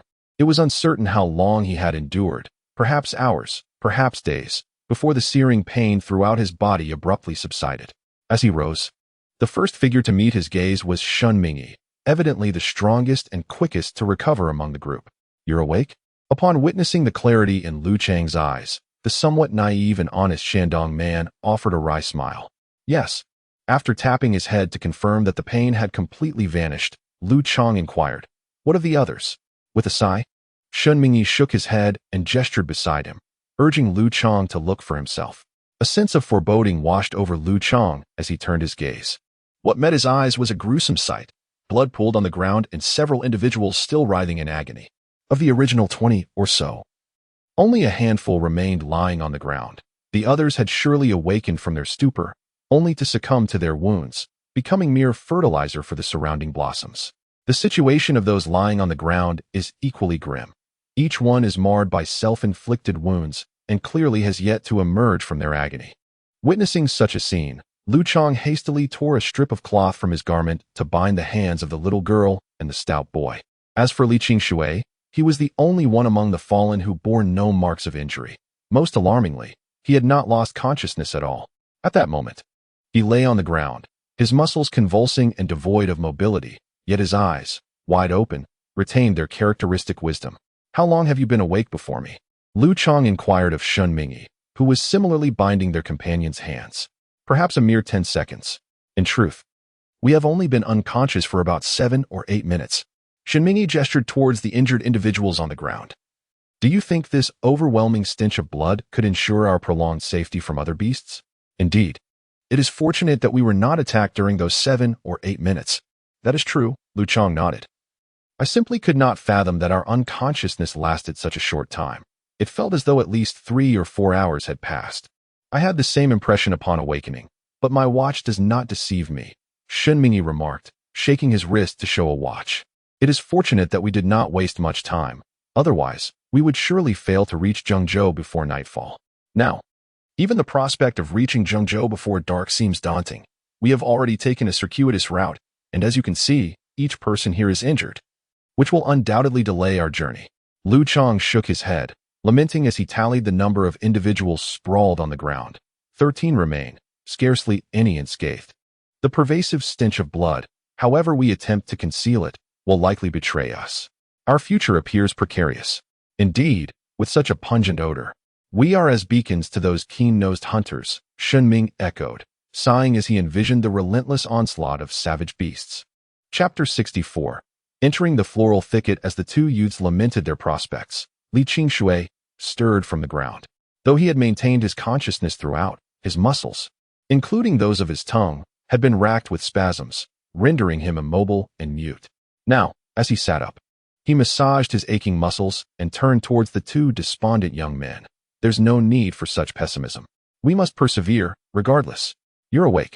Liu Chang, witnessing Li Qingshui's full recovery, approached and assisted him to his feet. How do you feel? Any lingering aftereffects? Reasonably well, Li Qingshui replied with a wry smile. My muscles are simply depleted from the prolonged spasms, but otherwise, I'm mostly unharmed. Still, it was excruciating. Indeed, you likely endured more suffering than I. As your awareness remained unclouded, allowing you to perceive it more acutely, Liu Chang acknowledged. Aware that he and the others on the ground had been spared the full brunt of the pain due to their partial loss of consciousness. What of the others? After arising, Li Qingshui ambled amidst the fallen, his gaze seeking the well-being of the stout man and the young girl. Gratifyingly, their injuries were not the most grievous. Liu Chang, kneeling, scrutinized the lacerations upon the girl's form, pondering the availability of antiseptic within their packs, resolving to cleanse their wounds regardless. Assuredly, he possessed the means. Li Qingshui procured iodine from his satchel, liberally applying it to the girl and the corpulent man. Observing their actions, Shen Ming hastened to unearth similar provisions from the soldiers' rucksacks, administering aid to the military personnel. In the course of their ministrations, a somber realization dawned upon the trio. 2 more souls had succumbed, victims of exsanguination. Their self-inflicted wounds, exceeding mere epidermal breaches, had rent asunder vessels and sinews alike. Ill-fated, they had severed major arteries nestled within their musculature, precipitating their demise within mere moments. Alas! 2 more lost, Shun Ming lamented, shaking his head at Liu Chang. Merely 11 remain. Enshrouded by the funereal atmosphere, the 3 patiently awaited the reawakening of their comrades. Minutes elapsed, and first the young girl and the physician, Huang, then the soldiers and the portly man, emerged from their torpor, beholding the life-affirming light. Yet, upon comprehending their surroundings, a protracted silence befell them all. The company's morale plummeted to its nadir, each member assailed by a singular, haunting query. Could they persevere and escape this plight? Enough of this behavior. Stand up. Upon hearing Li Qingshui address the issue of time, the awakened soldiers indeed lifted their eyelids. The gruesome reality lay before them, yet an even more harrowing future pursued them from behind. If they failed to reach Zhengzhou before nightfall, they would all perish. Even if they rose and set off now, time was not guaranteed. Every wasted minute could equate to a loss of their very lives. At this juncture, the soldiers dared not indulge in sorrow or despair, for all understood that this was not the moment for emotional expression. One by one, though reluctant, they resolutely rose from the ground, retrieving their weapons and backpacks, preparing once more to fight for their survival. Dr. Huang, please attend to those with severe wounds and perform basic first aid. We shall depart immediately. Understood. Dr. Huang did not argue with Li Qingshui this time. Seizing the moment while Dr. Huang tended to the soldiers' injuries, Li Qingshui shouted towards another side of the group. Shinmingyi, does anyone have a compass? None. The commander took the last one, intending to follow Zhengkai Avenue without needing a compass, so there were no spares. As Shunmingyi spoke, a sudden realization struck him. He glanced towards the flower thicket and exclaimed, "Oh no!" When the commander was poisoned earlier, he took the compass into the flower thicket. Upon hearing Shunmingyi's cry, the pupils of everyone contracted sharply. What now? Came the anguished voice of the plump soldier from the ranks. In this realm, even more tropical than a tropical rainforest, devoid of pathways and compasses, our escape seems impossible. Nevertheless, let us remain calm and tend to our wounds. I shall search for a compass. Li Qingshui spoke, pulling Liu Chang along. Follow me. Where to? Liu Chang exclaimed, casting a fearful glance towards the vibrant flowers. Are you seeking death there? Not necessarily, Li Qingshui retorted as he approached the lifeless body of a fallen soldier, methodically removing the deceased's garments. The flowers merely contain toxic pollen. If we envelop ourselves completely and cover our noses with damp cloths, we can effectively avert poisoning. I believe that as long as we do not inhale an excessive amount of pollen, our lives will be spared. However, if we fail to locate a compass, we are all doomed. Upon hearing this, Liu Chang pondered for a moment before resolutely donning another set of clothing. Ultimately, the two tore strips from the tattered garments of others, soaking the fabric in the sap of a great tree before wrapping it around their mouths and noses. A few minutes later, fully equipped, the two ventured once more into the vibrant yet perilous region, under the watchful eyes of their anxious yet hopeful companions. Your vision is keen. Help me locate the body of the squad leader, Li Qingshui said, his gaze fixed warily on the crimson ground. It shouldn't be far. Let us search. Understood, Liu Chang nodded, circling the flowered area where the incident had occurred. Soon, he discovered amidst the dense foliage the additional lifeless forms of soldiers. The corpses lay in a state of utter disarray, their skin and flesh torn asunder, reduced to mere fertilizer for the very flowers that grew around them. The mangled bodies made it exceedingly difficult for Liu Chang to discern which one belonged to the company commander. However, drawing upon his memories of the incident and his familiarity with the individual known as Zhao Yu, he eventually identified a familiar silhouette among the grotesque remnants. Is it over there? Liu Chang inquired, pointing towards a direction shrouded in mist. Li Qingshui adjusted his gaze in accordance with Liu Chang's gesture, as he was unable to perceive the scene just 3 meters away. Yes, he affirmed. Stay here. I will fetch the compass. Of course, I'm afraid, Li Qingshui replied, patting Liu Chang's shoulder. But I cannot allow you to face every perilous situation alone. With that, he turned his attention away from Liu Chang and stepped boldly into the vibrant thicket of flowers. Chapter 65. An initial discourse on the food web as Li Qingshui's foot pressed into the foliage and soil. Liu Chang was immediately struck by the soft rustling of the fabric of his trousers against the leaves and the gentle squelch of his shoes compressing the earth beneath. Though the sounds were faint, they resonated within Liu Chang as if they were the tolling of a great bell. His palms grew clammy, his fists clenched tightly, as he fixated intently on everything surrounding Li Qingshui's feet in the flower-laden undergrowth. Li Qingshui cautiously stepped into the flower thicket, and the vibrant crimson blossoms at his feet immediately sensed the presence of this intruder. To his astonishment, they collectively averted their gaze, as if each flower possessed a pair of watchful eyes, fixated on his ankles. Stay still, he commanded, observing Liu Chang's reluctance to advance. With deliberate care, he placed his other foot into the floral expanse, sinking into the earth while skillfully avoiding the densely clustered blooms, honoring the cultural tradition of not trampling nature. However, despite his efforts to tread lightly, the peculiar flora sensed his presence. One by one, the flowers turned their faces away, akin to a crowd of onlookers witnessing a brawl, their vibrant visages encircling Li Qingshui's shins. Within this circle, Li Qingshui's eyes mirrored the uncertainty of the future, revealing a fear that transcended his evolved intellect. As an ordinary human, he was no stranger to fear. Yet, as someone endowed with a sharper mind, he was also more adept at suppressing his emotions. Suppressing the trepidation that threatened to shake his being, he took a third step with utmost caution, followed by a fourth. With each footfall, the knee-high flowers turned their heads in sensitive awareness, and under the collective gaze of this floral assembly, he ventured deeper into the heart of the thicket. As Li Qingshui ventured into the abyss of fear like a valiant dragon slayer, Liu Chang's tightly clenched fists trembled uncontrollably. He dreaded the moment when that familiar figure might be engulfed by a storm of petals, and was even more terrified at the thought of witnessing that beloved face transform into a lifeless corpse in an instant. Thus, he squinted his eyes, standing at the edge of the flower thicket, torn between the urge to look and the fear of what he might see.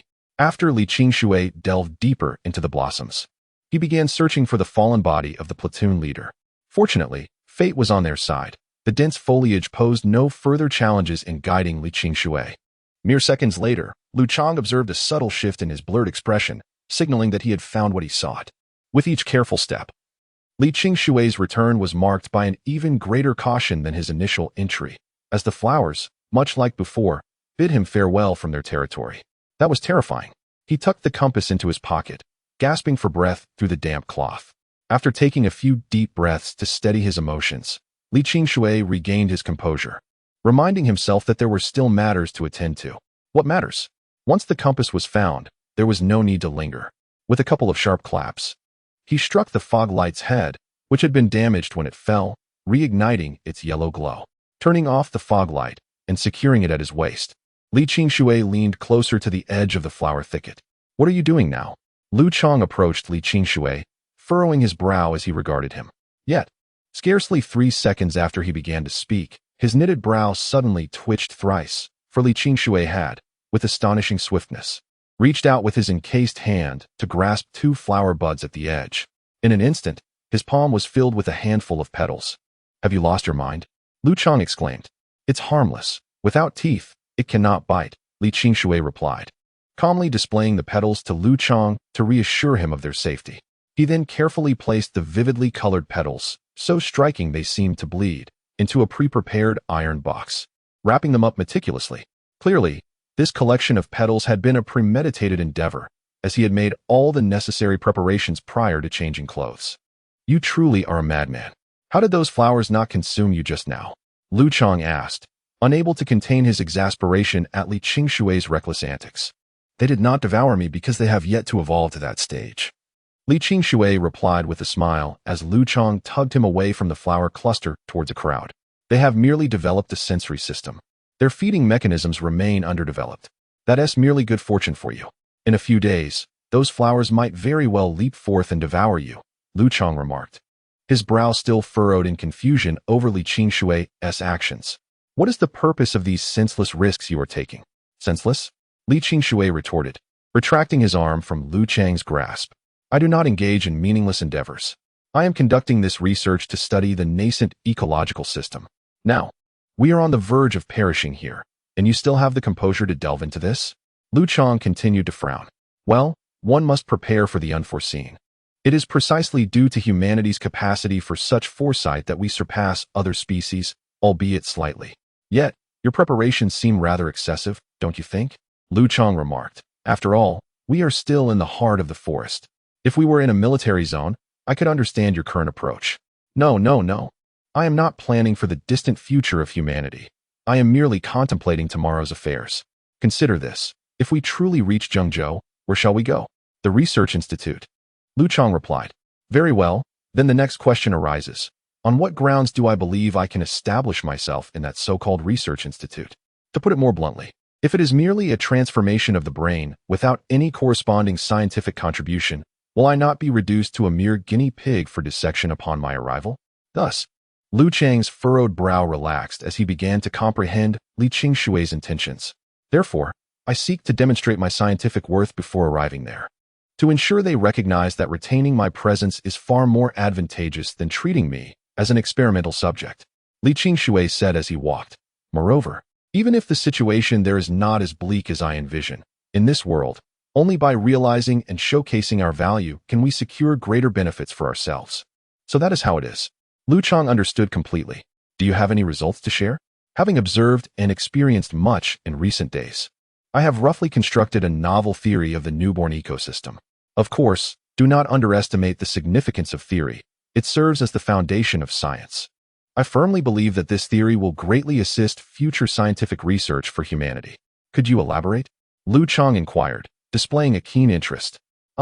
The overall theoretical system is still incomplete. I have only developed a theory concerning the new food chain within the ecosystem, Li Qingshui replied, suddenly smiling. I refer to it as the preliminary theory of the food web.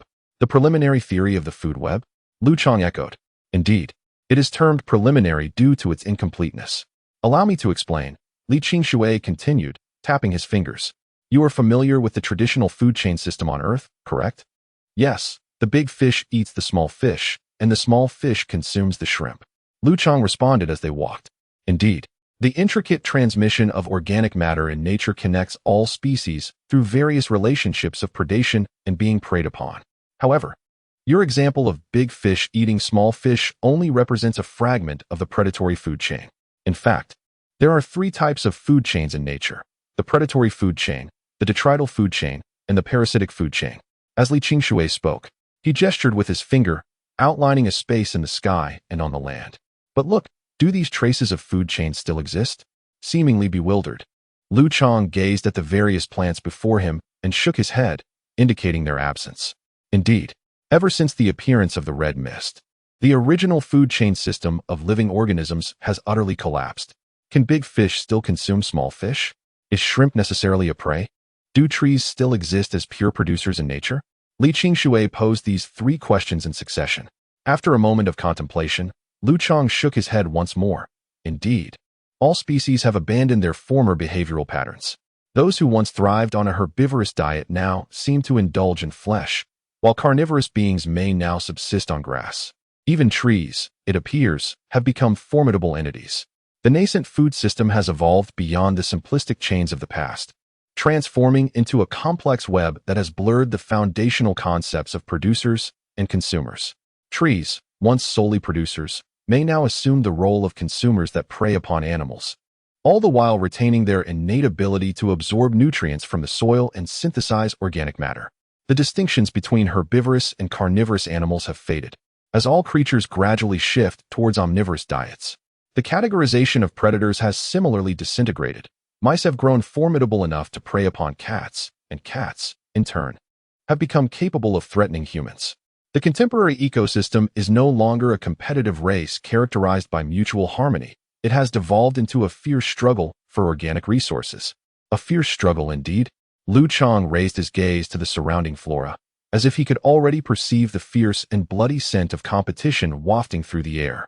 Li Qingshui, having spoken at length, paused momentarily to swallow hard, adding, "My purpose in collecting these petals extends beyond mere research.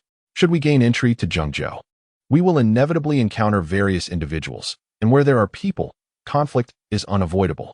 However, in the midst of such conflicts, the overt displays will never be as striking as those hidden in the shadows.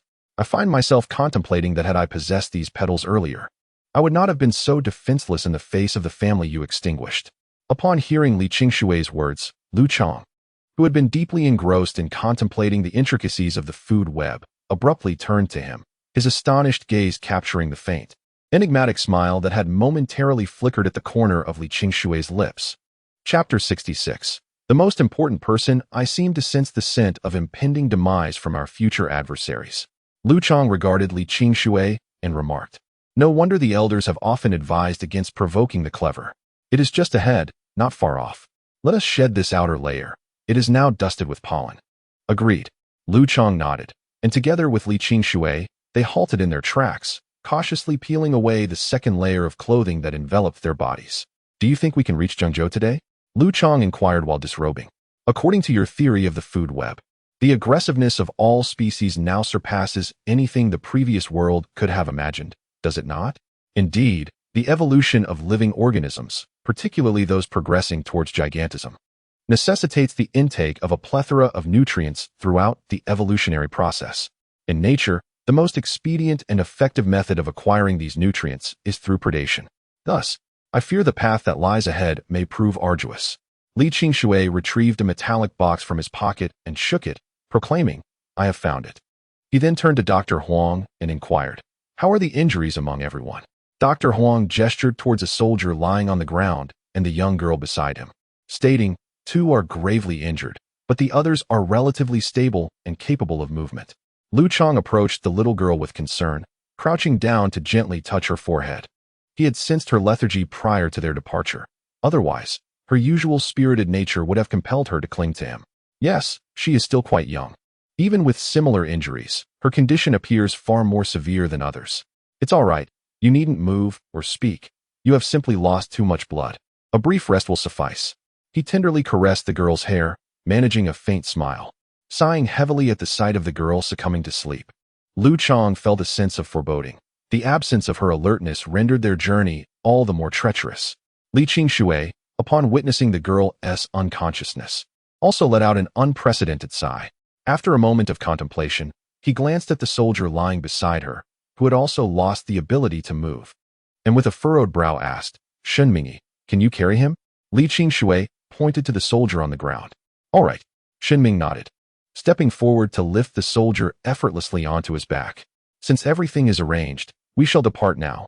We cannot afford to waste any more time. Take only what is useful and discard the rest. Let us move swiftly."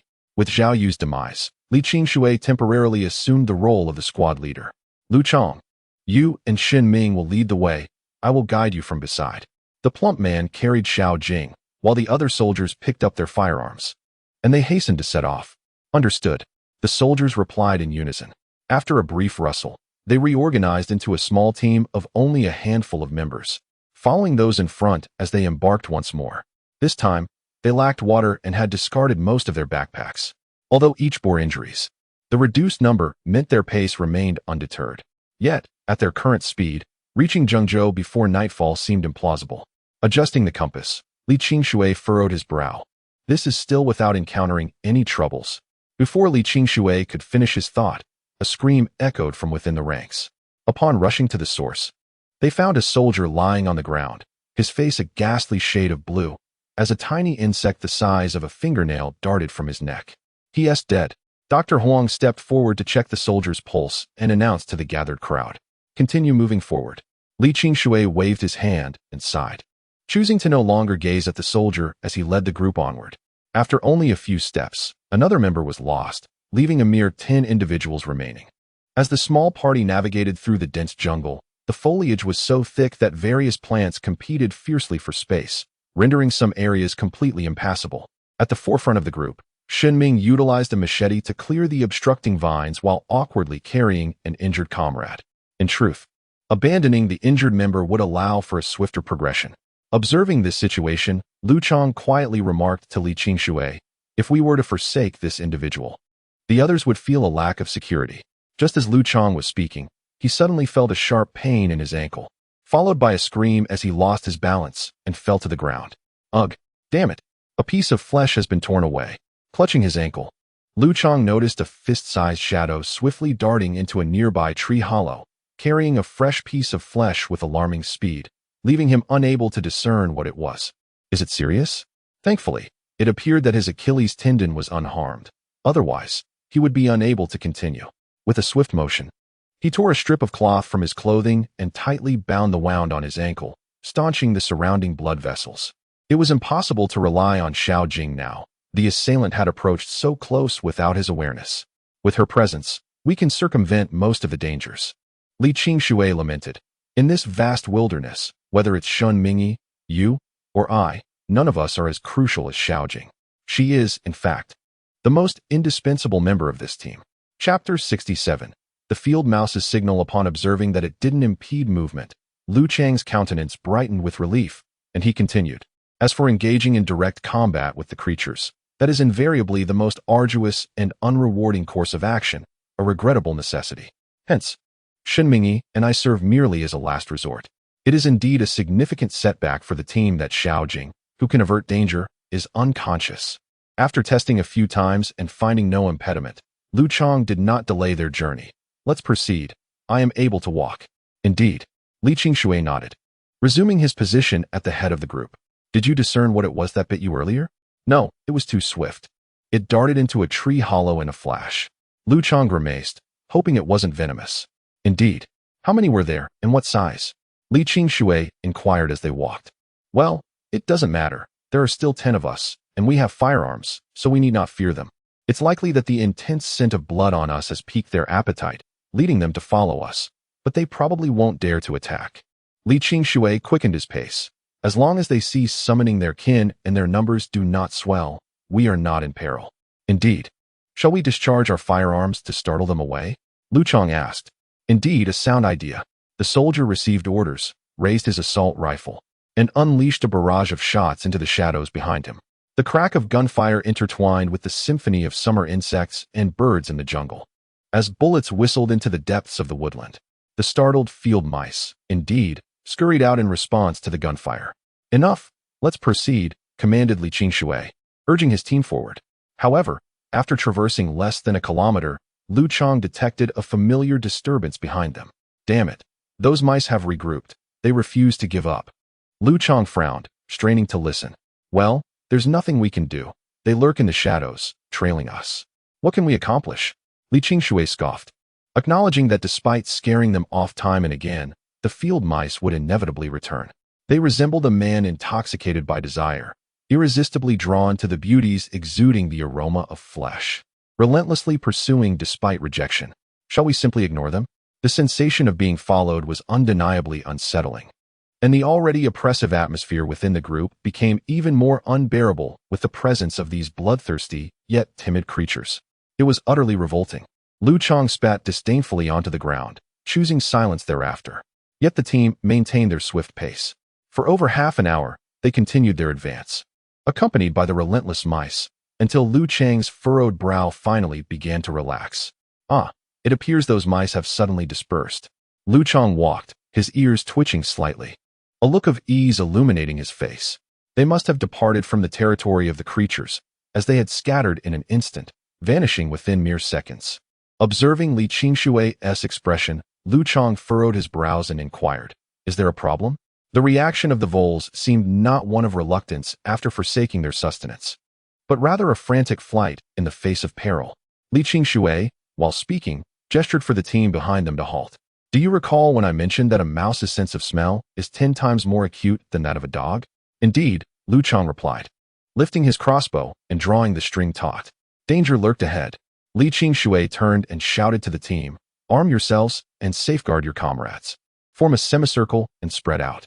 Upon receiving the command, the well-trained elite soldiers swiftly assumed a combat formation. Although the proximity of each member due to visibility issues deviated from conventional tactics, they executed the order commendably, showcasing their impressive military discipline. "Mr. Li, what danger lies ahead?" A soldier called out from within the ranks after they had fanned out. "I am uncertain. The voles that trailed us suddenly fled. I surmise this is a signal indicating they have encountered an adversary beyond their capacity to confront." As Li Qingshui spoke, he hoisted the severely injured Shen Ming onto his back. "I shall carry you. Prepare for combat." "Understood," Shen Ming nodded. In which direction did the voles flee? After assisting the injured, Li Qingshui turned his gaze towards Liu Chang. "It's directly behind us. Why don't you venture ahead and investigate the situation? Discover what exactly is approaching," he instructed. As he spoke, he patted Shen Mingyi on the shoulder. "Can you accompany him?" "Certainly," Shen Mingyi nodded in agreement. "Then let us set forth," Liu Chang declared, no longer indulging in unnecessary chatter. With the crossbow loaded, he and Shen Mingyi, the two most physically adept members of the team, hastened forward with remarkable speed. After sprinting a distance of several dozen meters, Liu Chang discerned a rustling sound carried by the breeze from the front. Something is out there.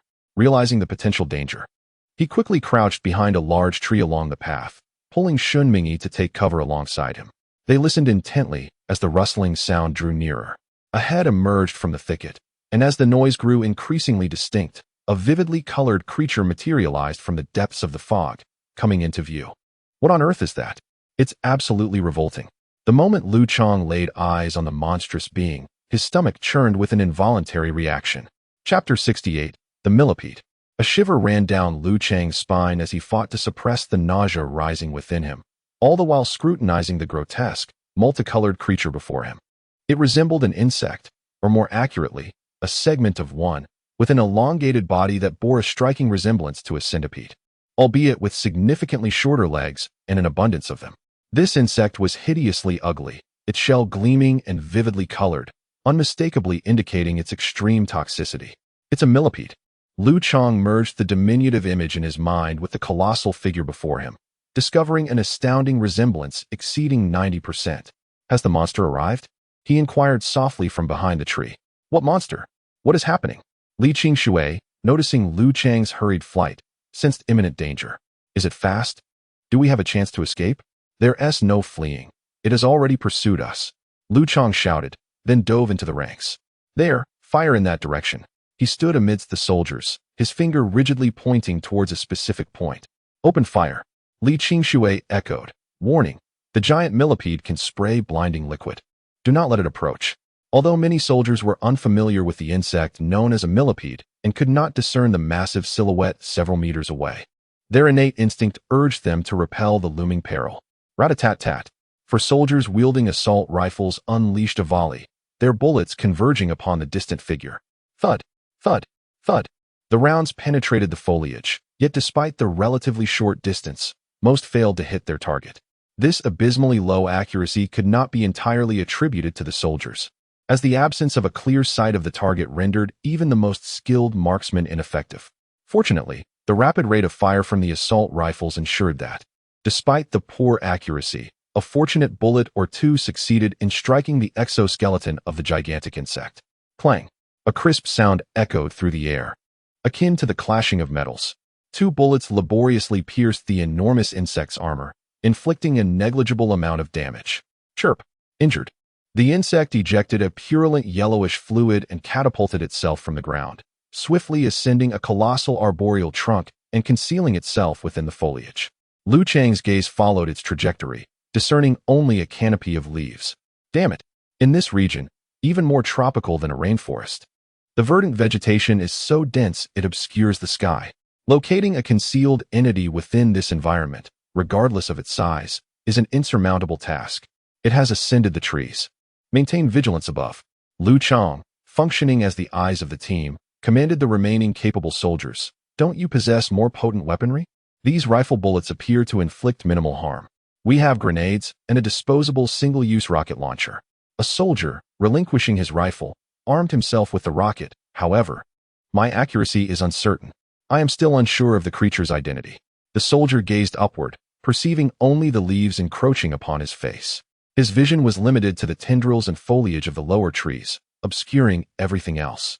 The forest was so dense that I could not discern what lay upon the branches. Silence, everyone.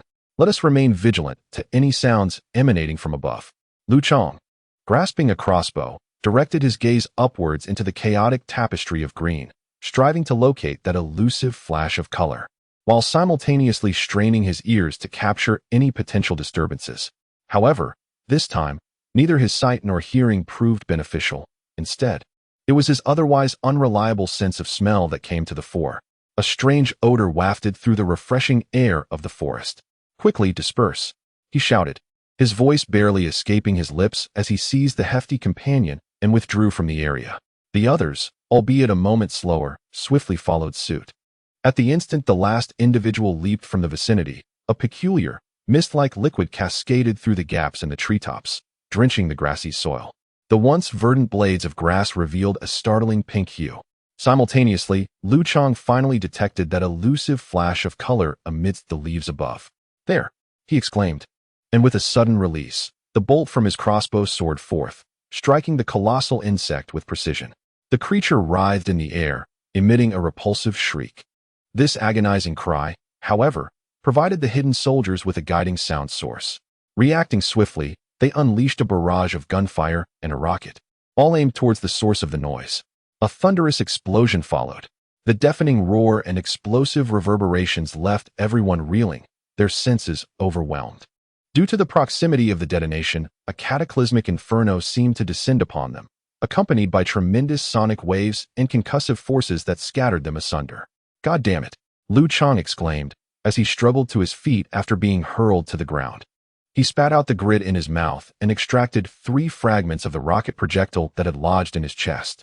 Does anyone know how to operate a rocket launcher? Another soldier, who had been even closer to the epicenter of the blast, managed to stand up, his voice laced with fury. I can't believe how close that was. I couldn't see a thing, he retorted, his chest bearing grievous burns from the explosion. The soldier who had launched the rocket, upon hearing his comrade's complaint, discarded the single-use launcher and rose to his feet, casting his gaze toward the burning forest. That thing's dead, right? It should be, Liu Chang replied. The branches blazed fiercely, and he meticulously scanned the flames and smoke for the remnants of the colossal insect. Chapter 69, Olfactory Shield. After an extended search amidst the charred foliage, Liu Chang finally located the insect's scorched remains among the burnt branches. The rocket's formidable power had cleaved its robust body in two, and the remaining flames had incinerated a significant portion of its internal fluids, rendering the already purulent ichor even more viscous. The insect appeared to be deceased, but I had no intention of verifying its demise. After a prolonged and intense observation of the insect cadavers suspended from the tree, Liu Chang declared to the assembly, "Indeed, there's the adage that goes, even a centipede, though fallen, retains its potent essence." Li Qingshui, having risen from the ground, wiped away the blood that had trickled from his nose. Fortuitously, the residual fragments that reached this point were few. Otherwise, I might have truly met my end here. You've narrowly escaped demise, a soldier who had regained his footing remarked, gesturing towards the ground. However, it seems he is not. The soldier indicated the wounded individual whom Li Qingshui had previously been carrying. The man's pre-existing injuries, compounded by the rocket's devastating impact, had proven fatal. Witnessing this, Liu Chang's thoughts immediately turned to the gravely injured young girl. He swiftly scanned the ground, his gaze landing upon the form of the stout man. The force of the rocket's blast had torn open the flesh on the stout man's back, and a significant portion of the hair on the back of his head was missing, indicating severe trauma. The whereabouts of the little girl who had been on his back were unknown. Pengzi. Seeing this, Liu Chang hastily nudged his prone comrade, inquiring with concern. Are you all right? And Xiaojing, where is she? You were carrying her earlier. Ugh. With Liu Chang's prodding, Pengzi emitted a moan-like cry of pain. He slowly lifted himself from the ground, revealing the young girl, sheltered beneath his no longer corpulent frame. She's unharmed. I shielded her, but I'm in excruciating pain. Pengzi sat up, vigorously arching his back and reaching for the wounds on his posterior with both hands. I suspect I've suffered a concussion. My brain is constantly buzzing, and I have persistent tinnitus. If the artilleryman were to fire the shell any closer, I cannot ascertain whether the creature would perish, but we would undoubtedly meet our demise. I apologize. I too was unaware of the proximity of the target. Upon witnessing the rocket I launched, my companions were all injured by my own hand, and the soldier who had previously discharged the rocket launcher wore an expression of embarrassment. It is fortunate that you managed to eliminate that creature with a single shot. Otherwise, we would have faced a truly formidable adversary. Shen Mingyi rose from the ground, his robust physique sustaining only a few fragments of shrapnel, appearing remarkably unscathed. There are indeed advantages to being well built. The stout man stood up and vigorously patted Shen Mingyi's chest. I should have let you confront that creature one-on-one. That way, we could have spared ourselves the injuries. Face it alone. Huh. I would surely meet a dreadful end. Shen Mingyi chuckled at the stout man's jest. After weathering this tumult, they faced yet another wave of casualties. Regardless of the wounds and suffering, they dared not linger excessively on their journey. Merely 5 minutes of regrouping passed before they resumed their advance. Now, only 9 of them remained. As they traversed the jungle path, each bore significant injuries, and thoughts of who might be the next to fall plagued their minds. With more than half of their numbers lost, an overwhelming sense of dread and uncertainty enveloped them regarding the path ahead, leading each individual to question whether this small band could truly persevere to the end. Fear not, for the encounter with that insect was, in fact, a fortuitous event. Li Qingshui, leading the way, invigorated the team behind him with his spirit. The demise of a severely injured member allows us to quicken our pace. It is evident that some among us, gripped by trepidation, resort to sardonic remarks, as if they were wounded hedgehogs, instinctively attacking their surroundings without regard for consequences. However, I do not refer to this. Li Qingshui, unfazed by the soldier's attitude, continued to elucidate. I speak of the scent. Do you not perceive that after our encounter with that insect, the stench of our own blood has been masked by the pungent, almost medicinal aroma emanating from it? And what of it? The advantages are manifold. Firstly, masking the smell of blood significantly diminishes our peril. Secondly, that great insect, even within this jungle, exudes an air of a paramount predator. Such apex predators invariably possess a certain deterrent effect in the wild.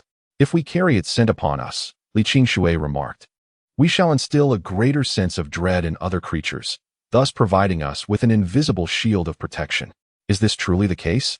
Holding the little girl, Liu Chang inhaled the fragrance lingering on his sleeve, regretting not having brushed against that creature more closely to absorb its ethereal essence. Damn, your jest is freezing me to the bone. The portly fellow, in a bid to alleviate the tension born from fear and pain, joined in Liu Chang's banter while tenderly probing his own back injury. Thus, a line of 9 individuals supported, teased, and uplifted one another as they journeyed onward, traversing the dimming twilight without encountering further peril. Whether it was mere fortune or the imposing presence of that creature remained uncertain. As the sky darkened, the group drew closer to their destination, Zhengzhou. Let us muster our strength. We are nearly there, exclaimed Li Qingshui, glancing upward while calculating the distance, hastening his pace anew. With the dawn of hope in sight, the weary companions summoned their remaining vigor, hastening through the thicket with renewed determination. Yet, a half-hour later, as darkness enveloped them and visibility dwindled, Liu Chang sensed an impending threat once more. The familiar rustling sound echoed ominously, the very same sound they had heard mere hours before. It was the unmistakable noise of countless tiny legs scuttling through the underbrush, a vivid recollection of the myriapods. Another swarm of those creatures is approaching, and this time, it's not just one. Liu Chang exclaimed in alarm. Damn it, are they considering us as allies? His words ignited panic within the ranks, prompting several soldiers to abandon their weapons and sprint toward the end of Zhengkai Avenue. If not for their fortunate shot earlier, the squad could have faced total annihilation from that very creature. Now, with multiple such creatures converging upon them and the finish line tantalizingly close, the overwhelming allure of safety combined with the paralyzing grip of fear extinguished their will to fight. All individuals, including Liu Chang and Xun Mingyi, commenced a frenzied dash in that very moment. The little girl nestled in Liu Chang's embrace, jostled amidst the dense foliage. As they exerted their collective strength, the disparity among them became immediately apparent. Xun Mingyi took the lead, racing ahead with remarkable swiftness, bounding through the forest like an agile monkey, swiftly vanishing from sight. Liu Chang followed closely behind. His physical advantage, coupled with a naturally broader field of vision, allowed him to deftly navigate around the obstacles within the thicket. Although he carried a small girl, his pace was scarcely slower than that of Xun Mingyi.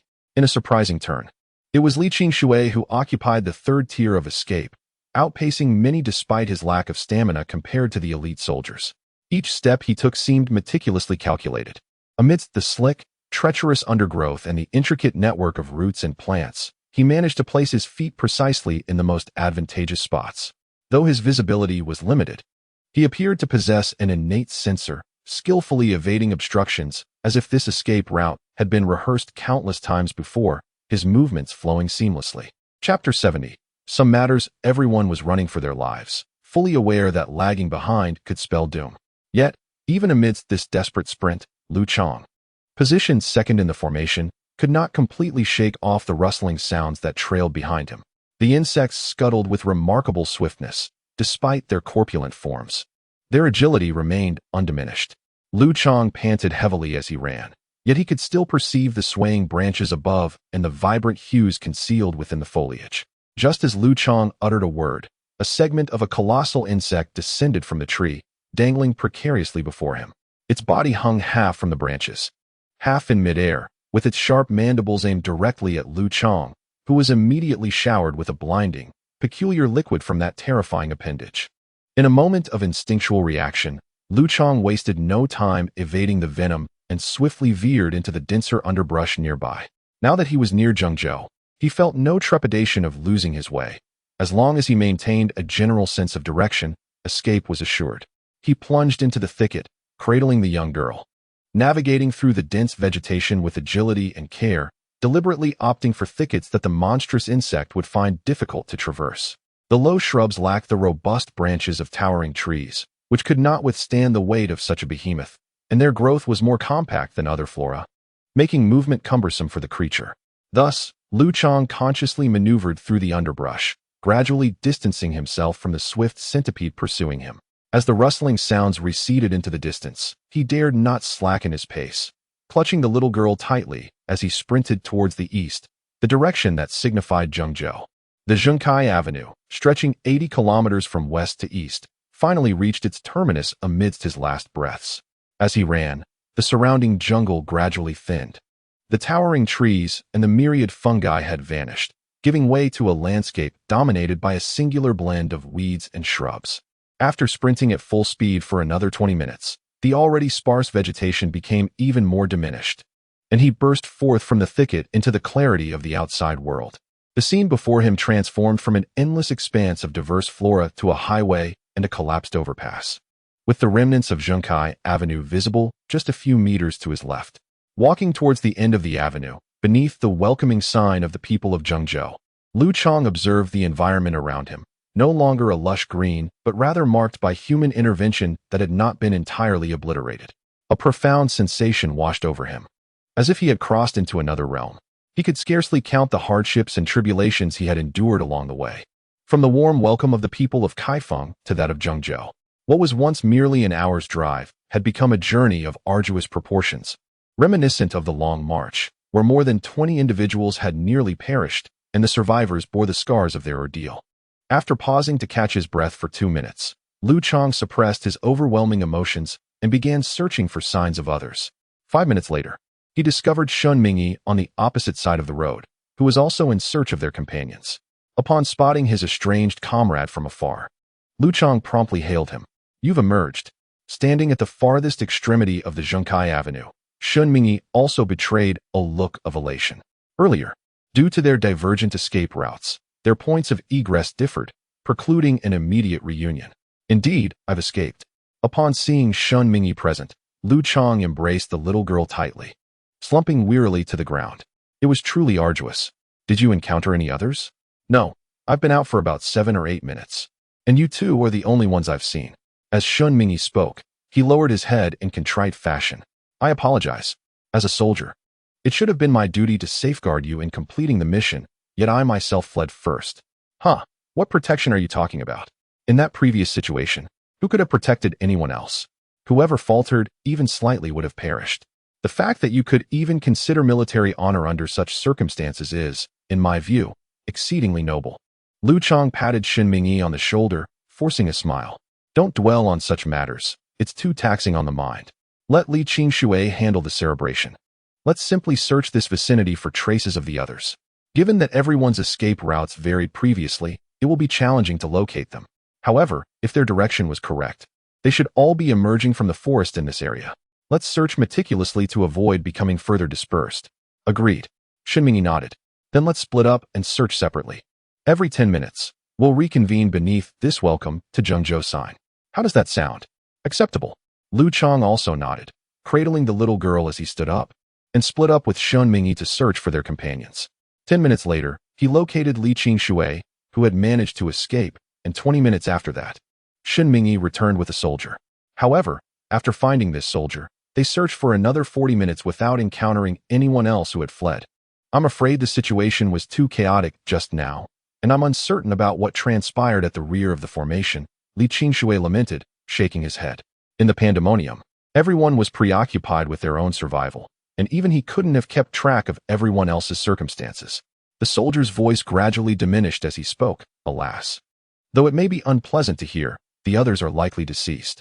Upon hearing this, Shun Mingyi remarked with a sigh, "We numbered 27 in total, and perhaps only 5 of us remain. As for those in the forest, I fear they won't be emerging." "Let's go," Shun Mingyi urged, stepping forward to tug at Liu Chang, concurring with the soldier's assessment. "Indeed, I concur," Li Qingshui said with a faint smile upon hearing his words. "Oh, you're agreeing so readily?" "This is not what I anticipated," Liu Chang exclaimed in astonishment, taken aback by Li Qingshui's prompt acceptance of his proposition. "Logically speaking, you shouldn't be undertaking such a thankless task. A modicum of thought would reveal the inanity of my suggestion.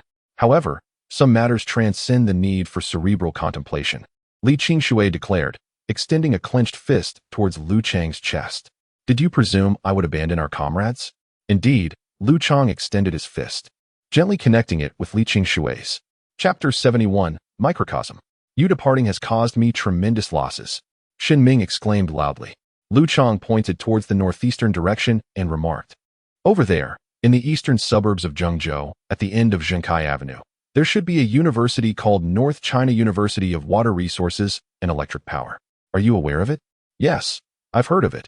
It's not far from here," Shin Ming nodded. At this juncture, Liu Chang paused momentarily to organize his thoughts and continued. Then, do not abandon her. She is a remarkably resourceful young girl." With that, Liu Chang patted Shin Ming on the shoulder and turned to face Li Qingshui. "Let us go," he exclaimed, waving farewell to Shin Ming. Liu Chang and Li Qingshui once again ventured into the thicket. They advanced swiftly, and as they progressed deeper into the woods, the grass beneath their feet grew increasingly lush, with the trees towering ever higher and thicker. After 5 minutes, they re-entered that verdant realm. As twilight descended, visibility suffered greatly. Once in the jungle, Li Qingshui slowed his pace. "How far can you see?" "Not very far," Liu Chang replied, assessing his surroundings. "I can discern about 6 or 7 meters. Visibility has diminished by more than half." "What about you?" "Less than a meter," Li Qingshui responded. "I can hardly make out your face from where I stand." "Is that so?" "That's nearly akin to being blind," Liu Chang remarked. Gazing at Li Qingshui, who was less than a meter away, Liu Chang said, Then you must stay close to me. Li Qingshui responded. The two of them proceeded towards the place where they had been besieged by the insects earlier. The large insect had departed, and the missing soldiers, Fatty, and Dr. Huang were nowhere to be seen. The jungle at night appeared utterly tranquil. There's nothing here, Liu Chang stated after inspecting the surroundings. There should be some remnants. Some of our team must have been seized by that large insect. Let's see if there are any scraps of clothing or backpacks left behind on the ground, Li Qingshui said, crouching down to search for clues with his limited visibility. After 5 minutes, they discovered some leads. There's a piece of clothing torn in two, Liu Chang said, using a twig to lift a piece of clothing from the ground. Yes, it must have been torn in half by the millipede. The body was eaten or carried away, leaving only the clothes. Li Qingshui carefully took the soldier's uniform, which was covered in minced meat and blood, from the twig and shook off some small insects that were foraging on it, examining it closely. Look, there are some messy footprints nearby, Liu Chang said, lying on the ground and carefully searching for other clues. These footprints are definitely not all from one person. I just don't know if fatties are among them. Where? Let me see. Li Qingshui moved closer. Here, Liu Chang pointed to several jumbled footprints on the ground. There really are fatties, Li Qingshui said, identifying the footprints among several others. Then, pointing to 2 footprints on the ground, he affirmed, these are definitely fatties. Is it possible that you can discern that? Liu Chang scrutinized the variations among the footprints, yet to no avail. They appeared virtually indistinguishable. How did you deduce that these 2 belong to fatty? Effortless. A minuscule disparity of a millimeter in your perception is as conspicuous as a meter in mine. The discrepancies between these shoe prints far exceed a mere millimeter. A divergence of several millimeters is as an unbridgeable chasm before me, rendering it impossible to misidentify. As Li Qingshui spoke, he traced the direction of the footprints, pinpointing Fatty's escape route, and proceeded to follow it. That shouldn't be the case. Do you remember the physique and shoe size of each of us? Liu Chang hastily followed, taking the lead. He was responsible for discovering the footprints, while Li Qingshui was responsible for discerning whether the footprints belonged to Fatty. They proceeded in this manner, groping their way forward. Have you forgotten the direction of my brain mutation? Information gathering, analysis, and memory. Anything that flashes through my mind is indelible. As Li Qingshui spoke, he advanced. Fatty seems to be in a great hurry. Each stride in his escape is extensive and chaotic. There must be a bug pursuing him alone. I hope he's still alive. Liu Chang led the way, searching for footprints. After venturing several dozen meters, Li Qingshui no longer needed to discern, as the footprints had become singular, with only Fatty's remaining. I didn't expect Fatty to run so far. As Li Qingshui pursued the footprints, he remarked, moreover, the direction is wrong. They are running in a panic without regard for the path.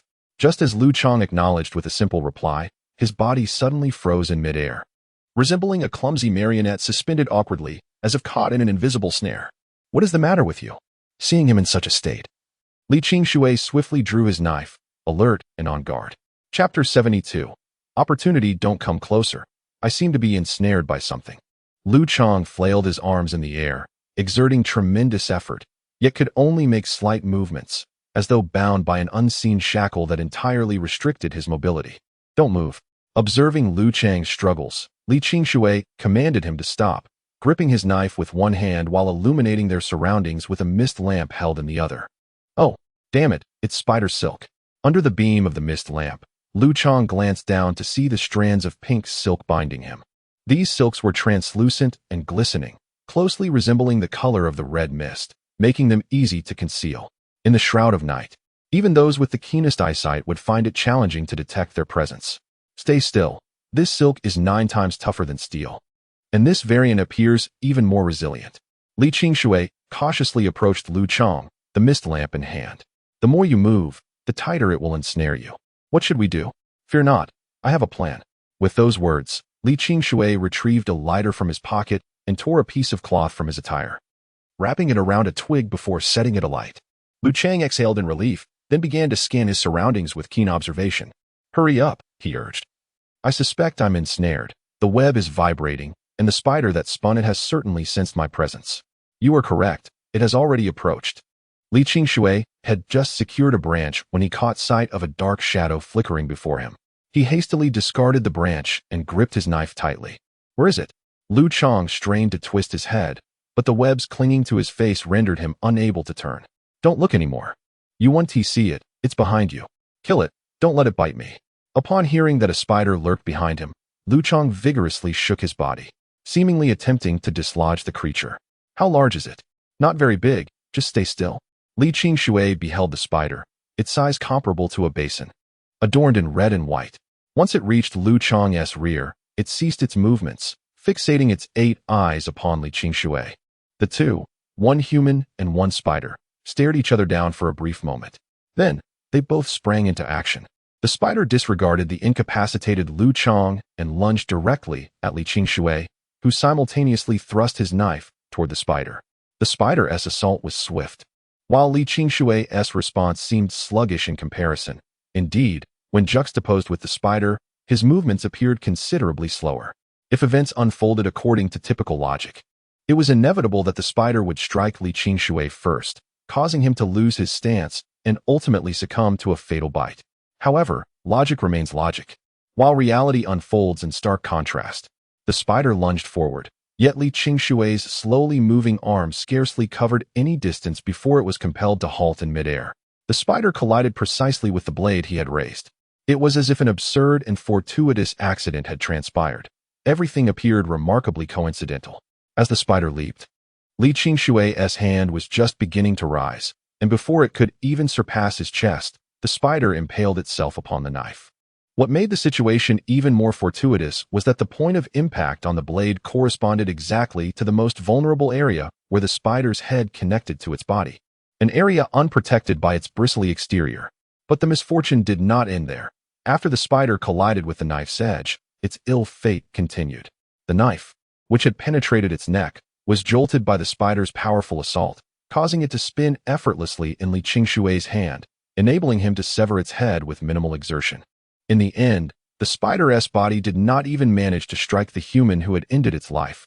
Instead, after losing its head, its body veered slightly due to the force of the blade, narrowly missing the human's form and tumbling into the underbrush. The entire sequence from the strike to the fall transpired in less than a second. The spider lay dead. Li Qingshui sheathed his knife and picked up the branch from the ground. Is it possible that it was so swift? Liu Chang questioned, bewildered. Just a moment ago, we heard about the spider behind us, and now it lies dead. Was that spider inept? I cannot say, Li Qingshui replied. Anything I can effortlessly contend with cannot be too formidable. I do not know if it was skilled or not. Li Qingshui ignited a tattered cloth on a branch with his lighter, transforming it into a makeshift torch. He then cautiously brought the small flame closer to Liu Chang's body, allowing the surrounding cobwebs to gradually soften. As Liu Chang felt the web loosening around him, he summoned his strength and broke free from his bindings. Finally liberated, he experienced the discomfort akin to that of a fish floundering on a chopping board. Liu Chang dropped to the ground and quickly moved his limbs, then accepted the mist lantern from Li Qingshui. Light it up. I truly cannot see through these cobwebs without illumination. All right, Li Qingshui nodded. However, there seems to be something eerie about this place, so tread carefully. With the glow of the lantern, Liu Chang's vision expanded significantly, and under the yellow light, he discerned a harsh reality. The area was entirely draped in cobwebs. The dense jungle ahead was littered with webs of various sizes, suspended from above and strewn across the ground. The sheer coverage of these webs suggested an alarming number of spiders lurking in the vicinity. This poses a problem. If there are more than 8 of these spiders, we stand no chance. Judging by the abundance of webs here, we might be facing not 8, but 80. Liu Chang stated as he swept the light around, looking up and scanning his surroundings. But where are the others? With so many webs, there shouldn't be just one. I don't know. It's impossible for there to be only one. That defies logic, Li Qingshui replied, frowning and shaking his head. But where have the others gone? A sudden rustling interrupted their conversation. As soon as Li Qingshui's voice faded, a familiar roar resonated from the depths of the web-laden jungle. This monstrous cry, one they had encountered twice before, was unmistakably that of a millipede. The anguished sound indicated that this particular millipede was enduring immense suffering. The cause was evident. The majority of the spiders were attacking the intruding millipede. Seizing the opportunity, we hastened to locate the chubby companion. Upon hearing the cry, Li Qingshui felt a surge of joy and promptly urged Liu Chang to move forward with haste. Quickly search, do not dawdle. Understood. Liu Chang's expression relaxed at the words. and he promptly lowered his head to search for footprints. Illuminated by the mist lantern, he navigated through the intricate webbing and followed the trail until he discovered a familiar figure suspended in the branches of a tree. Chapter 73. Redemption. It was the chubby one. Those spiders had ensnared him in the tree. Upon seeing the figure dangling in the air, Liu Chang whispered, "He is not moving. I wonder if he is dead? Let us go check." "All right," Liu Chang replied, and together with Li Qingshui, they maneuvered through the gaps in the webs to reach a branch. The mist lantern illuminated the chubby one's face. "Chubby, chubby," Li Qingshui softly called out, prodding him with a branch. "Are you alive? Speak a word." In a dazed state, the chubby one murmured softly, barely lifting his drooping eyelids. "Not dead." Upon witnessing the chubby one stir, Liu Chang and Li Qingshui exchanged glances, each reflecting unexpected delight in the other's eyes. The surprise stemmed from the fact that, prior to encountering the corpulent companion, both individuals had mentally prepared themselves for the possibility of their comrade's demise. After all, they had been lost in the jungle for nearly an hour, with a formidable danger lurking behind them, rendering his chances of survival exceedingly slim. However, witnessing this resilient companion still murmuring, Liu Chang and Li Qingshui felt an invigorating surge of hope. Their journey had not been in vain. Hastily, they reignited their diminutive torches. Li Qingshui ignited the spider webs surrounding the corpulent figure, while Liu Chang, upon noticing the webs loosening, exerted considerable effort to extricate him from their clutches. A pained cry escaped the corpulent man as Liu Chang pulled him with all his might. Once freed from the layers of entangling webs, they were confronted with the horrifying sight of his injuries. Initially obscured by the dense webs, the true extent of the wounds became apparent. The grotesque injuries were numerous, numbering in the hundreds. Some were as large as a palm, while others were merely the size of a fingernail. Collectively, these clusters of wounds evoked a visceral reaction. The terror lay not only in their sheer quantity, but also in their gruesome nature. Each wound was not merely a surface injury. Rather, they were accompanied by patches of viscous, greenish-blue substance encapsulating spider eggs. These minuscule eggs, roughly the size of millet grains, clustered together, steeped in the warmth of the man's blood and flesh, presenting an utterly repulsive sight. Good heavens, the callousness of these arachnids is truly appalling. To think they've turned him into a living incubator, a swift death would have been far more merciful. Gazing upon the corpulent man's form, now grotesquely adorned with viscous, viridescent spider eggs, Liu Chang felt a profound sense of unease. Spiders, of course, are not guided by notions of cruelty, but rather by the primal imperative to survive. Li Qingshui, attending to the man's pulse and injuries, retrieved one of the eggs, examining it with a keen eye. But what purpose could there be in leaving him in this wretched, half-alive state? Liu Chang inquired. To perpetuate their lineage and ensure sustenance for their progeny, I surmise. Were they to dispatch him outright, their larder would only remain viable for a mere 2 hours. By keeping him alive, they effectively prolonged the freshness of their provisions for several days. Li Qingshui remarked, adding with a hint of admiration, "Their ingenuity surpasses our own." A faint glimmer of consciousness flickered in the corpulent man's eyes as he emitted a feeble, guttural moan. His muscles, however, remained paralyzed, rendering him incapable of coherent speech. "You must carry him," Li Qingshui instructed, hoisting the man onto Liu Chang's back. Simultaneously, in another part of the jungle, the millipede that had pursued the corpulent man emitted its final, anguished cry. Understood. Liu Chang, now burdened with his companion, followed Li Qingshui, who illuminated their path with a fog lamp. They descended from the tree's boughs and, after ascertaining their bearings, hastened towards the forest's edge. Due to their altered course, they soon stumbled upon an unusual sight, a clearing of several dozen square meters, formed by 3 interconnected trees and entirely enshrouded in layers of spiderwebs. Within this modest expanse of several dozen square meters, a dense web sprawls, ensnaring various creatures within, resembling a veritable larder for spiders. Judging by the scale of this reserve, it is evident that the arachnids have been cultivating this domain for an extensive period, for it houses an assortment of spider sustenance, including field mice, insects, birds, and a solitary human, a woman. She is ensnared at the very center of this food cache. As Liu Chang directed the fog lamp towards her, he observed that her body, much like that of the corpulent figure nearby, was marred by numerous non-fatal wounds.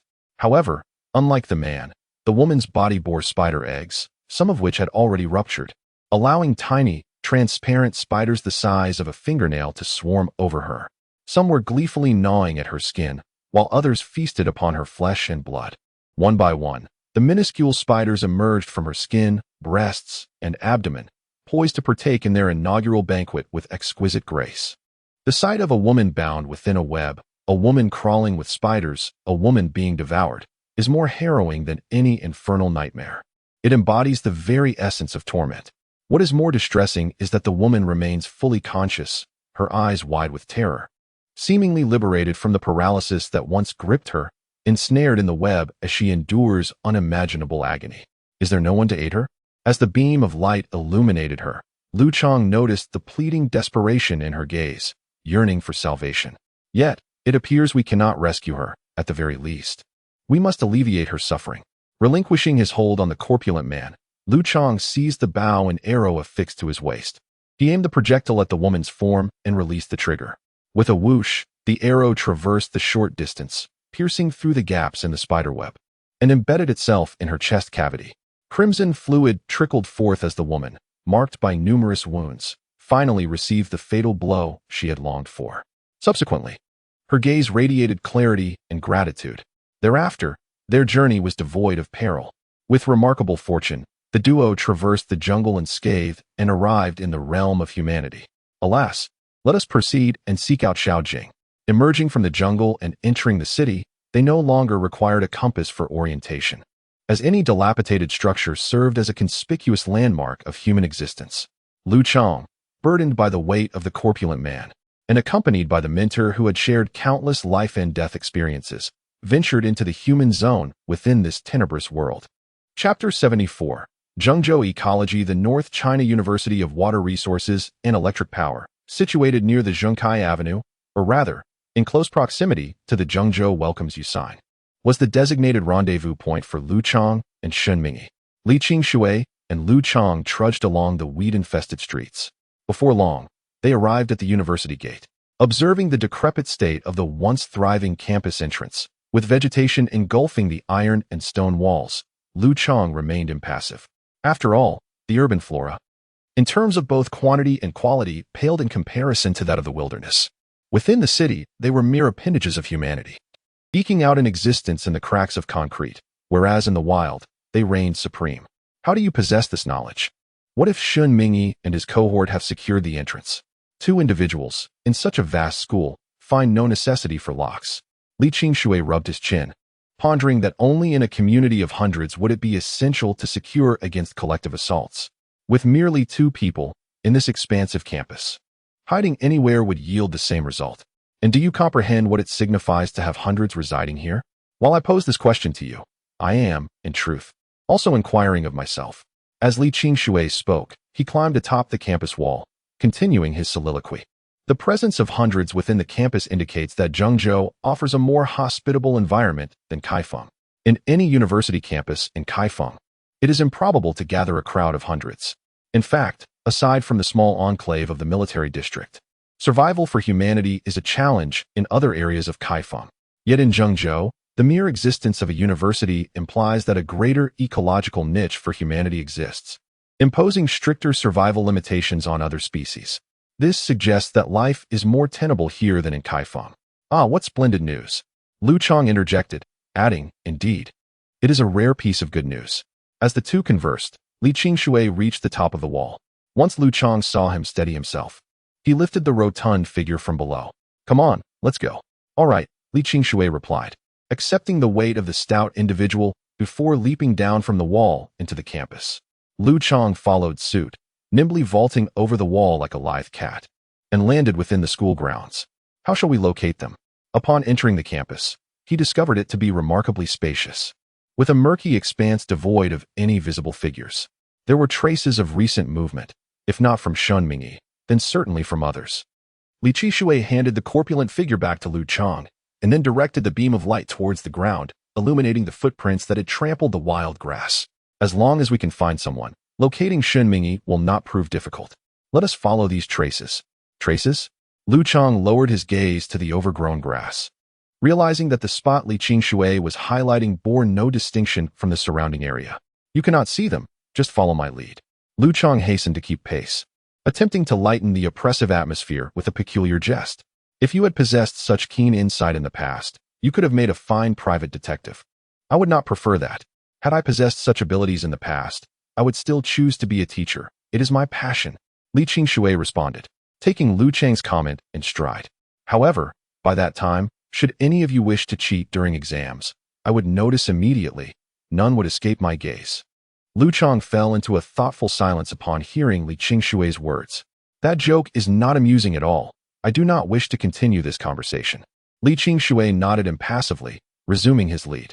The two continued their conversation as they traversed the front courtyard of the campus, eventually arriving at the entrance of a teaching building.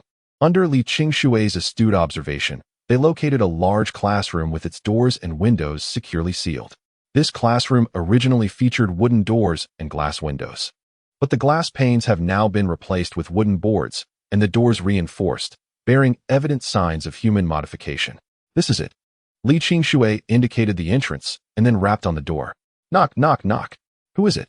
A cautious voice responded from within. Just a couple of travelers seeking shelter for the night and looking for someone, Li Qingshui announced. His words immediately stirred activity inside, followed by a series of hurried sounds and Liu Chang's recognizable voice. Mr. Li, it's you. You actually made it out. It was Shun Mingyi who spoke. As Liu Chang could discern, moments after his exclamation, the classroom door swung open, revealing his figure. Liu Chang, Mr. Li, please come in quickly. Well, haha. Lucky us. Finding it right away, Li Qingshui remarked as he entered the room, the light illuminating the others inside. How did you get in? Li Qingshui inquired of Shun Mingyi, noticing the wary looks from the other students. He's covered in wounds and some spider eggs, which are proving difficult to deal with. Liu Chang placed the corpulent man on the desk, then turned to Shun Mingyi, where's Xiaojing? Over here. The latter gestured toward the little girl lying on the platform. She's all right, breathing steadily, just still unconscious. Good to know. Let's focus on resolving the fat man's situation first. After aligning the corpulent man's body, Liu Chang extracted some verdant insect eggs from his wounds. The viscous eggs felt unpleasant in his hand, and Liu Chang, furrowing his brow, clutched the eggs as he turned to Li Qingshui. How can we thoroughly cleanse all these arachnid eggs? Chapter 75. Gratitude. I'm afraid I don't possess any ingenious methods, Li Qingshui remarked, approaching the stout man to examine his injuries. The arachnids deposited their eggs on him incrementally, necessitating a meticulous, albeit rudimentary, removal process. In the absence of suitable equipment, this is our only recourse. However, the sheer multitude of wounds renders proper cleansing problematic, especially considering our lack of antiseptic alcohol. Liu Chang lamented, touching the extensive wounds on the stout man's body. Such a profusion of lacerations would undoubtedly become infected if cleansed with water, and we cannot employ our fingernails to extract the eggs from within the wounds. It seems we've reached an impasse. Indeed, we are constrained for the present. Let us commence by eradicating the arachnid eggs from his epidermis, and defer the remaining tasks until tomorrow, Li Qingshui suggested. Plucking a cluster of viridescent eggs from the stout man's person and discarding them onto the ground. Pray, refrain from depositing the insect eggs here. Should they hatch, our future habitation would be untenable, a student interjected, voicing their objection as Li Qingshui cast the eggs aside. Rest assured, devoid of the requisite temperature and sustenance. These arachnids cannot incubate, Li Qingshui responded, disregarding the student's concerns as he and Liu Chang resumed the task of cleansing the stout man's wounds. Over 100 wounds, each akin to the size of millet grains, made the task of merely cleaning the surface of the wounds an arduous endeavor. The two individuals proceeded with utmost caution, fearing both the reopening of the corpulent man's injuries and the potential infection of these wounds by bacteria on their hands. Consequently, the process was exceedingly time-consuming. After approximately 2 hours of meticulous effort, they managed to remove the spider eggs from the surface of his skin, and this was only accomplished with the assistance of Shun Mingyi and another soldier. Upon completing this task, all 4 of them were so fatigued that they could scarcely keep their eyes open. The day had taken a toll on everyone. Within the span of over 10 hours, they had endured far too much. From the moment they had entered the jungle, there had been no respite. From the initial encounter with dodder vines to the final confrontation with the tarantula, each individual had brushed perilously close to death on countless occasions.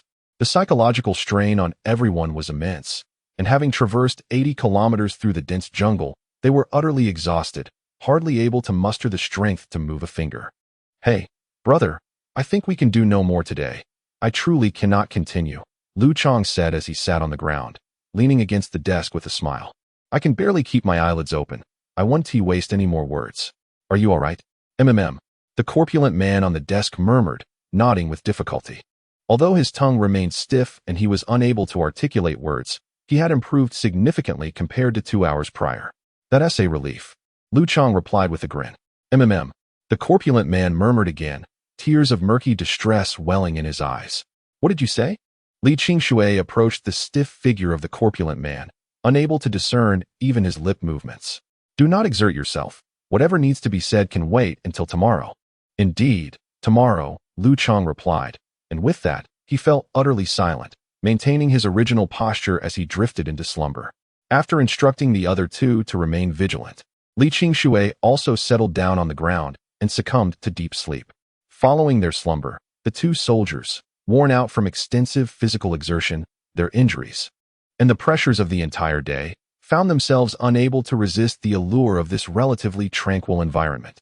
As the four of them succumbed to sleep, the students on guard, witnessing these perilous individuals entering the realm of dreams, gradually relaxed their vigilance and laid down to rest themselves. Time edged closer to midnight. As dawn broke the next day, Liu Chang opened his eyes to see first the silhouette of Li Qingshui, and then, in stark contrast, the lifeless body of the corpulent man sprawled in a pool of blood. The man was dead. Li Qingshui stood before the corpse, turning to face him. Regret etched on his features. It is my fault. I failed to notice the change in his demeanor. How could he be dead? Liu Chang's heart jolted violently at Li Qingshui's words, springing him to his feet. Wasn't everything seemingly fine yesterday? How could this have happened? It was suicide. Li Qingshui stepped aside, revealing the man's throat, cruelly slashed, and the small knife tightly grasped in his lifeless hand. Why would he take his own life? Liu Chang stared at the body, his mind buzzing with confusion. Look for yourself. He left a letter. Li Qingshui picked up a blood-stained piece of white paper and handed it to him. The paper, torn from a textbook, bore handwriting that was stiff and trembling. A clear indication that the corpulent man's muscles had not fully recovered their composure when he penned this missive. Smoothing the crumpled paper in his hands, Liu Chang lowered his gaze, a maelstrom of emotions swirling within him, and began to peruse the letter. To my esteemed comrades, Liu Chang and teacher Li Qingshui, this letter is intended for your eyes alone, and by the time you come across it, I surmise that I shall have already departed from this mortal coil. Many are the words I wish to impart, yet my penmanship falters, rendering me incapable of fully articulating the depths of my sentiments. Therefore, allow me to simply express my profound gratitude. This decision is one of my own volition, and I implore you not to lament my fate, for, in truth, the thought of severing ties with you all has long lingered in my mind. Within our close-knit circle, I have perpetually felt like a mere encumbrance, a burden sustained by your unwavering care and consideration. Without your benevolent guidance, I shudder to think that I might have perished long ago. The desire to depart has been a constant companion, yet the fear of forsaking your companionship has held me captive, leading me down a path of perpetual conflict. Verily, I have yearned to manifest my own unique abilities, to contribute to the collective well-being of our group. Alas, fortune has not smiled upon me, and such blessings have not been bestowed upon our humble band. Thus, I, the corpulent one, remain but a mere impediment. Let me not portray myself as a paragon of virtue, for the primary impetus behind my self-inflicted demise stems from an overwhelming sense of dread. During your valiant efforts to carry me to safety, I witnessed the ghastly fate that befell the woman ravaged by the arachnid's mandibles. I recoil at the thought of succumbing to a similar end, for such torment would be unbearable. I would much rather embrace the swift embrace of oblivion than endure the agonizing torment of being devoured alive. Spare me your condolences, for I am intimately acquainted with the frailties of my own corporeal form. Your efforts to restore me to health would be in vain. The diminutive insect eggs, akin to millet seeds, had thoroughly permeated my bloodstream. The subtle sensation of their wriggling served as a constant reminder of their impending emergence. I could not tarry until dawn, for I sensed that within the deepest recesses of my being, larvae had already begun to hatch. I extend my gratitude for affording me the opportunity to pass away peacefully, rather than becoming sustenance for arachnids in the tenebrous depths of the jungle. Encountering the two of you in this lifetime has left me with no regrets. My sincere appreciation. Furthermore, my regards to brother Liu Chang. Do you recall the jest you once made, suggesting that upon my demise, you would suspend my finger from your chest? The moment to fulfill that pledge has arrived. Grant me the chance to be your eternal brother, to remain by your side, and to live on vicariously through you. As the missive neared its conclusion, the crumpled parchment proved insufficient. Liu Chang discovered a final, ask you line crammed into the margin. Oh, yes, and regarding Xiaojing. Should she inquire about me, I implore you, do not reveal that I took my own life, lest I be perceived as a craven. Should she inquire, convey that I, Pongzi, longed for my mother. These were the letter's final words, with the signature Li Qingshui, Pongzi. September 14, 2014, shortly before death, inscribed adjacent to the line. Having perused the letter, Liu Chang remained taciturn for an extended duration. Eventually, he approached Pongzi's cadaver, casting a final glance upon his decaying comrade.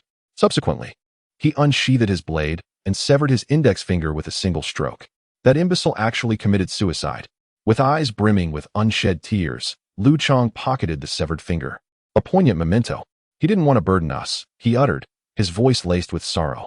Though her countenance remained impassive, a shadow of melancholy veiled Li Qingshui's gaze. With a profound sigh that seemed to carry the weight of the world, Liu Chang cradled the little girl in one arm and hoisted the corpulent cadaver of the deceased with the other, exiting the classroom's confines. Since he abhorred the thought of perishing amidst the arachnid horde, I shall cremate him, thereby fulfilling his ultimate desire. As Liu Chang's silhouette receded into the distance, his voice echoing in the air, Li Qingshui, after a moment of contemplative silence, roused the two slumbering soldiers. Let us depart. It is time for us to embark on our journey. Whither do we venture?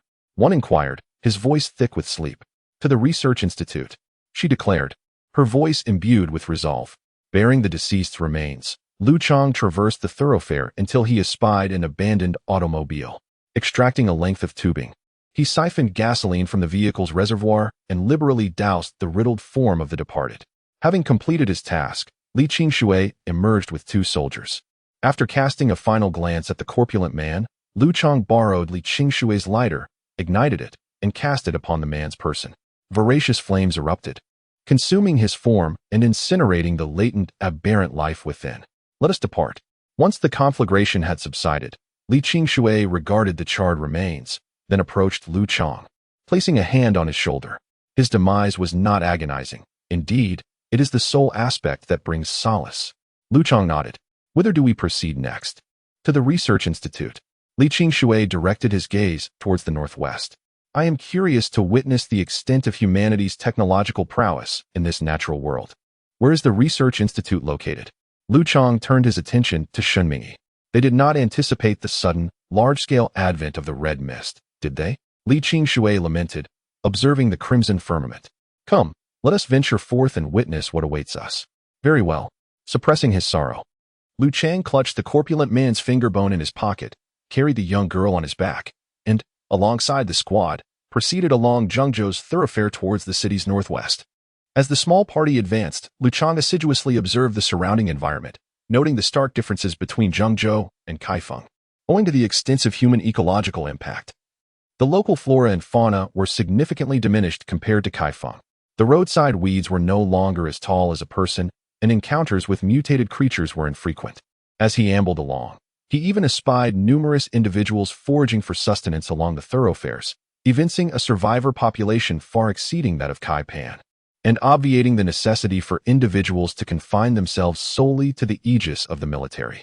What a tranquil locale, Liu Chang mused, treading upon the weed-choked streets. Indeed, Li Qingshui concurred, casting his gaze about the environs and its denizens.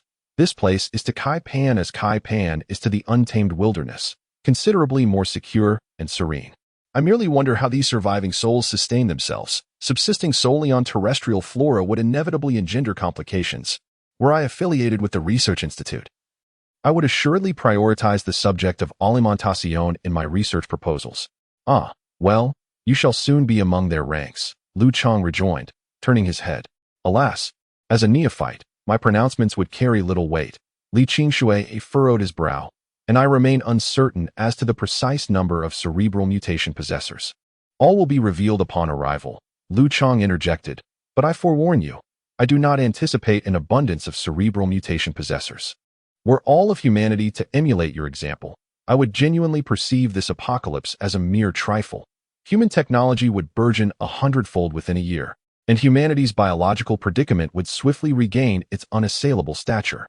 As Liu Chang spoke, he noticed a feline, roughly the size of a human, approaching him from afar. However, upon catching a whiff of the human scent, the cat swiftly fled, evidently sensing a perilous aura. What an astute creature, Liu Chang mused, impressed by the feline's reaction. Could it also be a brain-mutated being? Pardon? Xinmingyi inquired, having missed Liu Chang's soliloquy. Nothing of consequence. Let us proceed. Very well. Following a night of recuperation, their vigor substantially restored, they advanced with alacrity. In just over an hour, they had traversed the majority of Zhengzhou, transitioning from the east to the north. Ultimately arriving at the Biological Gene Science Research Park, the research base Xinmingyi had previously mentioned. The colossal characters of Research Park adorned the plaque above the main entrance, conveying an air of grandeur and magnificence. The park's perimeter was heavily garrisoned with numerous soldiers, armed to the teeth, safeguarding what appeared to be a location of paramount importance. Standing before the park's entrance, Li Qingshui and Liu Chang observed Xinmingyi engaging in lengthy negotiations with the soldiers guarding the premises. Subsequently, one of the soldiers entered to relay a message. Shortly thereafter, a division-level officer emerged, promptly greeting Li Qingshui and Liu Chang under Xinmingyi's guidance. "You must be Mr. Li," the division commander exclaimed, after scrutinizing their visages. His countenance radiated an abundance of enthusiasm. "Welcome, a most hearty welcome. I just overheard this young soldier mentioning that you hail from Kaifeng and possess cerebral mutations." The youthful division commander, seemingly in his 40s, expressed as he advanced to clasp Li Qingshui's hand. "Indeed, Commander, I journeyed from Kaifeng," Li Qingshui responded, reciprocating the handshake.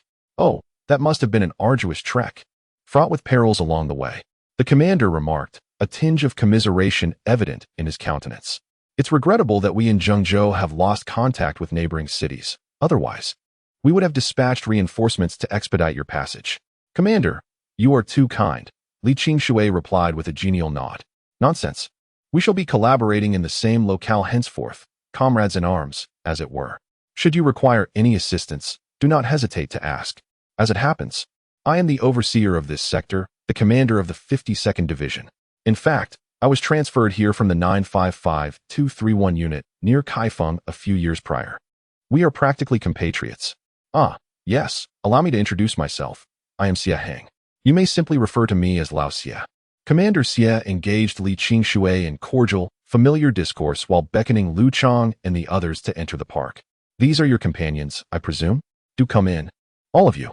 Explore the park. It has been erected for over a year, yet few have had the privilege of entering." Under the guidance of Commander Xia, Liu Chang followed him into the science park.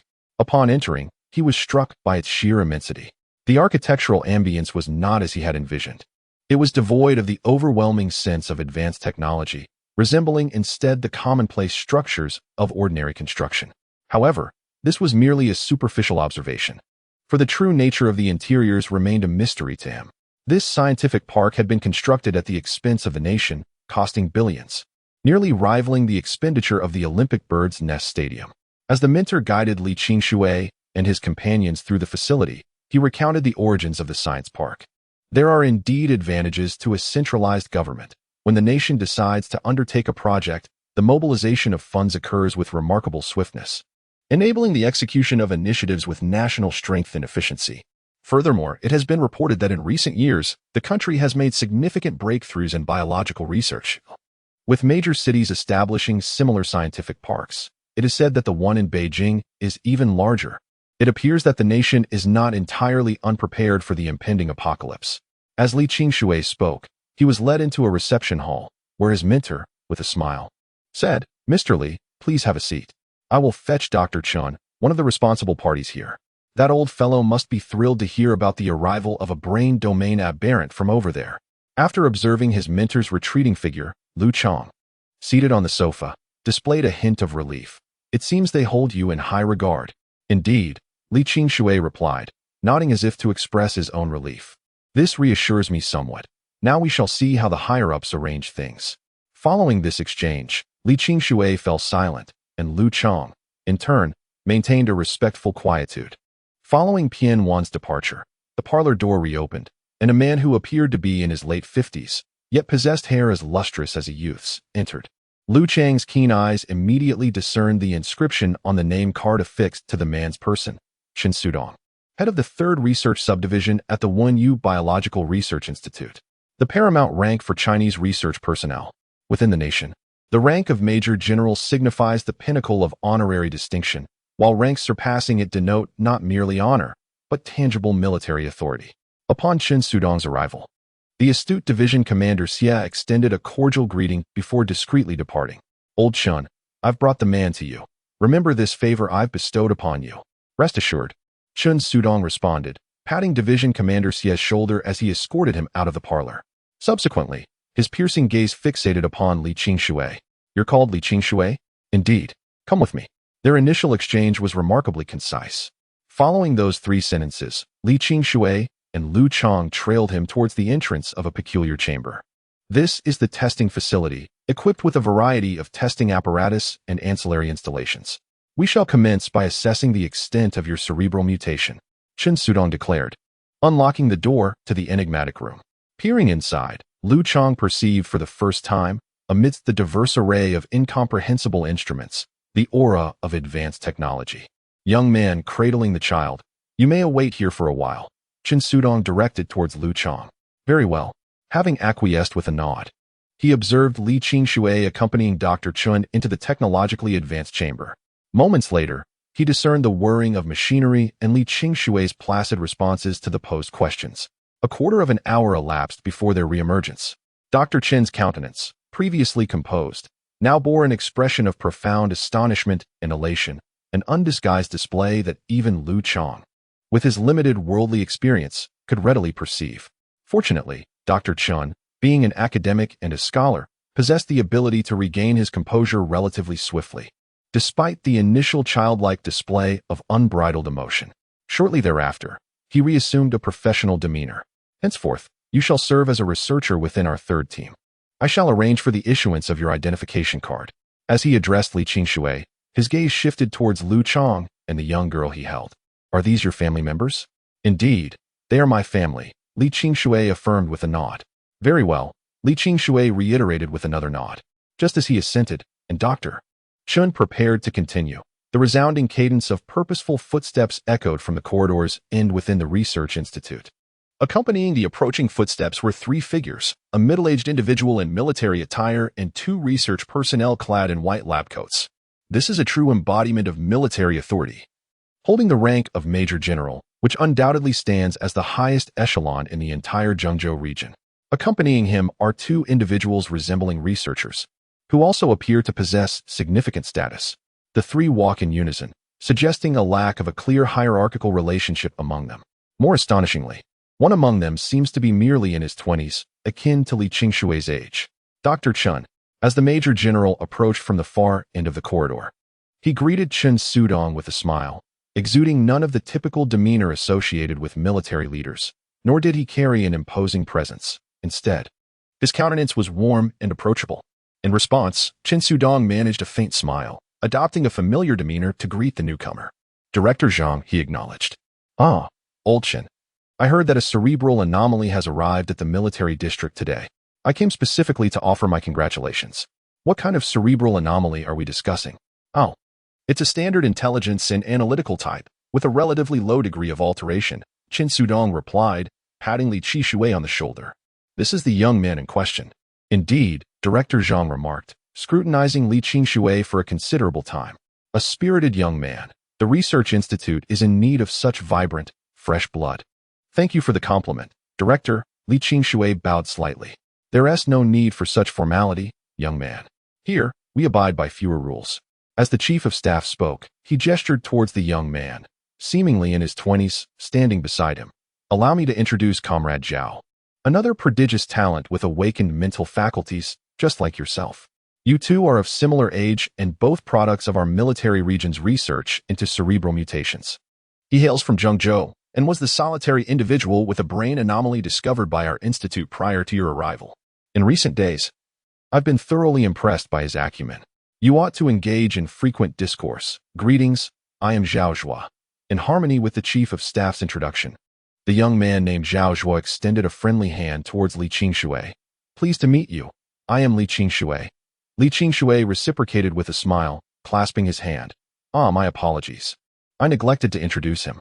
My memory fails me at times. Noticing the completion of their handshake, the chief of staff drew an elderly gentleman from his other side to the forefront. This is Dr. Zhang Shalin, a luminary in the field of Chinese biological and genetic research. Should you apprentice under him, you are certain to acquire a wealth of invaluable knowledge. Esteemed Dr. Zhang, Li Qingshui greeted with continued politeness. Young man, greetings. Zhang Shalin, a man in his 60s, possessed unusually sharp, upturned eyebrows more commonly seen on younger individuals. This feature lent him an air of austerity, contrasting with the mellowness typically associated with age, resulting in a rather peculiar countenance. With prompt updates and devoid of advertisements, Bai Chinese. After the two exchanged greetings, Chief Zhang once again addressed Li Qingshui, stating, "Now that we are all acquainted, should you have any queries, feel free to consult Dr. Zhang Shalin. If you have any thoughts, do not hesitate to engage with Zhao Zhua." Chief Zhang, you are quite blatantly attempting to recruit from my ranks, interjected Chen Sudong, unable to contain himself any longer as Chief Zhang continued his monologue. After all, we were the first to discover this talent. It's first come, first served. Is it not the rule you established when you first acknowledged Zhao Zhua? Have you perhaps forgotten?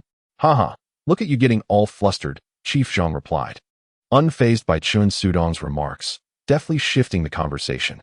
I merely wish to ensure that the newcomers acclimate well and encourage them to interact more. Let us not dwell on trivialities. I have no intention of poaching anyone. To avoid any misunderstandings, I shall take my leave. As he spoke, Chief Zhang patted Li Qingshui on the shoulder, adding, youngsters are always welcome to visit Group 1. Although all our teams operate on equal footing in a socialist society, while all laborers are indeed equal, there are still subtle distinctions in social roles. With that statement, Chief Zhang maintained his amiable smile as he led the other two away. Watching their figures recede into the distance, Liu Chang turned to Li Qingshui in bewilderment. What prompted such a sudden shift to discussing socialism?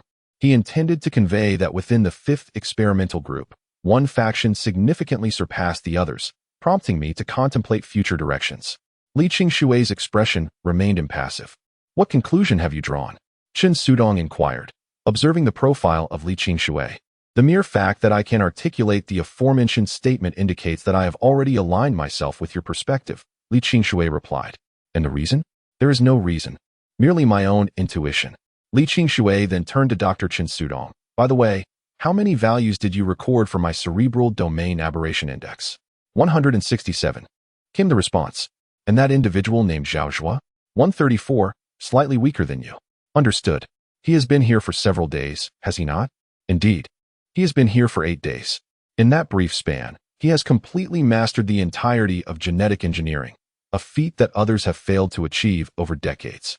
He is now fully engaged in a direct research team concerning the red mist. As Chen Sudong spoke, he retrieved a pre-prepared USB drive from his military uniform pocket. This was used by Zhao Zhua during his studies. It contains extensive material, over a gigabyte of text and images. I hope you can peruse it within a week. Thank you, Dr. Li Qingshui acknowledged, accepting the USB drive with a nod of gratitude. Let us conclude today's matters here. You have traversed considerable hardships, and I am certain you are fatigued.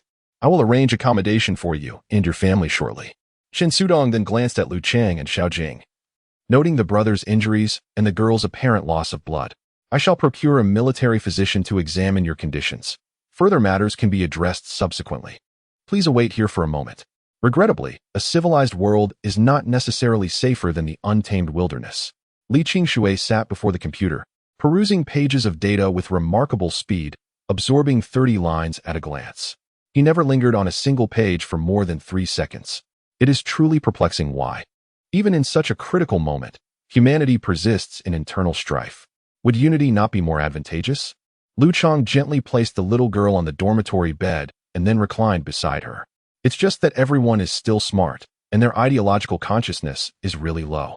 Liu Chang rose from the bed and approached Li Qingshui from behind. Your direct refusal of the invitation from Group 1 today, was it due to ideological differences? Indeed. Their aggressive spirit is excessive. They clearly belong to the radical faction. Furthermore, each person's gaze carries a contempt for nature, still reveling in the illusion of human invincibility. This manifestly clashes with my principles. Li Qingshui sighed, ceased flipping through the pages, and pointed to a line of text on the computer screen, stating, "Observe." As the first individual to discover the components of the red mist stated, humanity can never rival nature. Just as man cannot triumph over God, the origin of all life sciences ultimately points to theology. This mystical red mist is, in essence, the amniotic fluid of God. To be continued. Chapter 78. Limitless expanse. Oh, the triteness of his metaphor is truly appalling, Liu Chang remarked, wrinkling his nose upon hearing Li Qingshui's words. Pray tell, is God now considered female? Why the allusion to amniotic fluid? In contemporary theology, God transcends the confines of gender, Li Qingshui responded, continuing to peruse the digital pages. The contents of this flash drive are indeed comprehensive, encompassing even the research pertaining to the crimson mist conducted in recent years. Observe, certain nations have achieved the purification of this very mist within the current year. Purification of the crimson mist? Is this not the amniotic fluid of the divine? What components does it contain? That remains elusive. Modern science has yet to fully decipher its composition, only ascertaining the presence of over a dozen unidentified rays. Alongside an array of enigmatic chemical element combinations, Li Qingshui halted the electronic page on a series of images depicting a laboratory replete with various mist collection apparatus and a suite of concentration equipment, where a cohort of personnel toiled diligently. Subsequent to the American scientists' discovery of the partial composition and effects of the crimson mist 2 years prior, the upper echelons of society have been swept by a surge in life gene studies. The mist's efficacy is simply too miraculous, offering immense potential in the realms of life exploration, longevity enhancement, genetic engineering, medicine, and even weapons research. Behold, here in Russia, following the purification of the crimson mist formulation a year prior, experiments on animals and humans yielded a contingent of super soldiers. Super soldiers? Upon hearing this term, Liu Chang suddenly displayed a profound interest. Despite his utter ignorance of the realms of life and science, which seemed all too distant to him, he harbored a keen fascination for body modification as it directly aligned with his most fundamental interests. This red mist purifying agent can be injected into the human body? He inquired. Indeed, Li Qingshui nodded, and with a flick of the mouse, the images on the computer screen shifted to reveal a harrowing scene. Regrettably, this batch of soldiers had perished within a mere week, succumbing to genetic collapse. A heavy sigh escaped Liu Chang as he gazed at the lifeless figures depicted in the images. So, does that mean there is no hope? Not necessarily, Li Qingshui replied. These individuals were merely ordinary people prior to the enhancement of the red mist, typical soldiers without any prior modifications. In contrast, individuals like you, who have undergone mutations, possess significantly different physical strength and endurance. Furthermore, modern humans have already undergone preliminary genetic modifications via the red mist, potentially adapting to this altered state. Li Qingshui switched to another image, and Liu Chang finally recognized the architectural style, which bore a striking resemblance to traditional Chinese architecture, identical to that of the scientific park. In truth, countries around the world have never ceased their research and modifications concerning the red mist, and they have made notable progress. This is our scientific park in China.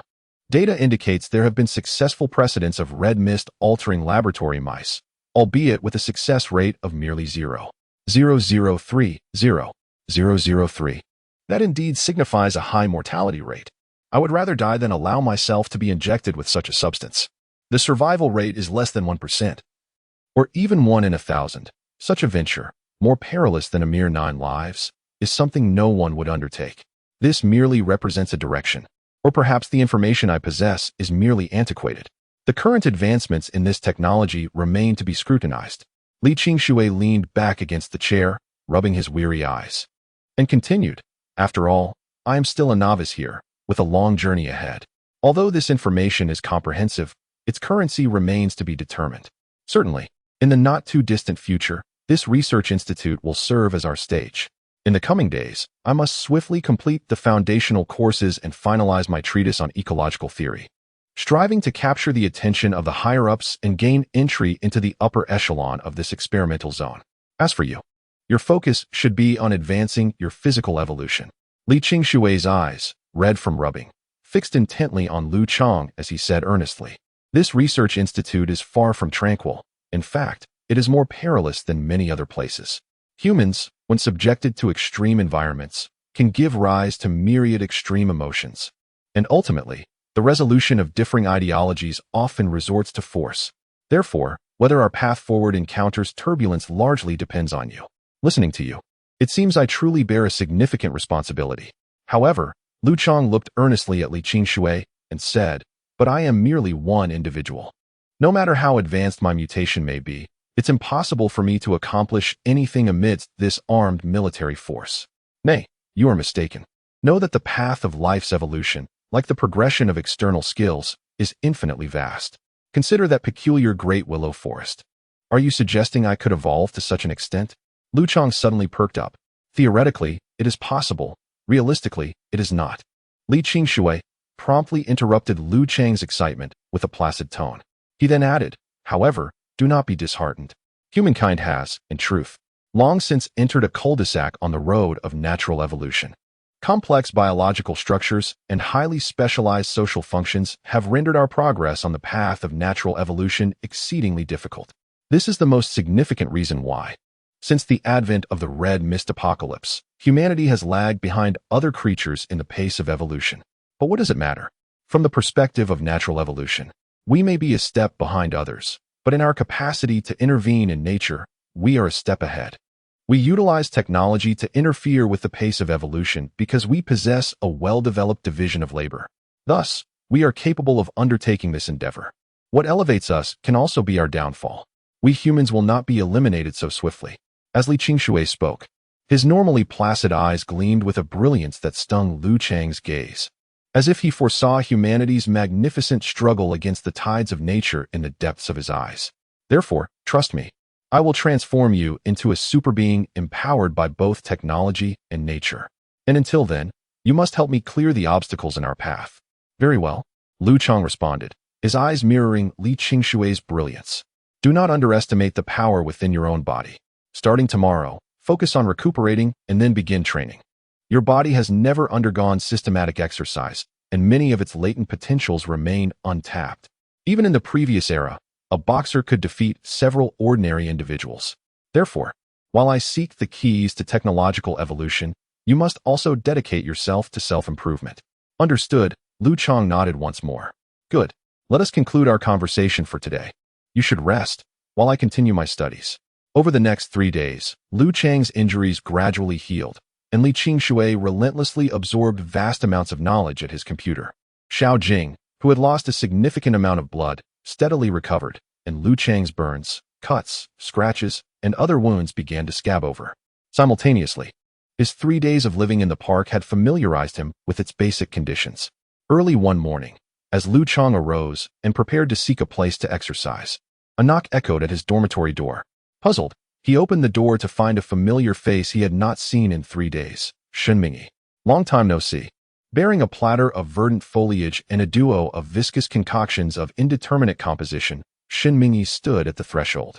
"Shen Mingyi, what brings you here with the provisions today?" A surge of warmth suffused Liu Chang's heart upon beholding his comrade in arms, with whom he had weathered life-or-death trials. He gestured for him to enter, inquiring, "I've been wondering where you disappeared since our arrival. What brings you here today?" "Ah, it's a rather protracted tale." Shen Mingyi sighed. "After delivering Mr. Li, the superiors bestowed upon me considerable accolades, including a first-class merit, and I was rapidly promoted, ascending several ranks to a full company grade." Depositing the victuals upon the dormitory table, Shen Mingyi cast a glance towards Li Qingshui, who remained engrossed in his tome. His countenance inscrutable. "Pay him no mind. He's been in this state for days, utterly consumed. At times, he doesn't even register my presence," Liu Chang interjected, wary of Shen Mingyi disrupting Li Qingshui's reading. "Disregard him and continue with your narrative." "Well, subsequently, Commander Xie of the 57th Division held me in high regard. Upon learning of my significant evolutionary advancements, he assigned me to a research institute with the direct task of domesticating creatures," Shen Mingyi recounted with a sigh. "The remuneration for this assignment is quite generous, with all meals provided. However, these evolved creatures have long reverted to their feral instincts and are proving exceedingly difficult to tame. Even canines, once so compliant, are now brimming with untamed ferocity, rendering me helpless. Despite my superior strength, they remain defiant, impervious to all my training methods, leaving me at a loss. Well, There's no alternative but to proceed gradually, Liu Chang responded. Liu Chang also sighed, remarking that I had yet to elucidate how I located you. Ah, this was also arranged by Brigade Commander Xia, who instructed me to cultivate a closer rapport with Mr. Li and his kin. Thus, I have become a purveyor of sustenance today. I see, Liu Chang acknowledged with a nod.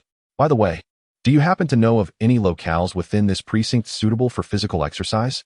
My injuries have mended these past few days, and I am keen to engage in some training.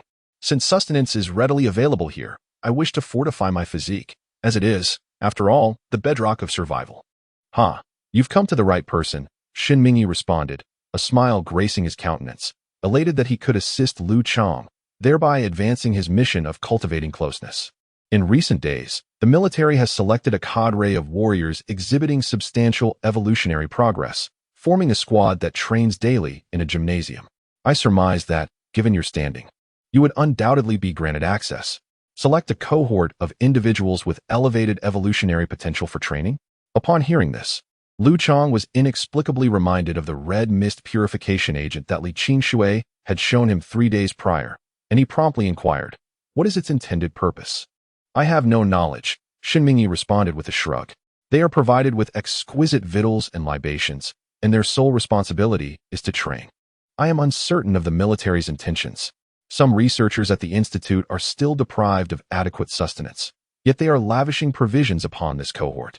Furthermore, there has been no word regarding the novel cultivable plant that the Institute has been touting. With such a dearth of food, they are sustaining such a contingent. I am at a loss as to their motives. Perhaps the military harbors its own designs. As Liu Chang spoke, he turned to beckon Xiaojing, who was sitting by the bed, to come and partake in some nourishment. You have lost quite a bit of blood in recent days. You ought to replenish your strength. Xiaojing stood up from the bed, and, after having consumed half a cup of the white concoction, obediently nibbled on some leafy greens. Ultimately, she settled quietly beside him, lapsing into silence. Since her awakening, the absence of the chubby companion had rendered her somewhat taciturn. Yet, she refrained from inquiring about his whereabouts, leaving Liu Chang without the opportunity to share the prepared explanation. Their mutual silence had created a palpable tension over the past few days. After casting another glance at Xiaojing and noting her continued reticence, Liu Chang finished the remaining half of the concoction, munched on some leaves, and patted Shen Mingyi's shoulder before rising. Let us go and inspect the training room. All right, Shen Mingyi replied, also standing from the sofa. I will accompany you. Just as they were about to turn and exit, Xiaojing trailed behind them. Are you coming? Liu Chang looked down at her. Yes. The little girl nodded eagerly. Then let us be off. Habitually lifting her slight frame, Liu Chang, along with Shen Mingyi, departed from the dormitory. They traversed the residential area of the compound, passing a series of laboratories and buildings, until they arrived at a spacious arena. The 2 soldiers stationed at the venue, upon spotting Shen Mingyi, displayed a familiar demeanor and, without much inquiry, allowed the 3 of them to enter the arena. Upon entering the facility, Liu Chang discerned that it encompassed a substantial area. Though devoid of highly advanced technological apparatus, it was replete with an extensive array of fitness implements. Were it not for the specialized modification of these implements, rendering them exceptionally weighty, the establishment would have borne a striking resemblance to a conventional gymnasium of a bygone era, lacking the futuristic ambience of a special forces training base that he had envisioned. It was merely a commonplace, albeit expansive, gymnasium. The arrival of Liu Chang and his companions elicited no undue attention from those engaged in their physical conditioning. Each warrior remained engrossed in their rigorous training regimen. A thought then occurred to Liu Chang, prompting him to turn his gaze towards Shen Ming, who stood in rapt attention, his countenance betraying an abundance of curiosity.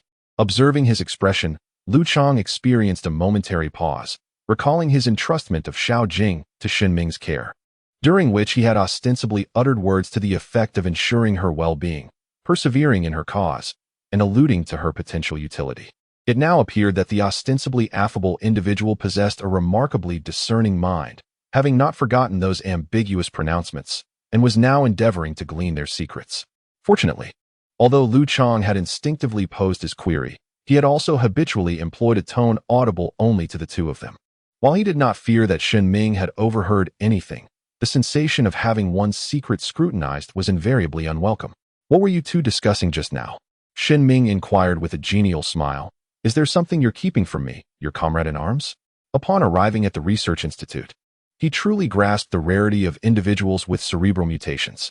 Furthermore, it appeared that the institute was unaware of the existence of those with psychological mutations. Li Qingshui and Xiaojing exhibited mutations that were inclined towards intelligence, while the young girl stood in stark contrast to them. In a certain sense, the girl seemed to contribute little to scientific research. However, from another perspective, her military value was on par with that of the other two.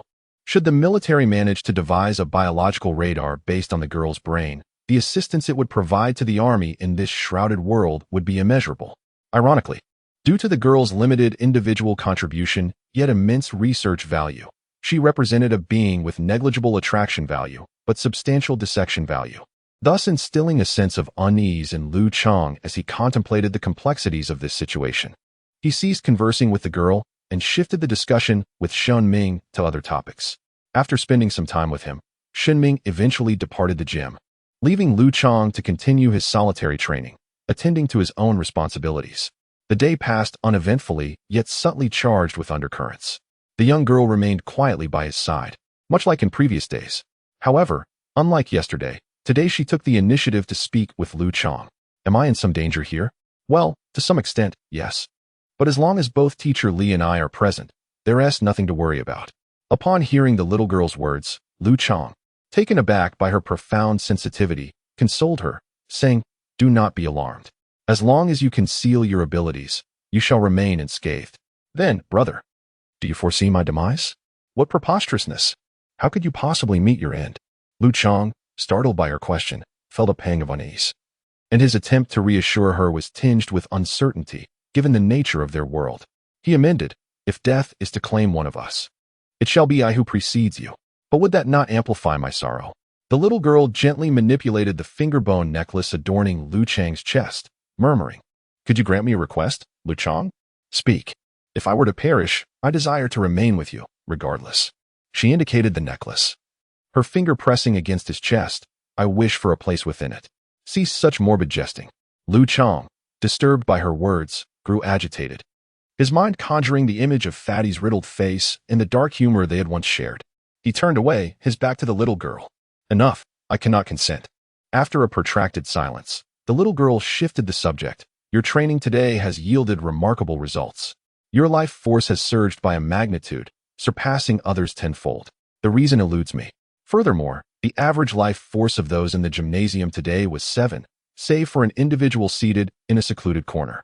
My physical strength's rapid increase is likely attributable to the initial training phase. Subsequent progress will inevitably decelerate, as the human body's strength gains are most pronounced at the outset, diminishing as one approaches their potential apex."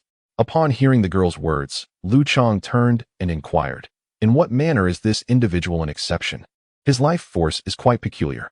As I perceive it, his life index fluctuates wildly, oscillating between an extraordinarily high intensity of 20-odd and a mere 7 or 8. It's remarkably unstable. Could the military have initiated the first wave of red mist purification experiments?" Li Qingshui interjected abruptly, his gaze fixed on the computer screen. Despite his absorption in the electronic text, he engaged in a dual-minded conversation with the others. The unstable life fluctuations, with a threefold difference between peak and trough, exceed the limits of human endurance. He's on the verge of death. Liu Chang turned to Li Qingshui, questioning, "Is it still the case that contemporary individuals, even those with elevated life indices, cannot withstand the red mist purification agent?" "I cannot say definitively. However, the military's willingness to proceed with human trials, especially in light of Russia's failed experiments, suggests that success, though not yet realized, is imminent. Let us observe and await developments." Having spoken, Li Qingshui resumed his silent reading. Liu Chang, after instructing the girl to exercise caution and conceal her abilities, also succumbed to sleep. The following day, with the dawn breaking, Liu Chang rose from his slumber. While Li Qingshui, having once again spent a restless night, was visited by Shunming, who delivered provisions that were noticeably scant compared to the previous day. "This is all we have for today," Shunming lamented, placing a cup of nutrient-rich liquid and a plate of plant leaves upon the table. "The supplies are dwindling. The soldiers can barely contain their restlessness. If this continues, an uprising is inevitable." After presenting the meager rations, Shunming, with a furrowed brow, expressed his concerns. "We are fortunate, But some of the lower-ranked soldiers receive a proper meal only every few days, subsisting instead on a hodgepodge of unidentifiable plants. Every day, there are reports of individuals succumbing to mysterious toxins. The grassroots armed forces are on the verge of unrest. Has it truly come to this? Li Qingshui, who had been engrossed in his reading for days, abruptly rose from his chair upon hearing these words. If the societal structure collapses, we will lose our last semblance of advantage. If we transition from an apocalypse of nature to one of society, we will forever forfeit any chance to compete with other species. With that, Li Qingshui flung open the dormitory door. I shall investigate the food research at the experimental group. You all wait here. After delivering this directive, he stepped outside, leaving the others in silent anticipation. 10 minutes later, he returned, his face revealing no emotion. Yet his eyes sparkled with a hint of relief. New food seedlings have been cultivated, thanks to the seeds discovered by someone named Xiaojing. Is Xiaojing the one with the anomalous brain condition? Liu Chang had a vague recollection of the name. It was him, an individual of considerable complexity. I suspect his cerebral mutation index surpasses mine, though he concealed his aptitude during the assessment. Li Qingshui's gaze betrayed a hint of admiration. Were it not for his excessively radical ideologies, I would have genuinely desired to collaborate with him. He is an exceptionally gifted individual. Has there been any indication as to when the experimental cultivation of the food will commence? Shen Mingyi inquired. The experimental fields have already been established, and they are of considerable size. Although it is an experimental cultivation, it should be regarded as genuine production, Li Qingshui responded. As he spoke of the agricultural fields, a semblance of ease graced his countenance, yet his tone remained somewhat reserved. It remains to be seen how many seasons this plant can be cultivated, and whether the plant will undergo directional evolution after being cultivated on a large scale is also subject to scrutiny. However, on the whole, this is exceedingly welcome news. You may also disseminate this positive information in advance to stabilize morale, Li Qingshui said, smiling as he turned to Shen Mingyi. However, it matters little whether you disclose it or not. Even if you remain silent, the Institute will likely dispatch someone to formally announce this news in a matter of hours. After all, maintaining morale is of paramount importance. Indeed, when there is sustenance, major incidents are less likely to occur, Shen Mingyi responded with a smile. Then I shall take my leave. It is beneficial for my comrades to be apprised of this news in advance. As Shen Mingyi departed the room, the door closed, and his footsteps receded into the distance. The relaxed expression on Li Qingshui's face vanished, replaced by one of solemnity. What is it? Upon witnessing his demeanor, Liu Chang discerned that something was amiss. Was it a problem with the food? Indeed, a matter of grave concern. It was claimed to be a new variety of crops. Yet in reality, it was a monstrous product of genetic modification. Li Qingmu, gazing intently at the computer, spoke with a heavy tone. By artificially isolating genes and integrating them into the crop genome and incorporating components of the red mist, they appear to have created produce with both high yield and nutritional value. However, this is truly playing with fire. Such radical approaches are astonishing. They seem intent on achieving instant results in all matters. With such fervor, they might as well seek out edible food sooner. As Li Qingshui spoke, her face was etched with anger, and to add to her dismay, Xiaojing had the audacity to propose experimenting with the genes of the external monsters by introducing them into the human body. What a bold notion! What detrimental effects could arise from this genetically modified food? Liu Chang, unable to grasp the array of scientific terminology, was primarily concerned with the fundamental question: what consequences would arise from consuming such altered food? I cannot definitively articulate the potential harms, he began. But anything that defies the laws of nature has never yielded benefits. Such detriments may not be immediately apparent, yet in the future, they will undoubtedly lead to significant calamities. Li Qingshui continued, this is akin to those monsters outside. While they may appear peculiar, they are products of nature, the result of autonomous genetic evolution and alteration. Logically, they are merely ordinary organisms, and regardless of their oddities, they cannot be deemed monsters. What then shall we do? Liu Chang was taken aback, hearing such alarming words from Li Qingshui, who was typically so composed. Helpless and devoid of influence, I am unable to impede the current course of events. Moreover, I lack the temporal resources to discover novel sustenance crops to pacify the societal structure. Therefore, our sole recourse is to remain taciturn and adhere to our customary culinary practices. Li Qingshui gazed at Liu Chang and remarked, Once the novel foodstuff is cultivated and disseminated among the rank-and-file soldiers and the populace beyond, a surplus of conventional provisions will inevitably materialize. At that juncture, we shall revert to ordinary victuals. Further matters shall be addressed subsequently. This is the only viable course of action. Liu Chang nodded in agreement. I shall endeavor to expedite the procurement of the novel food seeds for your benefit. Indeed. Li Qingshui assented, rubbing his eyes. My foundational curriculum is nearing completion.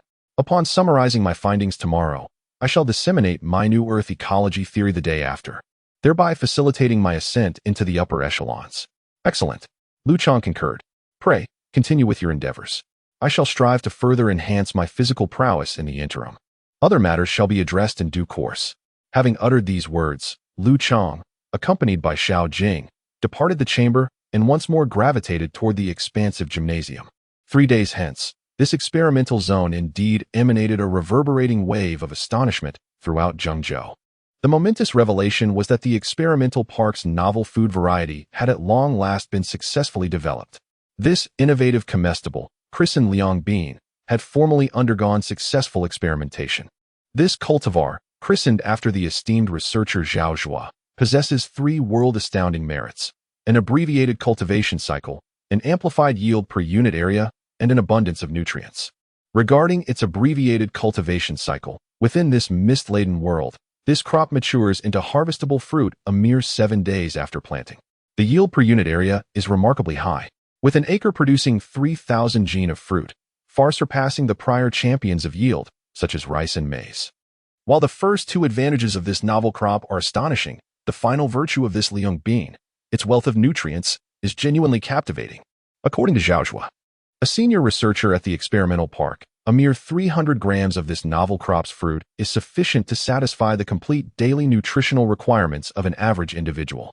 Its nutritional density surpasses that of any food from the prior era, and it is touted as a potential solution to the global food crisis. What utter nonsense! Li Qingshui exclaimed, casting the public notice aside onto the desk. Simultaneously, the door to his laboratory opened, and Liu Chang entered, escorting a young girl. Well, this is quite impressive, Liu Chang remarked, stepping into Li Qingshui's laboratory. Promotion certainly has its perks. You even have a private office. How are you finding your first day in office? Nothing yet. I haven't been assigned any tasks. What about you? Li Qingshui inquired, observing the subtle bulges of muscle on Liu Chang's physique. What is your life strength level now? It's a dire situation, with a rapidly approaching.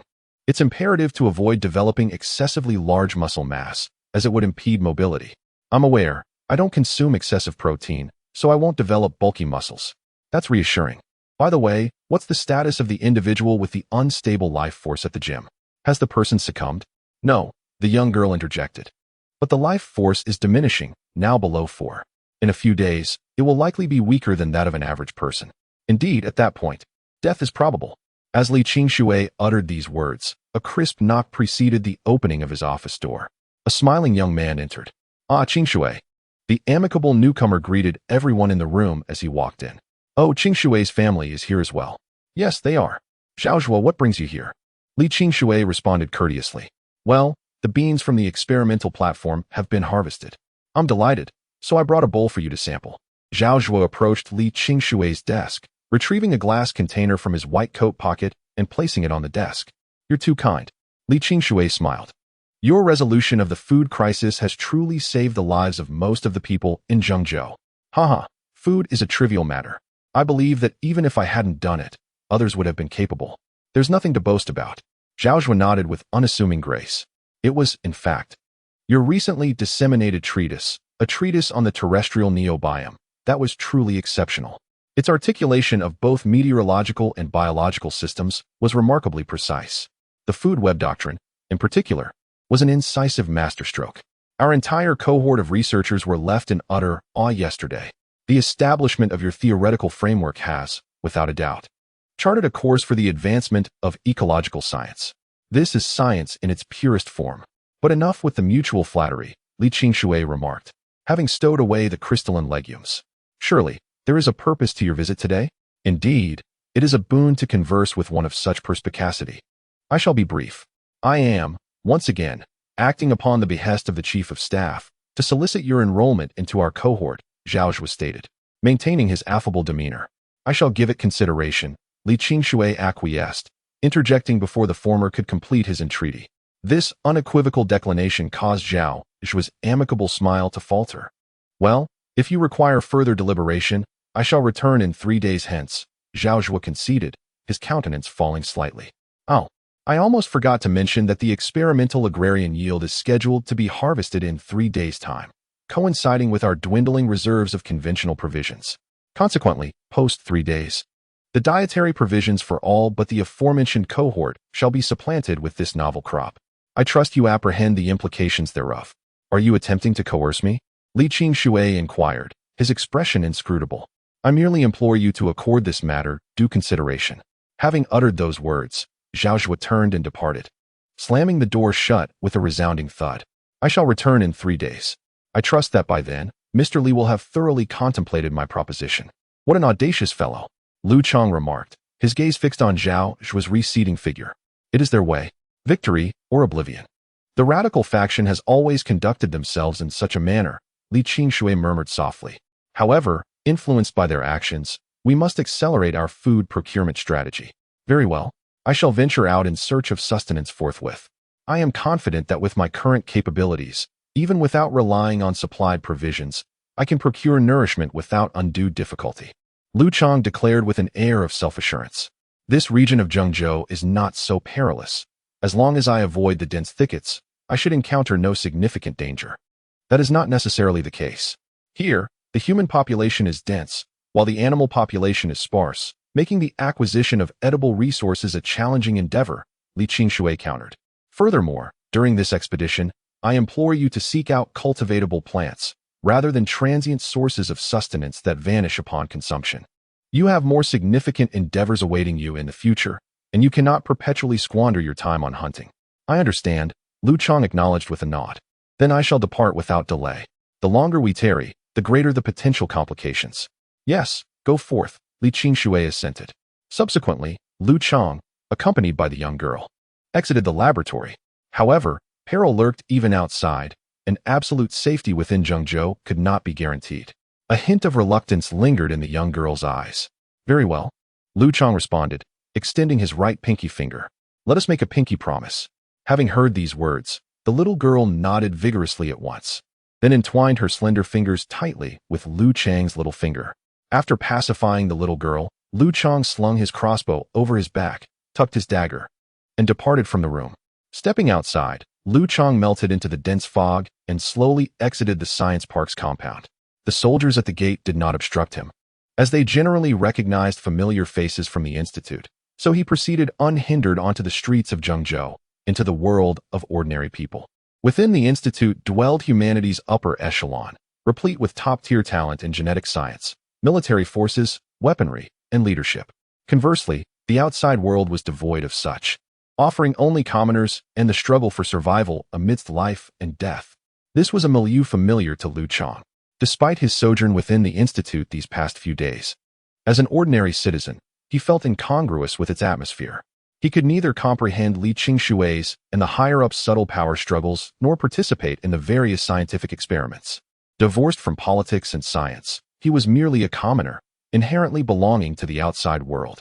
Thus, despite its perils, the outside world felt remarkably congenial to him. Upon reaching the streets, Liu Chang traversed them, his gaze sweeping over the spontaneously organized small groups of humanity. The ingenuity of the common people had led them to form various small collectives, with families as their nucleus and circles of friends as their external connections. Having endured the apocalyptic aftermath, it seems that every individual comprehends that the strength of a collective far surpasses the mere survival of a solitary being. Various small groups wander the streets, and Liu Chang meanders aimlessly among them. Despite his fervent declaration to Li Qingshui about seeking out edible plants, he finds himself utterly devoid of direction. His scant knowledge of biology renders him incapable of distinguishing between different plant species or determining their edibility. Consequently, his aimless wandering throughout the morning yields nothing. Aside from witnessing the chaotic ecosystem of the underprivileged, he fails to procure even a morsel of food. It is not until he encounters a man carrying a metal cage that his day takes a turn. The man, appearing to be in his 50s, is accompanied by his wife and a child, wielding a kitchen knife and an iron rod as they scour the streets for consumable food. Much like the other small groups of humanity, this sight evokes in Liu Chang the notion of creatures that autonomously seek sustenance. Upon the emergence of this thought, a jolt of inspiration courses through him, prompting him to follow the small family. After trailing them for several kilometers, Liu Chang finds himself at a loss for how to initiate a conversation. He contemplates several approaches, but ultimately dismisses them all, opting instead for the most straightforward and unpretentious method. As he gradually approaches within 3 meters of the family, his presence captures their attention. Who is that? Upon noticing an individual entering their line of sight, the man and his child simultaneously raised their weapons. Once it became evident that the approaching figure was not an acquaintance, the man bellowed, "Brother, I implore you not to advance any further. Since the dawn of the apocalypse, the rules have been well understood.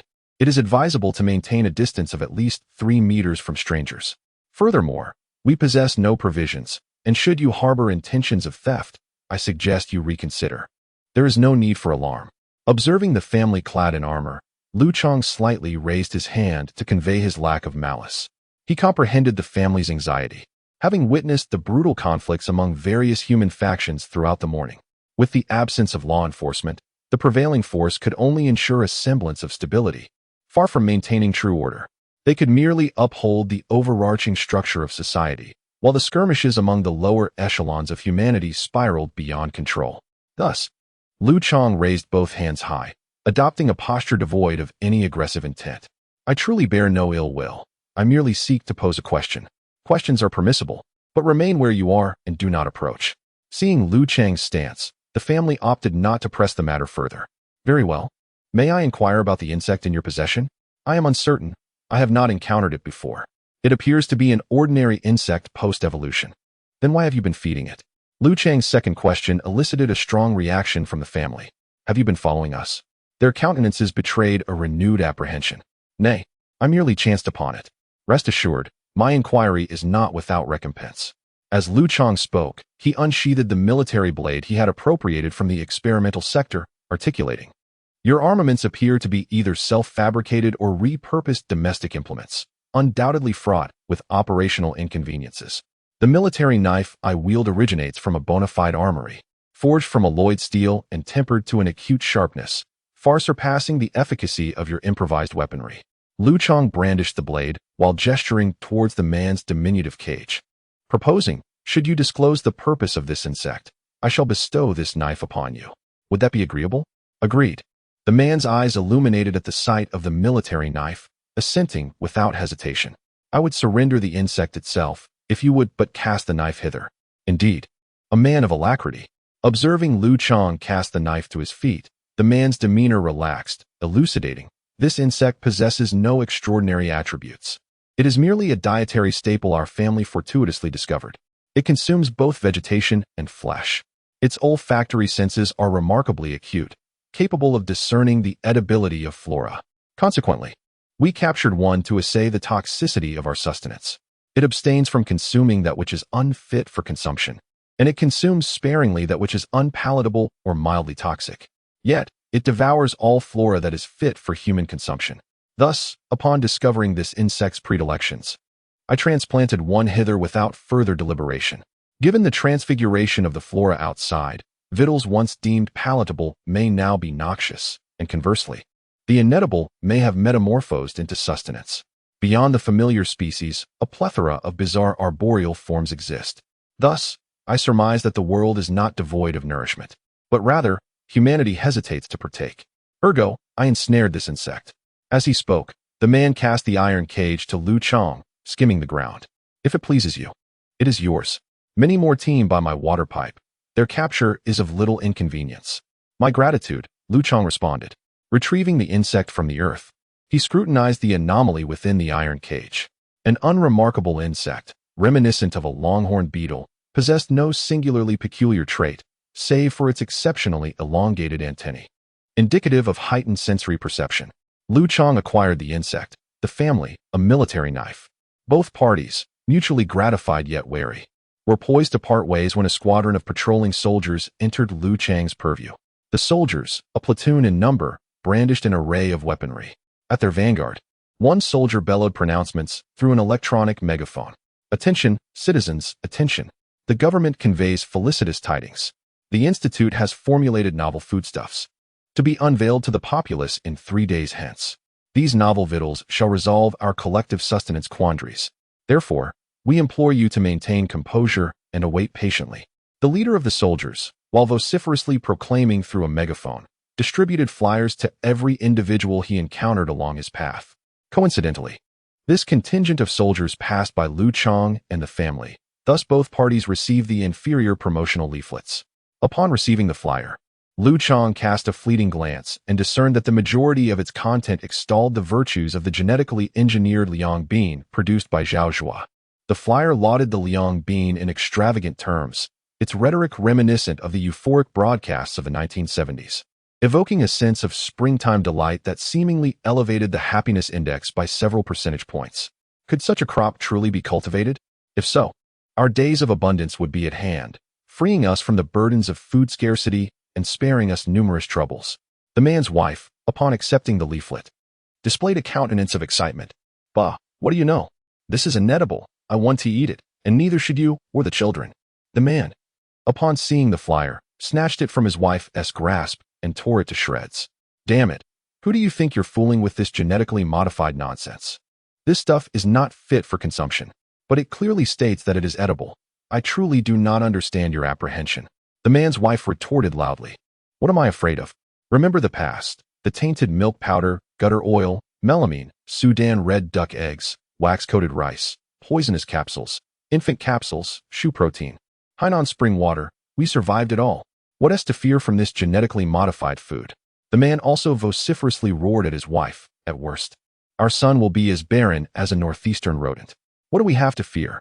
Having articulated his piece, the man retrieved the military knife from the ground, bid farewell to Liu Chang, and led his wife and child away to continue their search for sustenance. In the wake of his departure, Liu Chang was left to ponder the man's words. This man was but an ordinary soul, one of countless others in Zhengzhou, unremarkable in every sense. Yet, they all possessed their own innate wisdom. They lacked systematic knowledge and the extraordinary analytical and research capabilities of individuals like Li Qingshui and Xiaojing. However, they were capable of devising rustic methods to survive in the margins of this apocalyptic world. Humanity is neither as formidable nor as fragile as one might imagine. That is, provided they are not supplied with food. If Xiaozhing's newly synthesized food proves as perilous as Li Qingshui suggests, those who consume it may face extinction in the decades and centuries to come. As for the objectives Tang might pursue after consolidating these connections and resources, Liu Chang could only speculate. Did this individual contemplate the ramifications of their actions? Liu Chang pondered, wondering if there was an ulterior motive at play. After much deliberation, he remained perplexed and chose to set the matter aside. Some things were beyond his comprehension, and others, even if understood, offered no recourse. Liu Chang's current focus was self-preservation, his primary objective. Despite the myriad questions swirling in his mind, he steadfastly picked up the insect and turned his attention to the verdant landscape, seeking sustenance. Since the apocalypse, plant life had flourished with remarkable exuberance, likely blanketing the globe. Novel botanical specimens sprouted from the earth, many exhibiting mutations that defied scientific classification. Consequently, the scarcity of food was not the issue. Rather, the challenge lay in discerning edible from inedible substances. With the aid of the small insect, Liu Chang streamlined the process of identifying edible plants. Over the course of the afternoon, he discovered 7 or 8 varieties. Upon identifying each one, he promptly gathered seedlings, seeds, and fruits, securing them in a cloth bundle. "Behold, I have discovered these 7 or 8 edible plants today, but I am uncertain which ones are suitable for large-scale cultivation." Liu Chang placed the bundle on Li Qingshui's laboratory bench. 7 or 8 varieties, Li Qingshui exclaimed, a look of delight spreading across his face as he examined the contents of the bundle. "You are quite accomplished." Accomplished, perhaps, but it was the insect that aided in the tasting. Having deposited the insect upon Li Qingshui's desk, Liu Chang recounted the day's events in detail. "Indeed, it's quite an ingenious approach," he mused. "The collective wisdom is an accumulation of ordinary minds and surpasses the capabilities of any singular scientist." Upon hearing Liu Chang's narrative, Li Qingshui remarked with a tinge of admiration, "Humankind, after all, is a gregarious species, thriving on communal intelligence. The acumen of the common person is not to be disregarded. I shall commence cultivating these novel flora tomorrow. If feasible, I aspire to salvage as many lives as possible.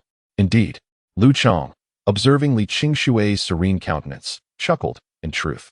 Despite your usual frigid demeanor, you possess a benevolent disposition. This is the paramount distinction between you and Zhao Zhu.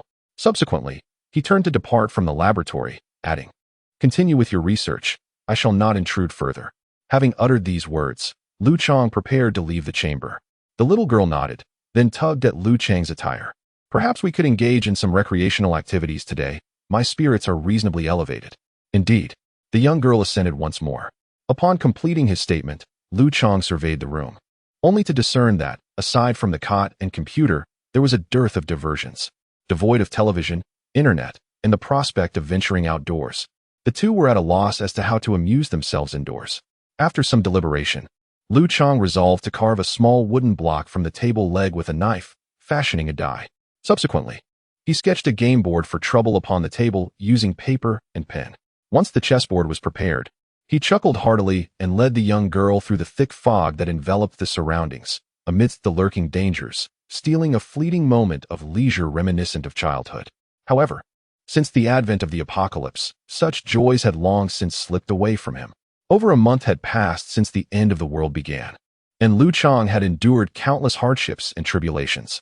In the continuous cycle of falling and rising, he had matured significantly and grown more astute. Yet he had also lost much of his happiness. Nevertheless, in this era of desolation, tranquility was never the prevailing theme. In the following 2 days, Liu Chang continued to wander through the city of Zhengzhou, a small insect in hand, while Li Qingshui silently experimented with the seeds of plants he had brought along. Thus, during this span of 3 days, they had preliminarily resolved the food crisis. Concurrently, the residents of Zhengzhou received encouraging news regarding the resolution of their own food shortages. Zhaozhua's trial fields of mung beans had finally yielded a harvest. A substantial quantity of mung beans was distributed among the military and civilians alike. This highly nutritious food required merely over 100 grams per day to meet basic bodily needs, while 300 grams sufficed to fulfill the nutritional requirements of an adult. Consequently, this novel crop was widely accepted and praised by the populace. The resolution of the food crisis for all fostered a sense of gratitude and goodwill among the people, especially as this beacon of hope shone forth amidst the apocalypse. Thus, with the covert support of high-ranking military officials, a fervent campaign to deify this achievement was once again set into motion. Seated in the last row beneath the podium, Li Qingshui listened with furrowed brows as former provincial and municipal government leaders delivered their characteristically bombastic speeches at the commendation ceremony for novel foods. "We must commend Comrade Zhao Zhuo for his outstanding contributions to the new scientific field, his dedication, his pragmatism, and his noble spirit of serving the people, a new generation unafraid of hardship or toil, eager to learn." Such formulaic speeches were indeed tedious. Beside Li Qingshui, Zhao Zhuo maintained his affable smile. "Indeed, but I would prefer to be in the company of astute individuals." Zhao Zhuo turned to Li Qingshui. "I've heard you're also engaged in food research." To be continued. Chapter 83. Eccentric. Yes, I am conducting food research. After all, if I don't take matters into my own hands, I might find myself indebted to others. Indeed, Zhao Zhuo nodded with a smile. "However, there's no need to rush. I spoke somewhat harshly the other day, and I'm here today to apologize. I would also like to inquire whether you might be interested in joining our research group." Before Li Qingshui could respond, Zhao Zhuo interjected, "There's no need to decline immediately. I can take you on a tour of our group's research achievements. You can decide after you've seen them." A confident smile graced Zhao Zhuo's face. "What kind of research achievements?" Li Qingshui asked, intrigued by the smile on Zhao Zhuo's face. "Haha, indeed, a wise individual, devoid of the foolish pride characteristic of heroic figures." Zhao Zhuo patted Li Qingshui on the shoulder and then rose to his feet. "I shall proceed to the front to receive the award. Once the meeting concludes, wait for me at the entrance, and I shall guide you to explore our group's research." "Very well," Li Qingshui nodded in agreement, subsequently remaining seated in silence until the meeting's end. The location of their group was situated at the periphery of the entire scientific park, distinct from other areas, with dedicated soldiers stationed to guard it. This meant that to access the territory of Area 1, one must pass through the initial layer of security at the park entrance, followed by the second layer. Exclusive to Area 1. Only by traversing these 2 layers of guardians could one enter this highly confidential domain. However, with Zhao Zhuo's familiar presence leading the way, Li Qingshui encountered little difficulty in entering this realm that eludes the ordinary person. Upon entering this seemingly unremarkable place, he finally beheld its exceptional nature, an array of extraordinarily advanced technological devices that transcended the current era, resembling a scene from an American science fiction film. The apparatuses here, whether electronic experimental stations or various instruments, were evidently the pinnacle of international innovation. From Li Qingshui's discerning perspective, the caliber of the experimental equipment here was markedly superior by 2 or 3 levels compared to what he had encountered. The facility boasted a comprehensive assortment of cutting-edge biological separation devices and genetic research tools. Upon the experimental tables, an array of vibrantly colored instruments and optical observation devices dazzled the eye. However, these high-tech amenities were not what captivated Li Qingshui the most. Upon entering this place brimming with high-tech ambience, his attention was immediately drawn to the rat cadavers submerged in the immense glass vessels within the laboratory. These were ordinary laboratory mice, common creatures in such settings. These are the rodents you synthesized through genetic engineering? Li Qingshui inquired, gesturing towards the creatures in the vessels.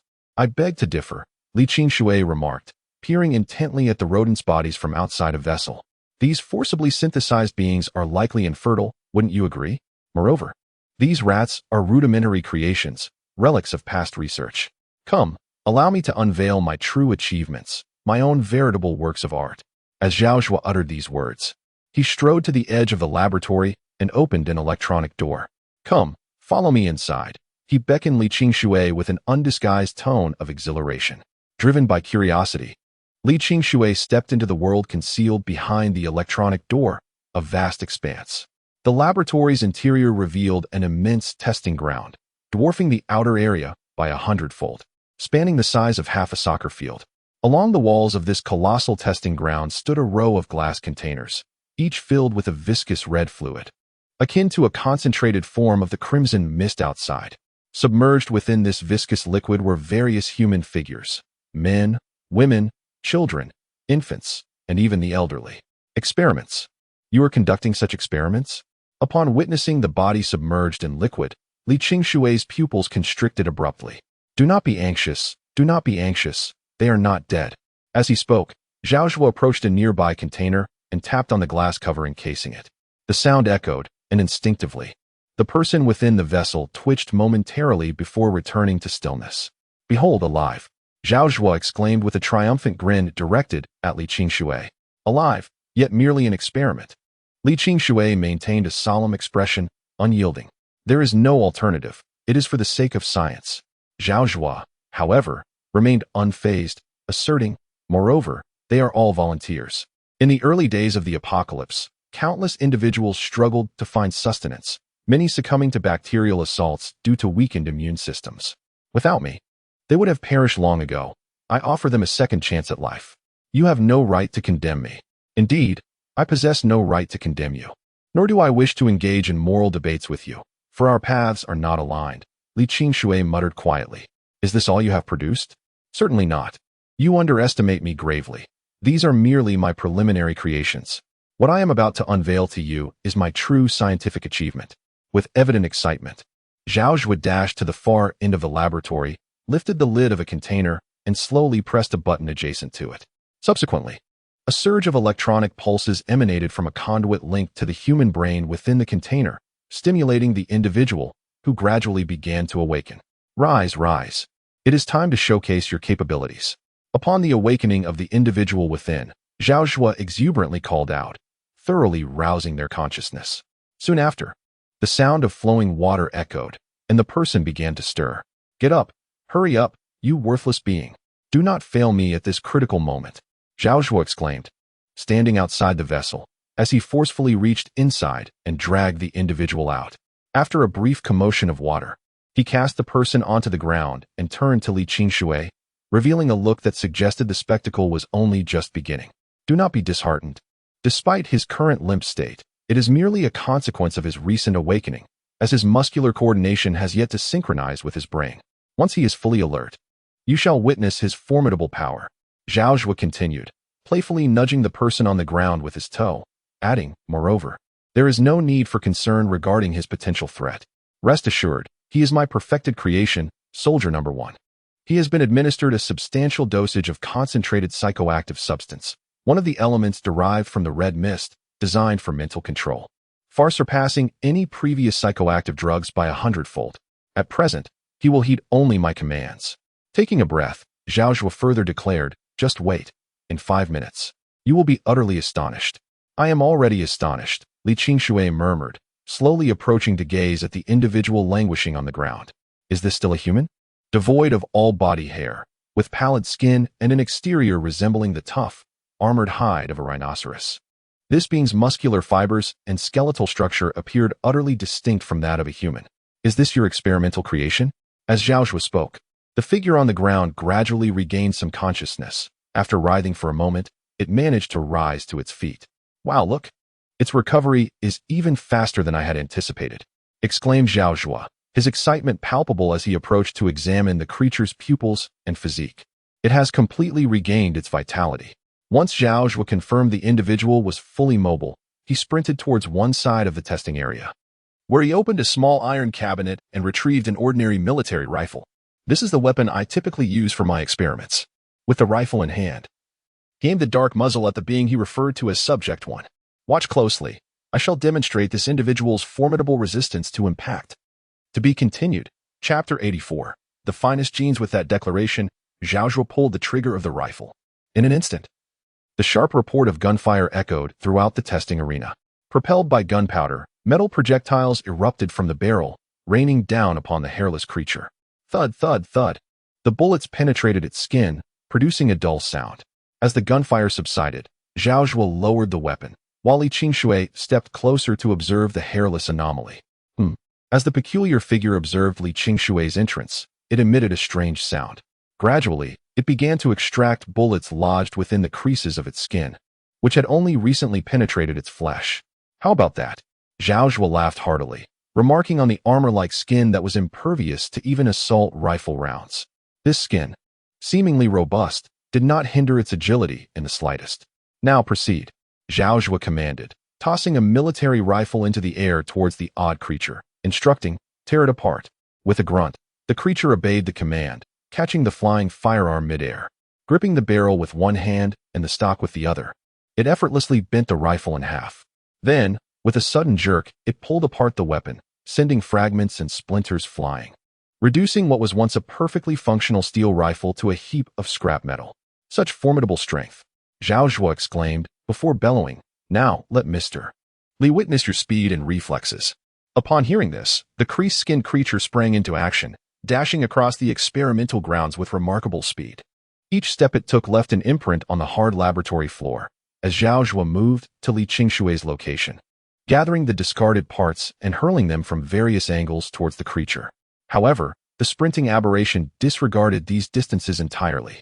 During its run, it exhibited remarkable neural reflexes and physical coordination. In the midst of its rapid dash, it executed several mid-air reversals, switching between extreme stillness and motion. Before each firearm component hit the ground, it had seized them all. Impressive, isn't it? Seeing that his research had not disgraced him, Xiaojue flashed an unrestrainedly triumphant grin at Li Qingshui. Indeed, quite remarkable. An entire company of field army soldiers, unless exceptionally fortunate, would be unable to subdue it. Li Qingshui approached once more to examine the artificially synthesized monstrosity, scrutinizing its skull and pupils as he remarked. Nevertheless, its intelligence appears to be quite low, far from reaching the standard of a normal human. Xiaojue smiled at the aberration, who nodded, seemingly understanding. Furthermore, it can no longer undergo natural evolution, can it? Li Qingshui continued his observation of the frightening being, noting that artificially synthesized genes, being products of fragmentation, possess an inflexible genetic chain, incapable of further modification. Praise Providence for granting those of us who aspire to science such an auspicious era, a time of global evolution, albeit one of utter chaos. Scientific research previously deemed impossible can now yield corresponding results. Could there be a more opportune moment? Join me. Xiaojue extended his hand towards Li Qingshui, stating that his research required Li's unique expertise. He emphasized that their collaboration would be based solely on scientific merit, and that the future belonged to them. Li Qingshui responded affirmatively. Li Qingshui nodded, a smile gracing his lips. My answer is affirmative. Even if I could refuse you, how could I resist the allure of science? What do you mean? I shall join. Li Qingshui gazed at Zhao Zhuo and the peculiar individual beside him, chuckling. Moreover, do I possess the authority to refuse? Haha. I harbor no intentions of threatening you. I sincerely invite Mr. Li to join my team. Zhao Zhuo waved his hand, signaling the peculiar figure to step aside, and earnestly extended his right hand towards Li Qingshui, welcoming him to the elite team. It is a great honor. The two youthful yet robust hands clasped together. 16 days later, at the training ground of the Special Forces, Teacher Li had left with a remark about engaging in research weeks prior, and since then, he had not been seen. At the makeshift training ground adjacent to the scientific park, Liu Chang lamented to Shun Mingyi, "We have yet to see a trace of him. I wonder what could have transpired? Mr. Li is remarkably intelligent. What could possibly go wrong?" Shun Mingyi, clad in military attire, fiddled with his sidearm. Presently, everyone is well fed and content, and the outside world is peaceful. All are preparing for urban reconstruction. What could possibly be amiss? Besides, did he not arrange for your arrival here through the Research Institute just a few days ago? Yes, but the absence of his presence leaves me uneasy. Gazing at the military-grade sidearm he was becoming increasingly adept at wielding, Liu Chang remarked, "Furthermore, despite bringing me here, he hasn't even offered a greeting. He simply instructed me to familiarize myself with the operation of all individual weaponry. However, with such an extensive arsenal, mastering them all is no simple feat. You're not expected to master them, just know how to use them. Isn't that straightforward?" Shinming chuckled. "Like pistols and grenades, mastering them for accuracy is challenging. But pulling a trigger or yanking a pin is easy enough. You can learn that in no time." "Indeed," Liu Chang replied, resuming his tinkering with the sidearm. "Mr. Li visited earlier," the girl whispered to Liu Chang. He seemed agitated, as if evading something. He only stayed for a few seconds, delivering a single message before departing. "What did he say?" Liu Chang inquired, sensing the building tension. "He instructed you to meet him at his former 3rd District laboratory at precisely midnight tonight. Did he mention what it was about?" "No, just to be cautious and avoid detection," the girl responded. "But with me around, rest assured, I won't let anyone spot you." "Understood," Liu Chang acknowledged, nodding. Together with the girl, they patiently awaited the complete descent of night. With a matter weighing heavily on their minds, they frequently checked the time, punctually awaiting 11:50 p.m. "Let's go," Liu Chang announced after verifying the time for the 3rd time, carrying the girl on his back as he ventured out. Arriving at Li Qingshui's office, Liu Chang was reunited with his former comrade-in-arms and mentor for the first time in 16 days. "You appear to have been deprived of sleep for the better part of 3 or 4 days. Glancing up, Liu Chang beheld Li Qingshui, unchanged in appearance. Yet his mental state seemed severely compromised, his placid eyes laced with bloodshot veins. "Indeed, it has been nearly that long. I have ventured out today specifically to pose a question to you." Li Qingshui, his eyes bloodshot, turned towards Liu Chang. "Would you be willing to become me? Or rather, to possess the most exceptional aspects of my being? Become you? Possess what exceptional aspects?" Liu Chang inquired, perplexed. Li Qingshui gestured towards the verdant vial, stating, "Within this lies a restorative component I isolated from the red mist, a unique substance undiscovered even by Zhao Zhuo.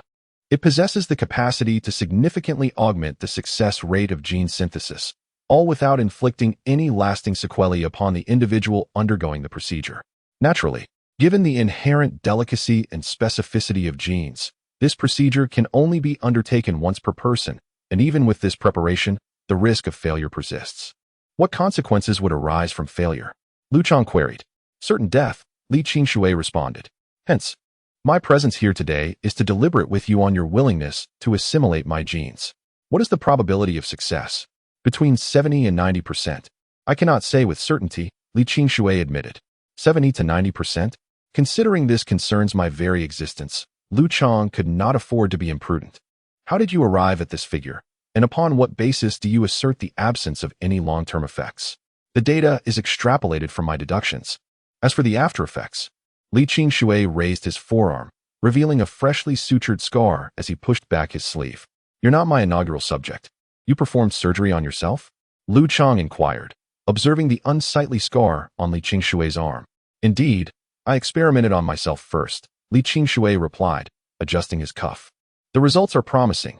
Thus far, I've detected no adverse aftereffects, though only temporarily. As far as I can tell from my body's sensations, future complications are unlikely. This cerulean fluid effectively repairs genes, ensuring the body's original genetic structure remains undamaged or misshapen post-procedure. So, you're enlisting me as your second guinea pig. Are you facing some dire predicament? Liu Chang probed, surmising that only a monumental crisis would compel Li Qingshui to experiment on himself and others. Yes, a significant predicament. I require your assistance. That doesn't give you the right to gamble with my brother's life. Hearing Li Qingshui's words, the young girl, who had been standing beside Liu Chang, abruptly stepped forward, exclaiming, "Why can't you experiment on others? I'm a cerebral mutant. I'd assimilate your genes more readily. Regardless, I forbid you from operating on my brother." Don't be absurd. Li Laoshe probably can't place his trust in others, and you're too young for such experiments. Don't talk nonsense. Liu Chang admonished the girl. Harmony nurtures development, while radicalism fosters struggle. Li Qingshui sighed lightly, reflecting on the competitive edge that radicals often possess, especially in the short term, amidst humanity's conflicts. So, are you contemplating harm to those around you? The young girl pressed on. How does your approach differ from that of someone named Zhao Zhua? Upon hearing her inquiry, Li Qingshui was momentarily taken aback, his expression darkening as silence enveloped him for an extended period. Finally, he murmured, "Perhaps there is little distinction between him and myself." "I reiterate," Liu Chang interjected, gently tousling the girl's hair and embracing her. "The stark contrast between teacher Li and him lies in kindness. We have faced life and death together. Had it not been for the imminent danger to his life, teacher Li would never have permitted me to conduct such an experiment." Yet, the young girl was eager to interject again. "Never mind, I will partake in this experiment, as long as it does not transform me into a monster." Liu Chang flashed a smile at Li Qingshui. "Will anesthesia be utilized?" "Indeed," Li Qingshui replied. "The surgery requires precision. I fear you may move unexpectedly." Li Qingshui then regarded Liu Chang, asking, "Have you truly considered this? I have made you aware of all potential consequences and unforeseen events." "I have," Liu Chang asserted. "Without you, I would have perished long ago. Likewise, I do not wish to witness a scenario where I survive, yet you do not." As he spoke, Liu Chang reclined on the laboratory table, rolling up his sleeves. "I hope to assist you." "Thank you," Li Qingshui said, observing Liu Chang's resolve. After exhaling deeply to release all his pent-up emotions, he regained his composure. Slowly, he picked up the anesthesia needle and, under the watchful gaze of the girl's tear-filled eyes, approached Liu Chang. "Might I impart a few final words?" Gazing at the approaching needle, a sense of trepidation washed over Liu Chang. "Should I not survive, I implore you to care for Xiaojing. Furthermore, my father is named Liu Hui, and my mother, Wu Hua. Should you, perchance, encounter them at some juncture, extend your care to them." As Liu Chang spoke, his gaze softened as it met Xiaojing's. "And you? Cease your lamentations. With a success rate hovering between 70 and 90%, my demise is far from certain."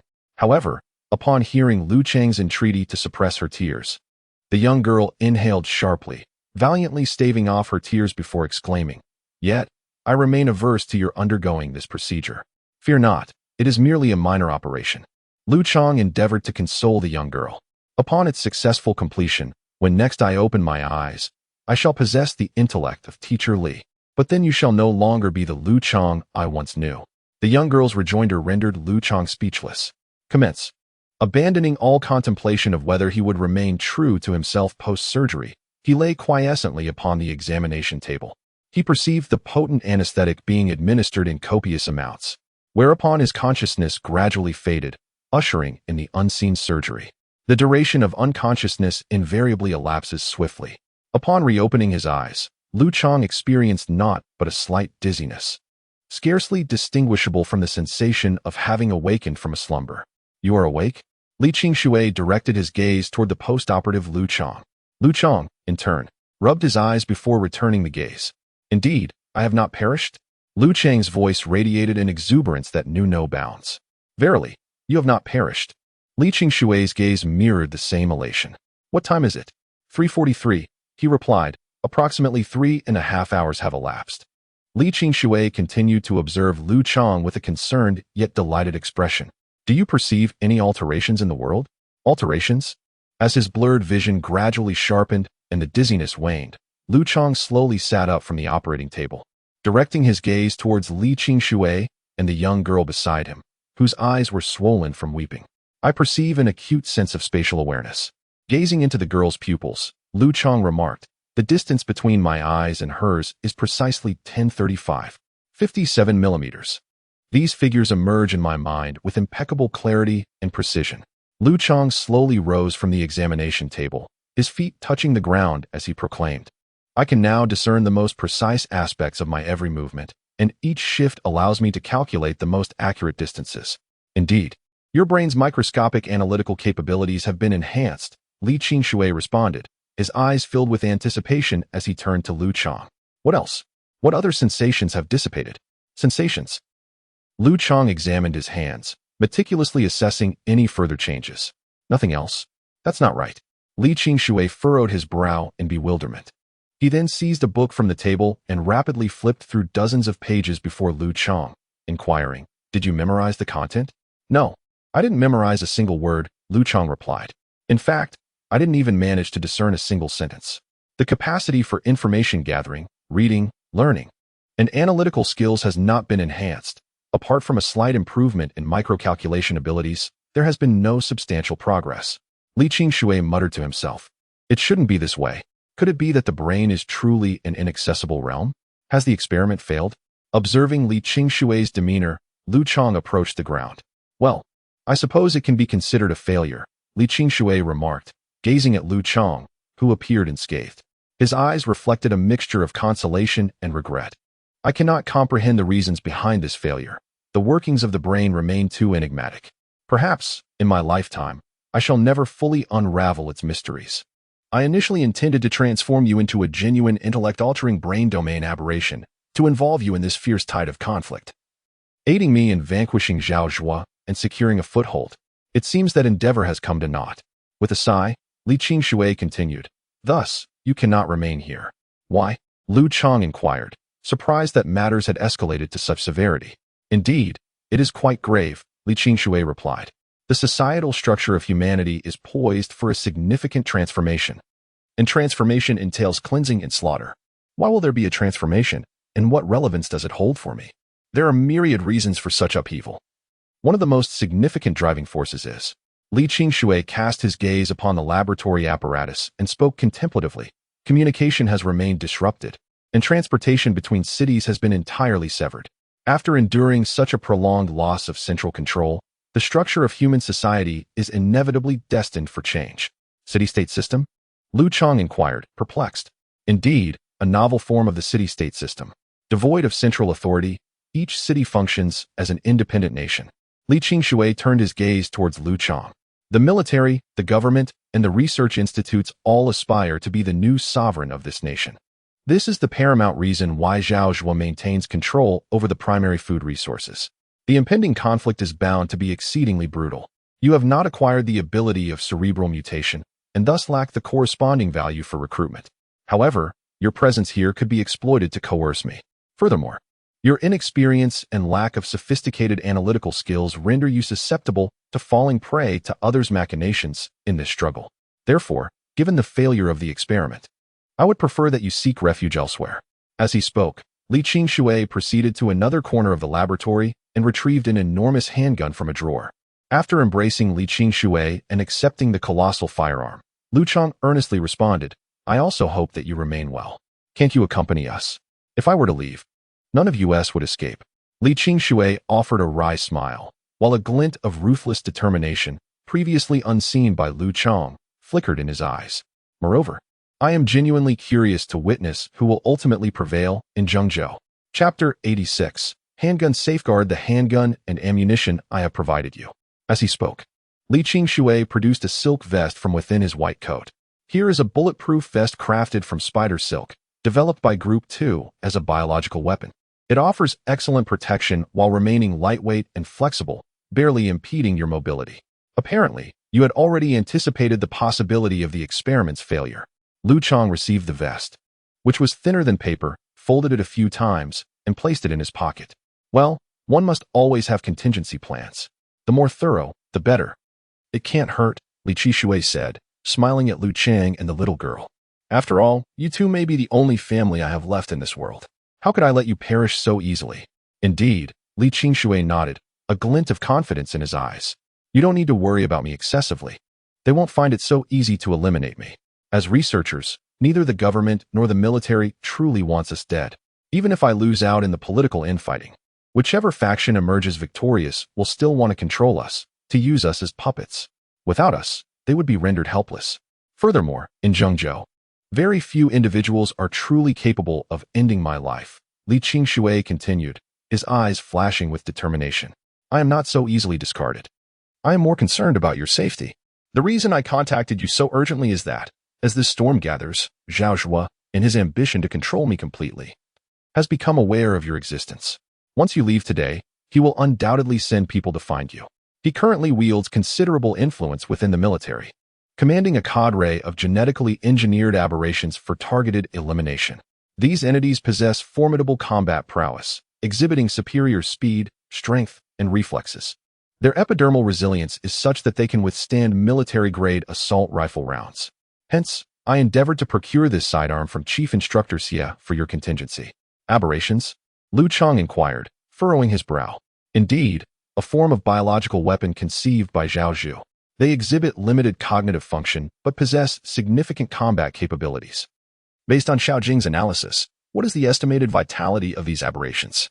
Can this handgun effectively neutralize them? Upon learning of potential pursuers, Liu Chang heightened his vigilance. This is a modified variant crafted by the artisans of Group 2. Originally designated the Pfeiffer Zaliska revolver, an Austrian design, it has been re-engineered for single-handed operation. Previously, its substantial dimensions and excessive recoil precluded its widespread adoption, limiting its utility to the hunting of large game. Previously impractical? Liu Chang remarked, scrutinizing the handgun. Affirmative. The physical limitations of prior users rendered them incapable of employing the requisite grip to control such a substantial weapon. Furthermore, insufficient bodily fortitude meant that the weapon's recoil could fracture the user's wrist. Consequently, its operational parameters were too restrictive for deployment in warfare. However, you need not fret over such concerns now. Your physique surpasses that of pre-humanity by several degrees, and your bodily resilience is unmatched. Thus, this firearm is most suitable for you. What is the magnitude of this weapon's power? Liu Chang queried, as he meticulously examined the oversized, half-meter-long revolver. What concept does it embody? Liu Chang raised the gun, taking aim. Its power is substantial. Are you familiar with the Desert Eagle? It represents a high-powered handgun. Indeed, I often employed it during my Counter-Strike days.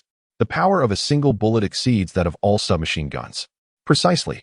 The muzzle energy of the Desert Eagle is 1,570 joules. The Pfeiffer Zaliska revolver possesses 4 times that force. Is it truly so formidable? Liu Chang inquired, as he manipulated the massive handgun cylinder, peering at the sizable bullets within. With such power, it should be capable of obliterating those monstrous beings, shouldn't it? Indeed, even if it fails to kill, it will inflict grievous wounds. However, do not underestimate them.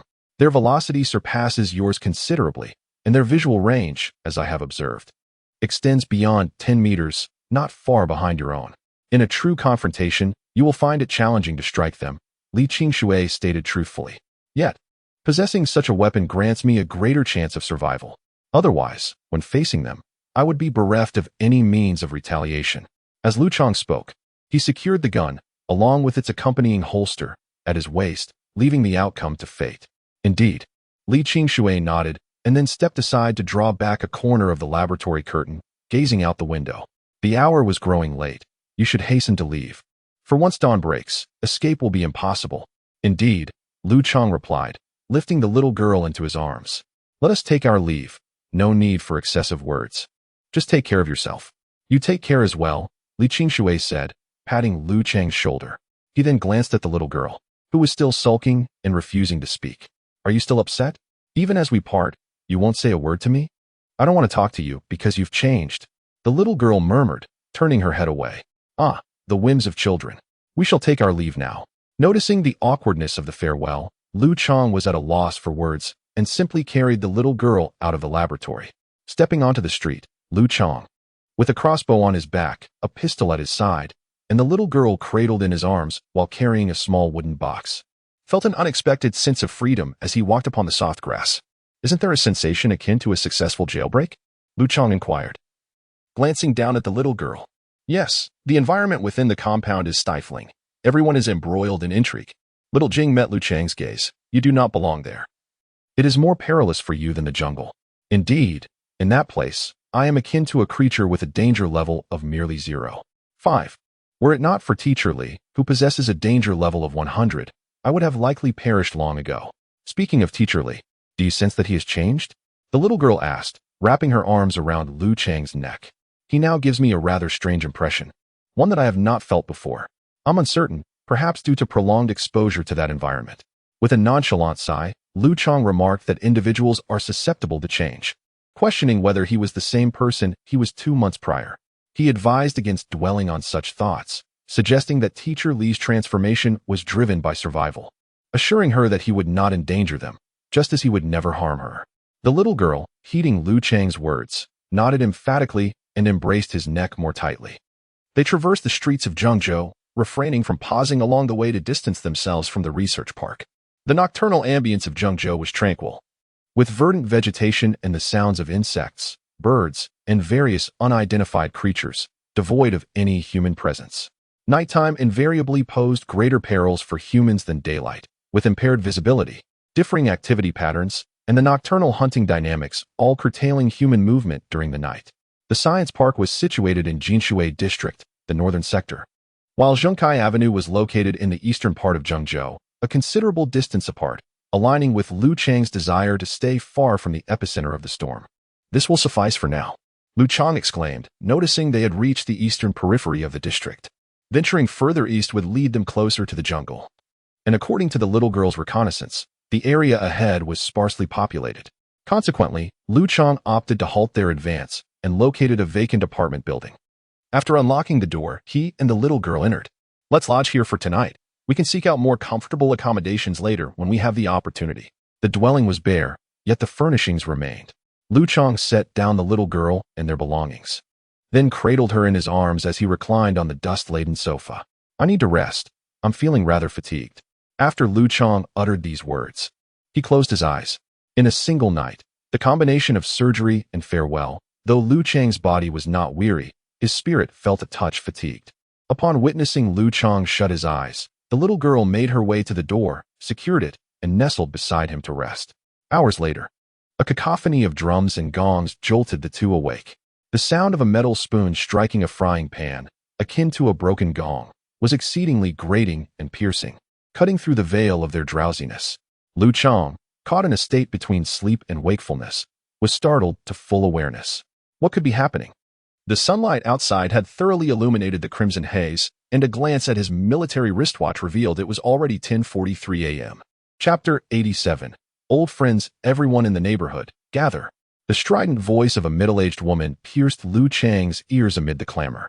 He leaned out the window and discerned, through the fog, a multitude of heads converging at her summons. Brother, what's going on? The little girl queried, leaning beside Liu Chang to observe the scene below. However, her vision, limited by the mist, revealed nothing but obscurity. It was likely some communal gathering. These days, small autonomous groups were ubiquitous, perhaps discussing matters of significance. Liu Chang opened the window, straining to hear the chaotic murmurs from below. As anticipated, once the woman had gathered the crowd, a man's voice rose above the din, commencing his address. After closing the window, he and the little girl rested on the sofa for a while, just as Liu Chang picked up the small wooden box. Intending to step outside to gather some grass to feed the insects, distinct footsteps echoed in the corridor. Someone was approaching. He quickly concealed the little girl behind the sofa, set down the wooden box in a corner, and removed the crossbow from his back, drawing it and aiming towards the entrance. Once he completed this series of actions, a figure wielding an iron rod pushed open the door. Is anyone there? I heard something just now. The newcomer called out cautiously, peering into the room but hesitating to step inside. Hidden behind the sofa, Liu Chang utilized his extended line of sight to observe the slightly anxious man. Noticing the insignia on his sleeve, Xuanhe Garden Community Guard. Recognizing those words, Liu Chang's tension dissipated. Xuanhe Garden was indeed the name of his neighborhood, one he had seen that very morning. As for this guard member, he was likely part of a spontaneously formed group dedicated to ensuring safety. Placing the crossbow behind the sofa, Liu Chang rose from his hiding spot. There is someone here. I'm just passing through and temporarily staying. Upon seeing Liu Chang, the guard tightened his grip on the iron rod, then positioned it defensively across his chest, advancing into the room with a readiness to confront. Rest assured, I mean no harm, Liu Chang said, raising his hand slightly. I'm just passing through. I understand, Liu Chang continued, gently pulling the little girl from her concealment behind the sofa. We came from the Qingshui district to visit relatives. This is my sister. Upon sighting the young girl, the guard's vigilance waned considerably, reasoning that any malefactor would eschew bringing a child of such tender years, as it would severely impede their progress and combat effectiveness. If you intend to reside here permanently, you must accompany me to register and undergo an identity verification, the man declared, wielding an iron rod. We do not reject outsiders, as a larger populace equates to greater strength. However, you must accompany me to the community center to register and introduce you to a few individuals. Of course, Liu Chang replied, heeding the man's words, and approached him, leading the young girl by the hand. Follow me, but maintain a slight distance, the man instructed. Discerning that Liu Chang harbored no ill intentions, he led him out of the apartment building and into the outer reaches of the residential complex. Guiding him towards the original property management office, the man gestured towards the building with his iron rod, stating, "This is the place." Understood, Liu Chang acknowledged. Subsequently, the trio entered the management building, where they encountered a robust middle-aged woman and a slender woman responsible for registration. Upon beholding the latter, Liu Chang was taken aback and exclaimed, "Dr. Huang." The woman, upon hearing the familiar voice, looked up in astonishment, her gaze settling upon the long-separated acquaintance. "It's you," Dr. Huang exclaimed, her eyes reflecting a mixture of disbelief and joy. "How did you come to be here?" "It was a rather haphazard journey," Liu Chang responded. His emotions stirred upon seeing the person who had traveled all the way from Kaifeng. "We all presumed you had perished." During their conversation, the guard who had accompanied Liu Chang and the robust woman also cast a glance at Dr. Huang. "Huang Yin, do you recognize this individual?" she inquired. "Yes, doctor." Huang nodded. "Who is he?" "Consider him a distant relative," Dr. Huang replied, gazing at Liu Chang. "Ah, then I can rest easy. Initially, I was somewhat skeptical when he claimed to be seeking a relative." Upon hearing Dr. Huang's words, the man from the security team completely lowered his weapon. Since everyone was acquainted now, he declared, "I shall not intrude any longer. I will patrol the vicinity." The robust woman nodded in agreement, greeting Dr. Huang as she rose from the desk. "Since this is a reunion, I shall make way for you to converse." After speaking, she took the man from the security team by the arm and exited, leaving Liu Chang and the two others in the room. "Please, take a seat, Dr. Huang gestured towards the bench in front of him. "I will fetch you a glass of water." "Thank you," Liu Chang replied, settling onto the bench with the little girl in his arms. "How did you end up here?" "We waited at the forest entrance for quite some time that day. Yet you never emerged. I took a wrong turn, and truthfully, I didn't wish to accompany you. So after exiting the forest, I headed straight for the main road." Dr. Huang placed the water before Liu Chang, reflecting, "I never anticipated that hiding in this place would not spare me from that person, Li Qingshui. Are you here to take me away?" "Absolutely not. My presence here is truly a coincidence." Upon realizing Dr. Huang's misunderstanding, Liu Chang swiftly gestured in denial, clarifying, "Mr. Li and I have parted ways. I'm merely seeking lodging here." Dr. Huang responded with a hint of incredulity, "Is that so? It seems rather peculiar. Despite my unfamiliarity with the Qingshui district, I've gleaned a comprehensive understanding of the Institute's considerable influence over these past days. Given Li Qingshui's intellect, one would assume he'd be thriving. Why would he forsake the comforts there to reside in this impoverished locale?" Liu Chang sighed. "It's difficult to explain. Amidst the current political upheaval, I sought refuge here." He then jested, "I trust you won't betray my confidence this time?" Dr. Huang chuckled, "There's no need for such apprehension. In Kaifeng, I was genuinely ignorant of your affiliations, and my actions that day were born of fear. I've since regretted that decision. I initially believed Li Qingshui intended to lead me into the wilderness only to dispose of me, yet he treated me with unexpected kindness, displaying no malice. It seems his sole concern in bringing me along was the safety of that girl, Zhu Lin." Liu Chang concurred. "Indeed, Mr. Li possesses a kind heart, albeit with a somewhat aloof demeanor at times." He then inquired, "Tell me about yourself. It appears you fared quite well here, even holding an office position." Dr. Huang demurred. "It's merely the kindness of my colleagues. Since arriving, Dr. Huang seemed more cheerful and loquacious than in Kaifeng. Liu Chang surmised that she was genuinely content. After escaping the forest, I had no desire to venture far, so I assumed a pseudonym and settled in this vicinity. Having only recently arrived in this community, I fortuitously rendered aid to an individual, and they extended their hospitality to me. Certainly, I shall inform them presently.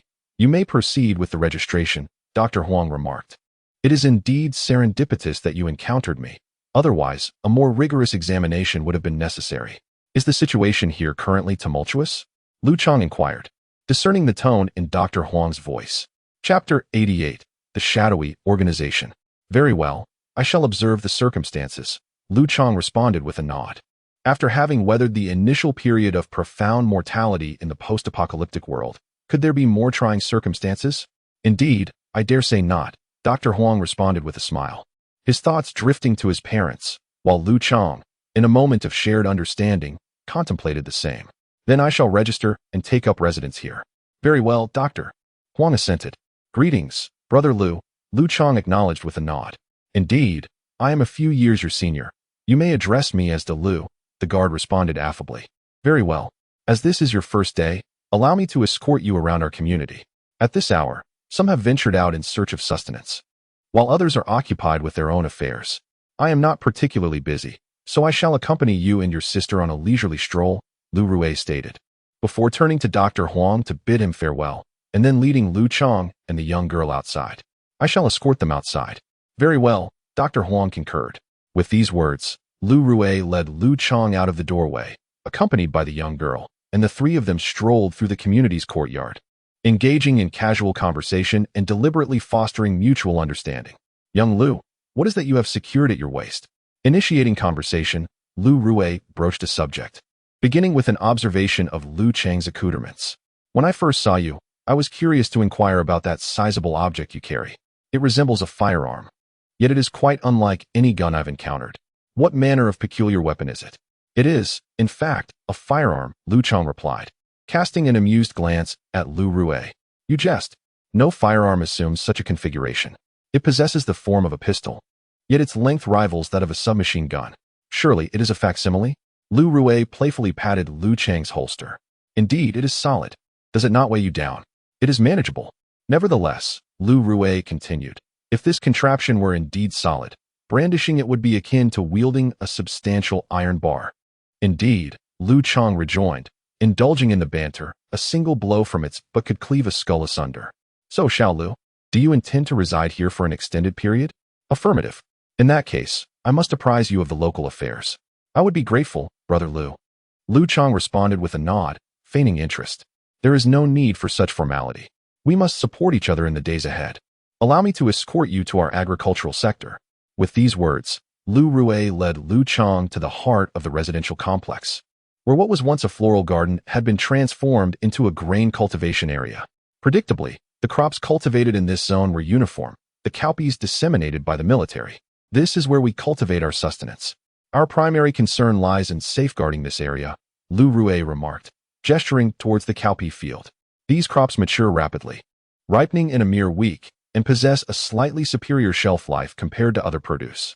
However, even so, they cannot be stored overnight. Thus, we divided this piece of land into 7 sections, corresponding to the days of the week.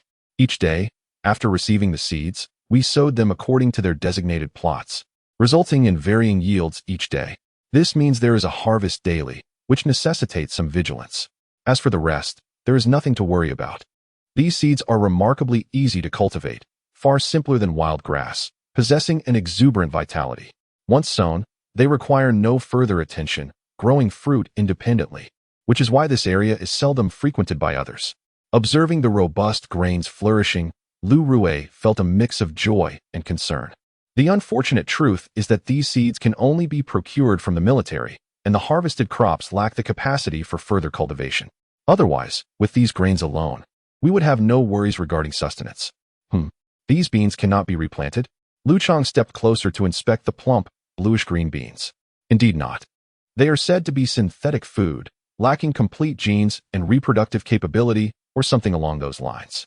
I don't quite understand the details, but in any case, to cultivate anything, we must wait for the military to provide seeds. Oh, I see. So, whether we eat our fill depends entirely on the whims of the research institute and the military. Liu Chang murmured softly. Yes, and in addition to them, we must also consider the disposition of those involved in the underworld. The underworld? Upon hearing this term, Liu Chang found it somewhat amusing. What do you mean by the underworld? Don't you know? I've heard of it on television, but I've never encountered it in reality, Liu Chang replied candidly. I truly wonder how you've been living in Zhengzhou for the past month, as if you were untouched by the world.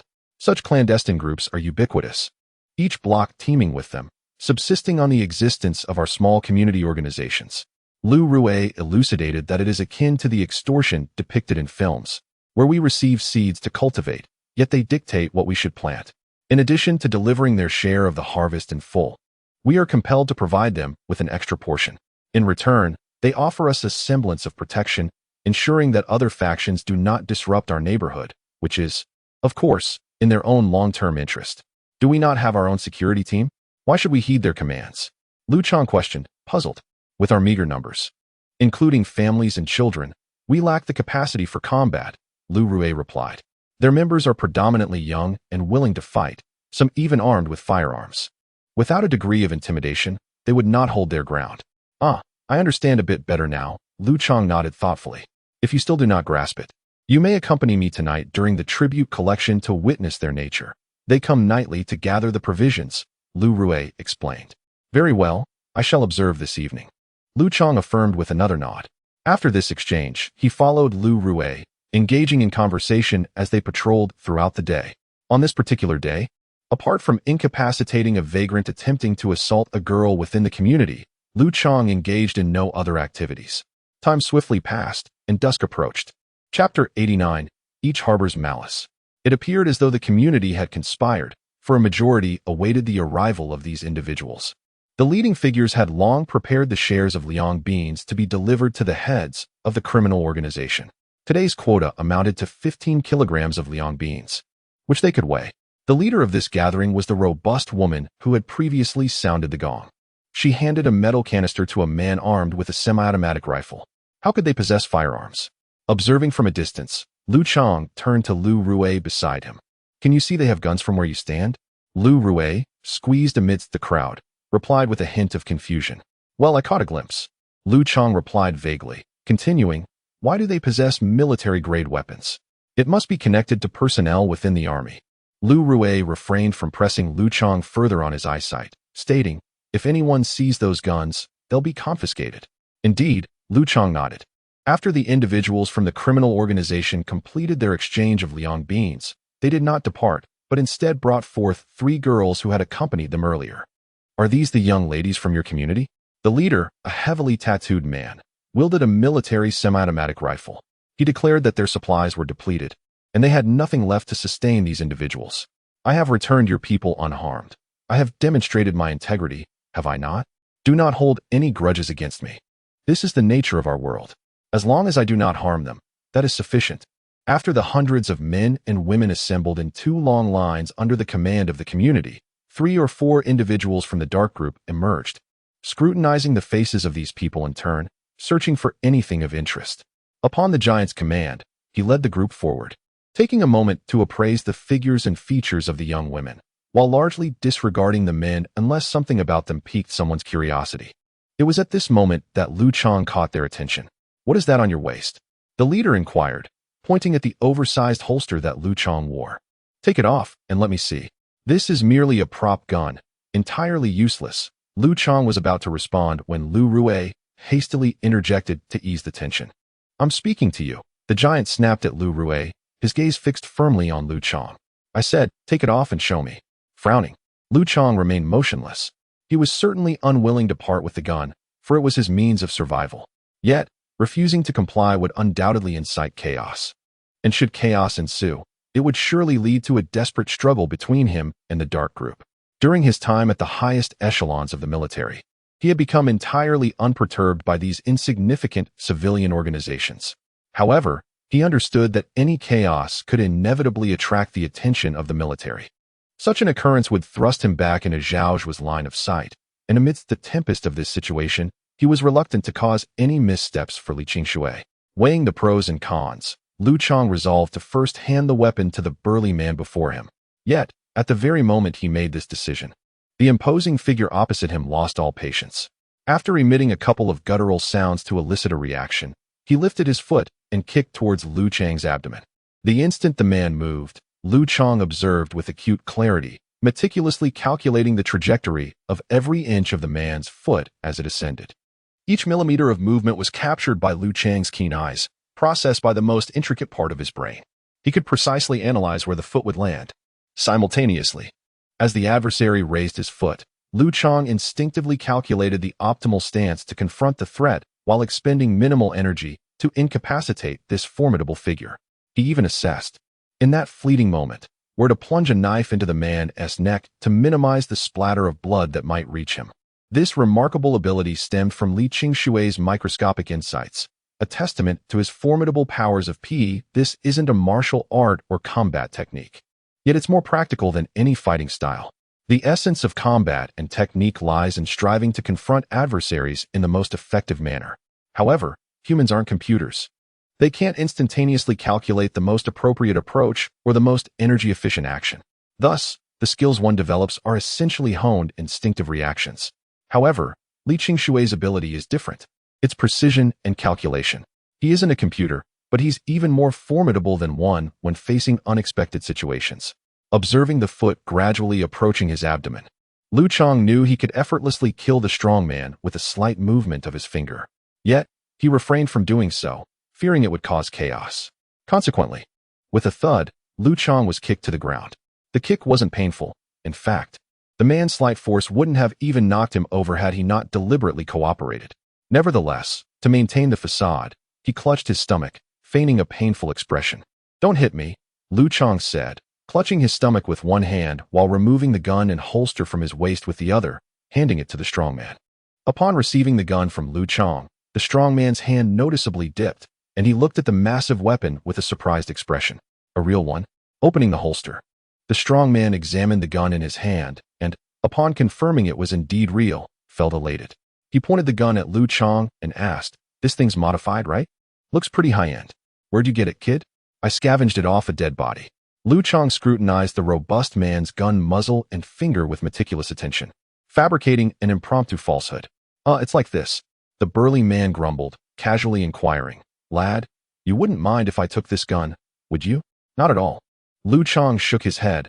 "I comprehend the principle that discretion is the better part of valor."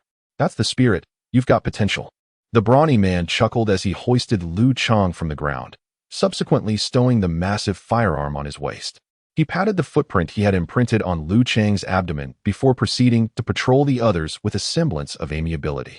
In Liu Chang's vicinity, everyone, including Liu Rui, displayed expressions of regret upon witnessing this scene.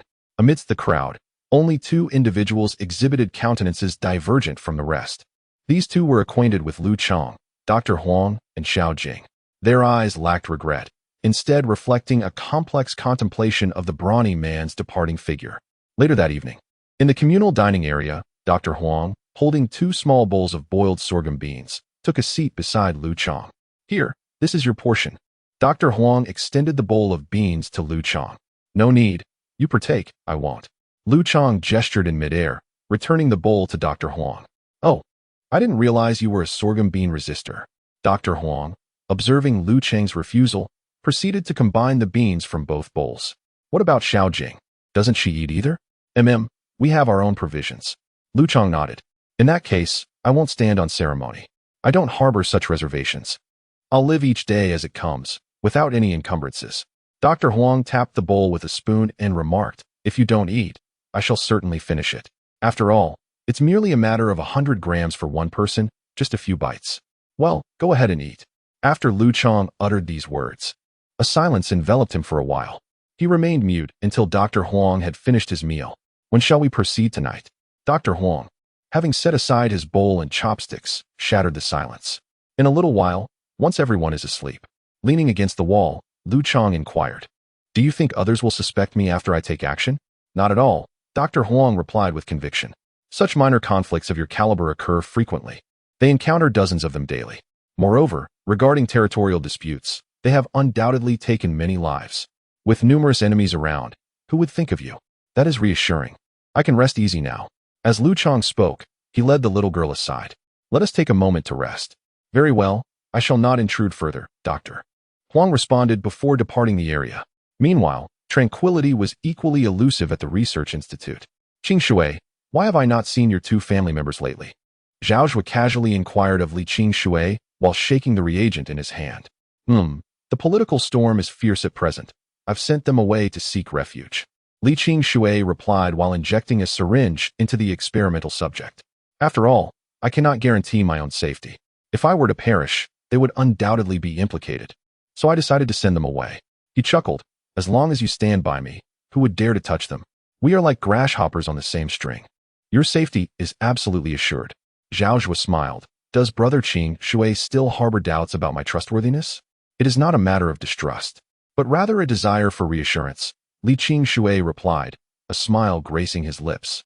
I am fully prepared to put in my best effort here. That is splendid. During your time here, my research progress has indeed doubled. Xiaojing nodded with a grin, eager to continue the conversation when a gentle knock echoed from the laboratory door. Brother Qingshui, I shall step outside to see who it is. It might be the military needing my attention. After exchanging brief farewells, Xiaojing exited the room. Awaiting him outside was a captain, who promptly led him away from the area to an unoccupied room. Have you found the person I instructed you to locate? Upon entering the room, Xiaojing's cheerful demeanor vanished entirely. Yes, I have. My sense of smell has become remarkably acute, sharper than that of a dog. The captain chuckled. As long as you procure something used by your target, allowing him to catch a whiff, provided the individual hasn't left Zhengzhou, you are guaranteed to track them down. That is excellent news. I will have that person bring soldiers to assist in the search. As Xiaojing spoke, his expression turned serious. This mission is of utmost importance.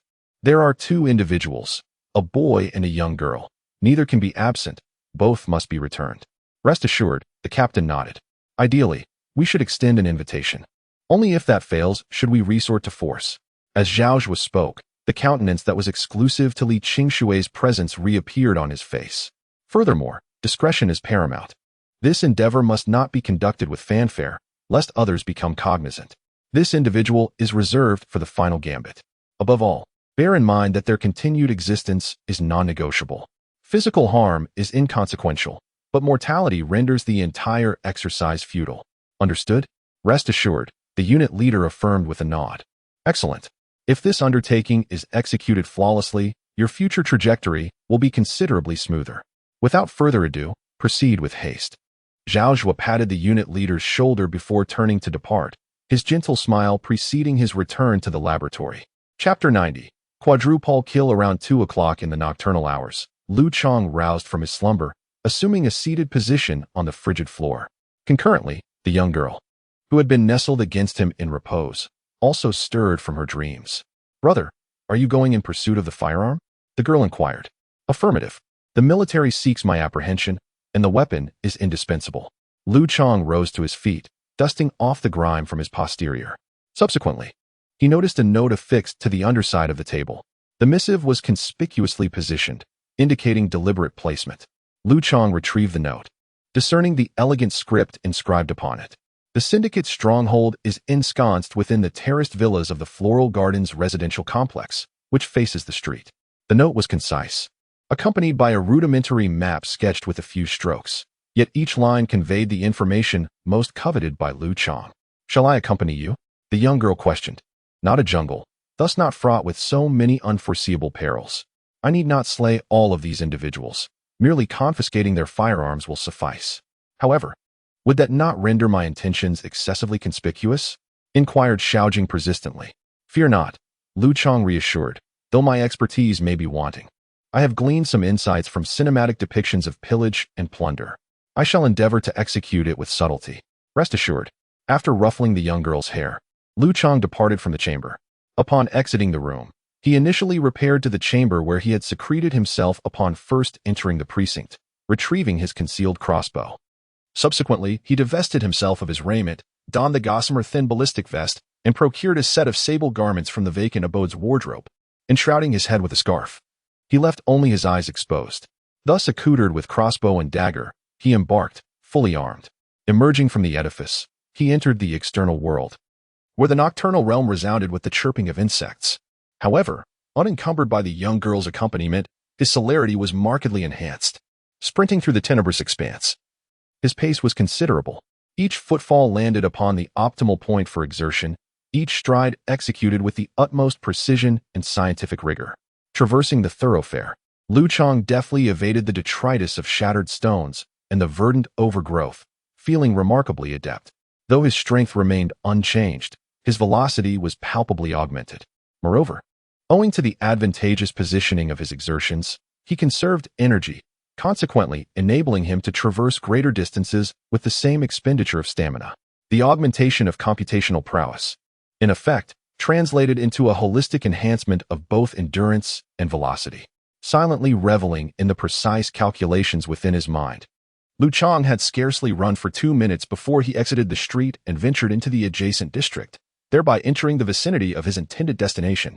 The place was conspicuous, situated right in the heart of the neighborhood, a row of townhouses, easily recognizable. Upon stepping into the community, he found it starkly different from the research institute, as there was a supply of electricity.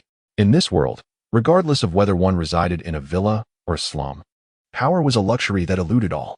Navigating through the dimly lit villa, Liu Chang relied on his keen sense of smell and acute hearing to pinpoint the hiding place. Discovering that dozens, perhaps hundreds, of individuals were sheltered within a single residence. Even if the house was spacious, it would still reveal numerous signs of its occupancy. For instance, the clutter of shoes haphazardly strewn across the floor, the discarded remnants of meals, and the foul odor emanating from an inadequate restroom. All these clues guided Liu Chang to the correct location, leading him to stealthily approach the window like a wily cat. The window was locked, as was the door. Observing the iron bars outside, Liu Chang suspended himself above, exerting all his strength to bend the 2 most pliable iron rods. Subsequently, he slipped through the bars, smashing the glass window and leaping into the villa. The resounding crash of the shattering glass echoed sharply, accompanied by a cascade of shards. As Liu Chang successfully infiltrated the interior, the sound inevitably startled all those within the dwelling. The villa was expansive, encompassing 3 stories. As the ground floor teemed with people, Liu Chang had ascended to the 2nd level and entered through a window. He found himself in a bedroom where 4 men and a woman were sleeping, all completely naked. The sound of the shattering window had startled them awake. Upon seeing a figure completely covered, the woman shrieked in terror. The 4 men instinctively reached for weapons by the bed. However, Liu Chang gave them no opportunity. With a swift leap, he landed in the center of the bed, amidst the group. With a flourish of his dagger, he created a precise arc that gracefully severed the throats of all 4 men. The blade whispered as it cut through skin, and blood spurted from their necks.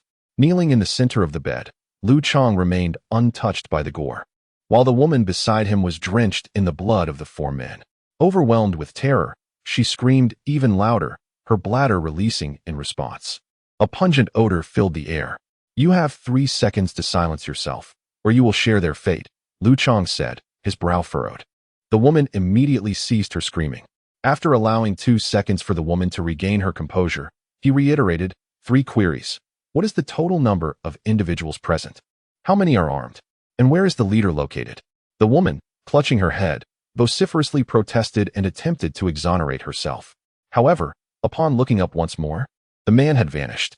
Opening the bedroom door, Liu Chang proceeded directly to the 3rd floor. In his estimation, among all the members of this criminal organization, only a limited number of armed individuals posed a significant threat to him. He could disregard the others entirely. Consequently, having confirmed that the leader was on the 3rd floor and that his own firearm was also located there, he saw no reason to concern himself with the underlings below.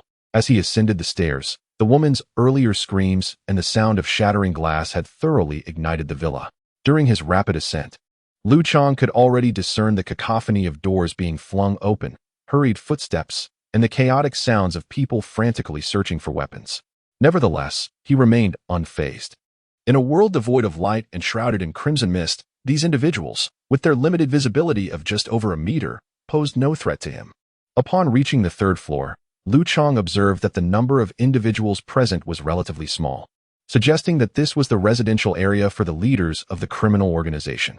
After ascending the stairs, he noticed several individuals in the hall who had just risen from the sofa, each clutching a weapon. One of them was attempting to activate a flashlight. In total, there were 8 individuals in the hall, two of whom were armed with handguns, and one was holding a standard-sized flashlight.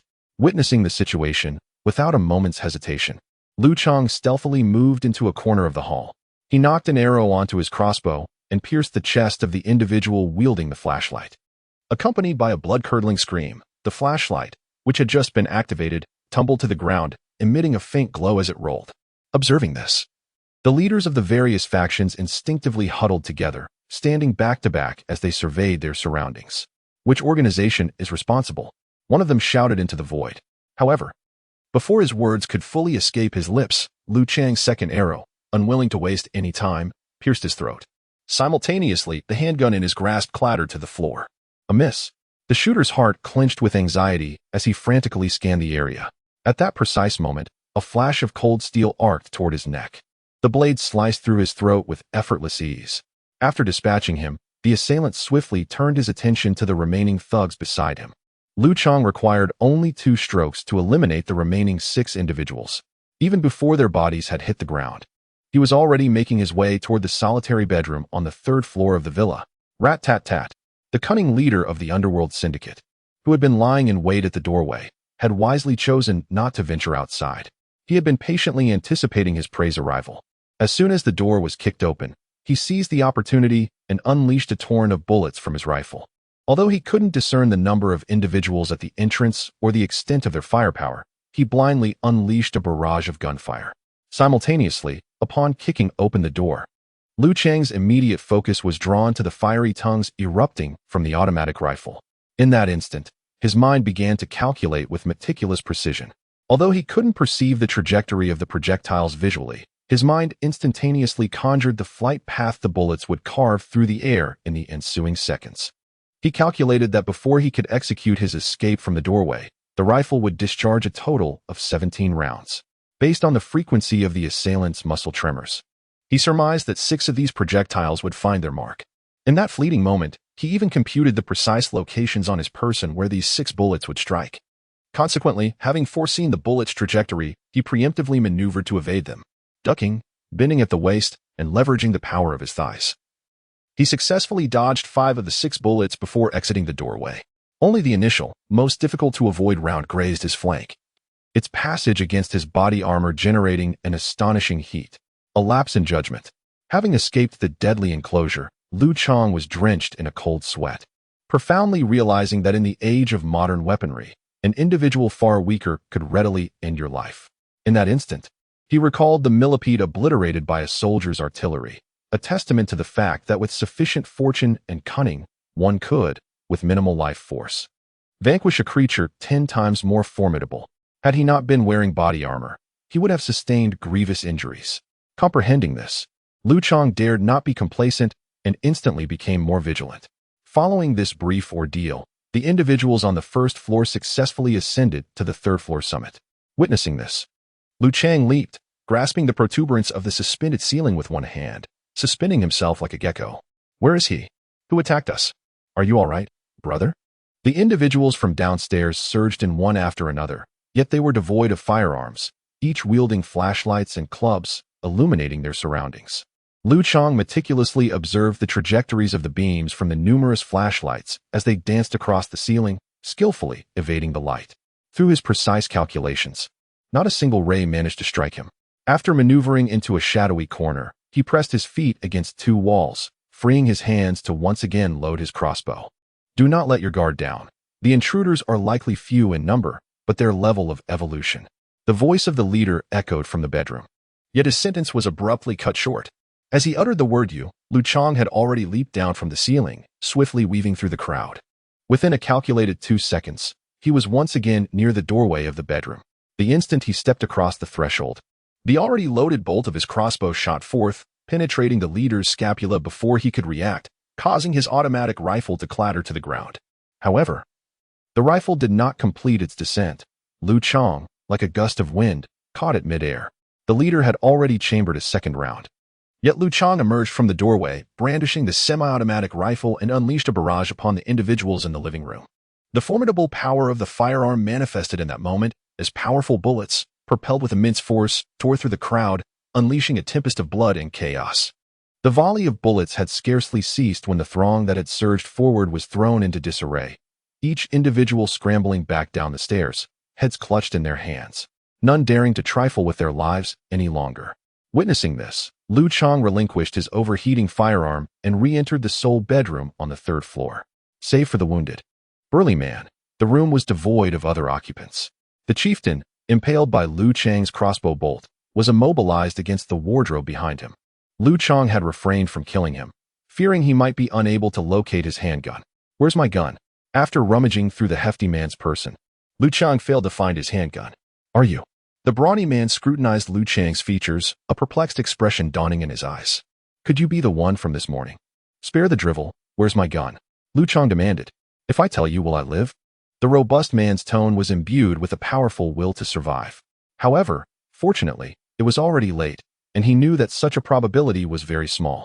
Sure enough, after searching, he successfully found his handgun in this man's bedside table, along with the handgun and several grenades.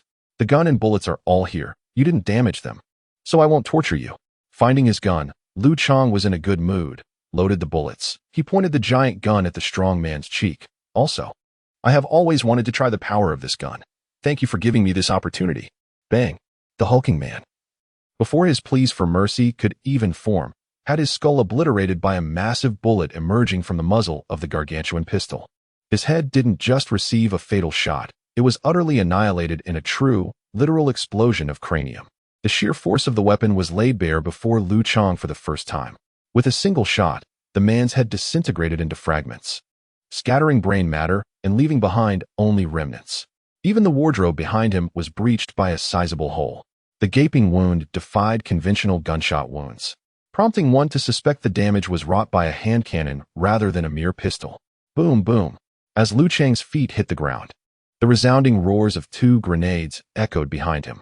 Without glancing back at the ensuing conflagration, he swiftly departed the area. "Brother, was it dangerous? Were you scared?" Little Jing inquired, tenderly wiping the sweat from Liu Chang's brow as he reclined. "Not really," Liu Chang replied, shaking his head.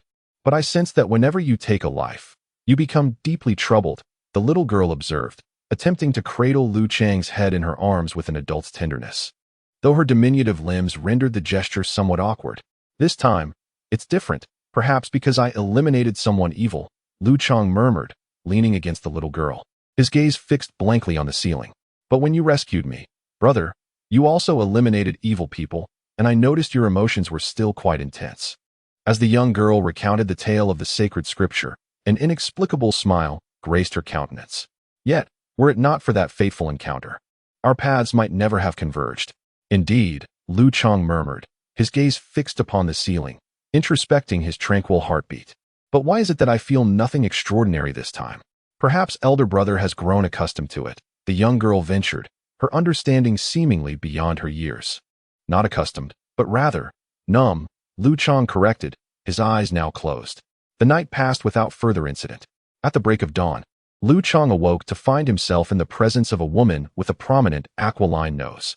Commander, a soldier who had been waiting anxiously, yet hesitant to disturb her slumber, finally spoke. "The battalion commander instructed us to depart as soon as possible yesterday.